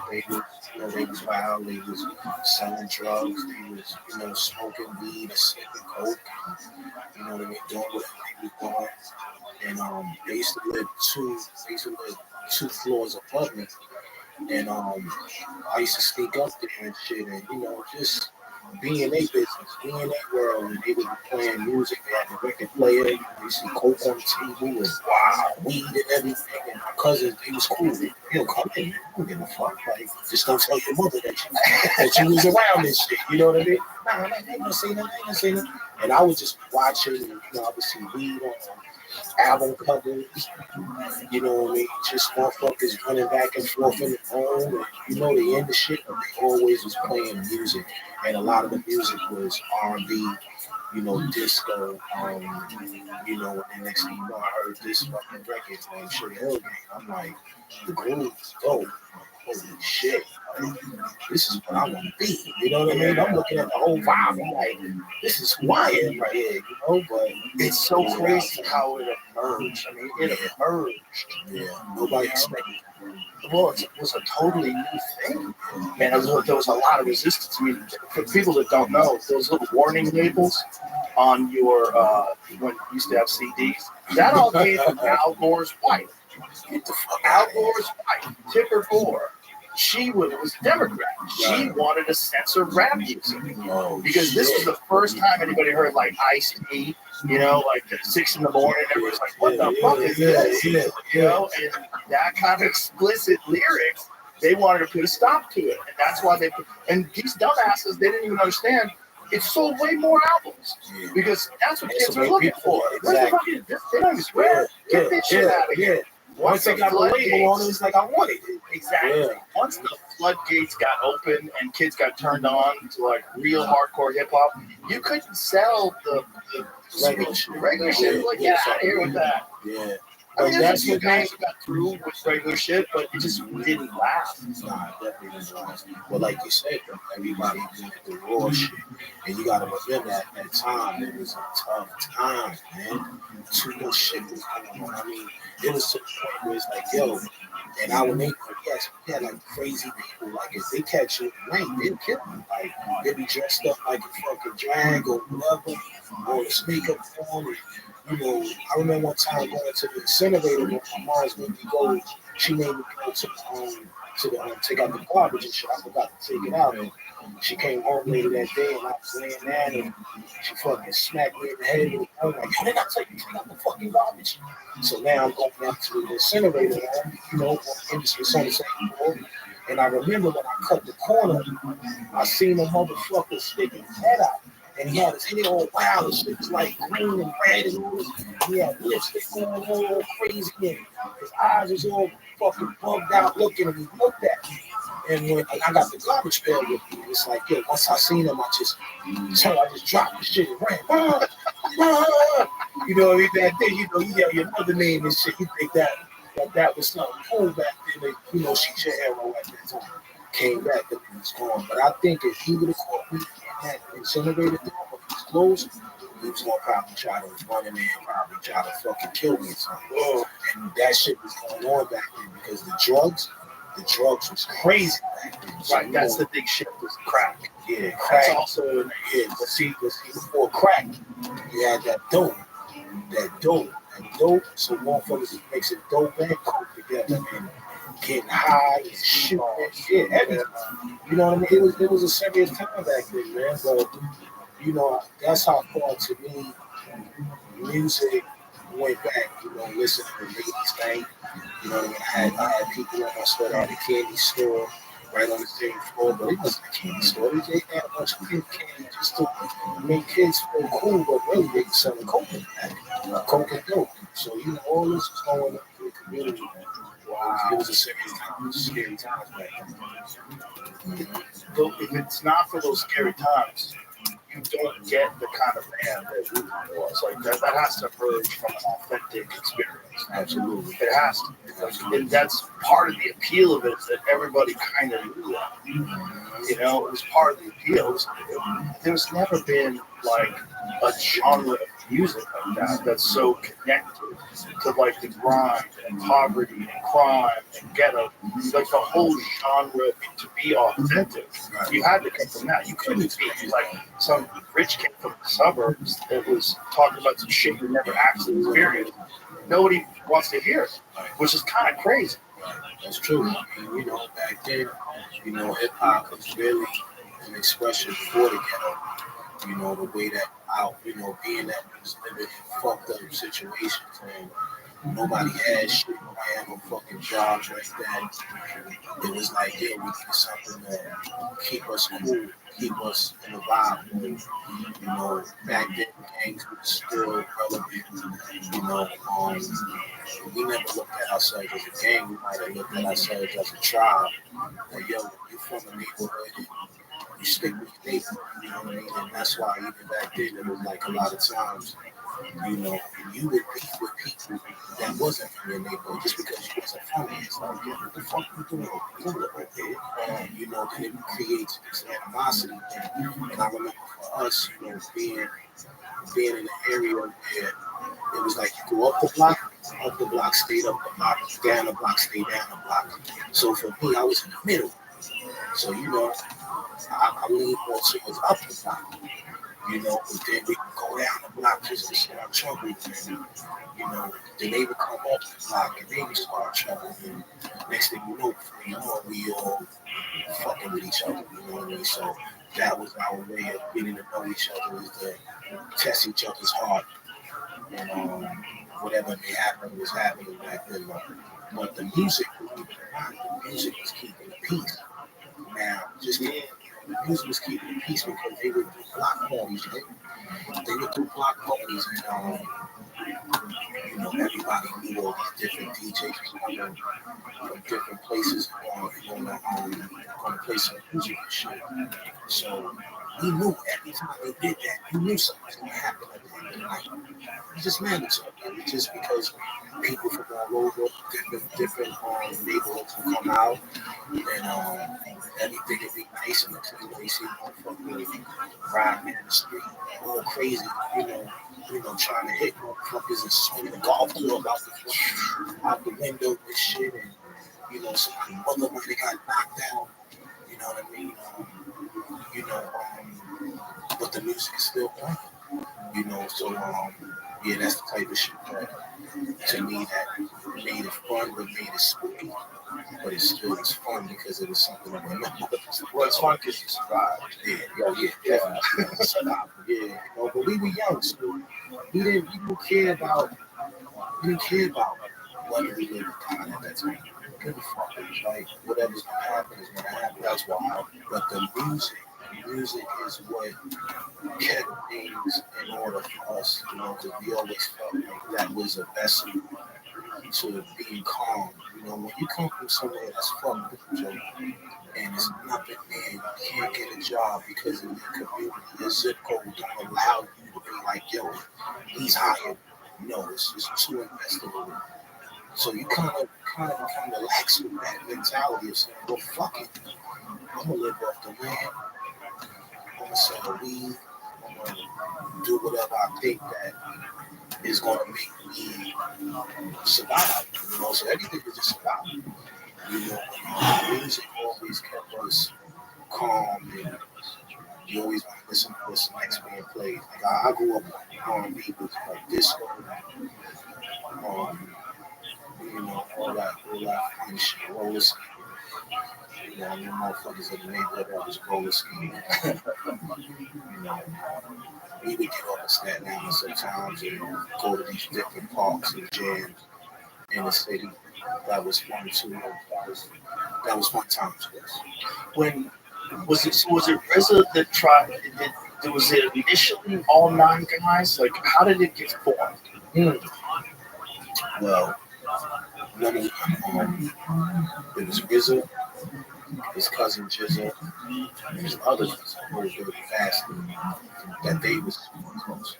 Now, Old Dirty Bastard and Jizza, they were from Brooklyn. RZA was from Staten Island. You know, we all Brooklyn babies too. Majority of us in the clan, we all, you know, resided in Staten Island, but majority of us grew up in Brooklyn. But anyway, it was those three that were close as shit. So RZA, back then, he acknowledged himself, which was, you know, being involved with the Nation of Islam, and also Jizza and Old Dirty, they were part of the Nation at that time. So they would go to Rock Valleys.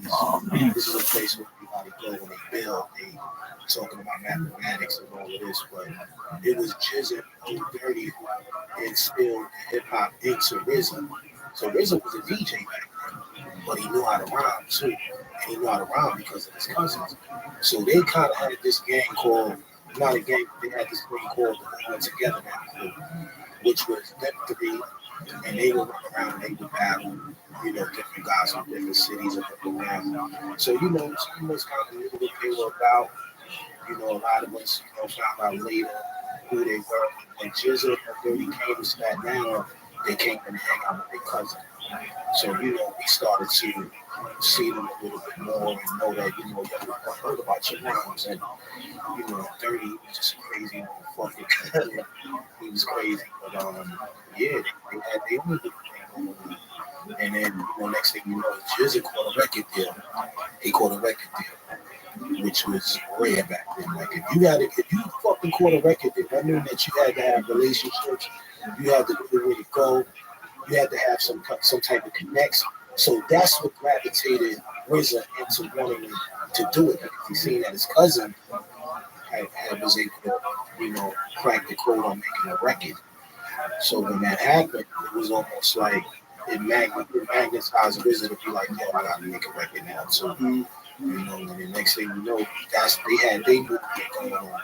So us from the outside looking, it was like, oh shit, bro, they super passionate about, being in the game and doing whatever they want to do, but we wasn't thinking of it. We just loved the music in general. Wow. So RZA is essentially the mastermind to put all the pieces together to bring all you killers under one roof. Absolutely. Amazing how he saw that, because again, that's not something that existed. Yeah. It's like Eric B. and Rakim. There was a few people. EPMD. There was a few people. Yeah. Gangstar. There's a few people that were together, but it wasn't like you guys. Nah, because it was kind of scary. It's like, God damn, when you guys had a show. I mean, I heard stories that it was just like you guys were showing up like 300 people. Yeah, that was some neighborhood shit, but yeah, like you said, that was so rare to see a group that come out like that, and it was really a mistake. It wasn't really designed to be that way, but when RZA had the record situation and they tried to make him be something that he wasn't, and then it's always the case. You know what I mean? It's like, yo, fuck that. I don't even care about the shit at this level no more. I want to create this now, and I'm bringing in all my guys, and he just put that number together. So believe it or not, I was one of the guys that he called first, because we used to hang out. Like I tell people all the time, like, yo, I might have been RZA's first, big fan. So I kind of seen something in him already. I seen something like, yo, this guy really, him and his cousins, and I'm like, yo, these motherfuckers really got talent. Not only the ability to rhyme, but they was clever. They took out clever rhymes. Right. And they was mixing it with the knowledge and, smart brains. Not these fucking regular Humpty Dumpty lines. Like, I'm talking about serious rhymes. Right.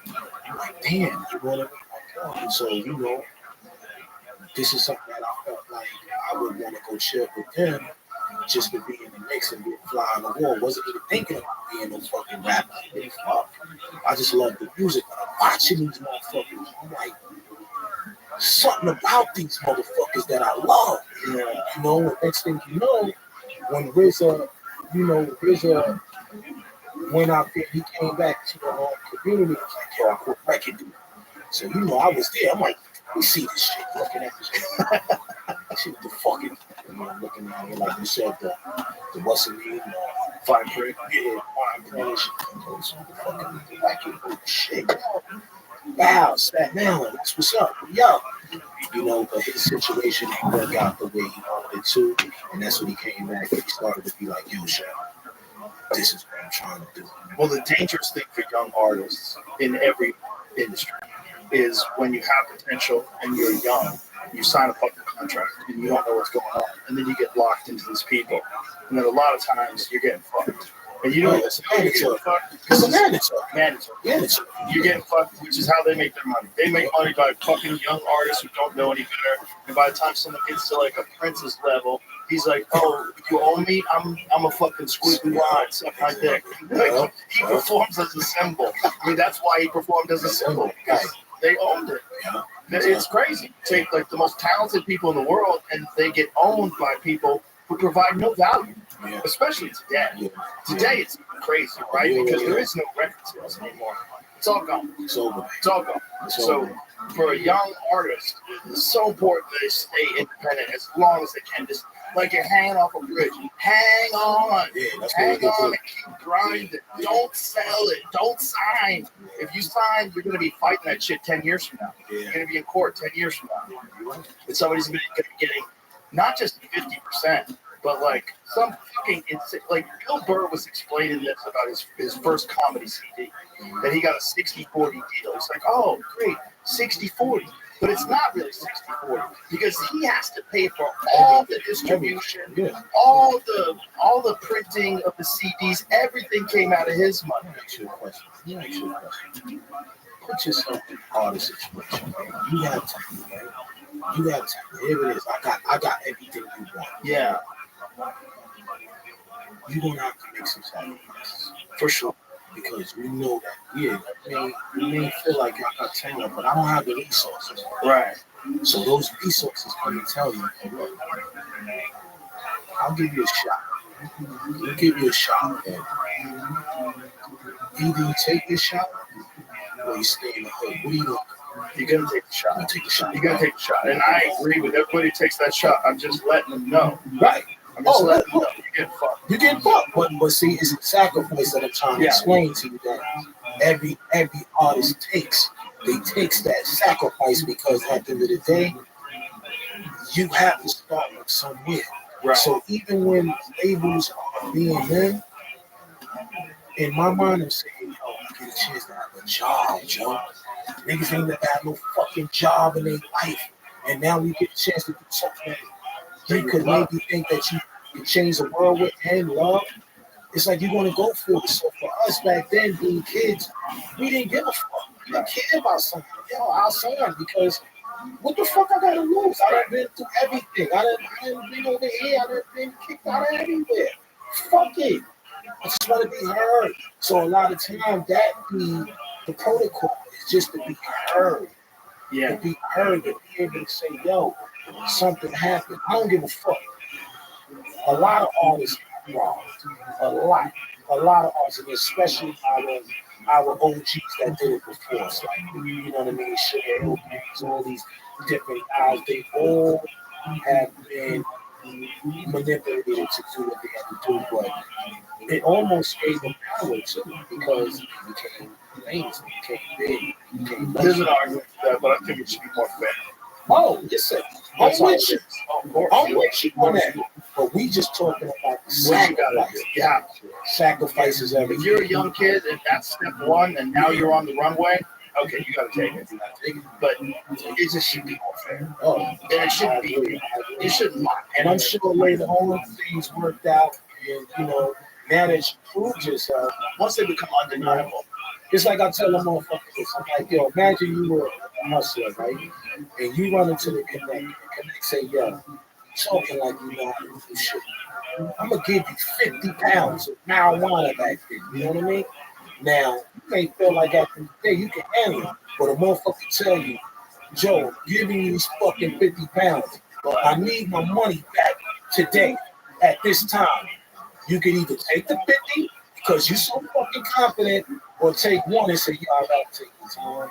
You know what I mean? I don't want to be in debt with you. What are you gonna do? You gotta take the 50. You gotta argue. He's gotta take the 50. He wants to fucking get his ass fucking chopped. You gotta take the 50. You gotta know people, and you gotta bring everybody in, and you gotta share the money. Know people. You gotta know people. Now, if you ain't confident in knowing what the fuck you need to know, I advise you to take you. Should have a conversation. You don't know anybody. But if you know some people and you're generous, that's the thing. You gotta make it worth these people's while. You gotta say, listen, we're all gonna get something out of this. And see, now look, that philosophy that you said, yeah, that's what we took. Yes. We took that. Yes. We say, you know what? At the end of the day, we'll take this little bit of money, but we're gonna go. We're gonna be willing to sell ourselves to get to this level. Yes. Because we know we believe it. See, it all starts with what you believe. Yes. If you don't have to believe in yourself to make it happen, you fucked. It's a rising tide lifts all boats to well, and as Wu-Tang Clan, that was for sure a big thing. Because anybody that was associated with Wu-Tang Clan was automatically respected. Automatically one listen. Automatically. Yeah. Automatically. So like that just lifts everybody. That lifts everybody. It's hard for people to see that. Everybody thinks about themselves, especially when you're struggling. When you're struggling, you're scared. And you know, scared money doesn't make money. That's what it is. Everybody gets paranoid. And they think, no, that's when you got to bond together. That's when you have to find real people. Stick together. You said the key word. I sell that 50. You gotta sell that 50. Yeah. Talk to Carlos. Just goes out to bodega. Let's make a deal, man. We gotta make some deals. I guess We got that's 10 what hours. that's what Rizzo did. Yeah. He danced with the devil for the right reason. And, you know, we took some scars. We got hit. It was a different world back then too, in terms of the industry, because today all you need is a social media account, Spotify, SoundCloud. You can blow up. You can blow up today. Back then, you needed the radio. You needed, you know, you could sell mixtapes, but it's hard. You had to be some undeniable talent. Yeah. You know, like we always put the video of Biggie 17 on the street. Remember that video? Yeah. That's undeniable talent. Yeah. Like that's the kind of talent. Like that dude's gonna. If he stays alive, you can't stop that train. Absolutely. That train's running everything.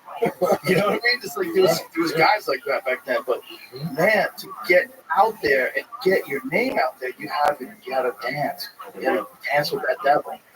Mm-hmm. And that business was so dirty back then. It still is, but real dirty back then than the record selling days. Yeah, of course. But that's what made us learn is that we had to go through the growing pains. We had to go church to learn how to say, yo, that was a lesson. Yeah. So everything is a lesson at the end of the day. It's like if you're willing to sacrifice yourself and your time to learn something, I would always say go for it. Yeah. Go for it. Definitely go for it. It's so much better than not going for it. Yeah. Then you're gonna be sitting in the same situation, and you're gonna realize at the end of the day, you take that opportunity. Some people are scared of opportunities when they come, and it's like if a person offers you an opportunity, 9 times out of 10, it may not work for you the way you want it to work, but it might be an opportunity to help you. Yes. You know, it's all about you trying to help yourself and get out. It's like watching Scarface and they told him, yo, give you $5,000. Bet him. And if you fuck this up, Scarface and said, man, the fuck is you talking about? We built for this shit. Yeah. He lost his man. He was able to prove to himself that I can do it. Yeah. That's how I look at rap. Like, yo, don't give a fuck. Yeah, we'll take this little bit of money, and we're gonna prove to y'all later on that we know what the fuck we're doing. And for young people listening to this, every chance you take where you fail, that's a lesson learned. And you just keep taking chances. Keep going. Pick yourself back up. Figure out where you fucked up and learn from that and make it better. Sure. Now you have more experience coming to this next thing. Just keep going. Just keep going, especially as an artist. It's just like so many artists, they don't hit until they do. And then when they do, it's like, oh, and then people want to go back and their past stuff. Like, oh, this guy had fucking 3 albums before this. Think about it. Think about all your favorite artists out there. You know, Eminem. You know, Eminem, they trying to fucking get on. You know, Rock. They went through a lot to get on. You know what I mean? Biz Markie. You know, nobody knows what the Biz at first. You know, he finally figured the code out. He's like, yo, this is what I'm gonna do.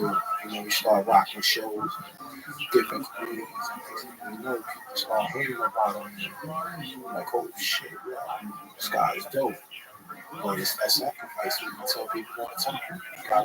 It's time put in, energy, effort, determination, and you have some talent. That talent is just God just gives you something or it doesn't. You know, some people just got it. You know, some people it's also like artistic families like Nas.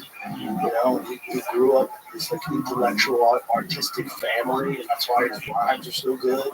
His pops, man. His pops is a musician. Yeah.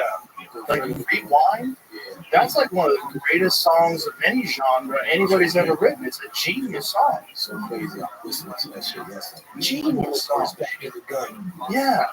Genius song. The whole song backwards. And it's amazing. Oh, I love Nas, especially for lyrics.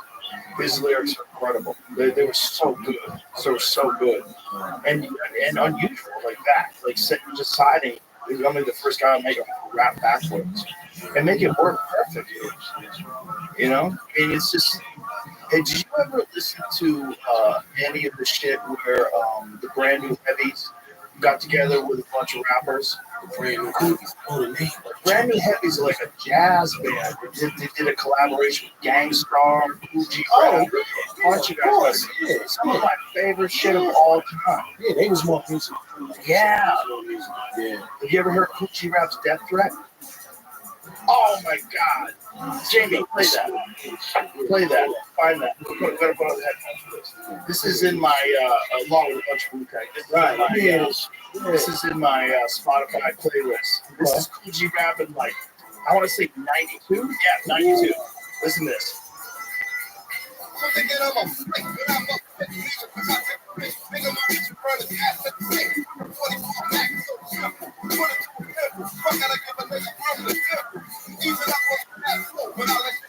I've never heard this shit. How good is this?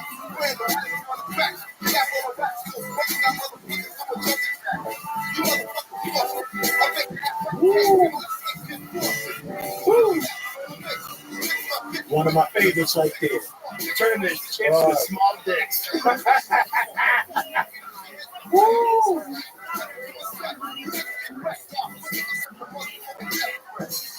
Nice. So good. Nice. So good. So this was on the brand new heavies. Yes. The brand new heavies did one with Gangstar. They did a bunch of different artists. Nice. And it's, what year was this? 92. Yeah. Phenomenal. Yeah, I was on a road trip. I was doing a gig in Connecticut with a buddy of mine who's a comedian. Right. And he turned me on to this. Like, you gotta listen to this shit. I was like, oh my God. And then I had a CD and I lost it. And I couldn't find it ever. And then someone brought it up like a few years back, like 6 or 7 years back. I was like, you gotta be able to find it. And that's the beautiful thing about today with YouTube and some of these platforms, people upload shit we totally forgot about, like Tim Dog. People forgot about like Fuck Compton. Remember that? Yeah, he was a wild cat, but he was good though. He was good. Yeah. He had wild back then. Yeah. Great shit. Yeah, he was wild back then. But Coochie Rap, that to me was like, that defined like road gigs for me in the 1990s when we would drive. That's when Clock Block came out. Remember that? Remember that? Oh my God, that song is great. Yeah, man. You really pay attention to shit like that. Yeah, hip hop was a big part of my childhood or my young adulthood. When I was driving around a lot, doing comedy gigs, like a lot of ghetto. Ghetto. Yeah, me too. I was playing the other day in the green room. I was playing Fuck a War for these young kids. I was like, listen, this is a song from the 1980s about the Iraq War. This is about George Bush in like the late 1980s. And it applies today. You remember Fuck a War? You come on, headphones are coming back around. Let's go. Shit. Like, I talked to Willie D. Willie D told me he wrote the song in 40 minutes.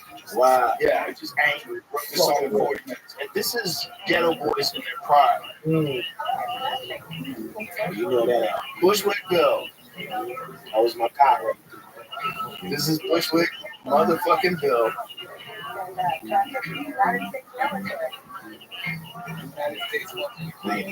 91.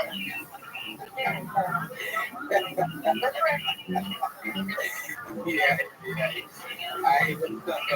Look at that big phone he's got. Yeah, I had one of those before too. Yeah.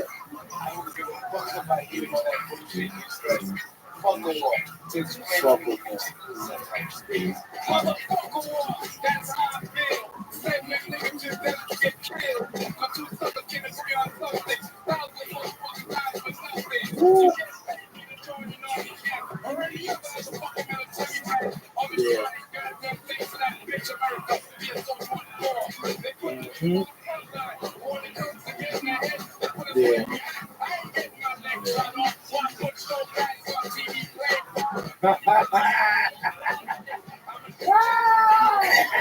Talking crazy.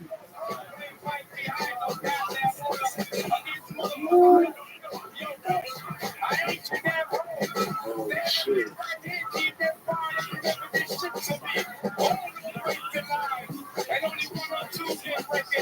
Oh shit.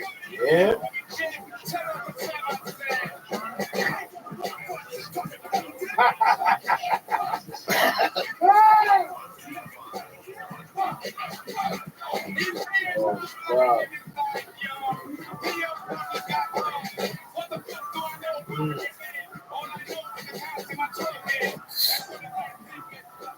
Yeah, He was in the NWA chamber.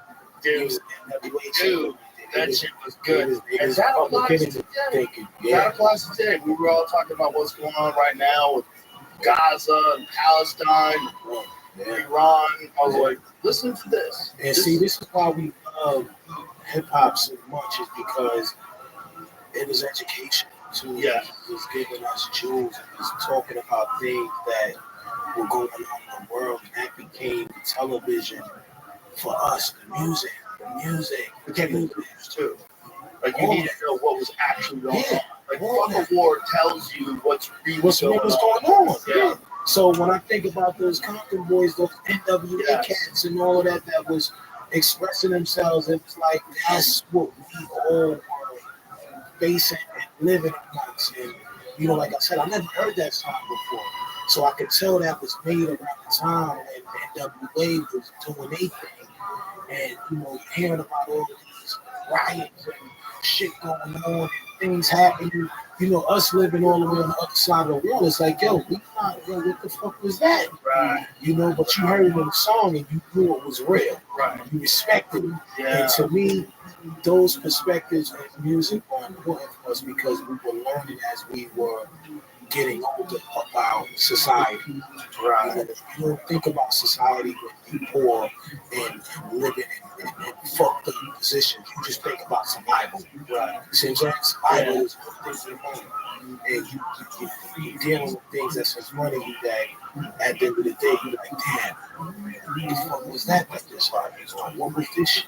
But then when you heard it rap and motherfuckers like these was talking about it, right? It's like now you say, oh, okay, I see what the fuck is going on. It's not just here, it's all over. It's in every ghetto or whatever the case may be. That's what was happening. Yeah. So I never heard that before though. You just put me on some real shit. Oh. And that's one of my favorite groups. I love the Ghetto Boys. Ghetto Boys is real shit. The 1990s Ghetto Boy era. That like I remember the day I found out about NWA. I was teaching Taekwondo in Revere, Massachusetts, and I was at the gym riding on the stair climber, and I had just picked up this cassette, and I was like, NWA, I keep hearing about this, and Fuck the Police was the first song I listened to. And I remember I was on the stair climber, this is wild. See what I'm saying? See what I'm saying? Yeah. Yeah. You're hearing people talk about the police like they're getting harassed by the police in a way you never heard. Yeah. Fuck the police coming straight from the underground. I was like, wow. And it was a totally different kind of music. It was like they were rapping and no one was listening. It was like they were rapping for themselves, right? Yeah. Like they didn't give a fuck who was listening. They were rapping like they were doing it for their friends, but they were doing it to the whole world. The whole world was like, whoa. 100 miles and running. The whole world was like, whoa. This is crazy. Look, them public enemies. Oh yeah. All of them type of guys were giving us information that was relatable in our community. That they KRS-One, the teacher. That's a son of the police. All that shit right there. Yeah. Was knowledgeable rap, hip hop. You know, fucking hip hop. Information, right? They like, especially KRS-One and Public Enemy. Yeah, they were saying something. It was like but it wasn't contrived. Right, you know? Right, exactly. It wasn't like you see people say shit today like, you're just doing that for class. Like they were saying shit to let people know about some information that you're not aware of. And this is why you're getting fucked. This is why we're all getting fucked. Absolutely. Come on, you didn't fuck people. Spike Lee made the right. Yes. One of my favorite. Yes. It's a classic. Classic. Like you said, we get information. You know, you gotta remember, at the end of the day, you know, a lot of people that coming out of, the hood, just being like, I know, come from the hood. Well, I was born in New York. Yeah. So you You seen? I would have said he's gonna come from the hood because I went to high school in the suburbs. Yeah, that's true. I lived in New York. I was telling you, I lived in New York when I was 23 for about 6 or 7 months. And I told you my next door neighbor, he was selling dope, and the police raided his house while I was there. They battered, rammed his door, and everything. He had a nice Audi. Right. I looked at him, this dude has a nice car. Right. Selling dope. He was selling dope. And they got him. But he was around it. So Yeah. Well, that was also the time I was most of hip hop too. I mean, that was 1991, I guess. 1991. That was a wild era because that's when hip hop was just exploding. Yeah. Exploding. Yeah, I would say definitely 91. Yeah, Naughty by Nature. Oh yeah. They had it on the scene, like you said. Rakim and Big Daddy Kane. Oh yeah. Easy. Ice Cube. To this day, I go to work. It's one of my favorite workout songs. Big Daddy Kane, I go to work.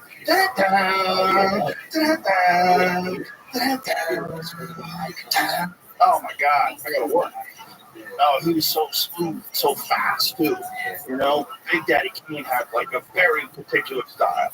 It was energetic. You know, you heard his style. It was like God, you like your blood started pumping. You know, you started getting moving. You see, those are the type of guys that paved the way for us to be so, you know, outspoken for us. You know, when I sit here and I think about the Klan, you know, the rule of how we, you know, formed rothschild.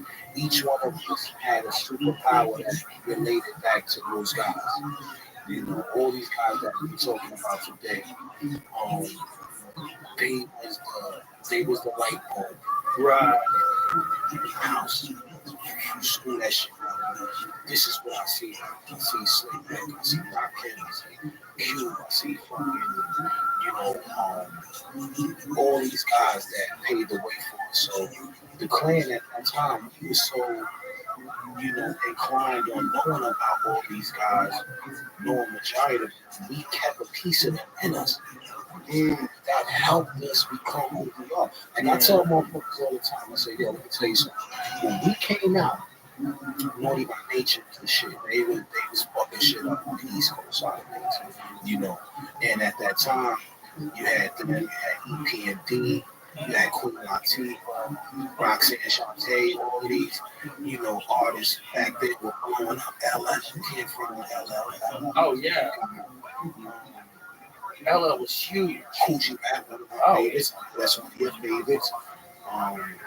You know, the Fat Boys, all these guys were just. That's right, Fat Boys. You know, these guys were giving us so much food for thought that we knew that if we didn't come on that level, it wasn't built to be in the game at that time. Well, there was so much high quality. Yeah. The High quality, that's the word. The level was very high. It was, the lyrics were so good. Like you would hear lyrics and just go, oh, yeah. Oh, that was the thing. That was the thing about hip hop. Lyrics, I love that. Oh my, I love lyrics. Yes, everything. You know, it's like that was the style back then. It's like the most clever guy, the most clever lyrics. It was so important. You know, so many guys that just had everybody was battling for, so it was like more and more cleverness and more intricacies and more twists to what they were saying. Yeah. And it was just a vibrant art form, man. Like how many people cheated on their significant other because of OPP? Right. How many? How many?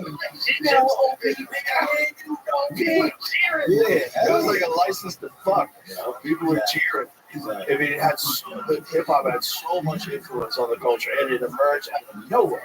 That's what's so crazy. 10 years ago, it doesn't exist. Boom. I mean, even rock and roll. I mean, rock and roll, you had the 50s, it starts to emerge, the 60s really takes off, and, you know, it's been around for a while. Right. To have something like hip hop just explode and make a lot of other things look lame, you know, especially for young kids, because when you hear guys like you and Ghostface, you know, Method Man, and like you're dealing with real dudes who are talking about real shit, and everybody else is kind of lame. You know, it's like, you know, it was like they didn't even swear. You know, it's like you guys were wild. It was fun and it was clever. And I think RZA did a genius thing by naming the Wu-Tang Clan. because it connected it to like this kung fu mindset. And I know that you're big on, sophisticated. I know you big on kung fu shit, because Yeah. coming to your shrine and shit, you got all kind of fucking Shogun warriors. Oh, I got real samurai outfit out there. Yeah. But nah, but you know what's so crazy? I tell people, it's like, when RZA, when they was on their Wu-Tang shit, we wasn't on that. I grew up watching more like Scarface and Mafia movies. Once Upon a Time in America. Oh, yeah. My favorite. Oh, it's a great one. People forget about Once Upon a Time in America. Woo. So we were living this. We were living around a lot of hustles. A lot of drugs was being sold in our community at that time, man. So RZA came with the whole Wu-Tang philosophy. It was almost like, yeah, we love karate flicks. We were watching, you know about the karate flicks, 3 o'clock. Yeah. We come on with school, them shits is on, Chapter 5, all of that shit. If you notice, if you look at those karate movies, it was about a place that, you know, was filled with a lot of crime and aggressive people that were doing things that bothered people. And you either had to protect your people or you had to make a name for yourself.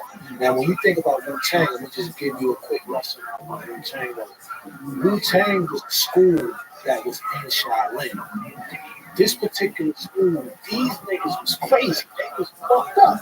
They got kicked the fuck out of Shaolin. Really. They got kicked out. Yo, y'all bugged out. Y'all wildin', y'all.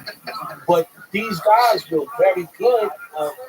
They just couldn't skill Shaolin because they had a different way of looking at shit and doing shit. So RZA came with the whole philosophy of it. It's this movie that's called Shaolin versus Wu-Tang, right? Check it out. I'm gonna give you the chance. So whatever was going on in that movie, he made a reality of it because really at the end of the day, that's how we were living back in Staten Island. You know, so we wound up changing the name and calling it Shaolin because we were the forgotten barrel. You know, when you think about Brooklyn, Bronx, Queens, Manhattan, we don't really talk too much about fucking stuff. That bothers us. So we felt rebellious, like, yo, you come out here, you from here, you better know somebody. You're not fucking coming in the projects thinking you're gonna fucking act like you're going over to your friends. I remember we used to see UFOs come through, we call them UFOs, unidentified flying objects. What the fuck you doing? Yo, you know what I mean? Because he had so much to prove, but it was the same thing that was going on in the karate flicks. Like, yo, you go to who is this guy? Either he's coming to play you, or you gonna play him. This is all the shit that's going on in the karate movies. You know, the brotherhood. Yo, oh shit, my brother got hurt. What happened? Oh, hold up, let's go. Right. We gotta go get back to that. Yeah. We gotta go figure that out. All the shit that RZA was thinking about at that time was a reality check for us. It's like, man, so even with the name, it was almost like, yo, wow, this shit is interesting. You know, and back then he was hanging in Ghost's community, which was Staples. So Staples was a place that was maybe like 10, 15 miles away from Park Hill, from the hill. Up there, they were selling drugs and getting crazy with it, and Jamaicans and West Indians and Guyanese, and you know, it was a melting pot. You know, it was a melting pot of different nationalities. You know, the Spanish people did something dope. You know what I mean? And the white boys over here fucking doing what they do. You know, all these things was going on, but in Staples, it was nothing but criminals and motherfuckers that want to fight and rob and steal. You know, RZA was hanging out there a lot. You know, so they came up with this whole, you know, Wu-Tang mentality thing that they brought up the block to us. So when RZA came, it's like, oh shit, we like that. That's kind of dope. You know, we see the vision of that, you know? But it was never for us to look at it at any given time like, yo, you trying to portray us as some fucking ninjas or some shit. You know, a lot of times people thought, yo, you know karate, you know? You don't know fucking karate, motherfucker. We don't do that. But we grew up, our older brothers and sisters, they grew up on that. That was some early 70s shit right there. Yeah. So, you know, back then you might have had a cousin that was a martial art. He knew the arts and shit. You know, you look up to him like, yo, this motherfucker's ill right here. He know arts and shit. He know how to fight. You know, motherfucker would be back in the building with 2 Doberman pinches and shit. You know what I mean? Beating up with fucking laundry hoses and shit, and, you know, grabbing them, hanging them on shit. And, you know, back then that was, you know, that was dope to see your cousins and all them do it. But the reason when we came to this philosophy, it kind of like fucked us all up. But we agreed with it right away. Because Wu-Tang was, to them, was always something like an expression. So you drink it, this is Wu-Tang. You over here, yo, this is some Wu-Tang shit or whatever, because he was trying to say that we're just like them in the flicks.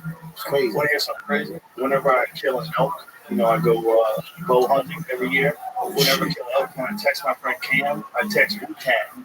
Like whenever I kill something, I'll show you. I'll show you that that's true. I've seen some of the pictures in there. I know, but I want to show you that that's true. I'm not making this up. It goes back years. It goes back years. It's like our tradition. Whenever I kill an elk, well, I'm a 5 weeks the last time I said Wu-Tang. I text him every day, so it's going to take a second to get back to just the pictures. But whenever I get one, I say Wu-Tang, and I send him a picture. This is going to take a while because I do spoil, but this is important to show you. This is real. Come on, motherfucker. Go back and search Wu-Tang. Oh, we'll show you? Oh, okay. Oh, look at Jamie. Under Cam Haynes or just Wu-Tang? And you can find Cam Haynes or show you. Oh, look at Jamie. Tell me how to do it. Here we go. See, oh, here it is. Right there. Wu-Tang. Holy shit. Wow. And that was from October. But I go back like 5 years ago now. Like every time I shoot an elk, I text Wu-Tang. No, I started hunting in 2012. I shot that deer, the deer that had this right there. That was the first animal I hunted. And then I was like, okay, that's what I'm doing. Wow. It was either for me, it was that or become a vegetarian. I watched too many of those PETA films. You know, those animal factory farming films, torture films. I was like, fuck this. Either I'm going to be a vegan or I'm going to learn how to hunt. And my friend Steve Ranella took me hunting. I shot that deer. I'm like, all right, that's what I do. I've been doing it ever since. So I've been hunting for 12 years. 12 years? Yeah. So you consider yourself a marksman?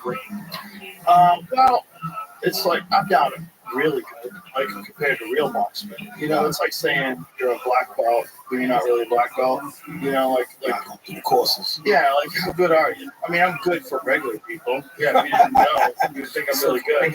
Yeah, but like for people that are really good, no, I'm not nearly at their level. But you know, there's like professional archers that are like super accurate out to 100 yards. They can shoot like a softball size group at 100 yards consistently. It's a lot of discipline. A lot of discipline. They come from the too. Yeah, well, there's a lot of bow hunting in Texas. Yeah, a lot of bow hunting in Texas. Yeah, it's fun. I like it. I gotta get out there. I told you, like we were talking before the show, like if you want to learn, I can put you on some people that'll 100% teach you how to do it. And because you're fairly close, like that's an easy thing to do. You can look it up. You would enjoy it. It's a nice discipline to clear your mind. Yeah. You just set a target up in the backyard, just shoot the target, just clears your mind. Because you have to really concentrate on it and want to do something or nothing else. For a guy like you, busy, so much shit going on, it's good to have a thing like that. It's like a sport. Yeah.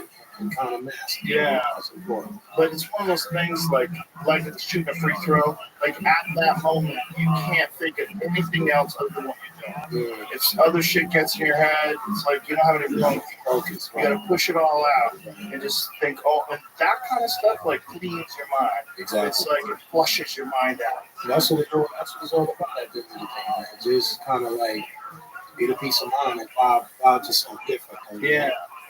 I always say that for artists too. You should find some other thing you like to do, just to give you a little break mentally. from whatever you're trying to do. Exactly. You could get too close to something, like lose sight of the big picture, get all wrapped up in it, too tight. Sometimes it's something else that you also enjoy outside of it, and you can look at what you're doing, oh, different. Exactly. Maybe I should put a new wrinkle in this. Maybe I should take a turn, you know, mix it up. Yeah. You know what? Another cool thing about today is that it used to be thought at one point in time, I think it was like the early 2000s, that hip hop had a shelf life, and that there would be classics. You know what I mean? Like the Rolling Stones were still touring. You know, they were 58 years old back then. Like, it's crazy. The Rolling Stones are back on the road, but that was like a new thing. It was like old rock and roll guys out touring was a new thing. But with hip hop artists, like if you weren't in now, if you weren't new now, it kind of people weren't into going to see you. Right. Yeah. When I see guys like What up, Pimp? Well, how are you? It kind of it gets me more leverage and more strength to want to do it, because I see some of my legends still doing it today. But yeah, man, I see a lot of guys, Big Jagger. I'm just chilling, dog. Why not? Yeah. I'm just chilling, dog. No, because you didn't think that it was last. Right. You know what I mean? So you felt like you would get a 5-year run. They say any artist that's coming out back in the 90s, they was already putting the cap on how long or how far they thought you was going to go. So even for us, he's like, yo, hey, we do this shit for like 3 years, we good. Yo, we'll be cool with that. So they always put us in a, what's the word? What's a box? Put us in a box. Yeah. To make us feel like at the end of the day, yo, the shit is going to be here for a minute, then it's over. You know, but seeing guys still doing it, you know, I don't give a fuck. Like, I listen to Billy Joe. That's my fucking guy right there. That's hilarious. People I know, people That's hilarious. I love his old shit until he had that supermodel wife. Then everything got real. And he got too much good pussy. Yeah. Too much good pussy. He got supermodel pussy, and it's like, uptown girl, she's been living in the uptown world. Before that, he go back to his other shit, you know, Only the Good Die Young. Oh, that's a great job. He's got some great stuff. Scenes from an Italian Restaurant. That's a great song. Captain Jack. Ooh. Captain Jack's a great song. But when he got older, it just became, you know, hey, he's changing as a human. Yo, too, man. Yeah. That guy sold out Madison Square Garden like 300 times. See what I'm saying? Kind of crazy. Still going. Yeah, still going. So those out here, those are guys that we look up to, like, you know, they still doing anything. Yeah, it's just beautiful that hip hop is like that now. Yeah. Because I feel like in the 2000s, it was more overseas was showing you guys love. Yeah. Like a lot of Europe. Like a lot of my friends that were like maybe bigger in the 90s, they had to go over to Europe. To check out it. Yeah.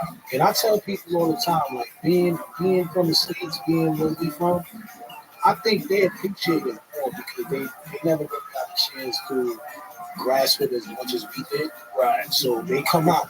Right. Right now today, they love it. You know, so they can't believe it. Yeah, they can't believe it. Yeah. But for me, I think I love performing a lot more. I go out there because they come out and they never ever make you feel like they appreciate you. You know what I mean? Even to this day, it's like the clearance goes out there and it's a ton of cash. You see a lot of people, and we see young generations of kids now too. It's like, yo, look at that fucking kid that we just put him on stage and he knew the fucking words. Like, yo, he might have been like 17, 16 years old. Like, yo, you look fucking hard. Well, there's classic hip hop now. Yeah. You know what I'm saying? Like when I was a kid, there was classic rock. You listen to Led Zeppelin, there was classic rock. Now there's classic hip hop, which is amazing. You know? Right. Well, it just shows that the culture is like completely accepted it as an art form. And so now young kids that get into hip hop, maybe one of their friends will be like, "Hey, you ever heard of this?" And they turn them on to new stuff. And they're like, "Wow, yeah, it's 1992." You know? I think that's how we were. We always were infatuated with music before our time, you know. Like how you just said, yo, listen to Sugar Hill Gang, you know.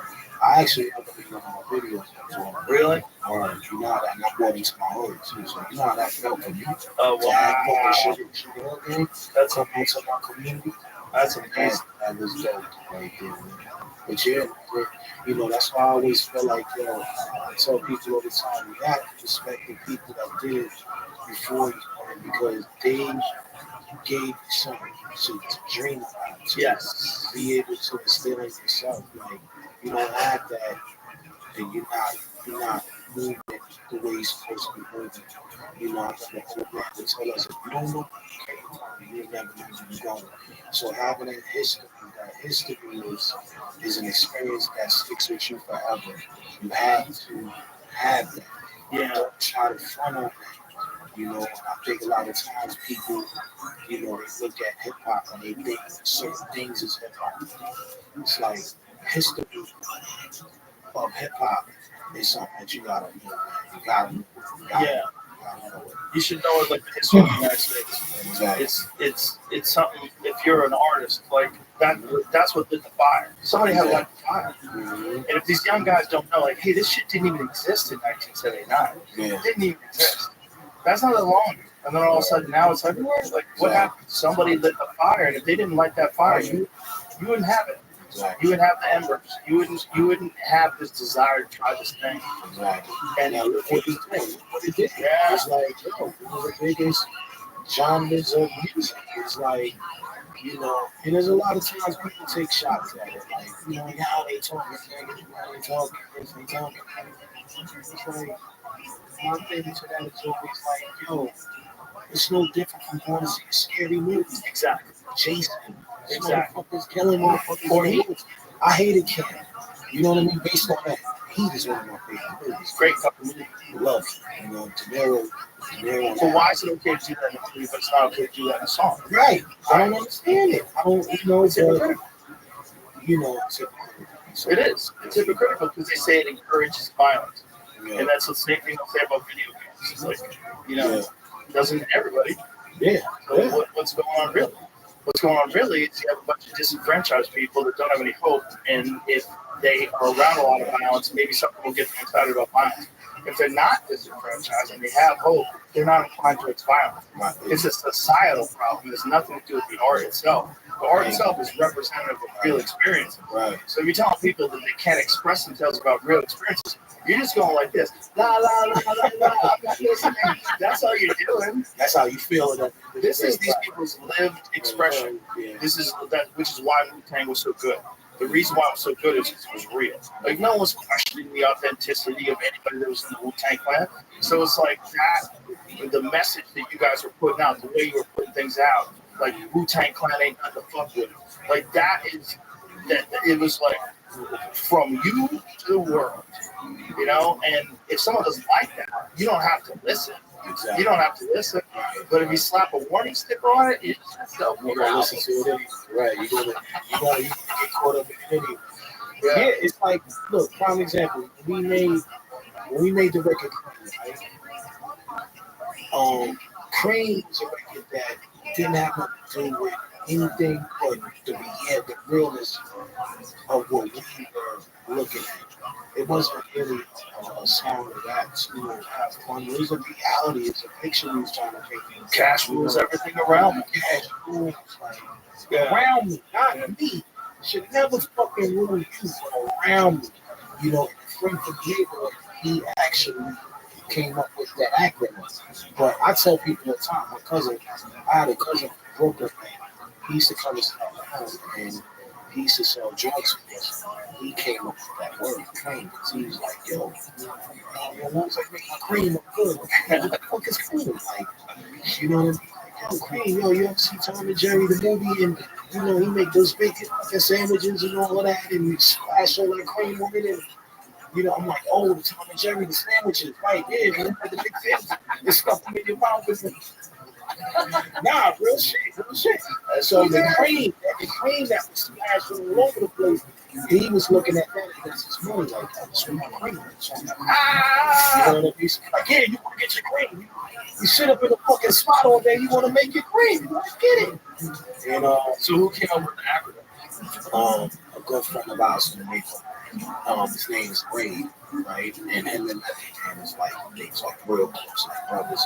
So we was in the studio, right into it. He was there, and he just sat back and just came up with cash rules and everything around me, and then they put it together. And next thing you know, that was a hook. At that time, I was writing a lot of stories. So I wrote, believe it or not, I wrote 2 verses. I didn't write. I've never seen that. I was writing drug dealers in the neighborhood. This kid by the name of Gigante, the Teflon Don with the Diamante back in the days. Like the 5 City Benz and a good friend of mine was like, what around this? I think it's alright. I didn't like the mom. Everybody else think it is like, cool, I like it. So he made me go back and change it. And when I changed it, I started to think before I did it. Man, he said, yo, think about shit that's something that we could that's weird. What the fuck we wake up to? And that's when I came. I grew up on the crime side, New York Times side. So he just told you harder. Yeah, he told me to think harder. Yeah. He said, yo, you could be a little bit more creative. Well, cream is crazy because it became viral. That saying dollar bills, y'all, became viral. Like spread across. Dollar bill, y'all. Dollar bill, y'all. Dollar. That's wow. You remember that record? Yeah. Money. It takes money. Yeah. Whatever you saying back then. I haven't forgotten. Right. Yeah, that's an old school record. Wow. Flash. But yeah, my friend, my man, he sat down and came up with cash. We worked. It was a perfect, symbol we were trying to express that. We were always trying to get money, but we were dealing with certain things in our community that we were trying to get past first to try to make some money. And it was a sacrifice. It was like, yo, you might be able to get out of it alive, and you might not. So that record, wound up blowing up so big, it wound up being one of our biggest records.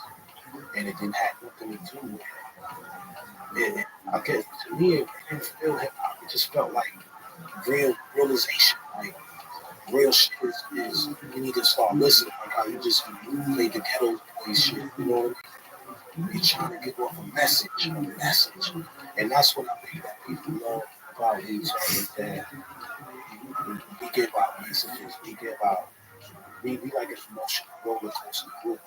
We can get it. Wu-Tang Clan ain't nothing to fuck with. We can get you the tears, where it's like, oh shit. Yeah. Fuck, you right. You know what I mean?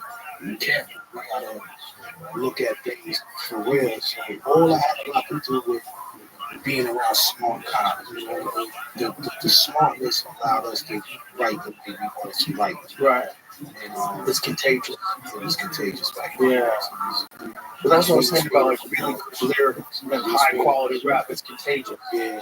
Because then everybody else's shit has to be tight too. Yeah. And when you come in with a group of guys that, you gotta come in. Right. You have to come in and say some shit that makes sense. Like, I give a lot of credit to our first record in particular. I know that's one of your favorite shit. When Inspector Deck said smoke on the mic like Smoke with Joe, what the hell raising hell with Lee? Yeah. That right there opened up something with all of us. Yeah. I always tell Deck, I'm like, yo, Deck, you are like a strong veteran. You always hit. He did this all again. He did that. created that first and you notice like right in behind us. Yeah. Really built like Schwarzenegger. Yeah. The meth came in. You know what I mean? Everybody kind of like. That's what's so amazing about all these killers, all these different voices, all these amazing lyrics, all on one song. Yeah. But we wanted to show the world that each one of us had a style that was unreckoned. Each one of us can paint a picture in our own way that you will love all of us. So it's better to get us all now. You know, we'll sacrifice the little for the bigger look later. Right. You know, and that was one of the situations where we had to dance a certain way to be like, okay, yeah, we'll take a little bit more. We know it. You know, son, like you said, yeah, give us those 50. Yeah, sell them. Now we know we're telling you about the money, but you got the relationship. Okay, cool. As long as you got the relationship, as long as you got the money, yeah, we're gonna go out there and we're gonna work to make it happen. But this is what's gonna happen. And you know, I give all credit to Steve Griffin. You know, Steve was the guy that allowed records back then. He was a part of RCA back then. And he believed it. I'll give you that idea. And they say, you know, you got something to take it on. You got Anthony over here.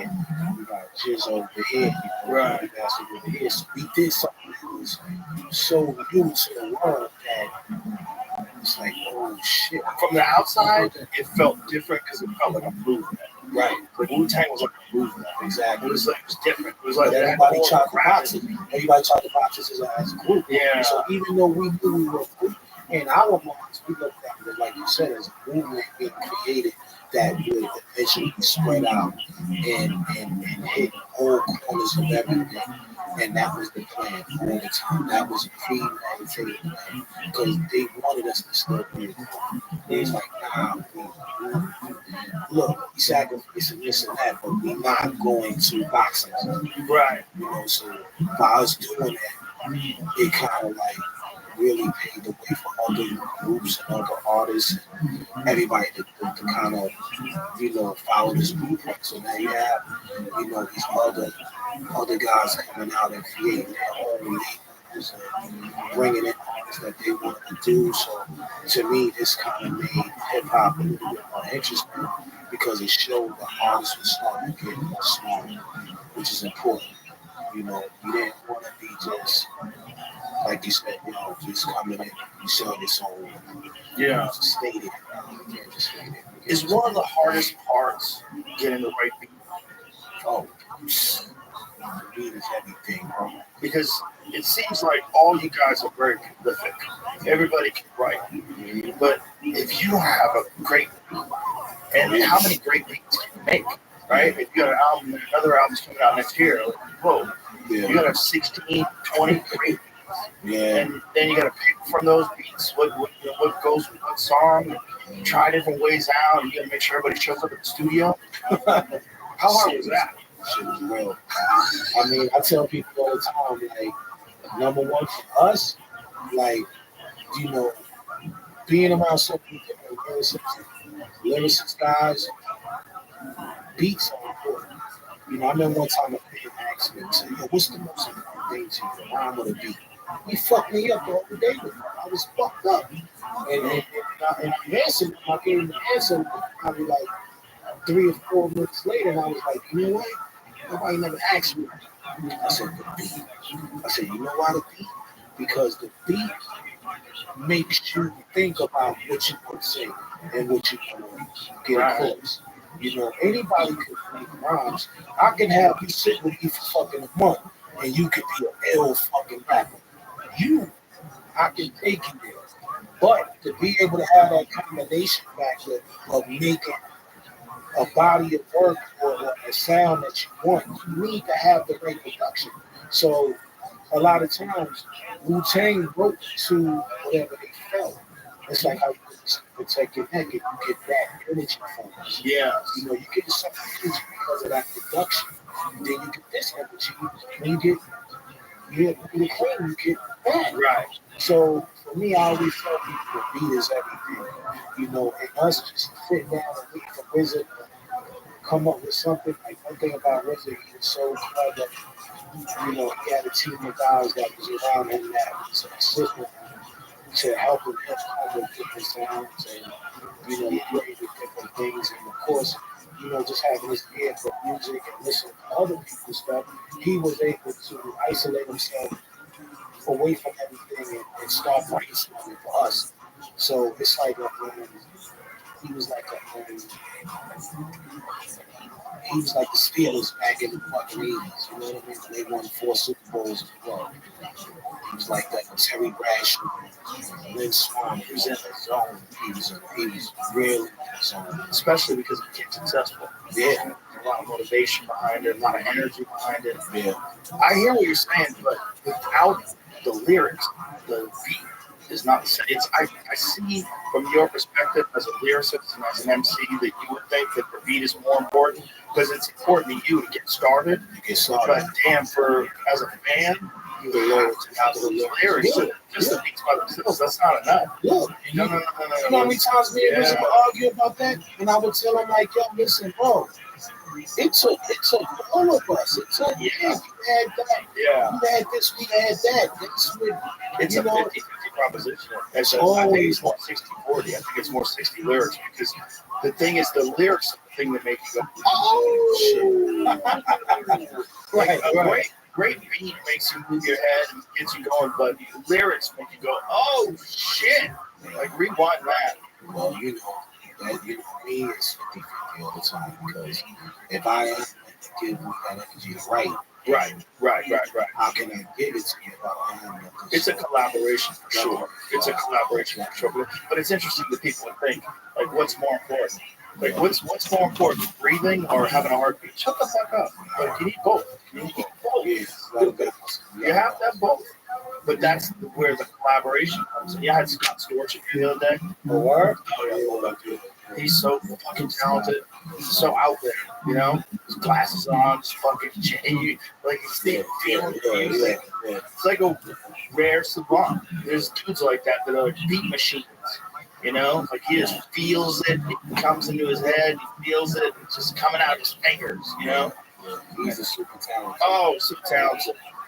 But like that kind of guy is so special, and you know the team, the kind of guy like that up with Dre or you know with 50 or any of these people that he collaborated with. It's like that's special, and that's why, like I said, you know, you can't never front on the nice. You know, right? You know, DJs started. Yes. Roger Records. You know, they a synergy to the artist to be like, you try this. Even if you go back to, like I said, look at Quincy Jones, man. Look what the fuck he did. Right. You know, look at Frank Sinatra. Like, what the fuck was his fucking music, man? Right. He's so clever. Yeah. Come on, you little bitch. Work, baby. Oh, he was smoking up a cigarette. 10, 9, 8, 7, 6, 5. Fuck. Well, I think the whole thing back then was Elvis or whoever was the person that was in front. Everybody behind the scenes didn't really get that much respect. You know? Yeah. Who was that crazy dude with the oil wigs that shot that lady in L.A., produced all the Beatles shit? He got tried for murder every day in the courtroom. He'd wear a different wild wig. He created a wall of sound. Fuck, what's his name? He was really insane. Phil Spector. Phil Spector, back in the day, he was known for pulling guns on people. He'd pull guns on people, stick them in their mouths and shit. He was a complete psychopath. White guy? Yeah, and he was a Jewish guy, I think. And he shot this lady in the mouth.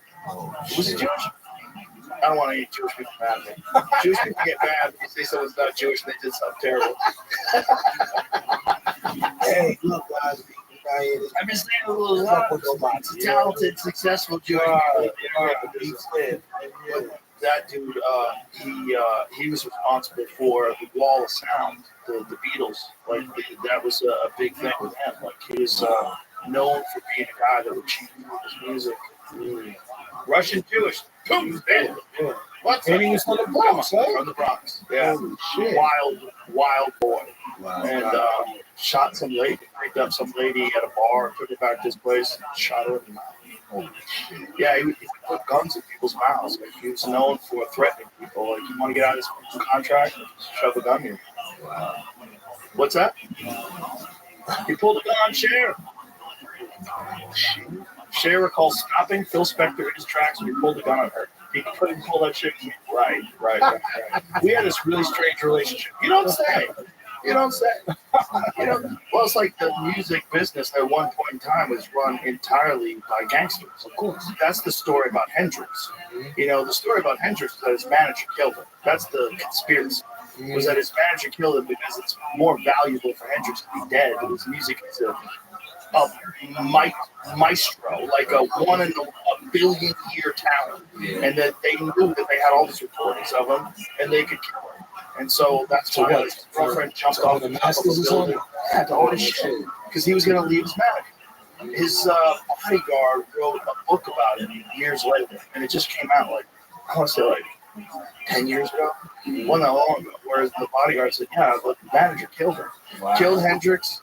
And she was a girlfriend of the roof.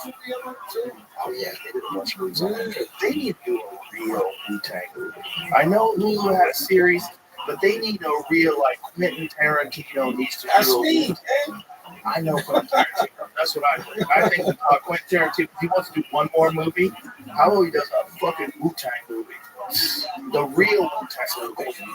It's like Hulu's great, but it has to be on Hulu. You can only get that so wide. For it to be real, it has to be a movie. Let me tell you something. I wrote a book, and inside my book, I talk about how Q-Tip, go from Q-Tip, he had Leonardo's. Leonardo DiCaprio? Huh? Leonardo DiCaprio? And I remember Q-Tip was like, yo, set up a meeting for you and Leonardo to meet in Brooklyn at this small pizza shop, Leonardo's favorite spots. And we went to talk. So yeah, that's what's up.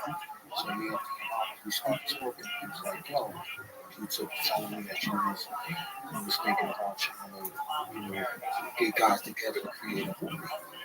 I was like, yeah, that's what I was thinking. So make a long story short, I set up a visit, myself, Leonardo's people in LA. And I told Rich, I said, listen, before we do this movie, which at the end of the day was production for whatever he was doing. So I think we need to make a realistic, real life movie of us.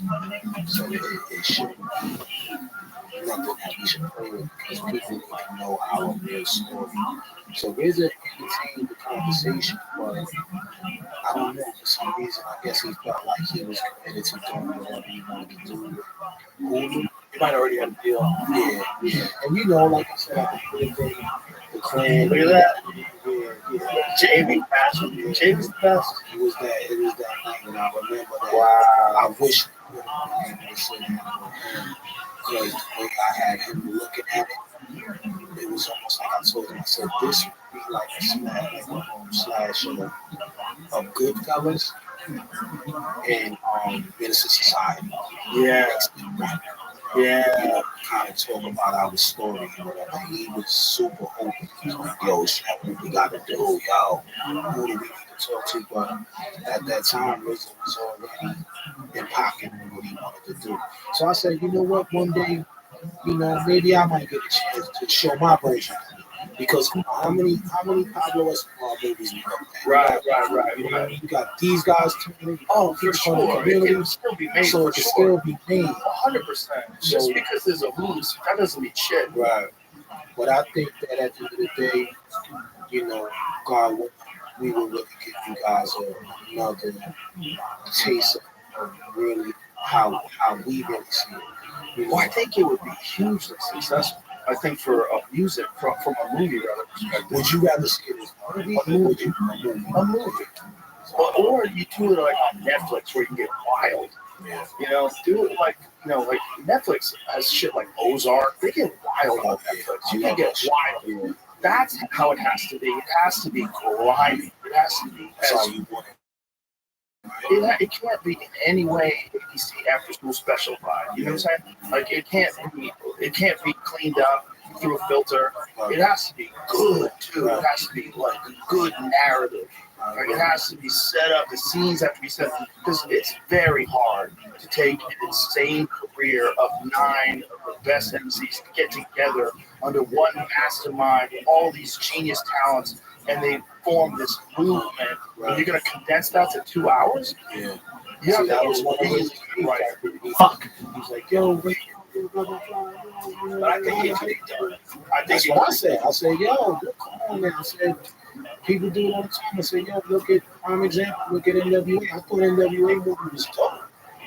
You know what I mean? Like, I thought they did a good job, but that was Dre, Q, and, you know, I'm sure you're always gonna have somebody around and be like, yo, nah, that ain't. But it was so realistic that when I seen ours, it was like, all right, I get it. You know, Riz even said, this is more for the younger generation to kind of gravitate to. Because everybody loved it. They loved it, so it was like, okay, y'all love it. We love y'all. It's great. It's great. Hear me out. Mm-hmm. Opening the movie, Rikers. Opening the movie, you guys show up at Rikers to do the concert. We're old Eddie bastards inside. That's the opening of the movie.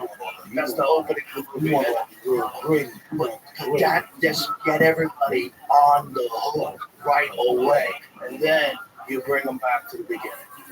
Right after that. You put the year, whatever. That's how you make movies. You pick all the greatest moments. Yeah. And then you start showing it to them. Right. Yes, that's a no-brainer for a Wu-Tang movie. You start with Rikers. Which is what year was that? 95? What year is that? What year was the Old Dirty Bastard and Rikers concert? And what year did you guys start? What was the very first year? We started in late 92. So you start the movie with Rikers and then you bring it back to 92. Back to 92. That's what it is. I mean, just think about the incredible amount of talent, not just rap. Jizz is like a world champion caliber chess player. 99, 2000. Interview talking about. And doesn't Jizz have some degree in physics? Doesn't he have some crazy degree? Look that up, please. So you just that alone in the movie, it's like, come on, this is real? It's just that. Yeah, think of a movie like that. Think of a movie that starts up with the gates open and you guys going in, put all your belongings in the basket, the whole shit, getting frisked, checking everybody down, the guy reading it, working, telling you, do not go into the crowd, do not do that. Yeah, okay, cool. Yeah. Think about it. That's the beginning of the movie. That's an incredible opening for a movie. And it really happened. This isn't bullshit. This isn't a bunch of dorks sitting around a table coming up with some nonsense. This is some shit that you lived. That would be an incredible scene for a movie. And it's just so incredible to know how we connected because, like I said, everybody came from almost the same poverty bullshit. Everybody had different philosophies on how they felt their lives is going and shit. I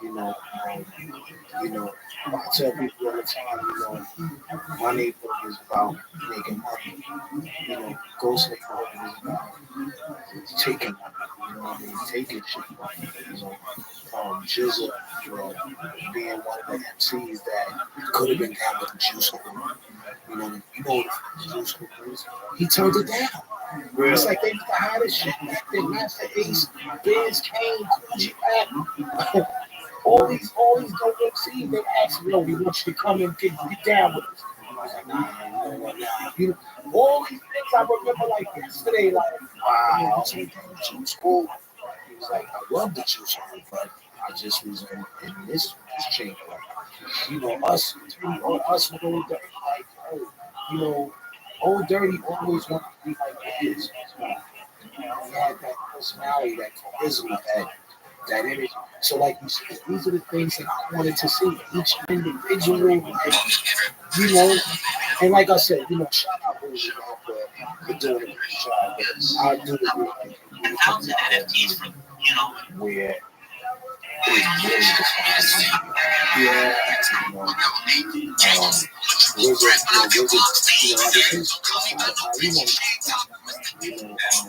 it's a great sport. It's great sport. It's fun. Everything's fun. But I think there's something missing, and I think there's something missing as a movie. It's got to be a movie. It's got to be a big screen, big thing, and it can be done. I mean, just imagine when ODP does "Baby I Got Your Money." Oh my God! Come on, imagine that, and that becomes a massive hit. Massive hit. Yeah, he had the most hits of He was so fucking talented. And it's so real. Remember when he was on MTV and started talking about, like, what are you gonna do? What are you gonna give? Where are you gonna give your money? I give my money to nobody. He was like, yo, he's like, yo, I remember that. Yeah. Everybody was crying. Everybody loved so real. It was so real. It wasn't like, well, I think it's really important to establish some sort of community. He's like, just have fun. You know what I mean? But you know, of course. Well, by existing, you did that.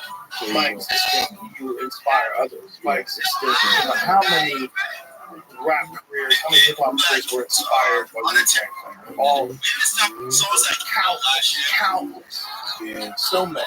I say that we definitely had a piece of watching the new generation grow, and, you know, kind of, you know, build their art the way we build ours. You know, that's important, you know, to reflect on that. You know, back then, like you said, nobody was giving motherfuckers this kind of money. Like, we the first group that ever had $1 million video. Wow. And you basically David Prison's coming up with the story. What video was that? Wow. You got it. Train shit. Of course, $1 million. Like, forward. You know, at that time, you know, is this it? Oh, yeah. This is what my guy Brett Killer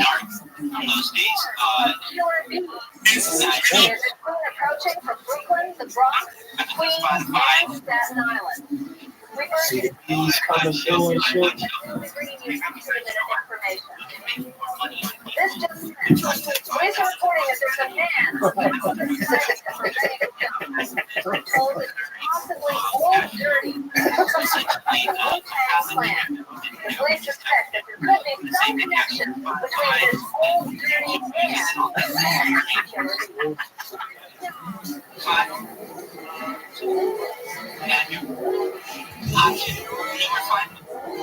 You can put songs on it.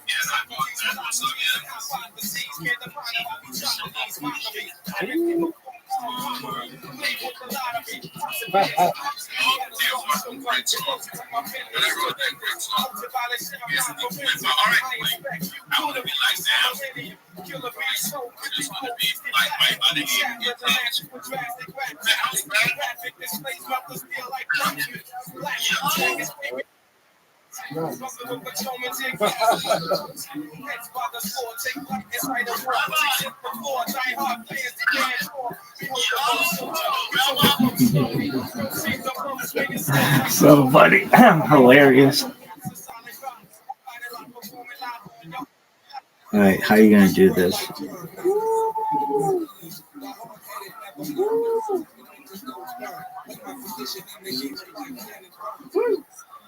Dog, it's probably easier to just fucking get it from there. Is it weird looking back now? Does it feel almost surreal that you guys did it? To me, it has to. I mean, I always believed in my mind. I mean, these guys is, like you said, very talented, very talented. Sometimes we don't know our power when we come together, but we might be people that stick together strong, because we all feed off each other every time. So to be able to reflect back when we was at our prime, it was like we still ain't even give our best. It was almost like, okay, we're going to do it because we have to, not do it because we're all in a happy moment. A lot of times we make great things happen out of nothing. Under pressure, might have been turbulence, might have been argument that day, but we still managed to come out with something great out of that whole time of that moment. But That's what's incredible is that through all the disputes, you guys still stay. Yeah. That's because there's no way you're gonna have 9 dudes and not have disputes. Exactly. Especially 9 alphas, 9 killers. It's hard, man. It's hard because everybody has an opinion, and you want to respect everybody's opinion, But it made me think about sports, and it made me think about how coaches and people outside of the field is so important. See how we were designed. We huddled up. We never really had people around us kind of like push the narrative more to show us our true power.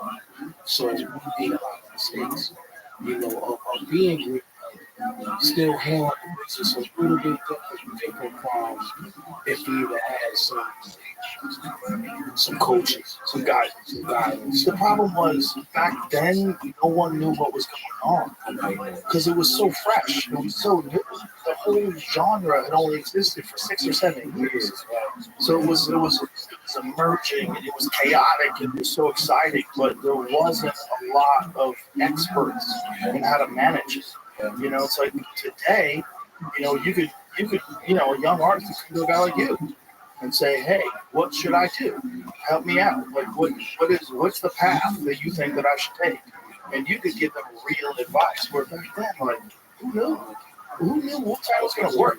They would have told you that's not going to work. You can't get 9 dudes in a head. That's crazy. How are you doing that? But it worked. It didn't just work. It accelerated everybody. It amplified all the voices. That's what was so crazy about it. Because it didn't just work. It worked better than being by yourself. Yeah. I tell people all the time, the clan, I think we all got better based on us as a collective. 100%. Has to. Nobody could do it by themselves and be great. Iron sharpens iron. And that's what it is. Yeah, you guys had so many killers together, there's no way it could be great. That's what's incredible. It's so hard for people to do that. That's why it's never been done before, which is amazing. If you think about the history of hip hop, how many artists have we had? Not one group has come together and made they're just like you. Not one. Not one. Even when it comes to sales, each one of us go platinum, gold. But we talk about it. Sometimes when we all we laugh and we say, damn, no other group did what we did, come with guys that everybody in the group went gold and platinum and this and that. And I couldn't name one person. Name one group that did what we did at that level back then. I couldn't name it, you know what I mean? Because the Ghetto Boys branched out. Scarface obviously went on to have a massive career. Yeah. Did you see his little tiny desk performance? Oh yeah. Fucking incredible. Fucking incredible. Yeah. Incredible. That's one of my greatest friends too, man. And so different than anything else. The way he did it, he adapted the lyrics to the environment. Yeah. Oh, it's incredible. Incredible. Scarface is a world god too. One of the all-timers. One of the all-time greats. All-time greats. I haven't yet. No, I'd love that. I love that, dude. I've had really. I think that there's so many amazing talents that came out of that 90s hip hop era that for a young guy coming up, someone who's in the career in it now, it's imperative that you go back. Go back. You have to. You've got to explore the classics. You got to see what started this whole thing. Because and you got to put yourself in this mindset it's hard to imagine my experience of it because you're not going to be able to have it. It's always been around. But for me, it's like when it came around, it was this totally new thing. This totally new sound, totally new like avenue of music that existed. And everybody was like, wow. All the young people were excited. Everybody was excited. Like, this is crazy. This is so different than everything else. You know, and so for the people that are like making a career in it now, ooh, I know there's like a tendency to think you're the fucking man and everything else sucks.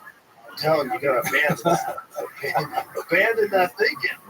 Go back and educate yourself, because it's free. Get on YouTube, get on Spotify, and educate yourself. There's so much classic shit from the 90s that you're missing.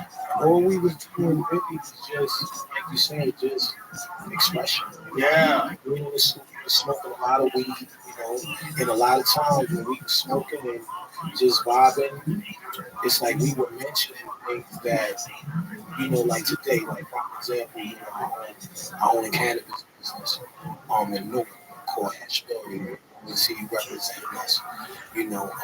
We said, like Kenneth Beals or something, I want to have me a flat yacht and enough land to go and plant my own test crops. But for now, it's just a big dream.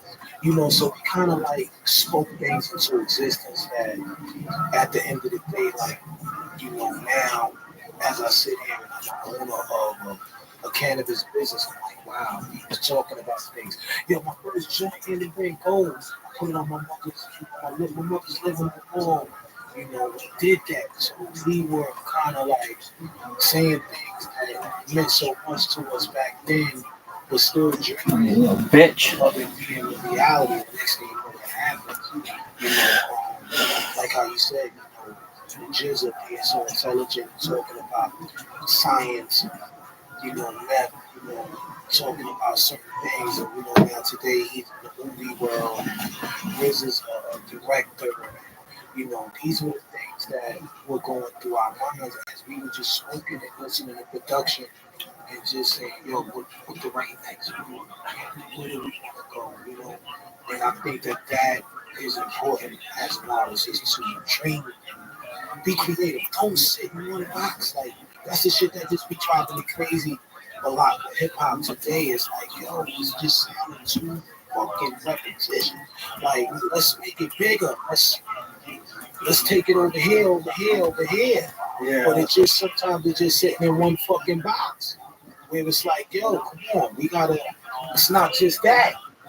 It's about opening up the doors for everybody to be able to see so many sides. Like now it just seems like the hip hop shit is just being controlled by one person that's saying, we want y'all to stay right there. We want you to talk ignorant. We want you to not grow. We want you to just whatever they think is gonna sell. Why is that the case? Because I don't get it. The same reason why they were trying to take the RZA and change him and turn him into something he's not. People always do that. They do that in comedy. They do that in podcasts. They do that in music. There's always some executive that thinks they know better and they're going to mold you and shape you and change you. That's what we're going to do. We're going to hire an image team. It's all just bullshit. It's not artists interfering with art. That's what it is. It's when you have middlemen, you have these people that profit off of your talent, and they think they're going to steer it the way it's going to be the most profitable. They don't give a fuck if you're like earnestly and honestly expressing yourself. That doesn't mean anything. They just want you to stay in that box because that's the box they're selling. And once it sells once, they don't want you to change it up. Remember when Ice-T started a fucking heavy metal band? Ice-T, who played a cop on TV for like fucking 30 years, he had a song called Cop Killer. Body Count, and everybody wanted him to be the rapper. And Ice-T was like, I'm gonna do a hardcore album. It's like, what? It's like, what is this? What is this? This is crazy. But it's like, he just didn't listen. It's like, I don't give a fuck what you say. I'm gonna do what I want to do. That's what I want to do. And you have to give an artist that ability to do that. They have to be able to change it up anytime they want. Whatever got them to the dance is gonna keep them dancing. And they might dance to the beat of a different song, but it's going to be the same person, that same creative force that created whatever you liked in the beginning well, you probably like this new direction they're going to go into because it's going to be just as good. It's just like we all like it. Like you were saying, you like Billy Joel. We both like Cool G Rap. It's very different. You wouldn't want to see the two of them at a concert together, you know. But that's what you have to give room for an artist. And these executives and these people that are profiting off of art without being creative, their input's always terrible. It's always terrible because they don't have a vision. They don't really, unless you're like a Rick Rubin, like one of those cats that's just like super eccentric, weirdo, genius dude, just knows what he likes. You go, hold on, do that again. Stop that. Stop. Do it again. Do it that way. Okay, can you make it echo? Do it. Give me an echo. So, but he's working. Yeah. Right. He's barefoot and shit. And fucking doing yoga. He's genius. Super weirdo. Scott Storch type character. Yeah, those guys be great in their own way. They're artists though. It's like that's different. But when you get these suits and the suits get involved and they know that, oh, we made, Raekwon sold 1,700,000 CDs doing it like this. So this is what we want from this one too. We want it to be the exact same way. We want to do it like that. Do it like that again. Like, no, what's this new thing you're doing? What's this new thing we're talking about discipline? No. What is this? But that's one of the most important things about hip hop too. Is like songs inspire people to change their lives. Like Gangstar song Discipline. Like that song inspires you to have discipline. It's a great fucking song. Great lyrics. The shit became knowledge to us, man. Yes. That's what I miss about hip hop is the knowledge factor, raising our kids to be smarter, not hiding anything. Like you said, once you put that warning sticker on there, don't look at it. They're gonna look at it anyway. So why not let them see what it is and say, yo, you can make these choices, bro. You go that way, you know what you get. You go this way, you know what you get. I think all it takes is someone today to do what you guys were doing and blow up. And then everybody will want to do it that way. If someone today became like this genius lyricist who's like pointing out things in society and became a huge artist, but you think that music is fair? You think you get the radio play it? I don't think the radio means jack shit anymore. I think what means something now is people sharing it. That's what means something. How do you get it out there? Someone put it on Spotify, put it on SoundCloud, put it on YouTube. Someone sees it, someone hears it, you send it to somebody, they send it to 10 people, and then it goes viral. That's what it's all about now. I think it's just be undeniable. Be undeniable. Have some shit where you listen to it and you go, oh, yeah. And you have your friends like, you gotta listen to this. Listen to the first lines. Yeah, listen to that shit. That's how we always sold it anyway. Oh my God. Yeah, come out of the gate with a fucking haymaker. Boom. That's what we do. Yeah. Yeah, you talking like how I feel about my album about the job. When's it coming out? Well, shit, I just been working on this documentary for the purpose of just be honest with you, take you back. I've been working on, only with the Cuban Links is my What's Going On album, my Thriller album that I made 30 years ago. This year, 2025, will be 30 years. So what we done was we went back and decided to do a documentary about it. A real life. So it's called The Perpetuate Files because remind you, Only Built for Cuban Links was the name of the album. But being that I came with it as a cassette, everybody started to call this album The Perpetuate. So now, we came back and we decided to do, me and my team, my kid, now this is, the clan, of course, the clan, but this is something that was my intellectual property that I said, yo, you know what? Me and my guys sat down, my team sat down and said, yo, you can do a documentary about this album. You can make 50 albums. People still going to talk about Only Built for Cuban Links. So I said, damn, you're right. So what I did was, I said, you know what? We invested in kind of tell the story would help us inspire that album, would help us be a part of the culture, and how it still allows me to still exist today. If you see a lot of these guys today, they still wearing Cuban Link jeans. Yeah. You know what I mean? Yeah. So who would ever thought that I'm calling my album Only Built for Cuban Link niggas? Now everybody they mother is wearing Cuban Link jeans. 30 years later. So, that's been something that I've been working on, and believe it or not, we've been working on for 10 years. Wow. So I got over 50 influential people that was in my life that was affected by that album to be a part of this documentary. So now, this is all in the making. We didn't actually go out there and start pitching it. We're finally getting it right now, as we speak.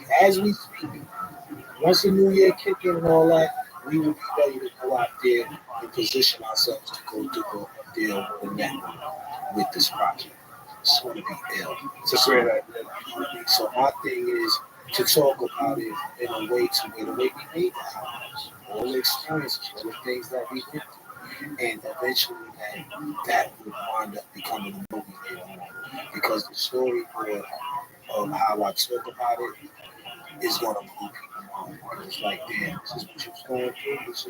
This is how your mindset is. Because I just want people to know that album was made because I love hip hop, man, and we were in a position to make something golden that at that time I was already thinking cinematic. I was already in Martin Scorsese mindset because when I came to the Klan, I'm like, I don't do all the karate shit.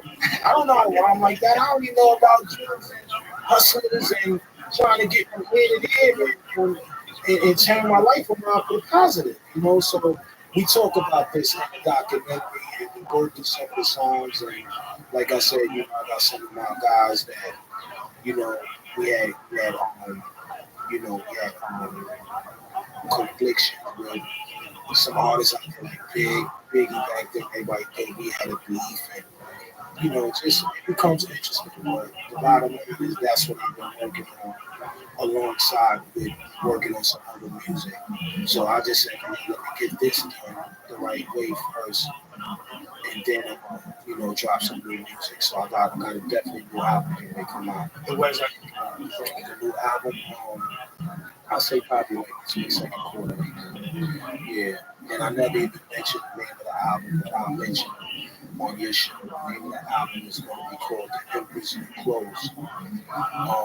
You ever heard that Dutch tale? Yeah. You're familiar? Yeah, but where's no clothes? Yeah. So that's going to be the name of it because I feel like the status quo today, everybody follows bullshit. Nobody wants to be genuine no more. Nobody wants to call out shit that makes sense. It's like, if you believe it, I'm supposed to believe it. I'm supposed to believe nothing that don't feel like what it's supposed to be to me. It goes back to like you said. Listen to everything you're saying about you have to do it promiscuous. Fuck that. Fuck ring, whatever is going to stop you from being you. You know what I mean? So this is the same mindset that I'm thinking with my hip hop. My new album that's coming, like, I'm not going to let you tell me that this is not what people still love. You know what I mean? I don't care. I know what I know from coming up as a kid who loved hip hop and what inspired me. So I'm going to have a play of this shit, man. I got a lot of great things that I want to give the world. But yeah, that's what people still love it. And I'm telling you, these like young kids that I have at the comedy mothership, when I play them 1990s hip hop, they go, oh, they just don't know yet. Yeah. They just don't know. And we can't afford them because they wasn't allowed. Also, they got so much shit coming their way. They're getting inundated by all these new artists. All this There's so much shit going on. There's so much shit going on. There's so much going on. But, I always say that there's always a lane for people that love music. You know what I mean? I don't care. It's like you could be 50, today I'm sitting here as a 55-year-old man that still have that kid in it love what helped me be who I am today. So I'm still at my best when it comes to making music, Like today the chef is more of an architect artist now. I don't consider myself a gangster rapper or money rapper or an architect rapper, because I like to reflect on things about growth and development, and when people hear this album, they're going to be like, damn, he still fucking got it. I tell people all the time, don't ever think use that shit. That's like sitting here and saying Mike Tyson can't fight. And at the end of the day, he loses bitch when it comes to how he feels that passion for boxing or whatever. I feel the same way with my music. So keep it up. But then, like I said, the name of the album is called The Emperor's New Clothes. Check that shit. I'm ready. Listen, brother, thank you very much for being here. It was a real honor, real pleasure. You my God. Thank you for everything you guys have done over the years. I've been endlessly entertained by Wu-Tang for a long fucking time. And I hope somebody listens to this and makes that fucking movie. Make that movie. Do it. We're gonna make it happen. Do it. We're gonna figure it out. I wish I was a movie maker. That's what I was thinking that way. I'm hoping up with that fucking writer's room. Listen, never too late. Never too late. Appreciate it. God bless you. That's the thing. I thought Ari Van it wasn't. Joy back then wasn't the Joe. It wasn't. So I think Ari Van is so funny, and he's been opening for Theo for years. That's what I'm saying. He craves. No, what are you doing, shit? What are you doing? Shout. Good job. Okay. Experience. My day, Joe Rogan podcast, my day. All day. That's crazy. Are we up? Real show. This stuff like very first time ever. Okay. Lighting and smoking a cigar. 40. How did you manage to get this far with no cigars? I don't know how to do any like really guy shit like that. Like I don't know how to play pool, cigars. I don't really know how to do that, but I do understand that. Yeah. Is this the right way? Yeah. I want to see it's bomb. Don't inhale it all together. Lower your hands. Yeah. Oh, you get stuff like this. I swear I'm gonna say that right now. No, I mean the way you're targeted. Get the fire on the. Get it on there. Get it on there. Get it in there. There you go. All right, you're good. Just start pulling. No, you're not good. How did you fuck that up? What am I supposed to do? Smoke it? You gotta inhale while you were lighting. Yeah, I want to do inhale all the smoke. Yeah, no. You just kind of take a deep pull. Breathe in while you do it. Jesus Christ. Yeah, how do you get to be 40 and never have a cigar? Now you're mad. Now you're mad. So what do I do now? I'm not even lit. How did you fuck that up? I'm sorry. You gotta do this. You don't inhale. Just take it in your mouth. Yeah.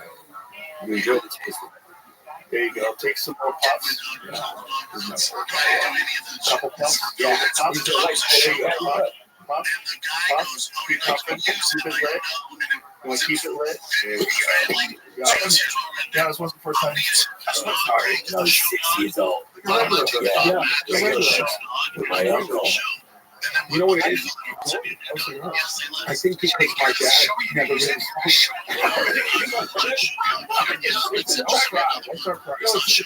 smoked. My dad never really smoked, and I never really did any kind of stuff like this.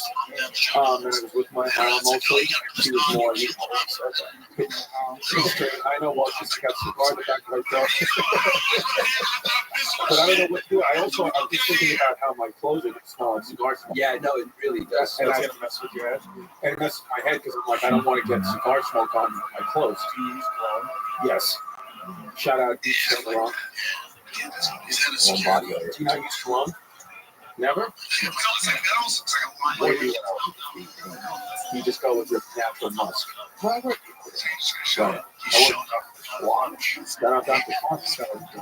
Natural. Not just evolution. Yeah. No one ever thinks it's good. Well, there's more if I something to the aluminum. Why would I put it in there if it wasn't effective? Yeah, I tried the deodorant without the aluminum. Doctors Doesn't work. Can I take a picture? Yeah. Check this out. Okay, you want me to call the other side? You smell good.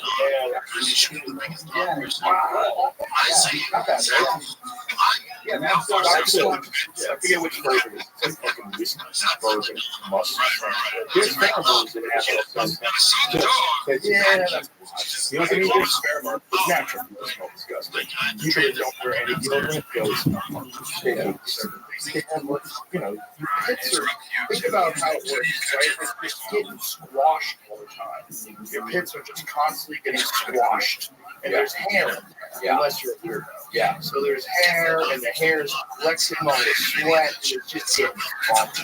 That's what made pussy so hard before, like, the 2004 porn. Right. But where did you come from? Right. Yeah. Somewhere along the line it wasn't, and then he decided to follow it. And it changed me. I mean, it's so much more enjoyable without the fumes. Because the fumes get hot in the hair. Come on, yes. Yeah.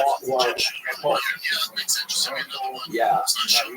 Yeah. Yeah. Napoleon's letter to Joseph, he wanted her to have a full bush, and he wanted her not to bathe for the week. He was coming on the board. He said, I needed fucking munchie. So some guys like that. Well, I don't know if it that guy is different college for sure. Yeah. You know, just imagine the kind of warfare that Napoleon's crew were. I mean, they had muskets. And they were also probably much more tolerant of bad smells because history smells. Can you imagine people bathe once a week? And even athletes, whatever you athletes stinky. Yeah. And they didn't have bidets yet. So your asshole was just like, they didn't have running water. Yeah, they had nothing. They had yeah. The only people who were clean in antiquity, Muslim people. They were the clean ones. When you read about the Crusades, they said that Muslims were able to smell the Christian army from miles away because of how filthy they were. Muslims were all about science and cleanliness and about Well, before the Mongols sacked Iraq, like they were, like that was the pinnacle of civilization. They turned the river, was it the river Tigris? They turned it red with blood. Like that's how many people they killed. They killed the entire town of Baghdad. Like, they killed everything. And those people were at the pinnacle of science. And then look, you go all the way to the 1990s, and that fucking Saddam Hussein and his psychopathic kids running shit, killing people. Right, that was what yeah. Yeah, same gene line. It's really nuts. And you think that gets into the genes, like the killer kind of yeah. Yeah. Right. I think good things and bad things. I think that's been substantiated by science. They said, you know, that even racism can be passed on from parent to child. I believe it. Traumatic memories. I believe it. Yeah. I feel like not only now as I'm getting older, I'm like, oh, I have some of my mom's memories in my head. I feel like, think about it. Like, think about, let's make a simple like animal, like dog, like car. How the fuck does a dog know to pee on a tree? How does a dog know to go to where it is and pee on it? How do they know it? Right. There's some memory. How do they know when they see another dog or an animal bark? Why are they scared? Like, why are people scared of snakes? Why are people scared of spiders? Puerto Ricans not scared of snakes. Hey, you Puerto Rico. No, I think they household pets. My friend Sergio, Sergio used to hurt somebody. Pets that are snakes. Sergio used to beat up drug dealers when he was 15 with his fists. Like that was he getting other drug dealers would pay this 15-year-old kid to go beat up other drug dealers with his fists on the Lower East Side and get money. But he's a great guy and a spiritual guy, and he's the only guy I know that would beat up a drug dealer and then journal about it later. He's our friend. He's a comic. Sergio, he's a comic? Yeah, he's a comic and a boxing instructor. Yeah, he's a boxing trainer as well. We're fucking ready. Yeah, we're ready to go. Yeah, really good. He looks healthy. He does. What is boxing? I do boxing. Yeah. Tell me some moves. You want to see it, bro? I'll show you form. I got a video on it. I'll show you form. Yeah. He's got a nice. You made a video today. I got a video today. He's got a nice right hand. So he's not. You say you're slow, but you're not slow. But you got a nice right hand. Yeah, I have. He tells me I got a little power in both hands. Right. So I don't know. You're a little too confident, and I like it. I know, and that's how it goes. You just get fucking stretched out. You get laid out. Yeah, you get stretched out. You have a smaller head than normal. Physically, so it's hard to catch. It's harder to target. Yeah, you're fucking target. It looks like you got a helmet on your head. Listen, the reality is both of you can get a lot. 100%. And it's way better to have a big head. Is it? Why? Guys with bigger heads traditionally, for a fact, take a better shot. Mm-hmm. Like those guys like Mark Hunt. Mark Hunt, one of the greatest kickboxers of all time. Yeah. K1 Grand Prix champion. Fought in UFC, fought in Pride. He was a legend. Head the size of this table. Yeah. Body Rock's head the size of his head. Yeah, he was just Samoan. Yeah. Just a giant, thick dude. He was like 5'10", 250. Yeah. You know, but one of the greatest chins of all time in all of combat sports. This episode is brought to you by the Farmer's Dog. Dogs are amazing. They're loyal, lovable. Like, just having Marshall around can make my day 10 times better. I'm sure you love your dog just as much, and you want to do your best to help them live longer, healthier, happier lives. And a healthy life for your dog starts with healthy food, just like it does for us. There's a reason having a balanced diet is so important. So how do you know if your dog's food is as healthy and as safe as it can be? Well, Farmer's Dog gives you that peace of mind by making fresh, real food developed by board-certified nutritionists to provide all the nutrients your dog needs. And their food is human grade, which means it's made to the same quality and safety standards as human food. Very few pet foods are made to this strict standard. And let's be clear, human grade food doesn't mean the food is fancy. It just means it's safe and healthy. It's simple, real food from people who care about what goes into your dog's body. The Farmer's Dog makes it easy to help your dog live a long, healthy life by sending you fresh food that's pre-portioned just for your dog's needs. Because every dog is different. And I'm not just talking about breeds. From their size, to their personality, to their health, every dog is unique. Plus, precise portions can help keep your dog at an ideal weight, which is one of the proven predictors of a long life. Look, no one, dog or human, should be eating highly processed foods for every meal. It doesn't matter how old your dog is. It's always a great time to start investing in their health and happiness. So try the Farmer's Dog today. You can get 50% off your first box of fresh, healthy food at thefarmersdog.com/Rogan. Plus, you get free shipping. Just go to thefarmersdog.com/Rogan. Tap the banner or visit this episode's page to learn more. Offer applicable for new customers only. This episode is brought to you by GoPuff. Does grocery shopping drive you nuts? The lines, chaos, inflated prices. Then you have all these third-party delivery apps with their ridiculous fees, markups, and you still have to wait hours for delivery. Well, enter GoPuff. The game changer. They deliver snacks, groceries, alcohol, essentials, whatever you need straight to your door in just 15 minutes. And get this, it's cheaper than the store because GoPuff uses their own fulfillment center. No middleman, no crazy markups. It's like Amazon, but for everyday essentials and way faster. GoPuff also just launched cheapest on the planet pricing. Think $2 organic eggs, $2 milk, $5 diapers, $10 Tide Pods. It's insane. They're beating big grocery stores at their own game. So do yourself a favor, download the GoPuff app on your phone, use the code ROGAN20 for $20 off your order, and experience faster, cheaper, better shopping. Trust me, you'll thank me later. Can you see just from looking at our faces how easy it would be to? Yes. My kid's going out. I'm going out quick, right? You don't have good structure. Yeah. I got a lady's face. That's what you're saying. No, you have a man's face, but there's certain faces that are easier to hurt. Yeah. Right. And his got a good jaw. But you know, there's arguments against that. Like, there's some guys have small jaws, and somehow or another they take great punches.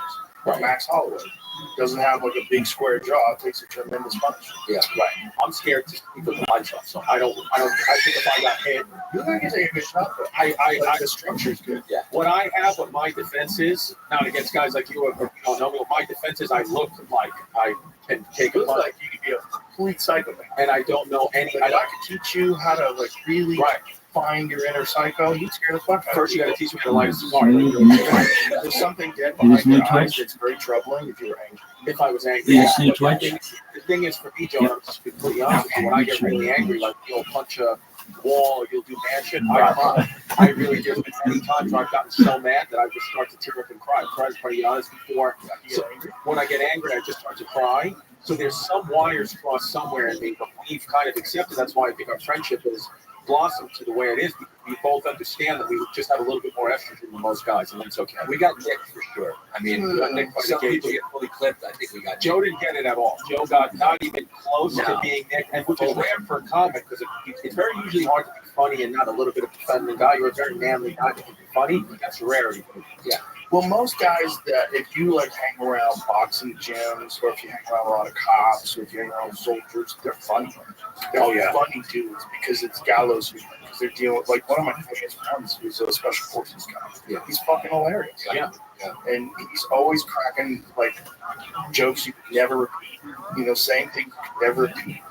And it's just so funny. It's like, he's funny. It's just funny in, you know, kind of a crazy way. Yeah. Right.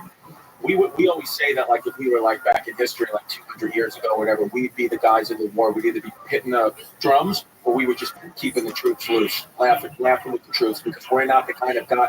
We think we have value as men, other warrior men like yourself, but we're not going to do the fighting. But we will do the cooking, the cleaning, and the laughing. It's also for my nuts up to be a eunuch to watch the harem.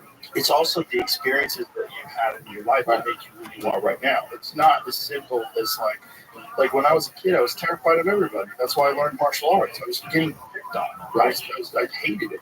So I was like, all right, I got to figure out. There's only one way. The only one way is to become formidable, right? Become the person that you're scared of, right? So I did that. Yeah. But it wasn't because like I was this like kid that was tough like all the time. Like when I was young, I was like, I understood how to like just be a fucking man. Like no, I had to learn. Right. From great weakness comes great strength. Yeah. How you recognize what it is, right? It's thought patterns. You allow your brain to go down these very detrimental thought patterns, and you have to like separate you consciousness from these patterns that you allow your attention to go down.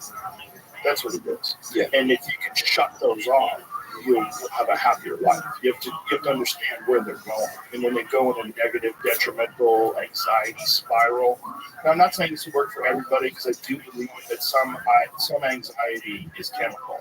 I believe that some people have a bad balance because I know people like that. It's a real thing. And I can never say that the way I think is the way everybody thinks. There's no way.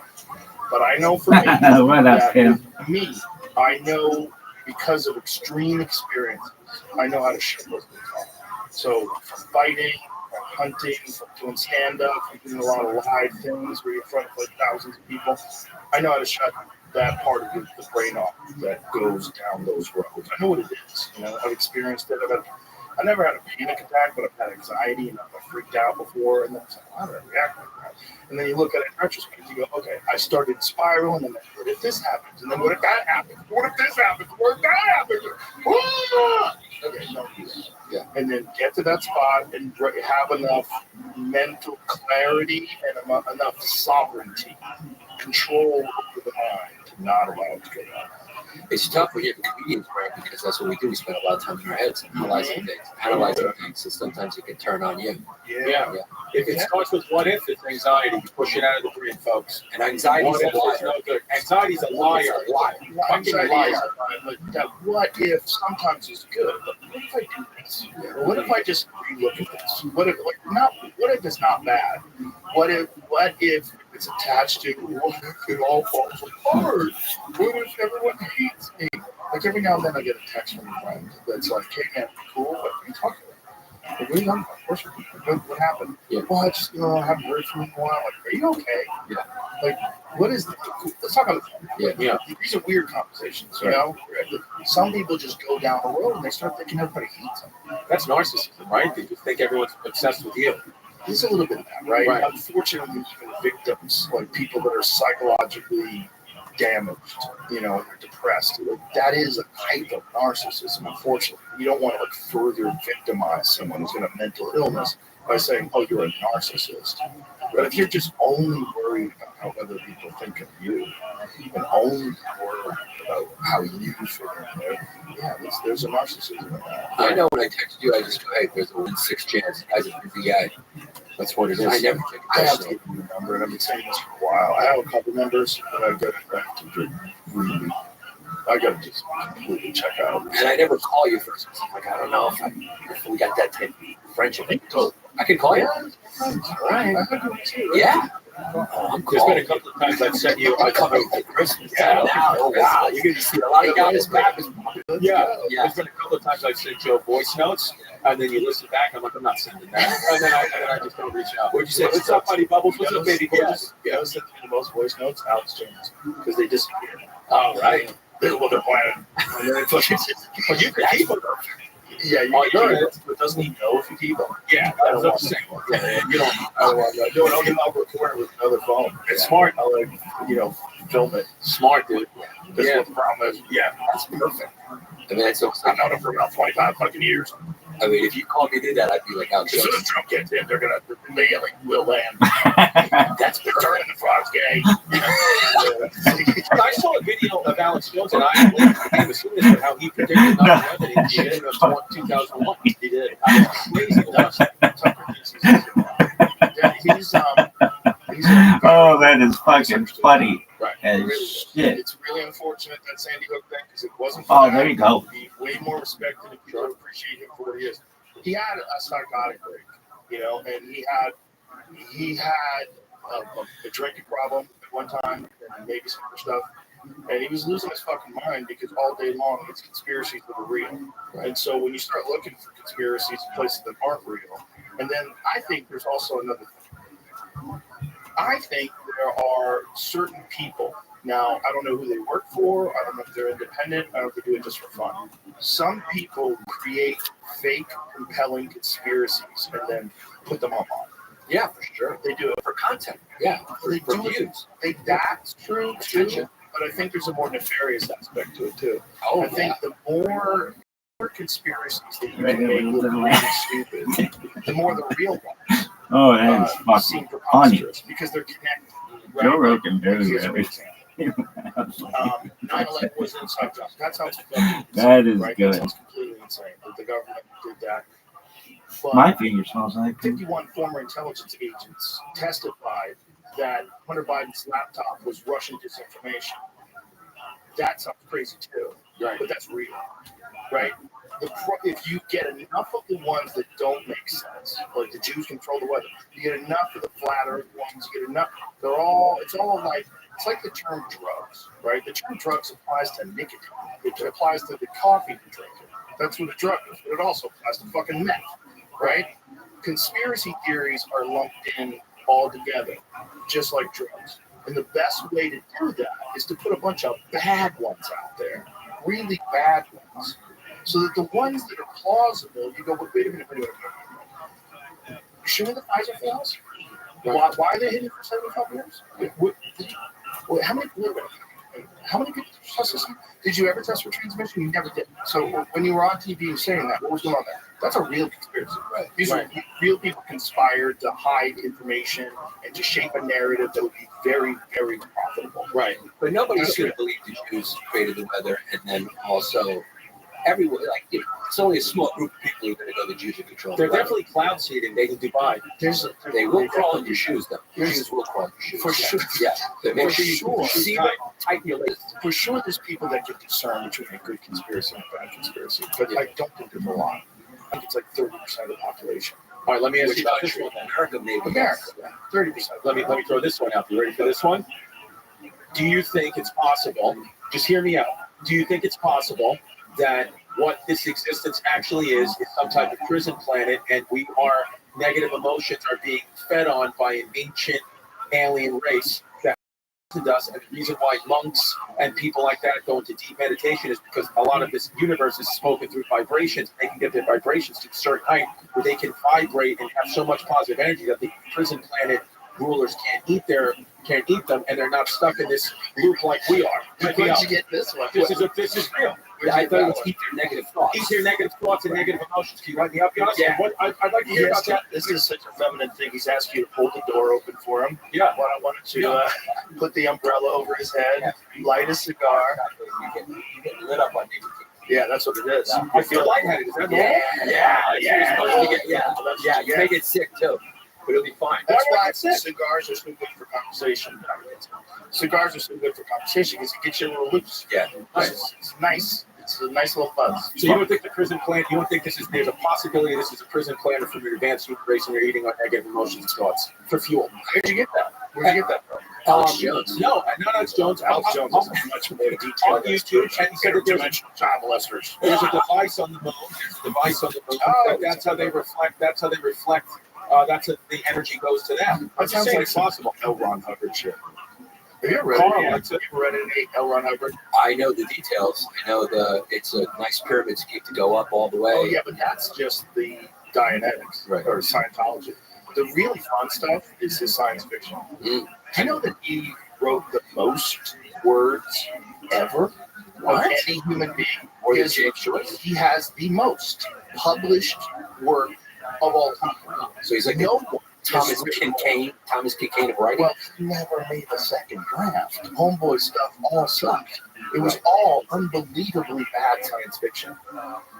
It was unbelievably bad, like wonderful, like so bad. It's just like, what? Have you ever seen Battlefield? Yeah, that was the worst movie. L. Ron Hubbard is a record-holding author who holds a Guinness World Record for publishing. Most published works, most audiobooks published by one author, most translated author in the world, most translated author saved book, The Way to Happiness. Very interesting. He's a Symbian typewriter with extra keys for common words.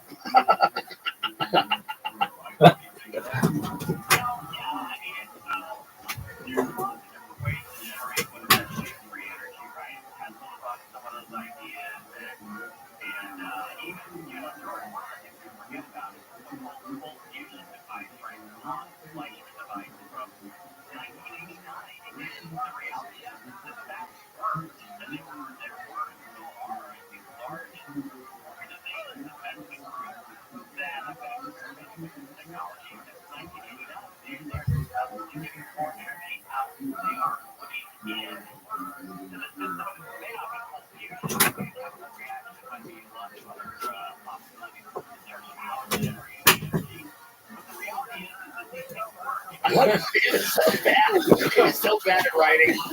Not only did he not get it, he needed a word ready. You keep going. You might be in line for podcasts for Guinness World Records, most podcast minutes ever recorded. That's possible. That's great. Maybe you could get that. Maybe. I mean, what's the record now? I don't know.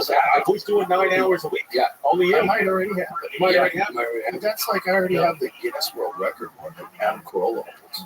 What's that one? Adam Carolla has like the most downloaded podcast of all time. You can have it though. Yeah. You keep your name in the book. Yeah. That's well, because you have to specifically go to Guinness World Records and they have to do research and like give you a whole.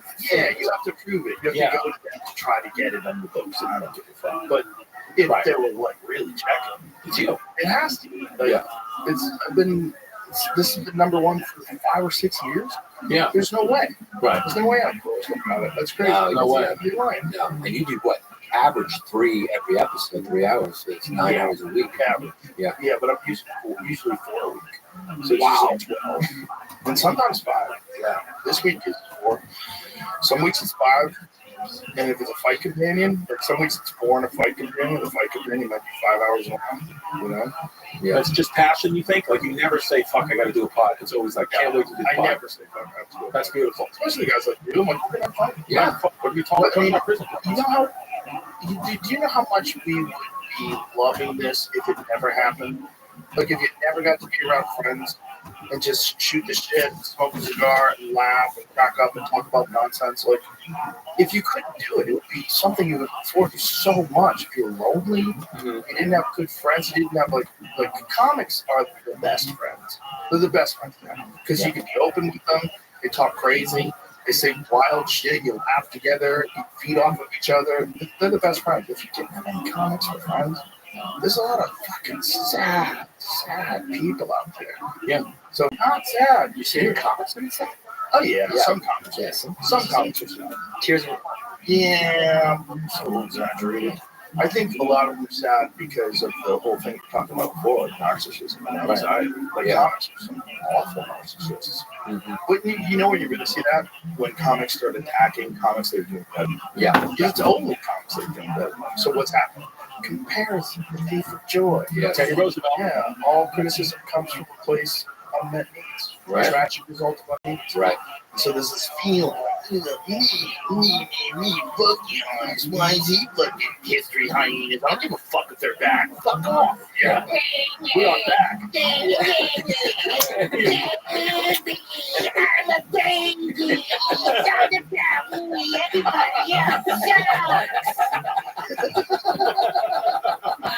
Yeah, that's what it is. Isn't there a wonderful world that we live in? Isn't there chaos and beauty? About, and you're going to talk about other comics. Shut the fuck bitch. Yeah, I agree. Shut the fuck up, you whiny bitch. Yeah. That's why it's good to have, in my opinion, we both have kids. We get lost, we'll do our work, we'll do our stuff, have fun, and then we just play with our kids, play like the real stuff that matters, our wives, our kids, hanging out with them. It definitely changed this. Some of our peers who don't have families and is just constantly worried about this business, it's like, I don't know how you're going to get off that treadmill. Yeah, that's not good. I would not be the same human being if I didn't have a family. I just would not. I wouldn't have the same empathy and compassion for people. I wouldn't understand like the development of a child. I talked about this before, but it genuinely changed the way Come I on, look at bitch. human beings. After Come on, bitch. Because I used to look at There we adults go. like they were just, this guy's an asshole. He's Mail 36, ticking. he's a fucking dickhead. Now I go, that's a baby. That's a baby that got terrible exposure to bad ideas, bad input, and mean people around him, and got, thrust into this situation. So now you see him. Like when I see him, it's so sad. When I see like homeless people that are just like they held that in the corner. What's that thing? Like, there's a lot of it in Philadelphia where they're like told them. Is this called crank or something? Yeah, What do they call it? it's a heroin lean. Heroin not. not. Tended to I don't Philly. even know if it's heroin. It's like I think it's some new stuff. It's a new shit. This guy would. Essentially he's doing like a very difficult court. I was like, can I do that with a kettlebell? Wondering. I was like, give your back. If he can, that'd be some Structure. Yeah. Like Genghis Khan and Hitler, even when they're murdering, like, it's just a baby. Yeah, I do. I mean, it's not like we're stopping, but it.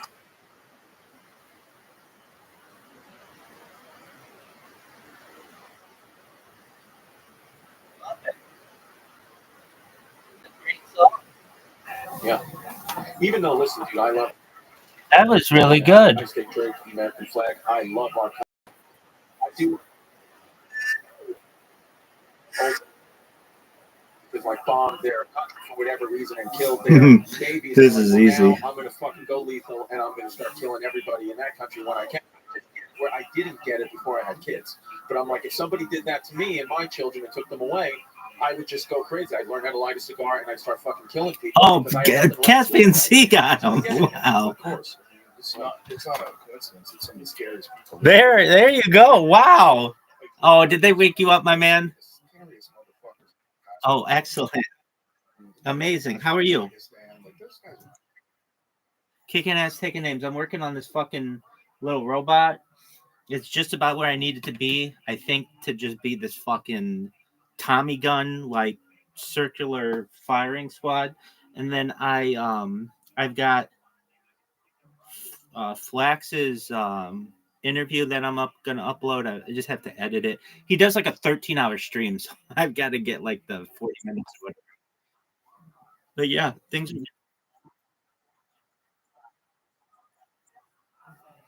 Yeah, they've had a lull recently. Nice job on the band. Bravo. That was excellent moderation. No, that to me is the worst. You can call me. Oh, okay. Excellent. You can call me all kinds of bigoted things, but just don't be super loud. Like I can handle.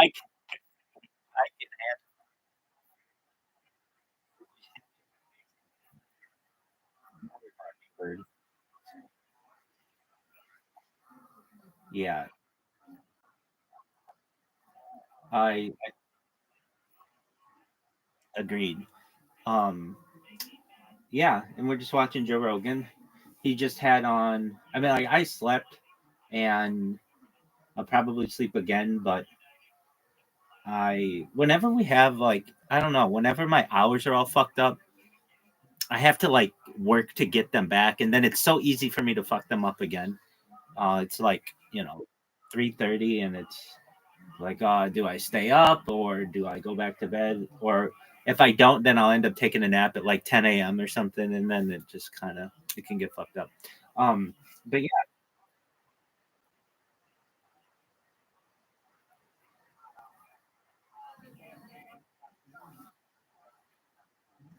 Yeah, I get that. When I awoke, um, I've never been diagnosed with this, but like vertigo, I just was like dizzy this like when I woke up today, and I think it's because I just was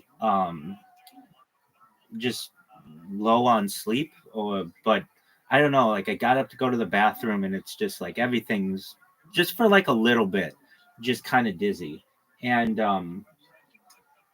then it gets fine, but it's just when I immediately wake up sometimes, or I stand up really quickly, it can happen. And I think it could be just blood going to my head. I don't know exactly what it is, but yeah,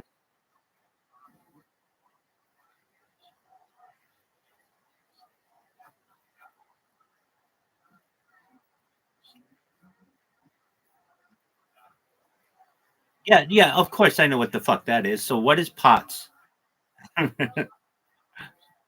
Yeah.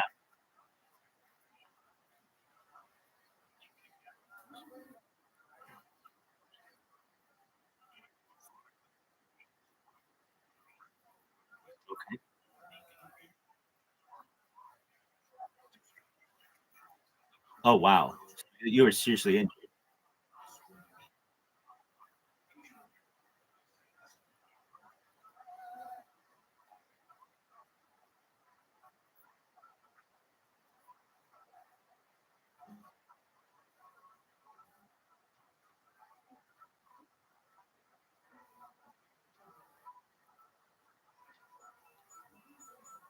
I kind of feel like, well, the medical industry is obviously an industry, and but they they they come up with acronyms, and it's like, oh, you've got SARS.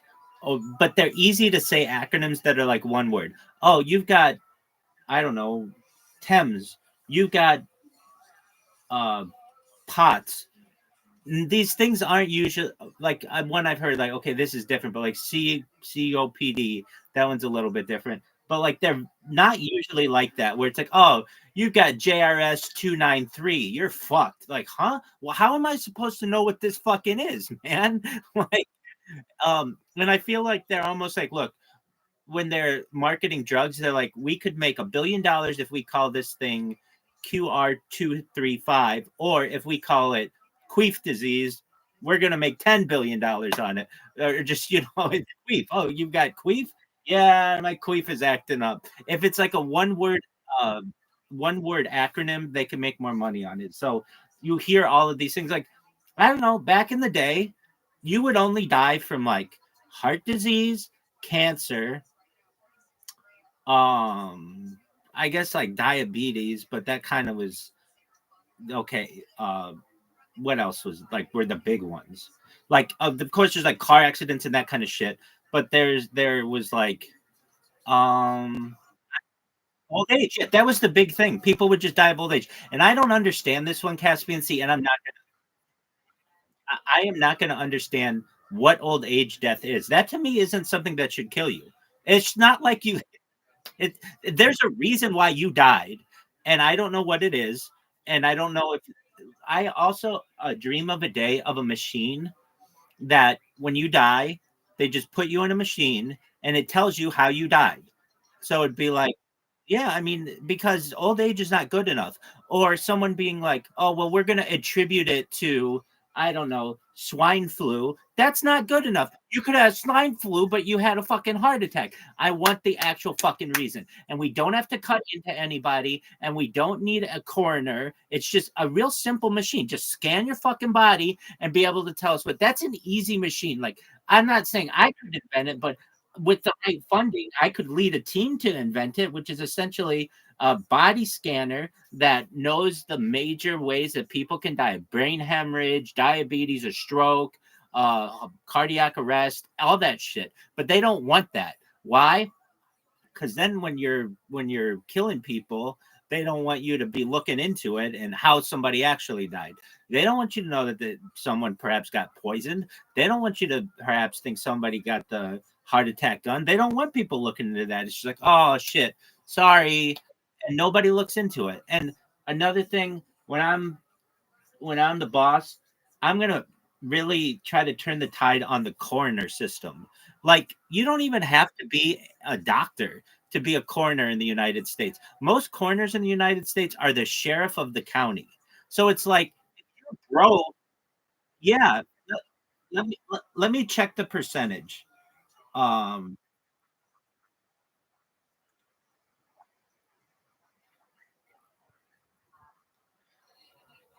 what percentage of coroners in the United States are police officers, like the sheriff of a county?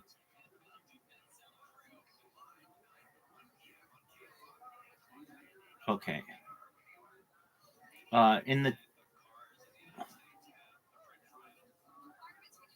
No, they thought I said corners, not corners, coroners. Coroners.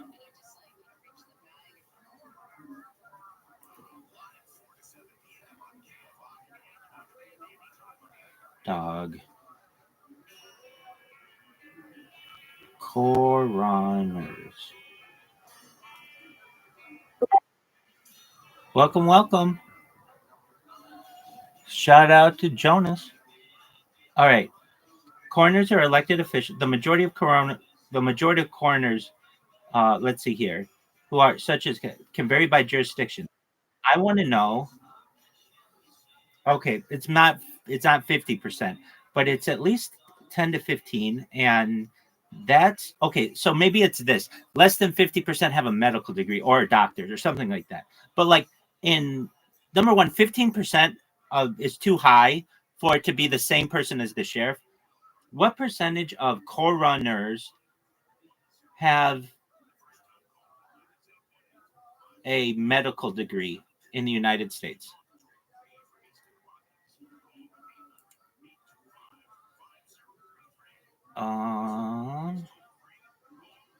Okay, the percentage of coroners who have a medical degree is relatively small. I want the actual number though. Okay, oh, it's about 10% of all coroners in the US have a medical degree. How is that like allowed? Like basically that means, I don't know, Zoot maybe. I don't know if Zoot has a medical degree, but like Zoot could be a coroner in the United States without absolute. I mean, because he's good at fucking. He sucks at mini golf, but still he could be a coroner. There's like it's because it's an elected position in the county that it's just, I don't know. I think that it should be 100%. It generally is in urban areas, but because most people or most counties are not urban areas, that's how it gets down to 10 to 15%. So the same amount of coroners in the United States that have a medical degree is equal essentially to the same amount who it's the sheriff. Think about that statistic. So basically, in the United States, 15% of coroners are sheriffs, 15% are doctors, and the rest are just random people who got elected.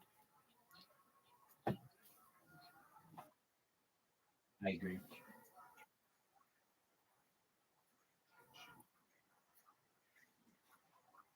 Well, yeah, and then like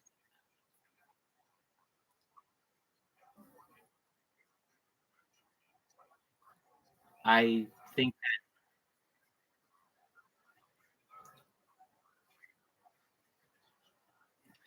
right. And there are situations I have known of them where someone dies, and because the family can reject an autopsy, then you can't look into their death basically. Like the family has control over. So like imagine there are just a lot of situations. Kids who want their parents' money. The kids could kill their parents and then just say we don't want an autopsy. We're going to say due to whatever reason. And then it's like, okay, well, they rejected the autopsy. I don't know. That's why I want a machine that just everybody has to be run through when you die. I don't care if you get hit by a car and you are literally just splattered. Somebody go around with a little shovel and get all your shit, put it on a fucking put it in a Tupperware container and run that motherfucker through this little chute, just so we know what actually killed you. And it'll be like, whoa, dog, are you serious? I mean, this person got either fell off a cliff or got hit by a car or whatever, but it would be some kind of massive trauma. Because if not, you create a world where people die from just, people who are controversial die of suicide by 2 gunshots to the back of the head. And the coroner comes in, and Bill Schneider situation, a Gary Webb situation. Gary Webb uncovered essentially the cocaine trafficking that was going on in the United States and published it in the Santa Clara in like Bay Area newspapers, and it's sad. And then there's no like another thing is this. Let's say you just don't want the coroner to pay attention to whatever killed this person. All right, you just have to bribe them. And it's like the worst thing that's going to happen is they just don't win election next year if somebody fucking finds out about it, or the next time they have to be elected. And there's still a good chance that they will be. I don't know. I just think that whole system is really corrupt and really outdated. And it's really interesting to me that in urban areas, the amount of coroners who are medical professionals is like 100%, but in rural areas, it's closer to none. And I also think it's interesting if people want to say, well, it's expensive. Like there are a lot of counties in the United States. And if you're in some rural county, it's expensive to have a like an on-call medical professional there. Well, guess what? There's enough tax dollars around that you can put together the money for one person's salary. They don't have to make $500 million a year. They can make whatever seems relatively accurate for the area. But you should have to pay for that. I've never understood that. I think there's huge corruption in that. And it gets down to like these statements like,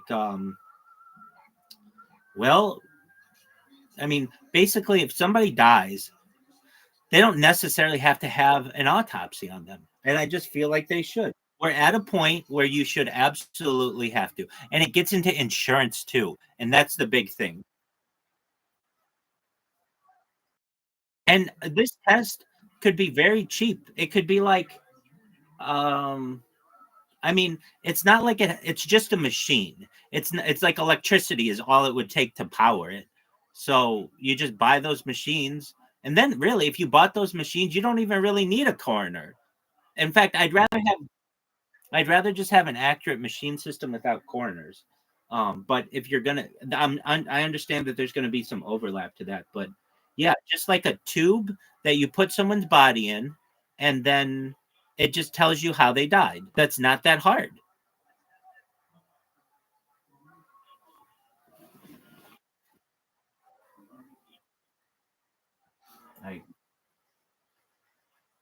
Absolutely. And a lot of power from corrupt people and corrupt officials.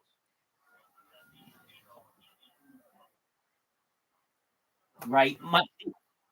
There are these famous cases of people who have, multiple gunshots to the head, which is basically impossible. And then the coroner just rules it as a suicide, which is like, dog, we should prosecute the coroner for coming up with that stupid ass determination.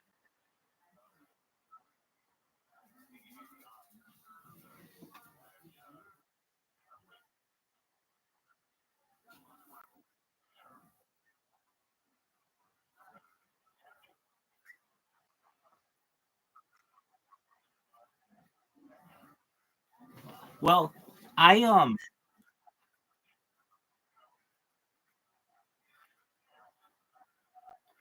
people say we live in a simulation and all these other things, but I tend to believe that could definitely be true, especially if we were seeded here by extraterrestrials, that they just had this narrative that they wanted. I don't know what it is, to get our glands or to get, to just for entertainment or whatever.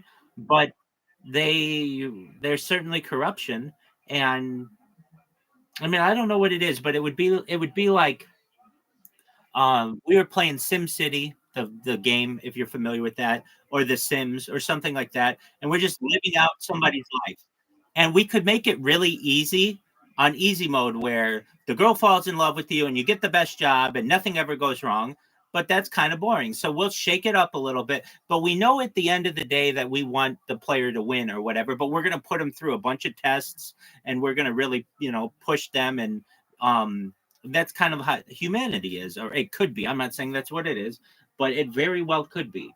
And thus, we have these corrupt systems that are in place and are just allowed to subside because perhaps this is just the way that some higher power wants it to go.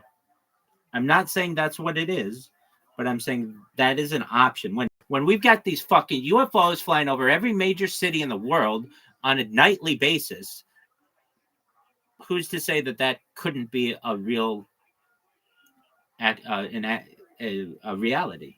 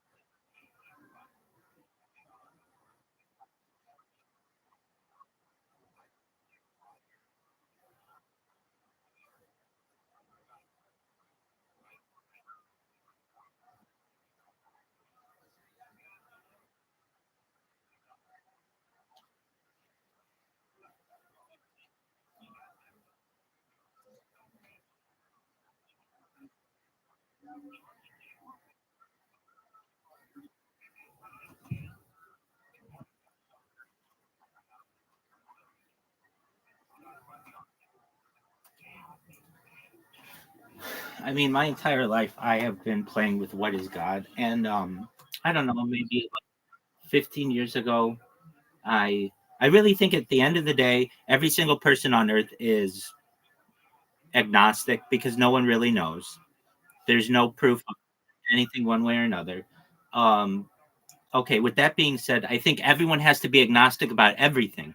What I'm saying right now might be a simulation. Like seeing you might be a simulation, but okay, if we're getting past that, we get to the point, or I feel I kind of.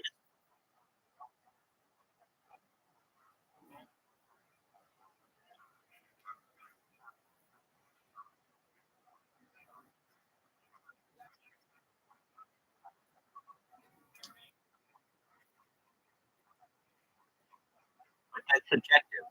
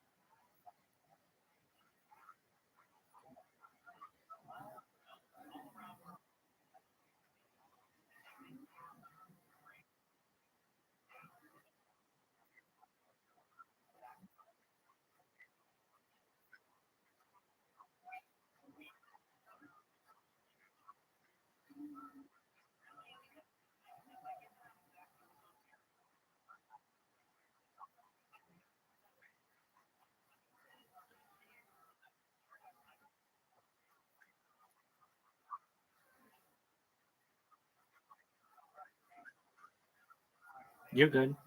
Um, I define God as energy, which that means that the sun is part God, and all the stars are part God, and dogs are part God, and you and I are part God. That's energy. Okay. But then there's something else, which could have been the extraterrestrials that seeded us here. That to me is not God because they can die or they aren't all omnipotent and all knowing and all that other stuff. And but no one wants to have that conversation. What is that then? Because then you get into, well, you believe in aliens? Fuck yeah, I believe in aliens. I believe in aliens more than I believe in a lot of things on this earth. And yeah, so like, but if I had said that 15 years ago, you're a loon. But finally, now we're starting to break through. I mean, that's really one of the things that I push is alien disclosure. I don't think that it's such a big deal. These guys who are getting asked about it in Washington D.C. and with the Department of Defense and the White House press secretary, we're like so very close. Like we're asking the right questions. It just takes somebody to be like, yeah, we're probably seated here. And that's a lot to take in. And that doesn't mean that necessarily fuck. My robot isn't working the way I want. Um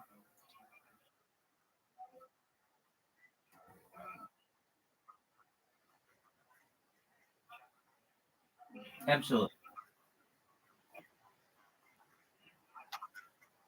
No, you're good.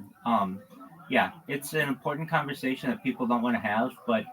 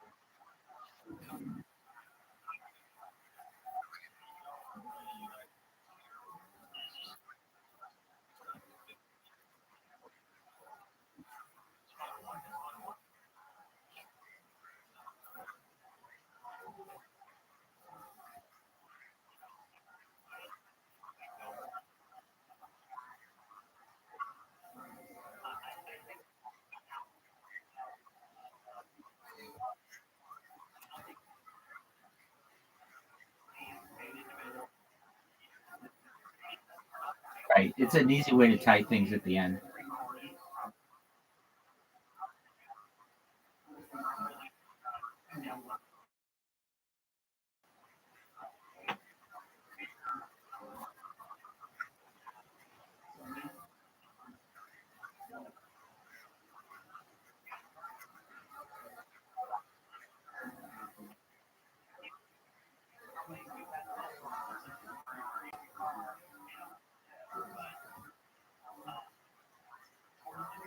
I know exactly what that's from. I don't. How is it like Costanza?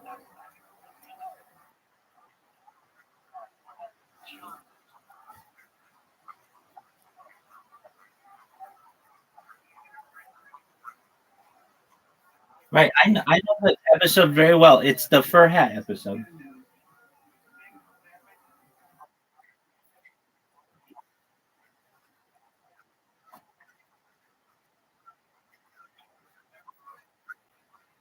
Yeah. No. So it's Kenny Rogers Roasters, if I recall. So yes, I just watched it and I haven't watched them recently, but yeah. So what he does is he tries to leave his keys at the woman's house, and she's like, "George, you forgot your keys," and yeah, yeah. Let me check on that. Let me check on that. In what Seinfeld episode does George Costanza say his name Costanza to a woman he's seeing in order to for her to remember him? It is the By Menon commercial jingle. What episode is this?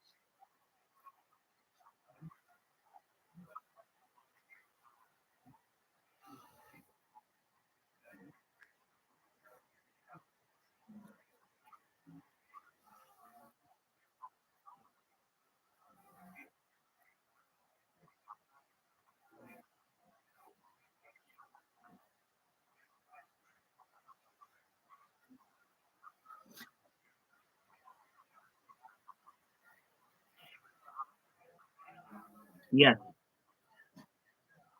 Um, I'm mistaken. It is not the Kenny Rogers. It's the Raincoats. So, according to ChatGPT, I'll take it. They run together for me as well. So he was trying to get the girl in the Kenny Rogers Roasters to. He wanted a reason to come back, which was was different than the episode of the Raincoats where he wanted her to remember. But yes,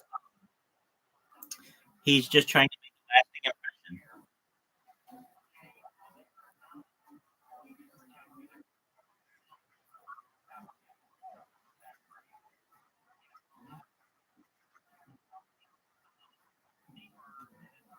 I'm in agreement with you on that.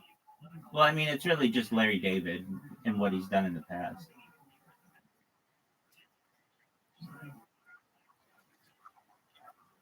Yeah, definitely.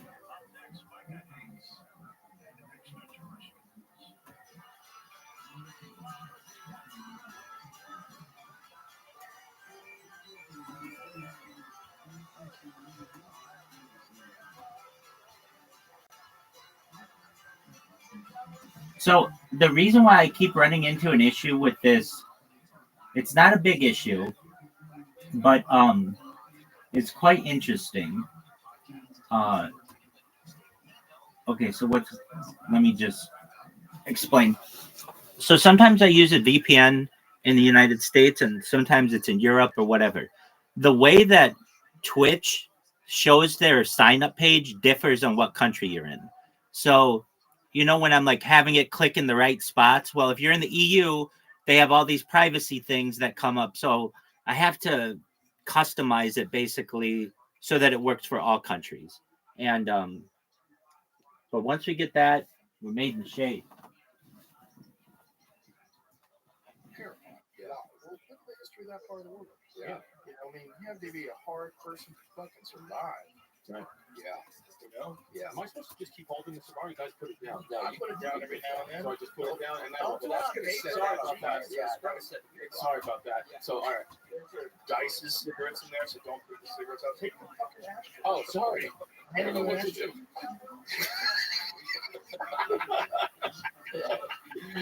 This is fun though. Why do you want to keep Dyson's cigarettes in there? Because they're Dyson's. He doesn't smoke them. He just takes them out. He holds on to them and he puts them in the ashtray. And he pulls another one out. And he holds on to it. Yeah. He went smoking again for a while. He started smoking again, but they stopped again. Gotta be careful, my health. Yeah. Oh, you want to talk about a great father and something that's Dice. Dice is all about his kids. Very dedicated. His kids play the band. They play like at his shows. His son's fucking amazing on the drums. Yeah, he's a great guy. Yeah, Dice is another misunderstood guy. Legitimate good dude, and also a legitimate artist. Like his performance art, the weird stuff that he does in New York City for no money, for no people. Do you want the picture? Yeah, there's so few people are even watching those clips. Yeah. We haven't brought them up. Like, I don't know how many views they would even have. He's not promoting it. He's not trying to go on podcasts. He doesn't tell you about them. You have to find them. Yeah. And if you're on a podcast, he's like, you gotta see this thing I'm doing. Where I pretend they want a picture. He doesn't do anything. He's a big shot. He's a real artist, man. Yeah, he's the best. Give me some.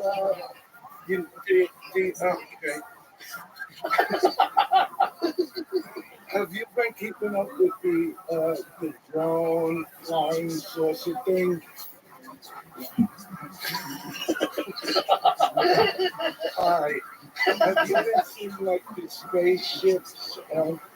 Did you see any of the flying saucers that they've been talking about? You would never imagine that guy sold out Madison Square Garden. That's what I was just thinking. Nassau Coliseum. Mm-hmm. He was the fucking man. At one point, he was like the only comedian people knew about. He's certainly one of the only casuals. Yeah. What is also great about Dice is, obviously I both comics in New York, so you see him a lot. He's one of the most giving guys to the younger guys. Oh, yeah. When he comes into the clubs, he won't tell you about his feats at Madison Square Garden, all that, to tell you like how good he is. He'll say, here's where I was. Here's where I am now. So this comedy game is like a roller coaster, and I'm living proof. And just stay in the game. That's it. Always tells us, stay in the game, because you just don't know. Do not quit. No, he's great. He's great. How old is this guy? 60s? I guess. Yeah, he gave me advice to go on the road when I was just being out at the store when I was in my 20s. I met guys I couldn't believe I was meeting. You know what I mean? It was like one of those things. Living like a pimp. How are you, Zoot? You see a guy like when I was 19 years old. Okay, very well. Listening to his cassette in my car in front of my house. I'll never forget it. We're crying in front of my house. So for me, that was Dice. Dice was this guy where like I'd see him on HBO. Like, this is crazy. HBO. This is so funny. To now. What's going on, Slut? How are things in your neck of the woods?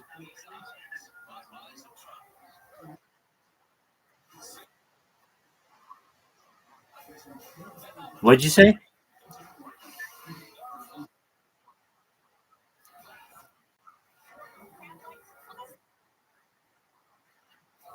You'd never seen him before?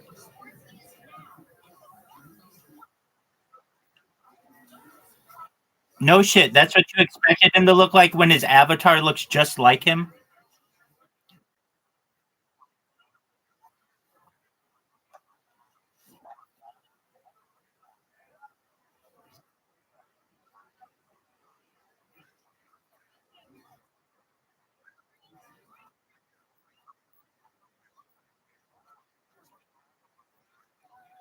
Six months.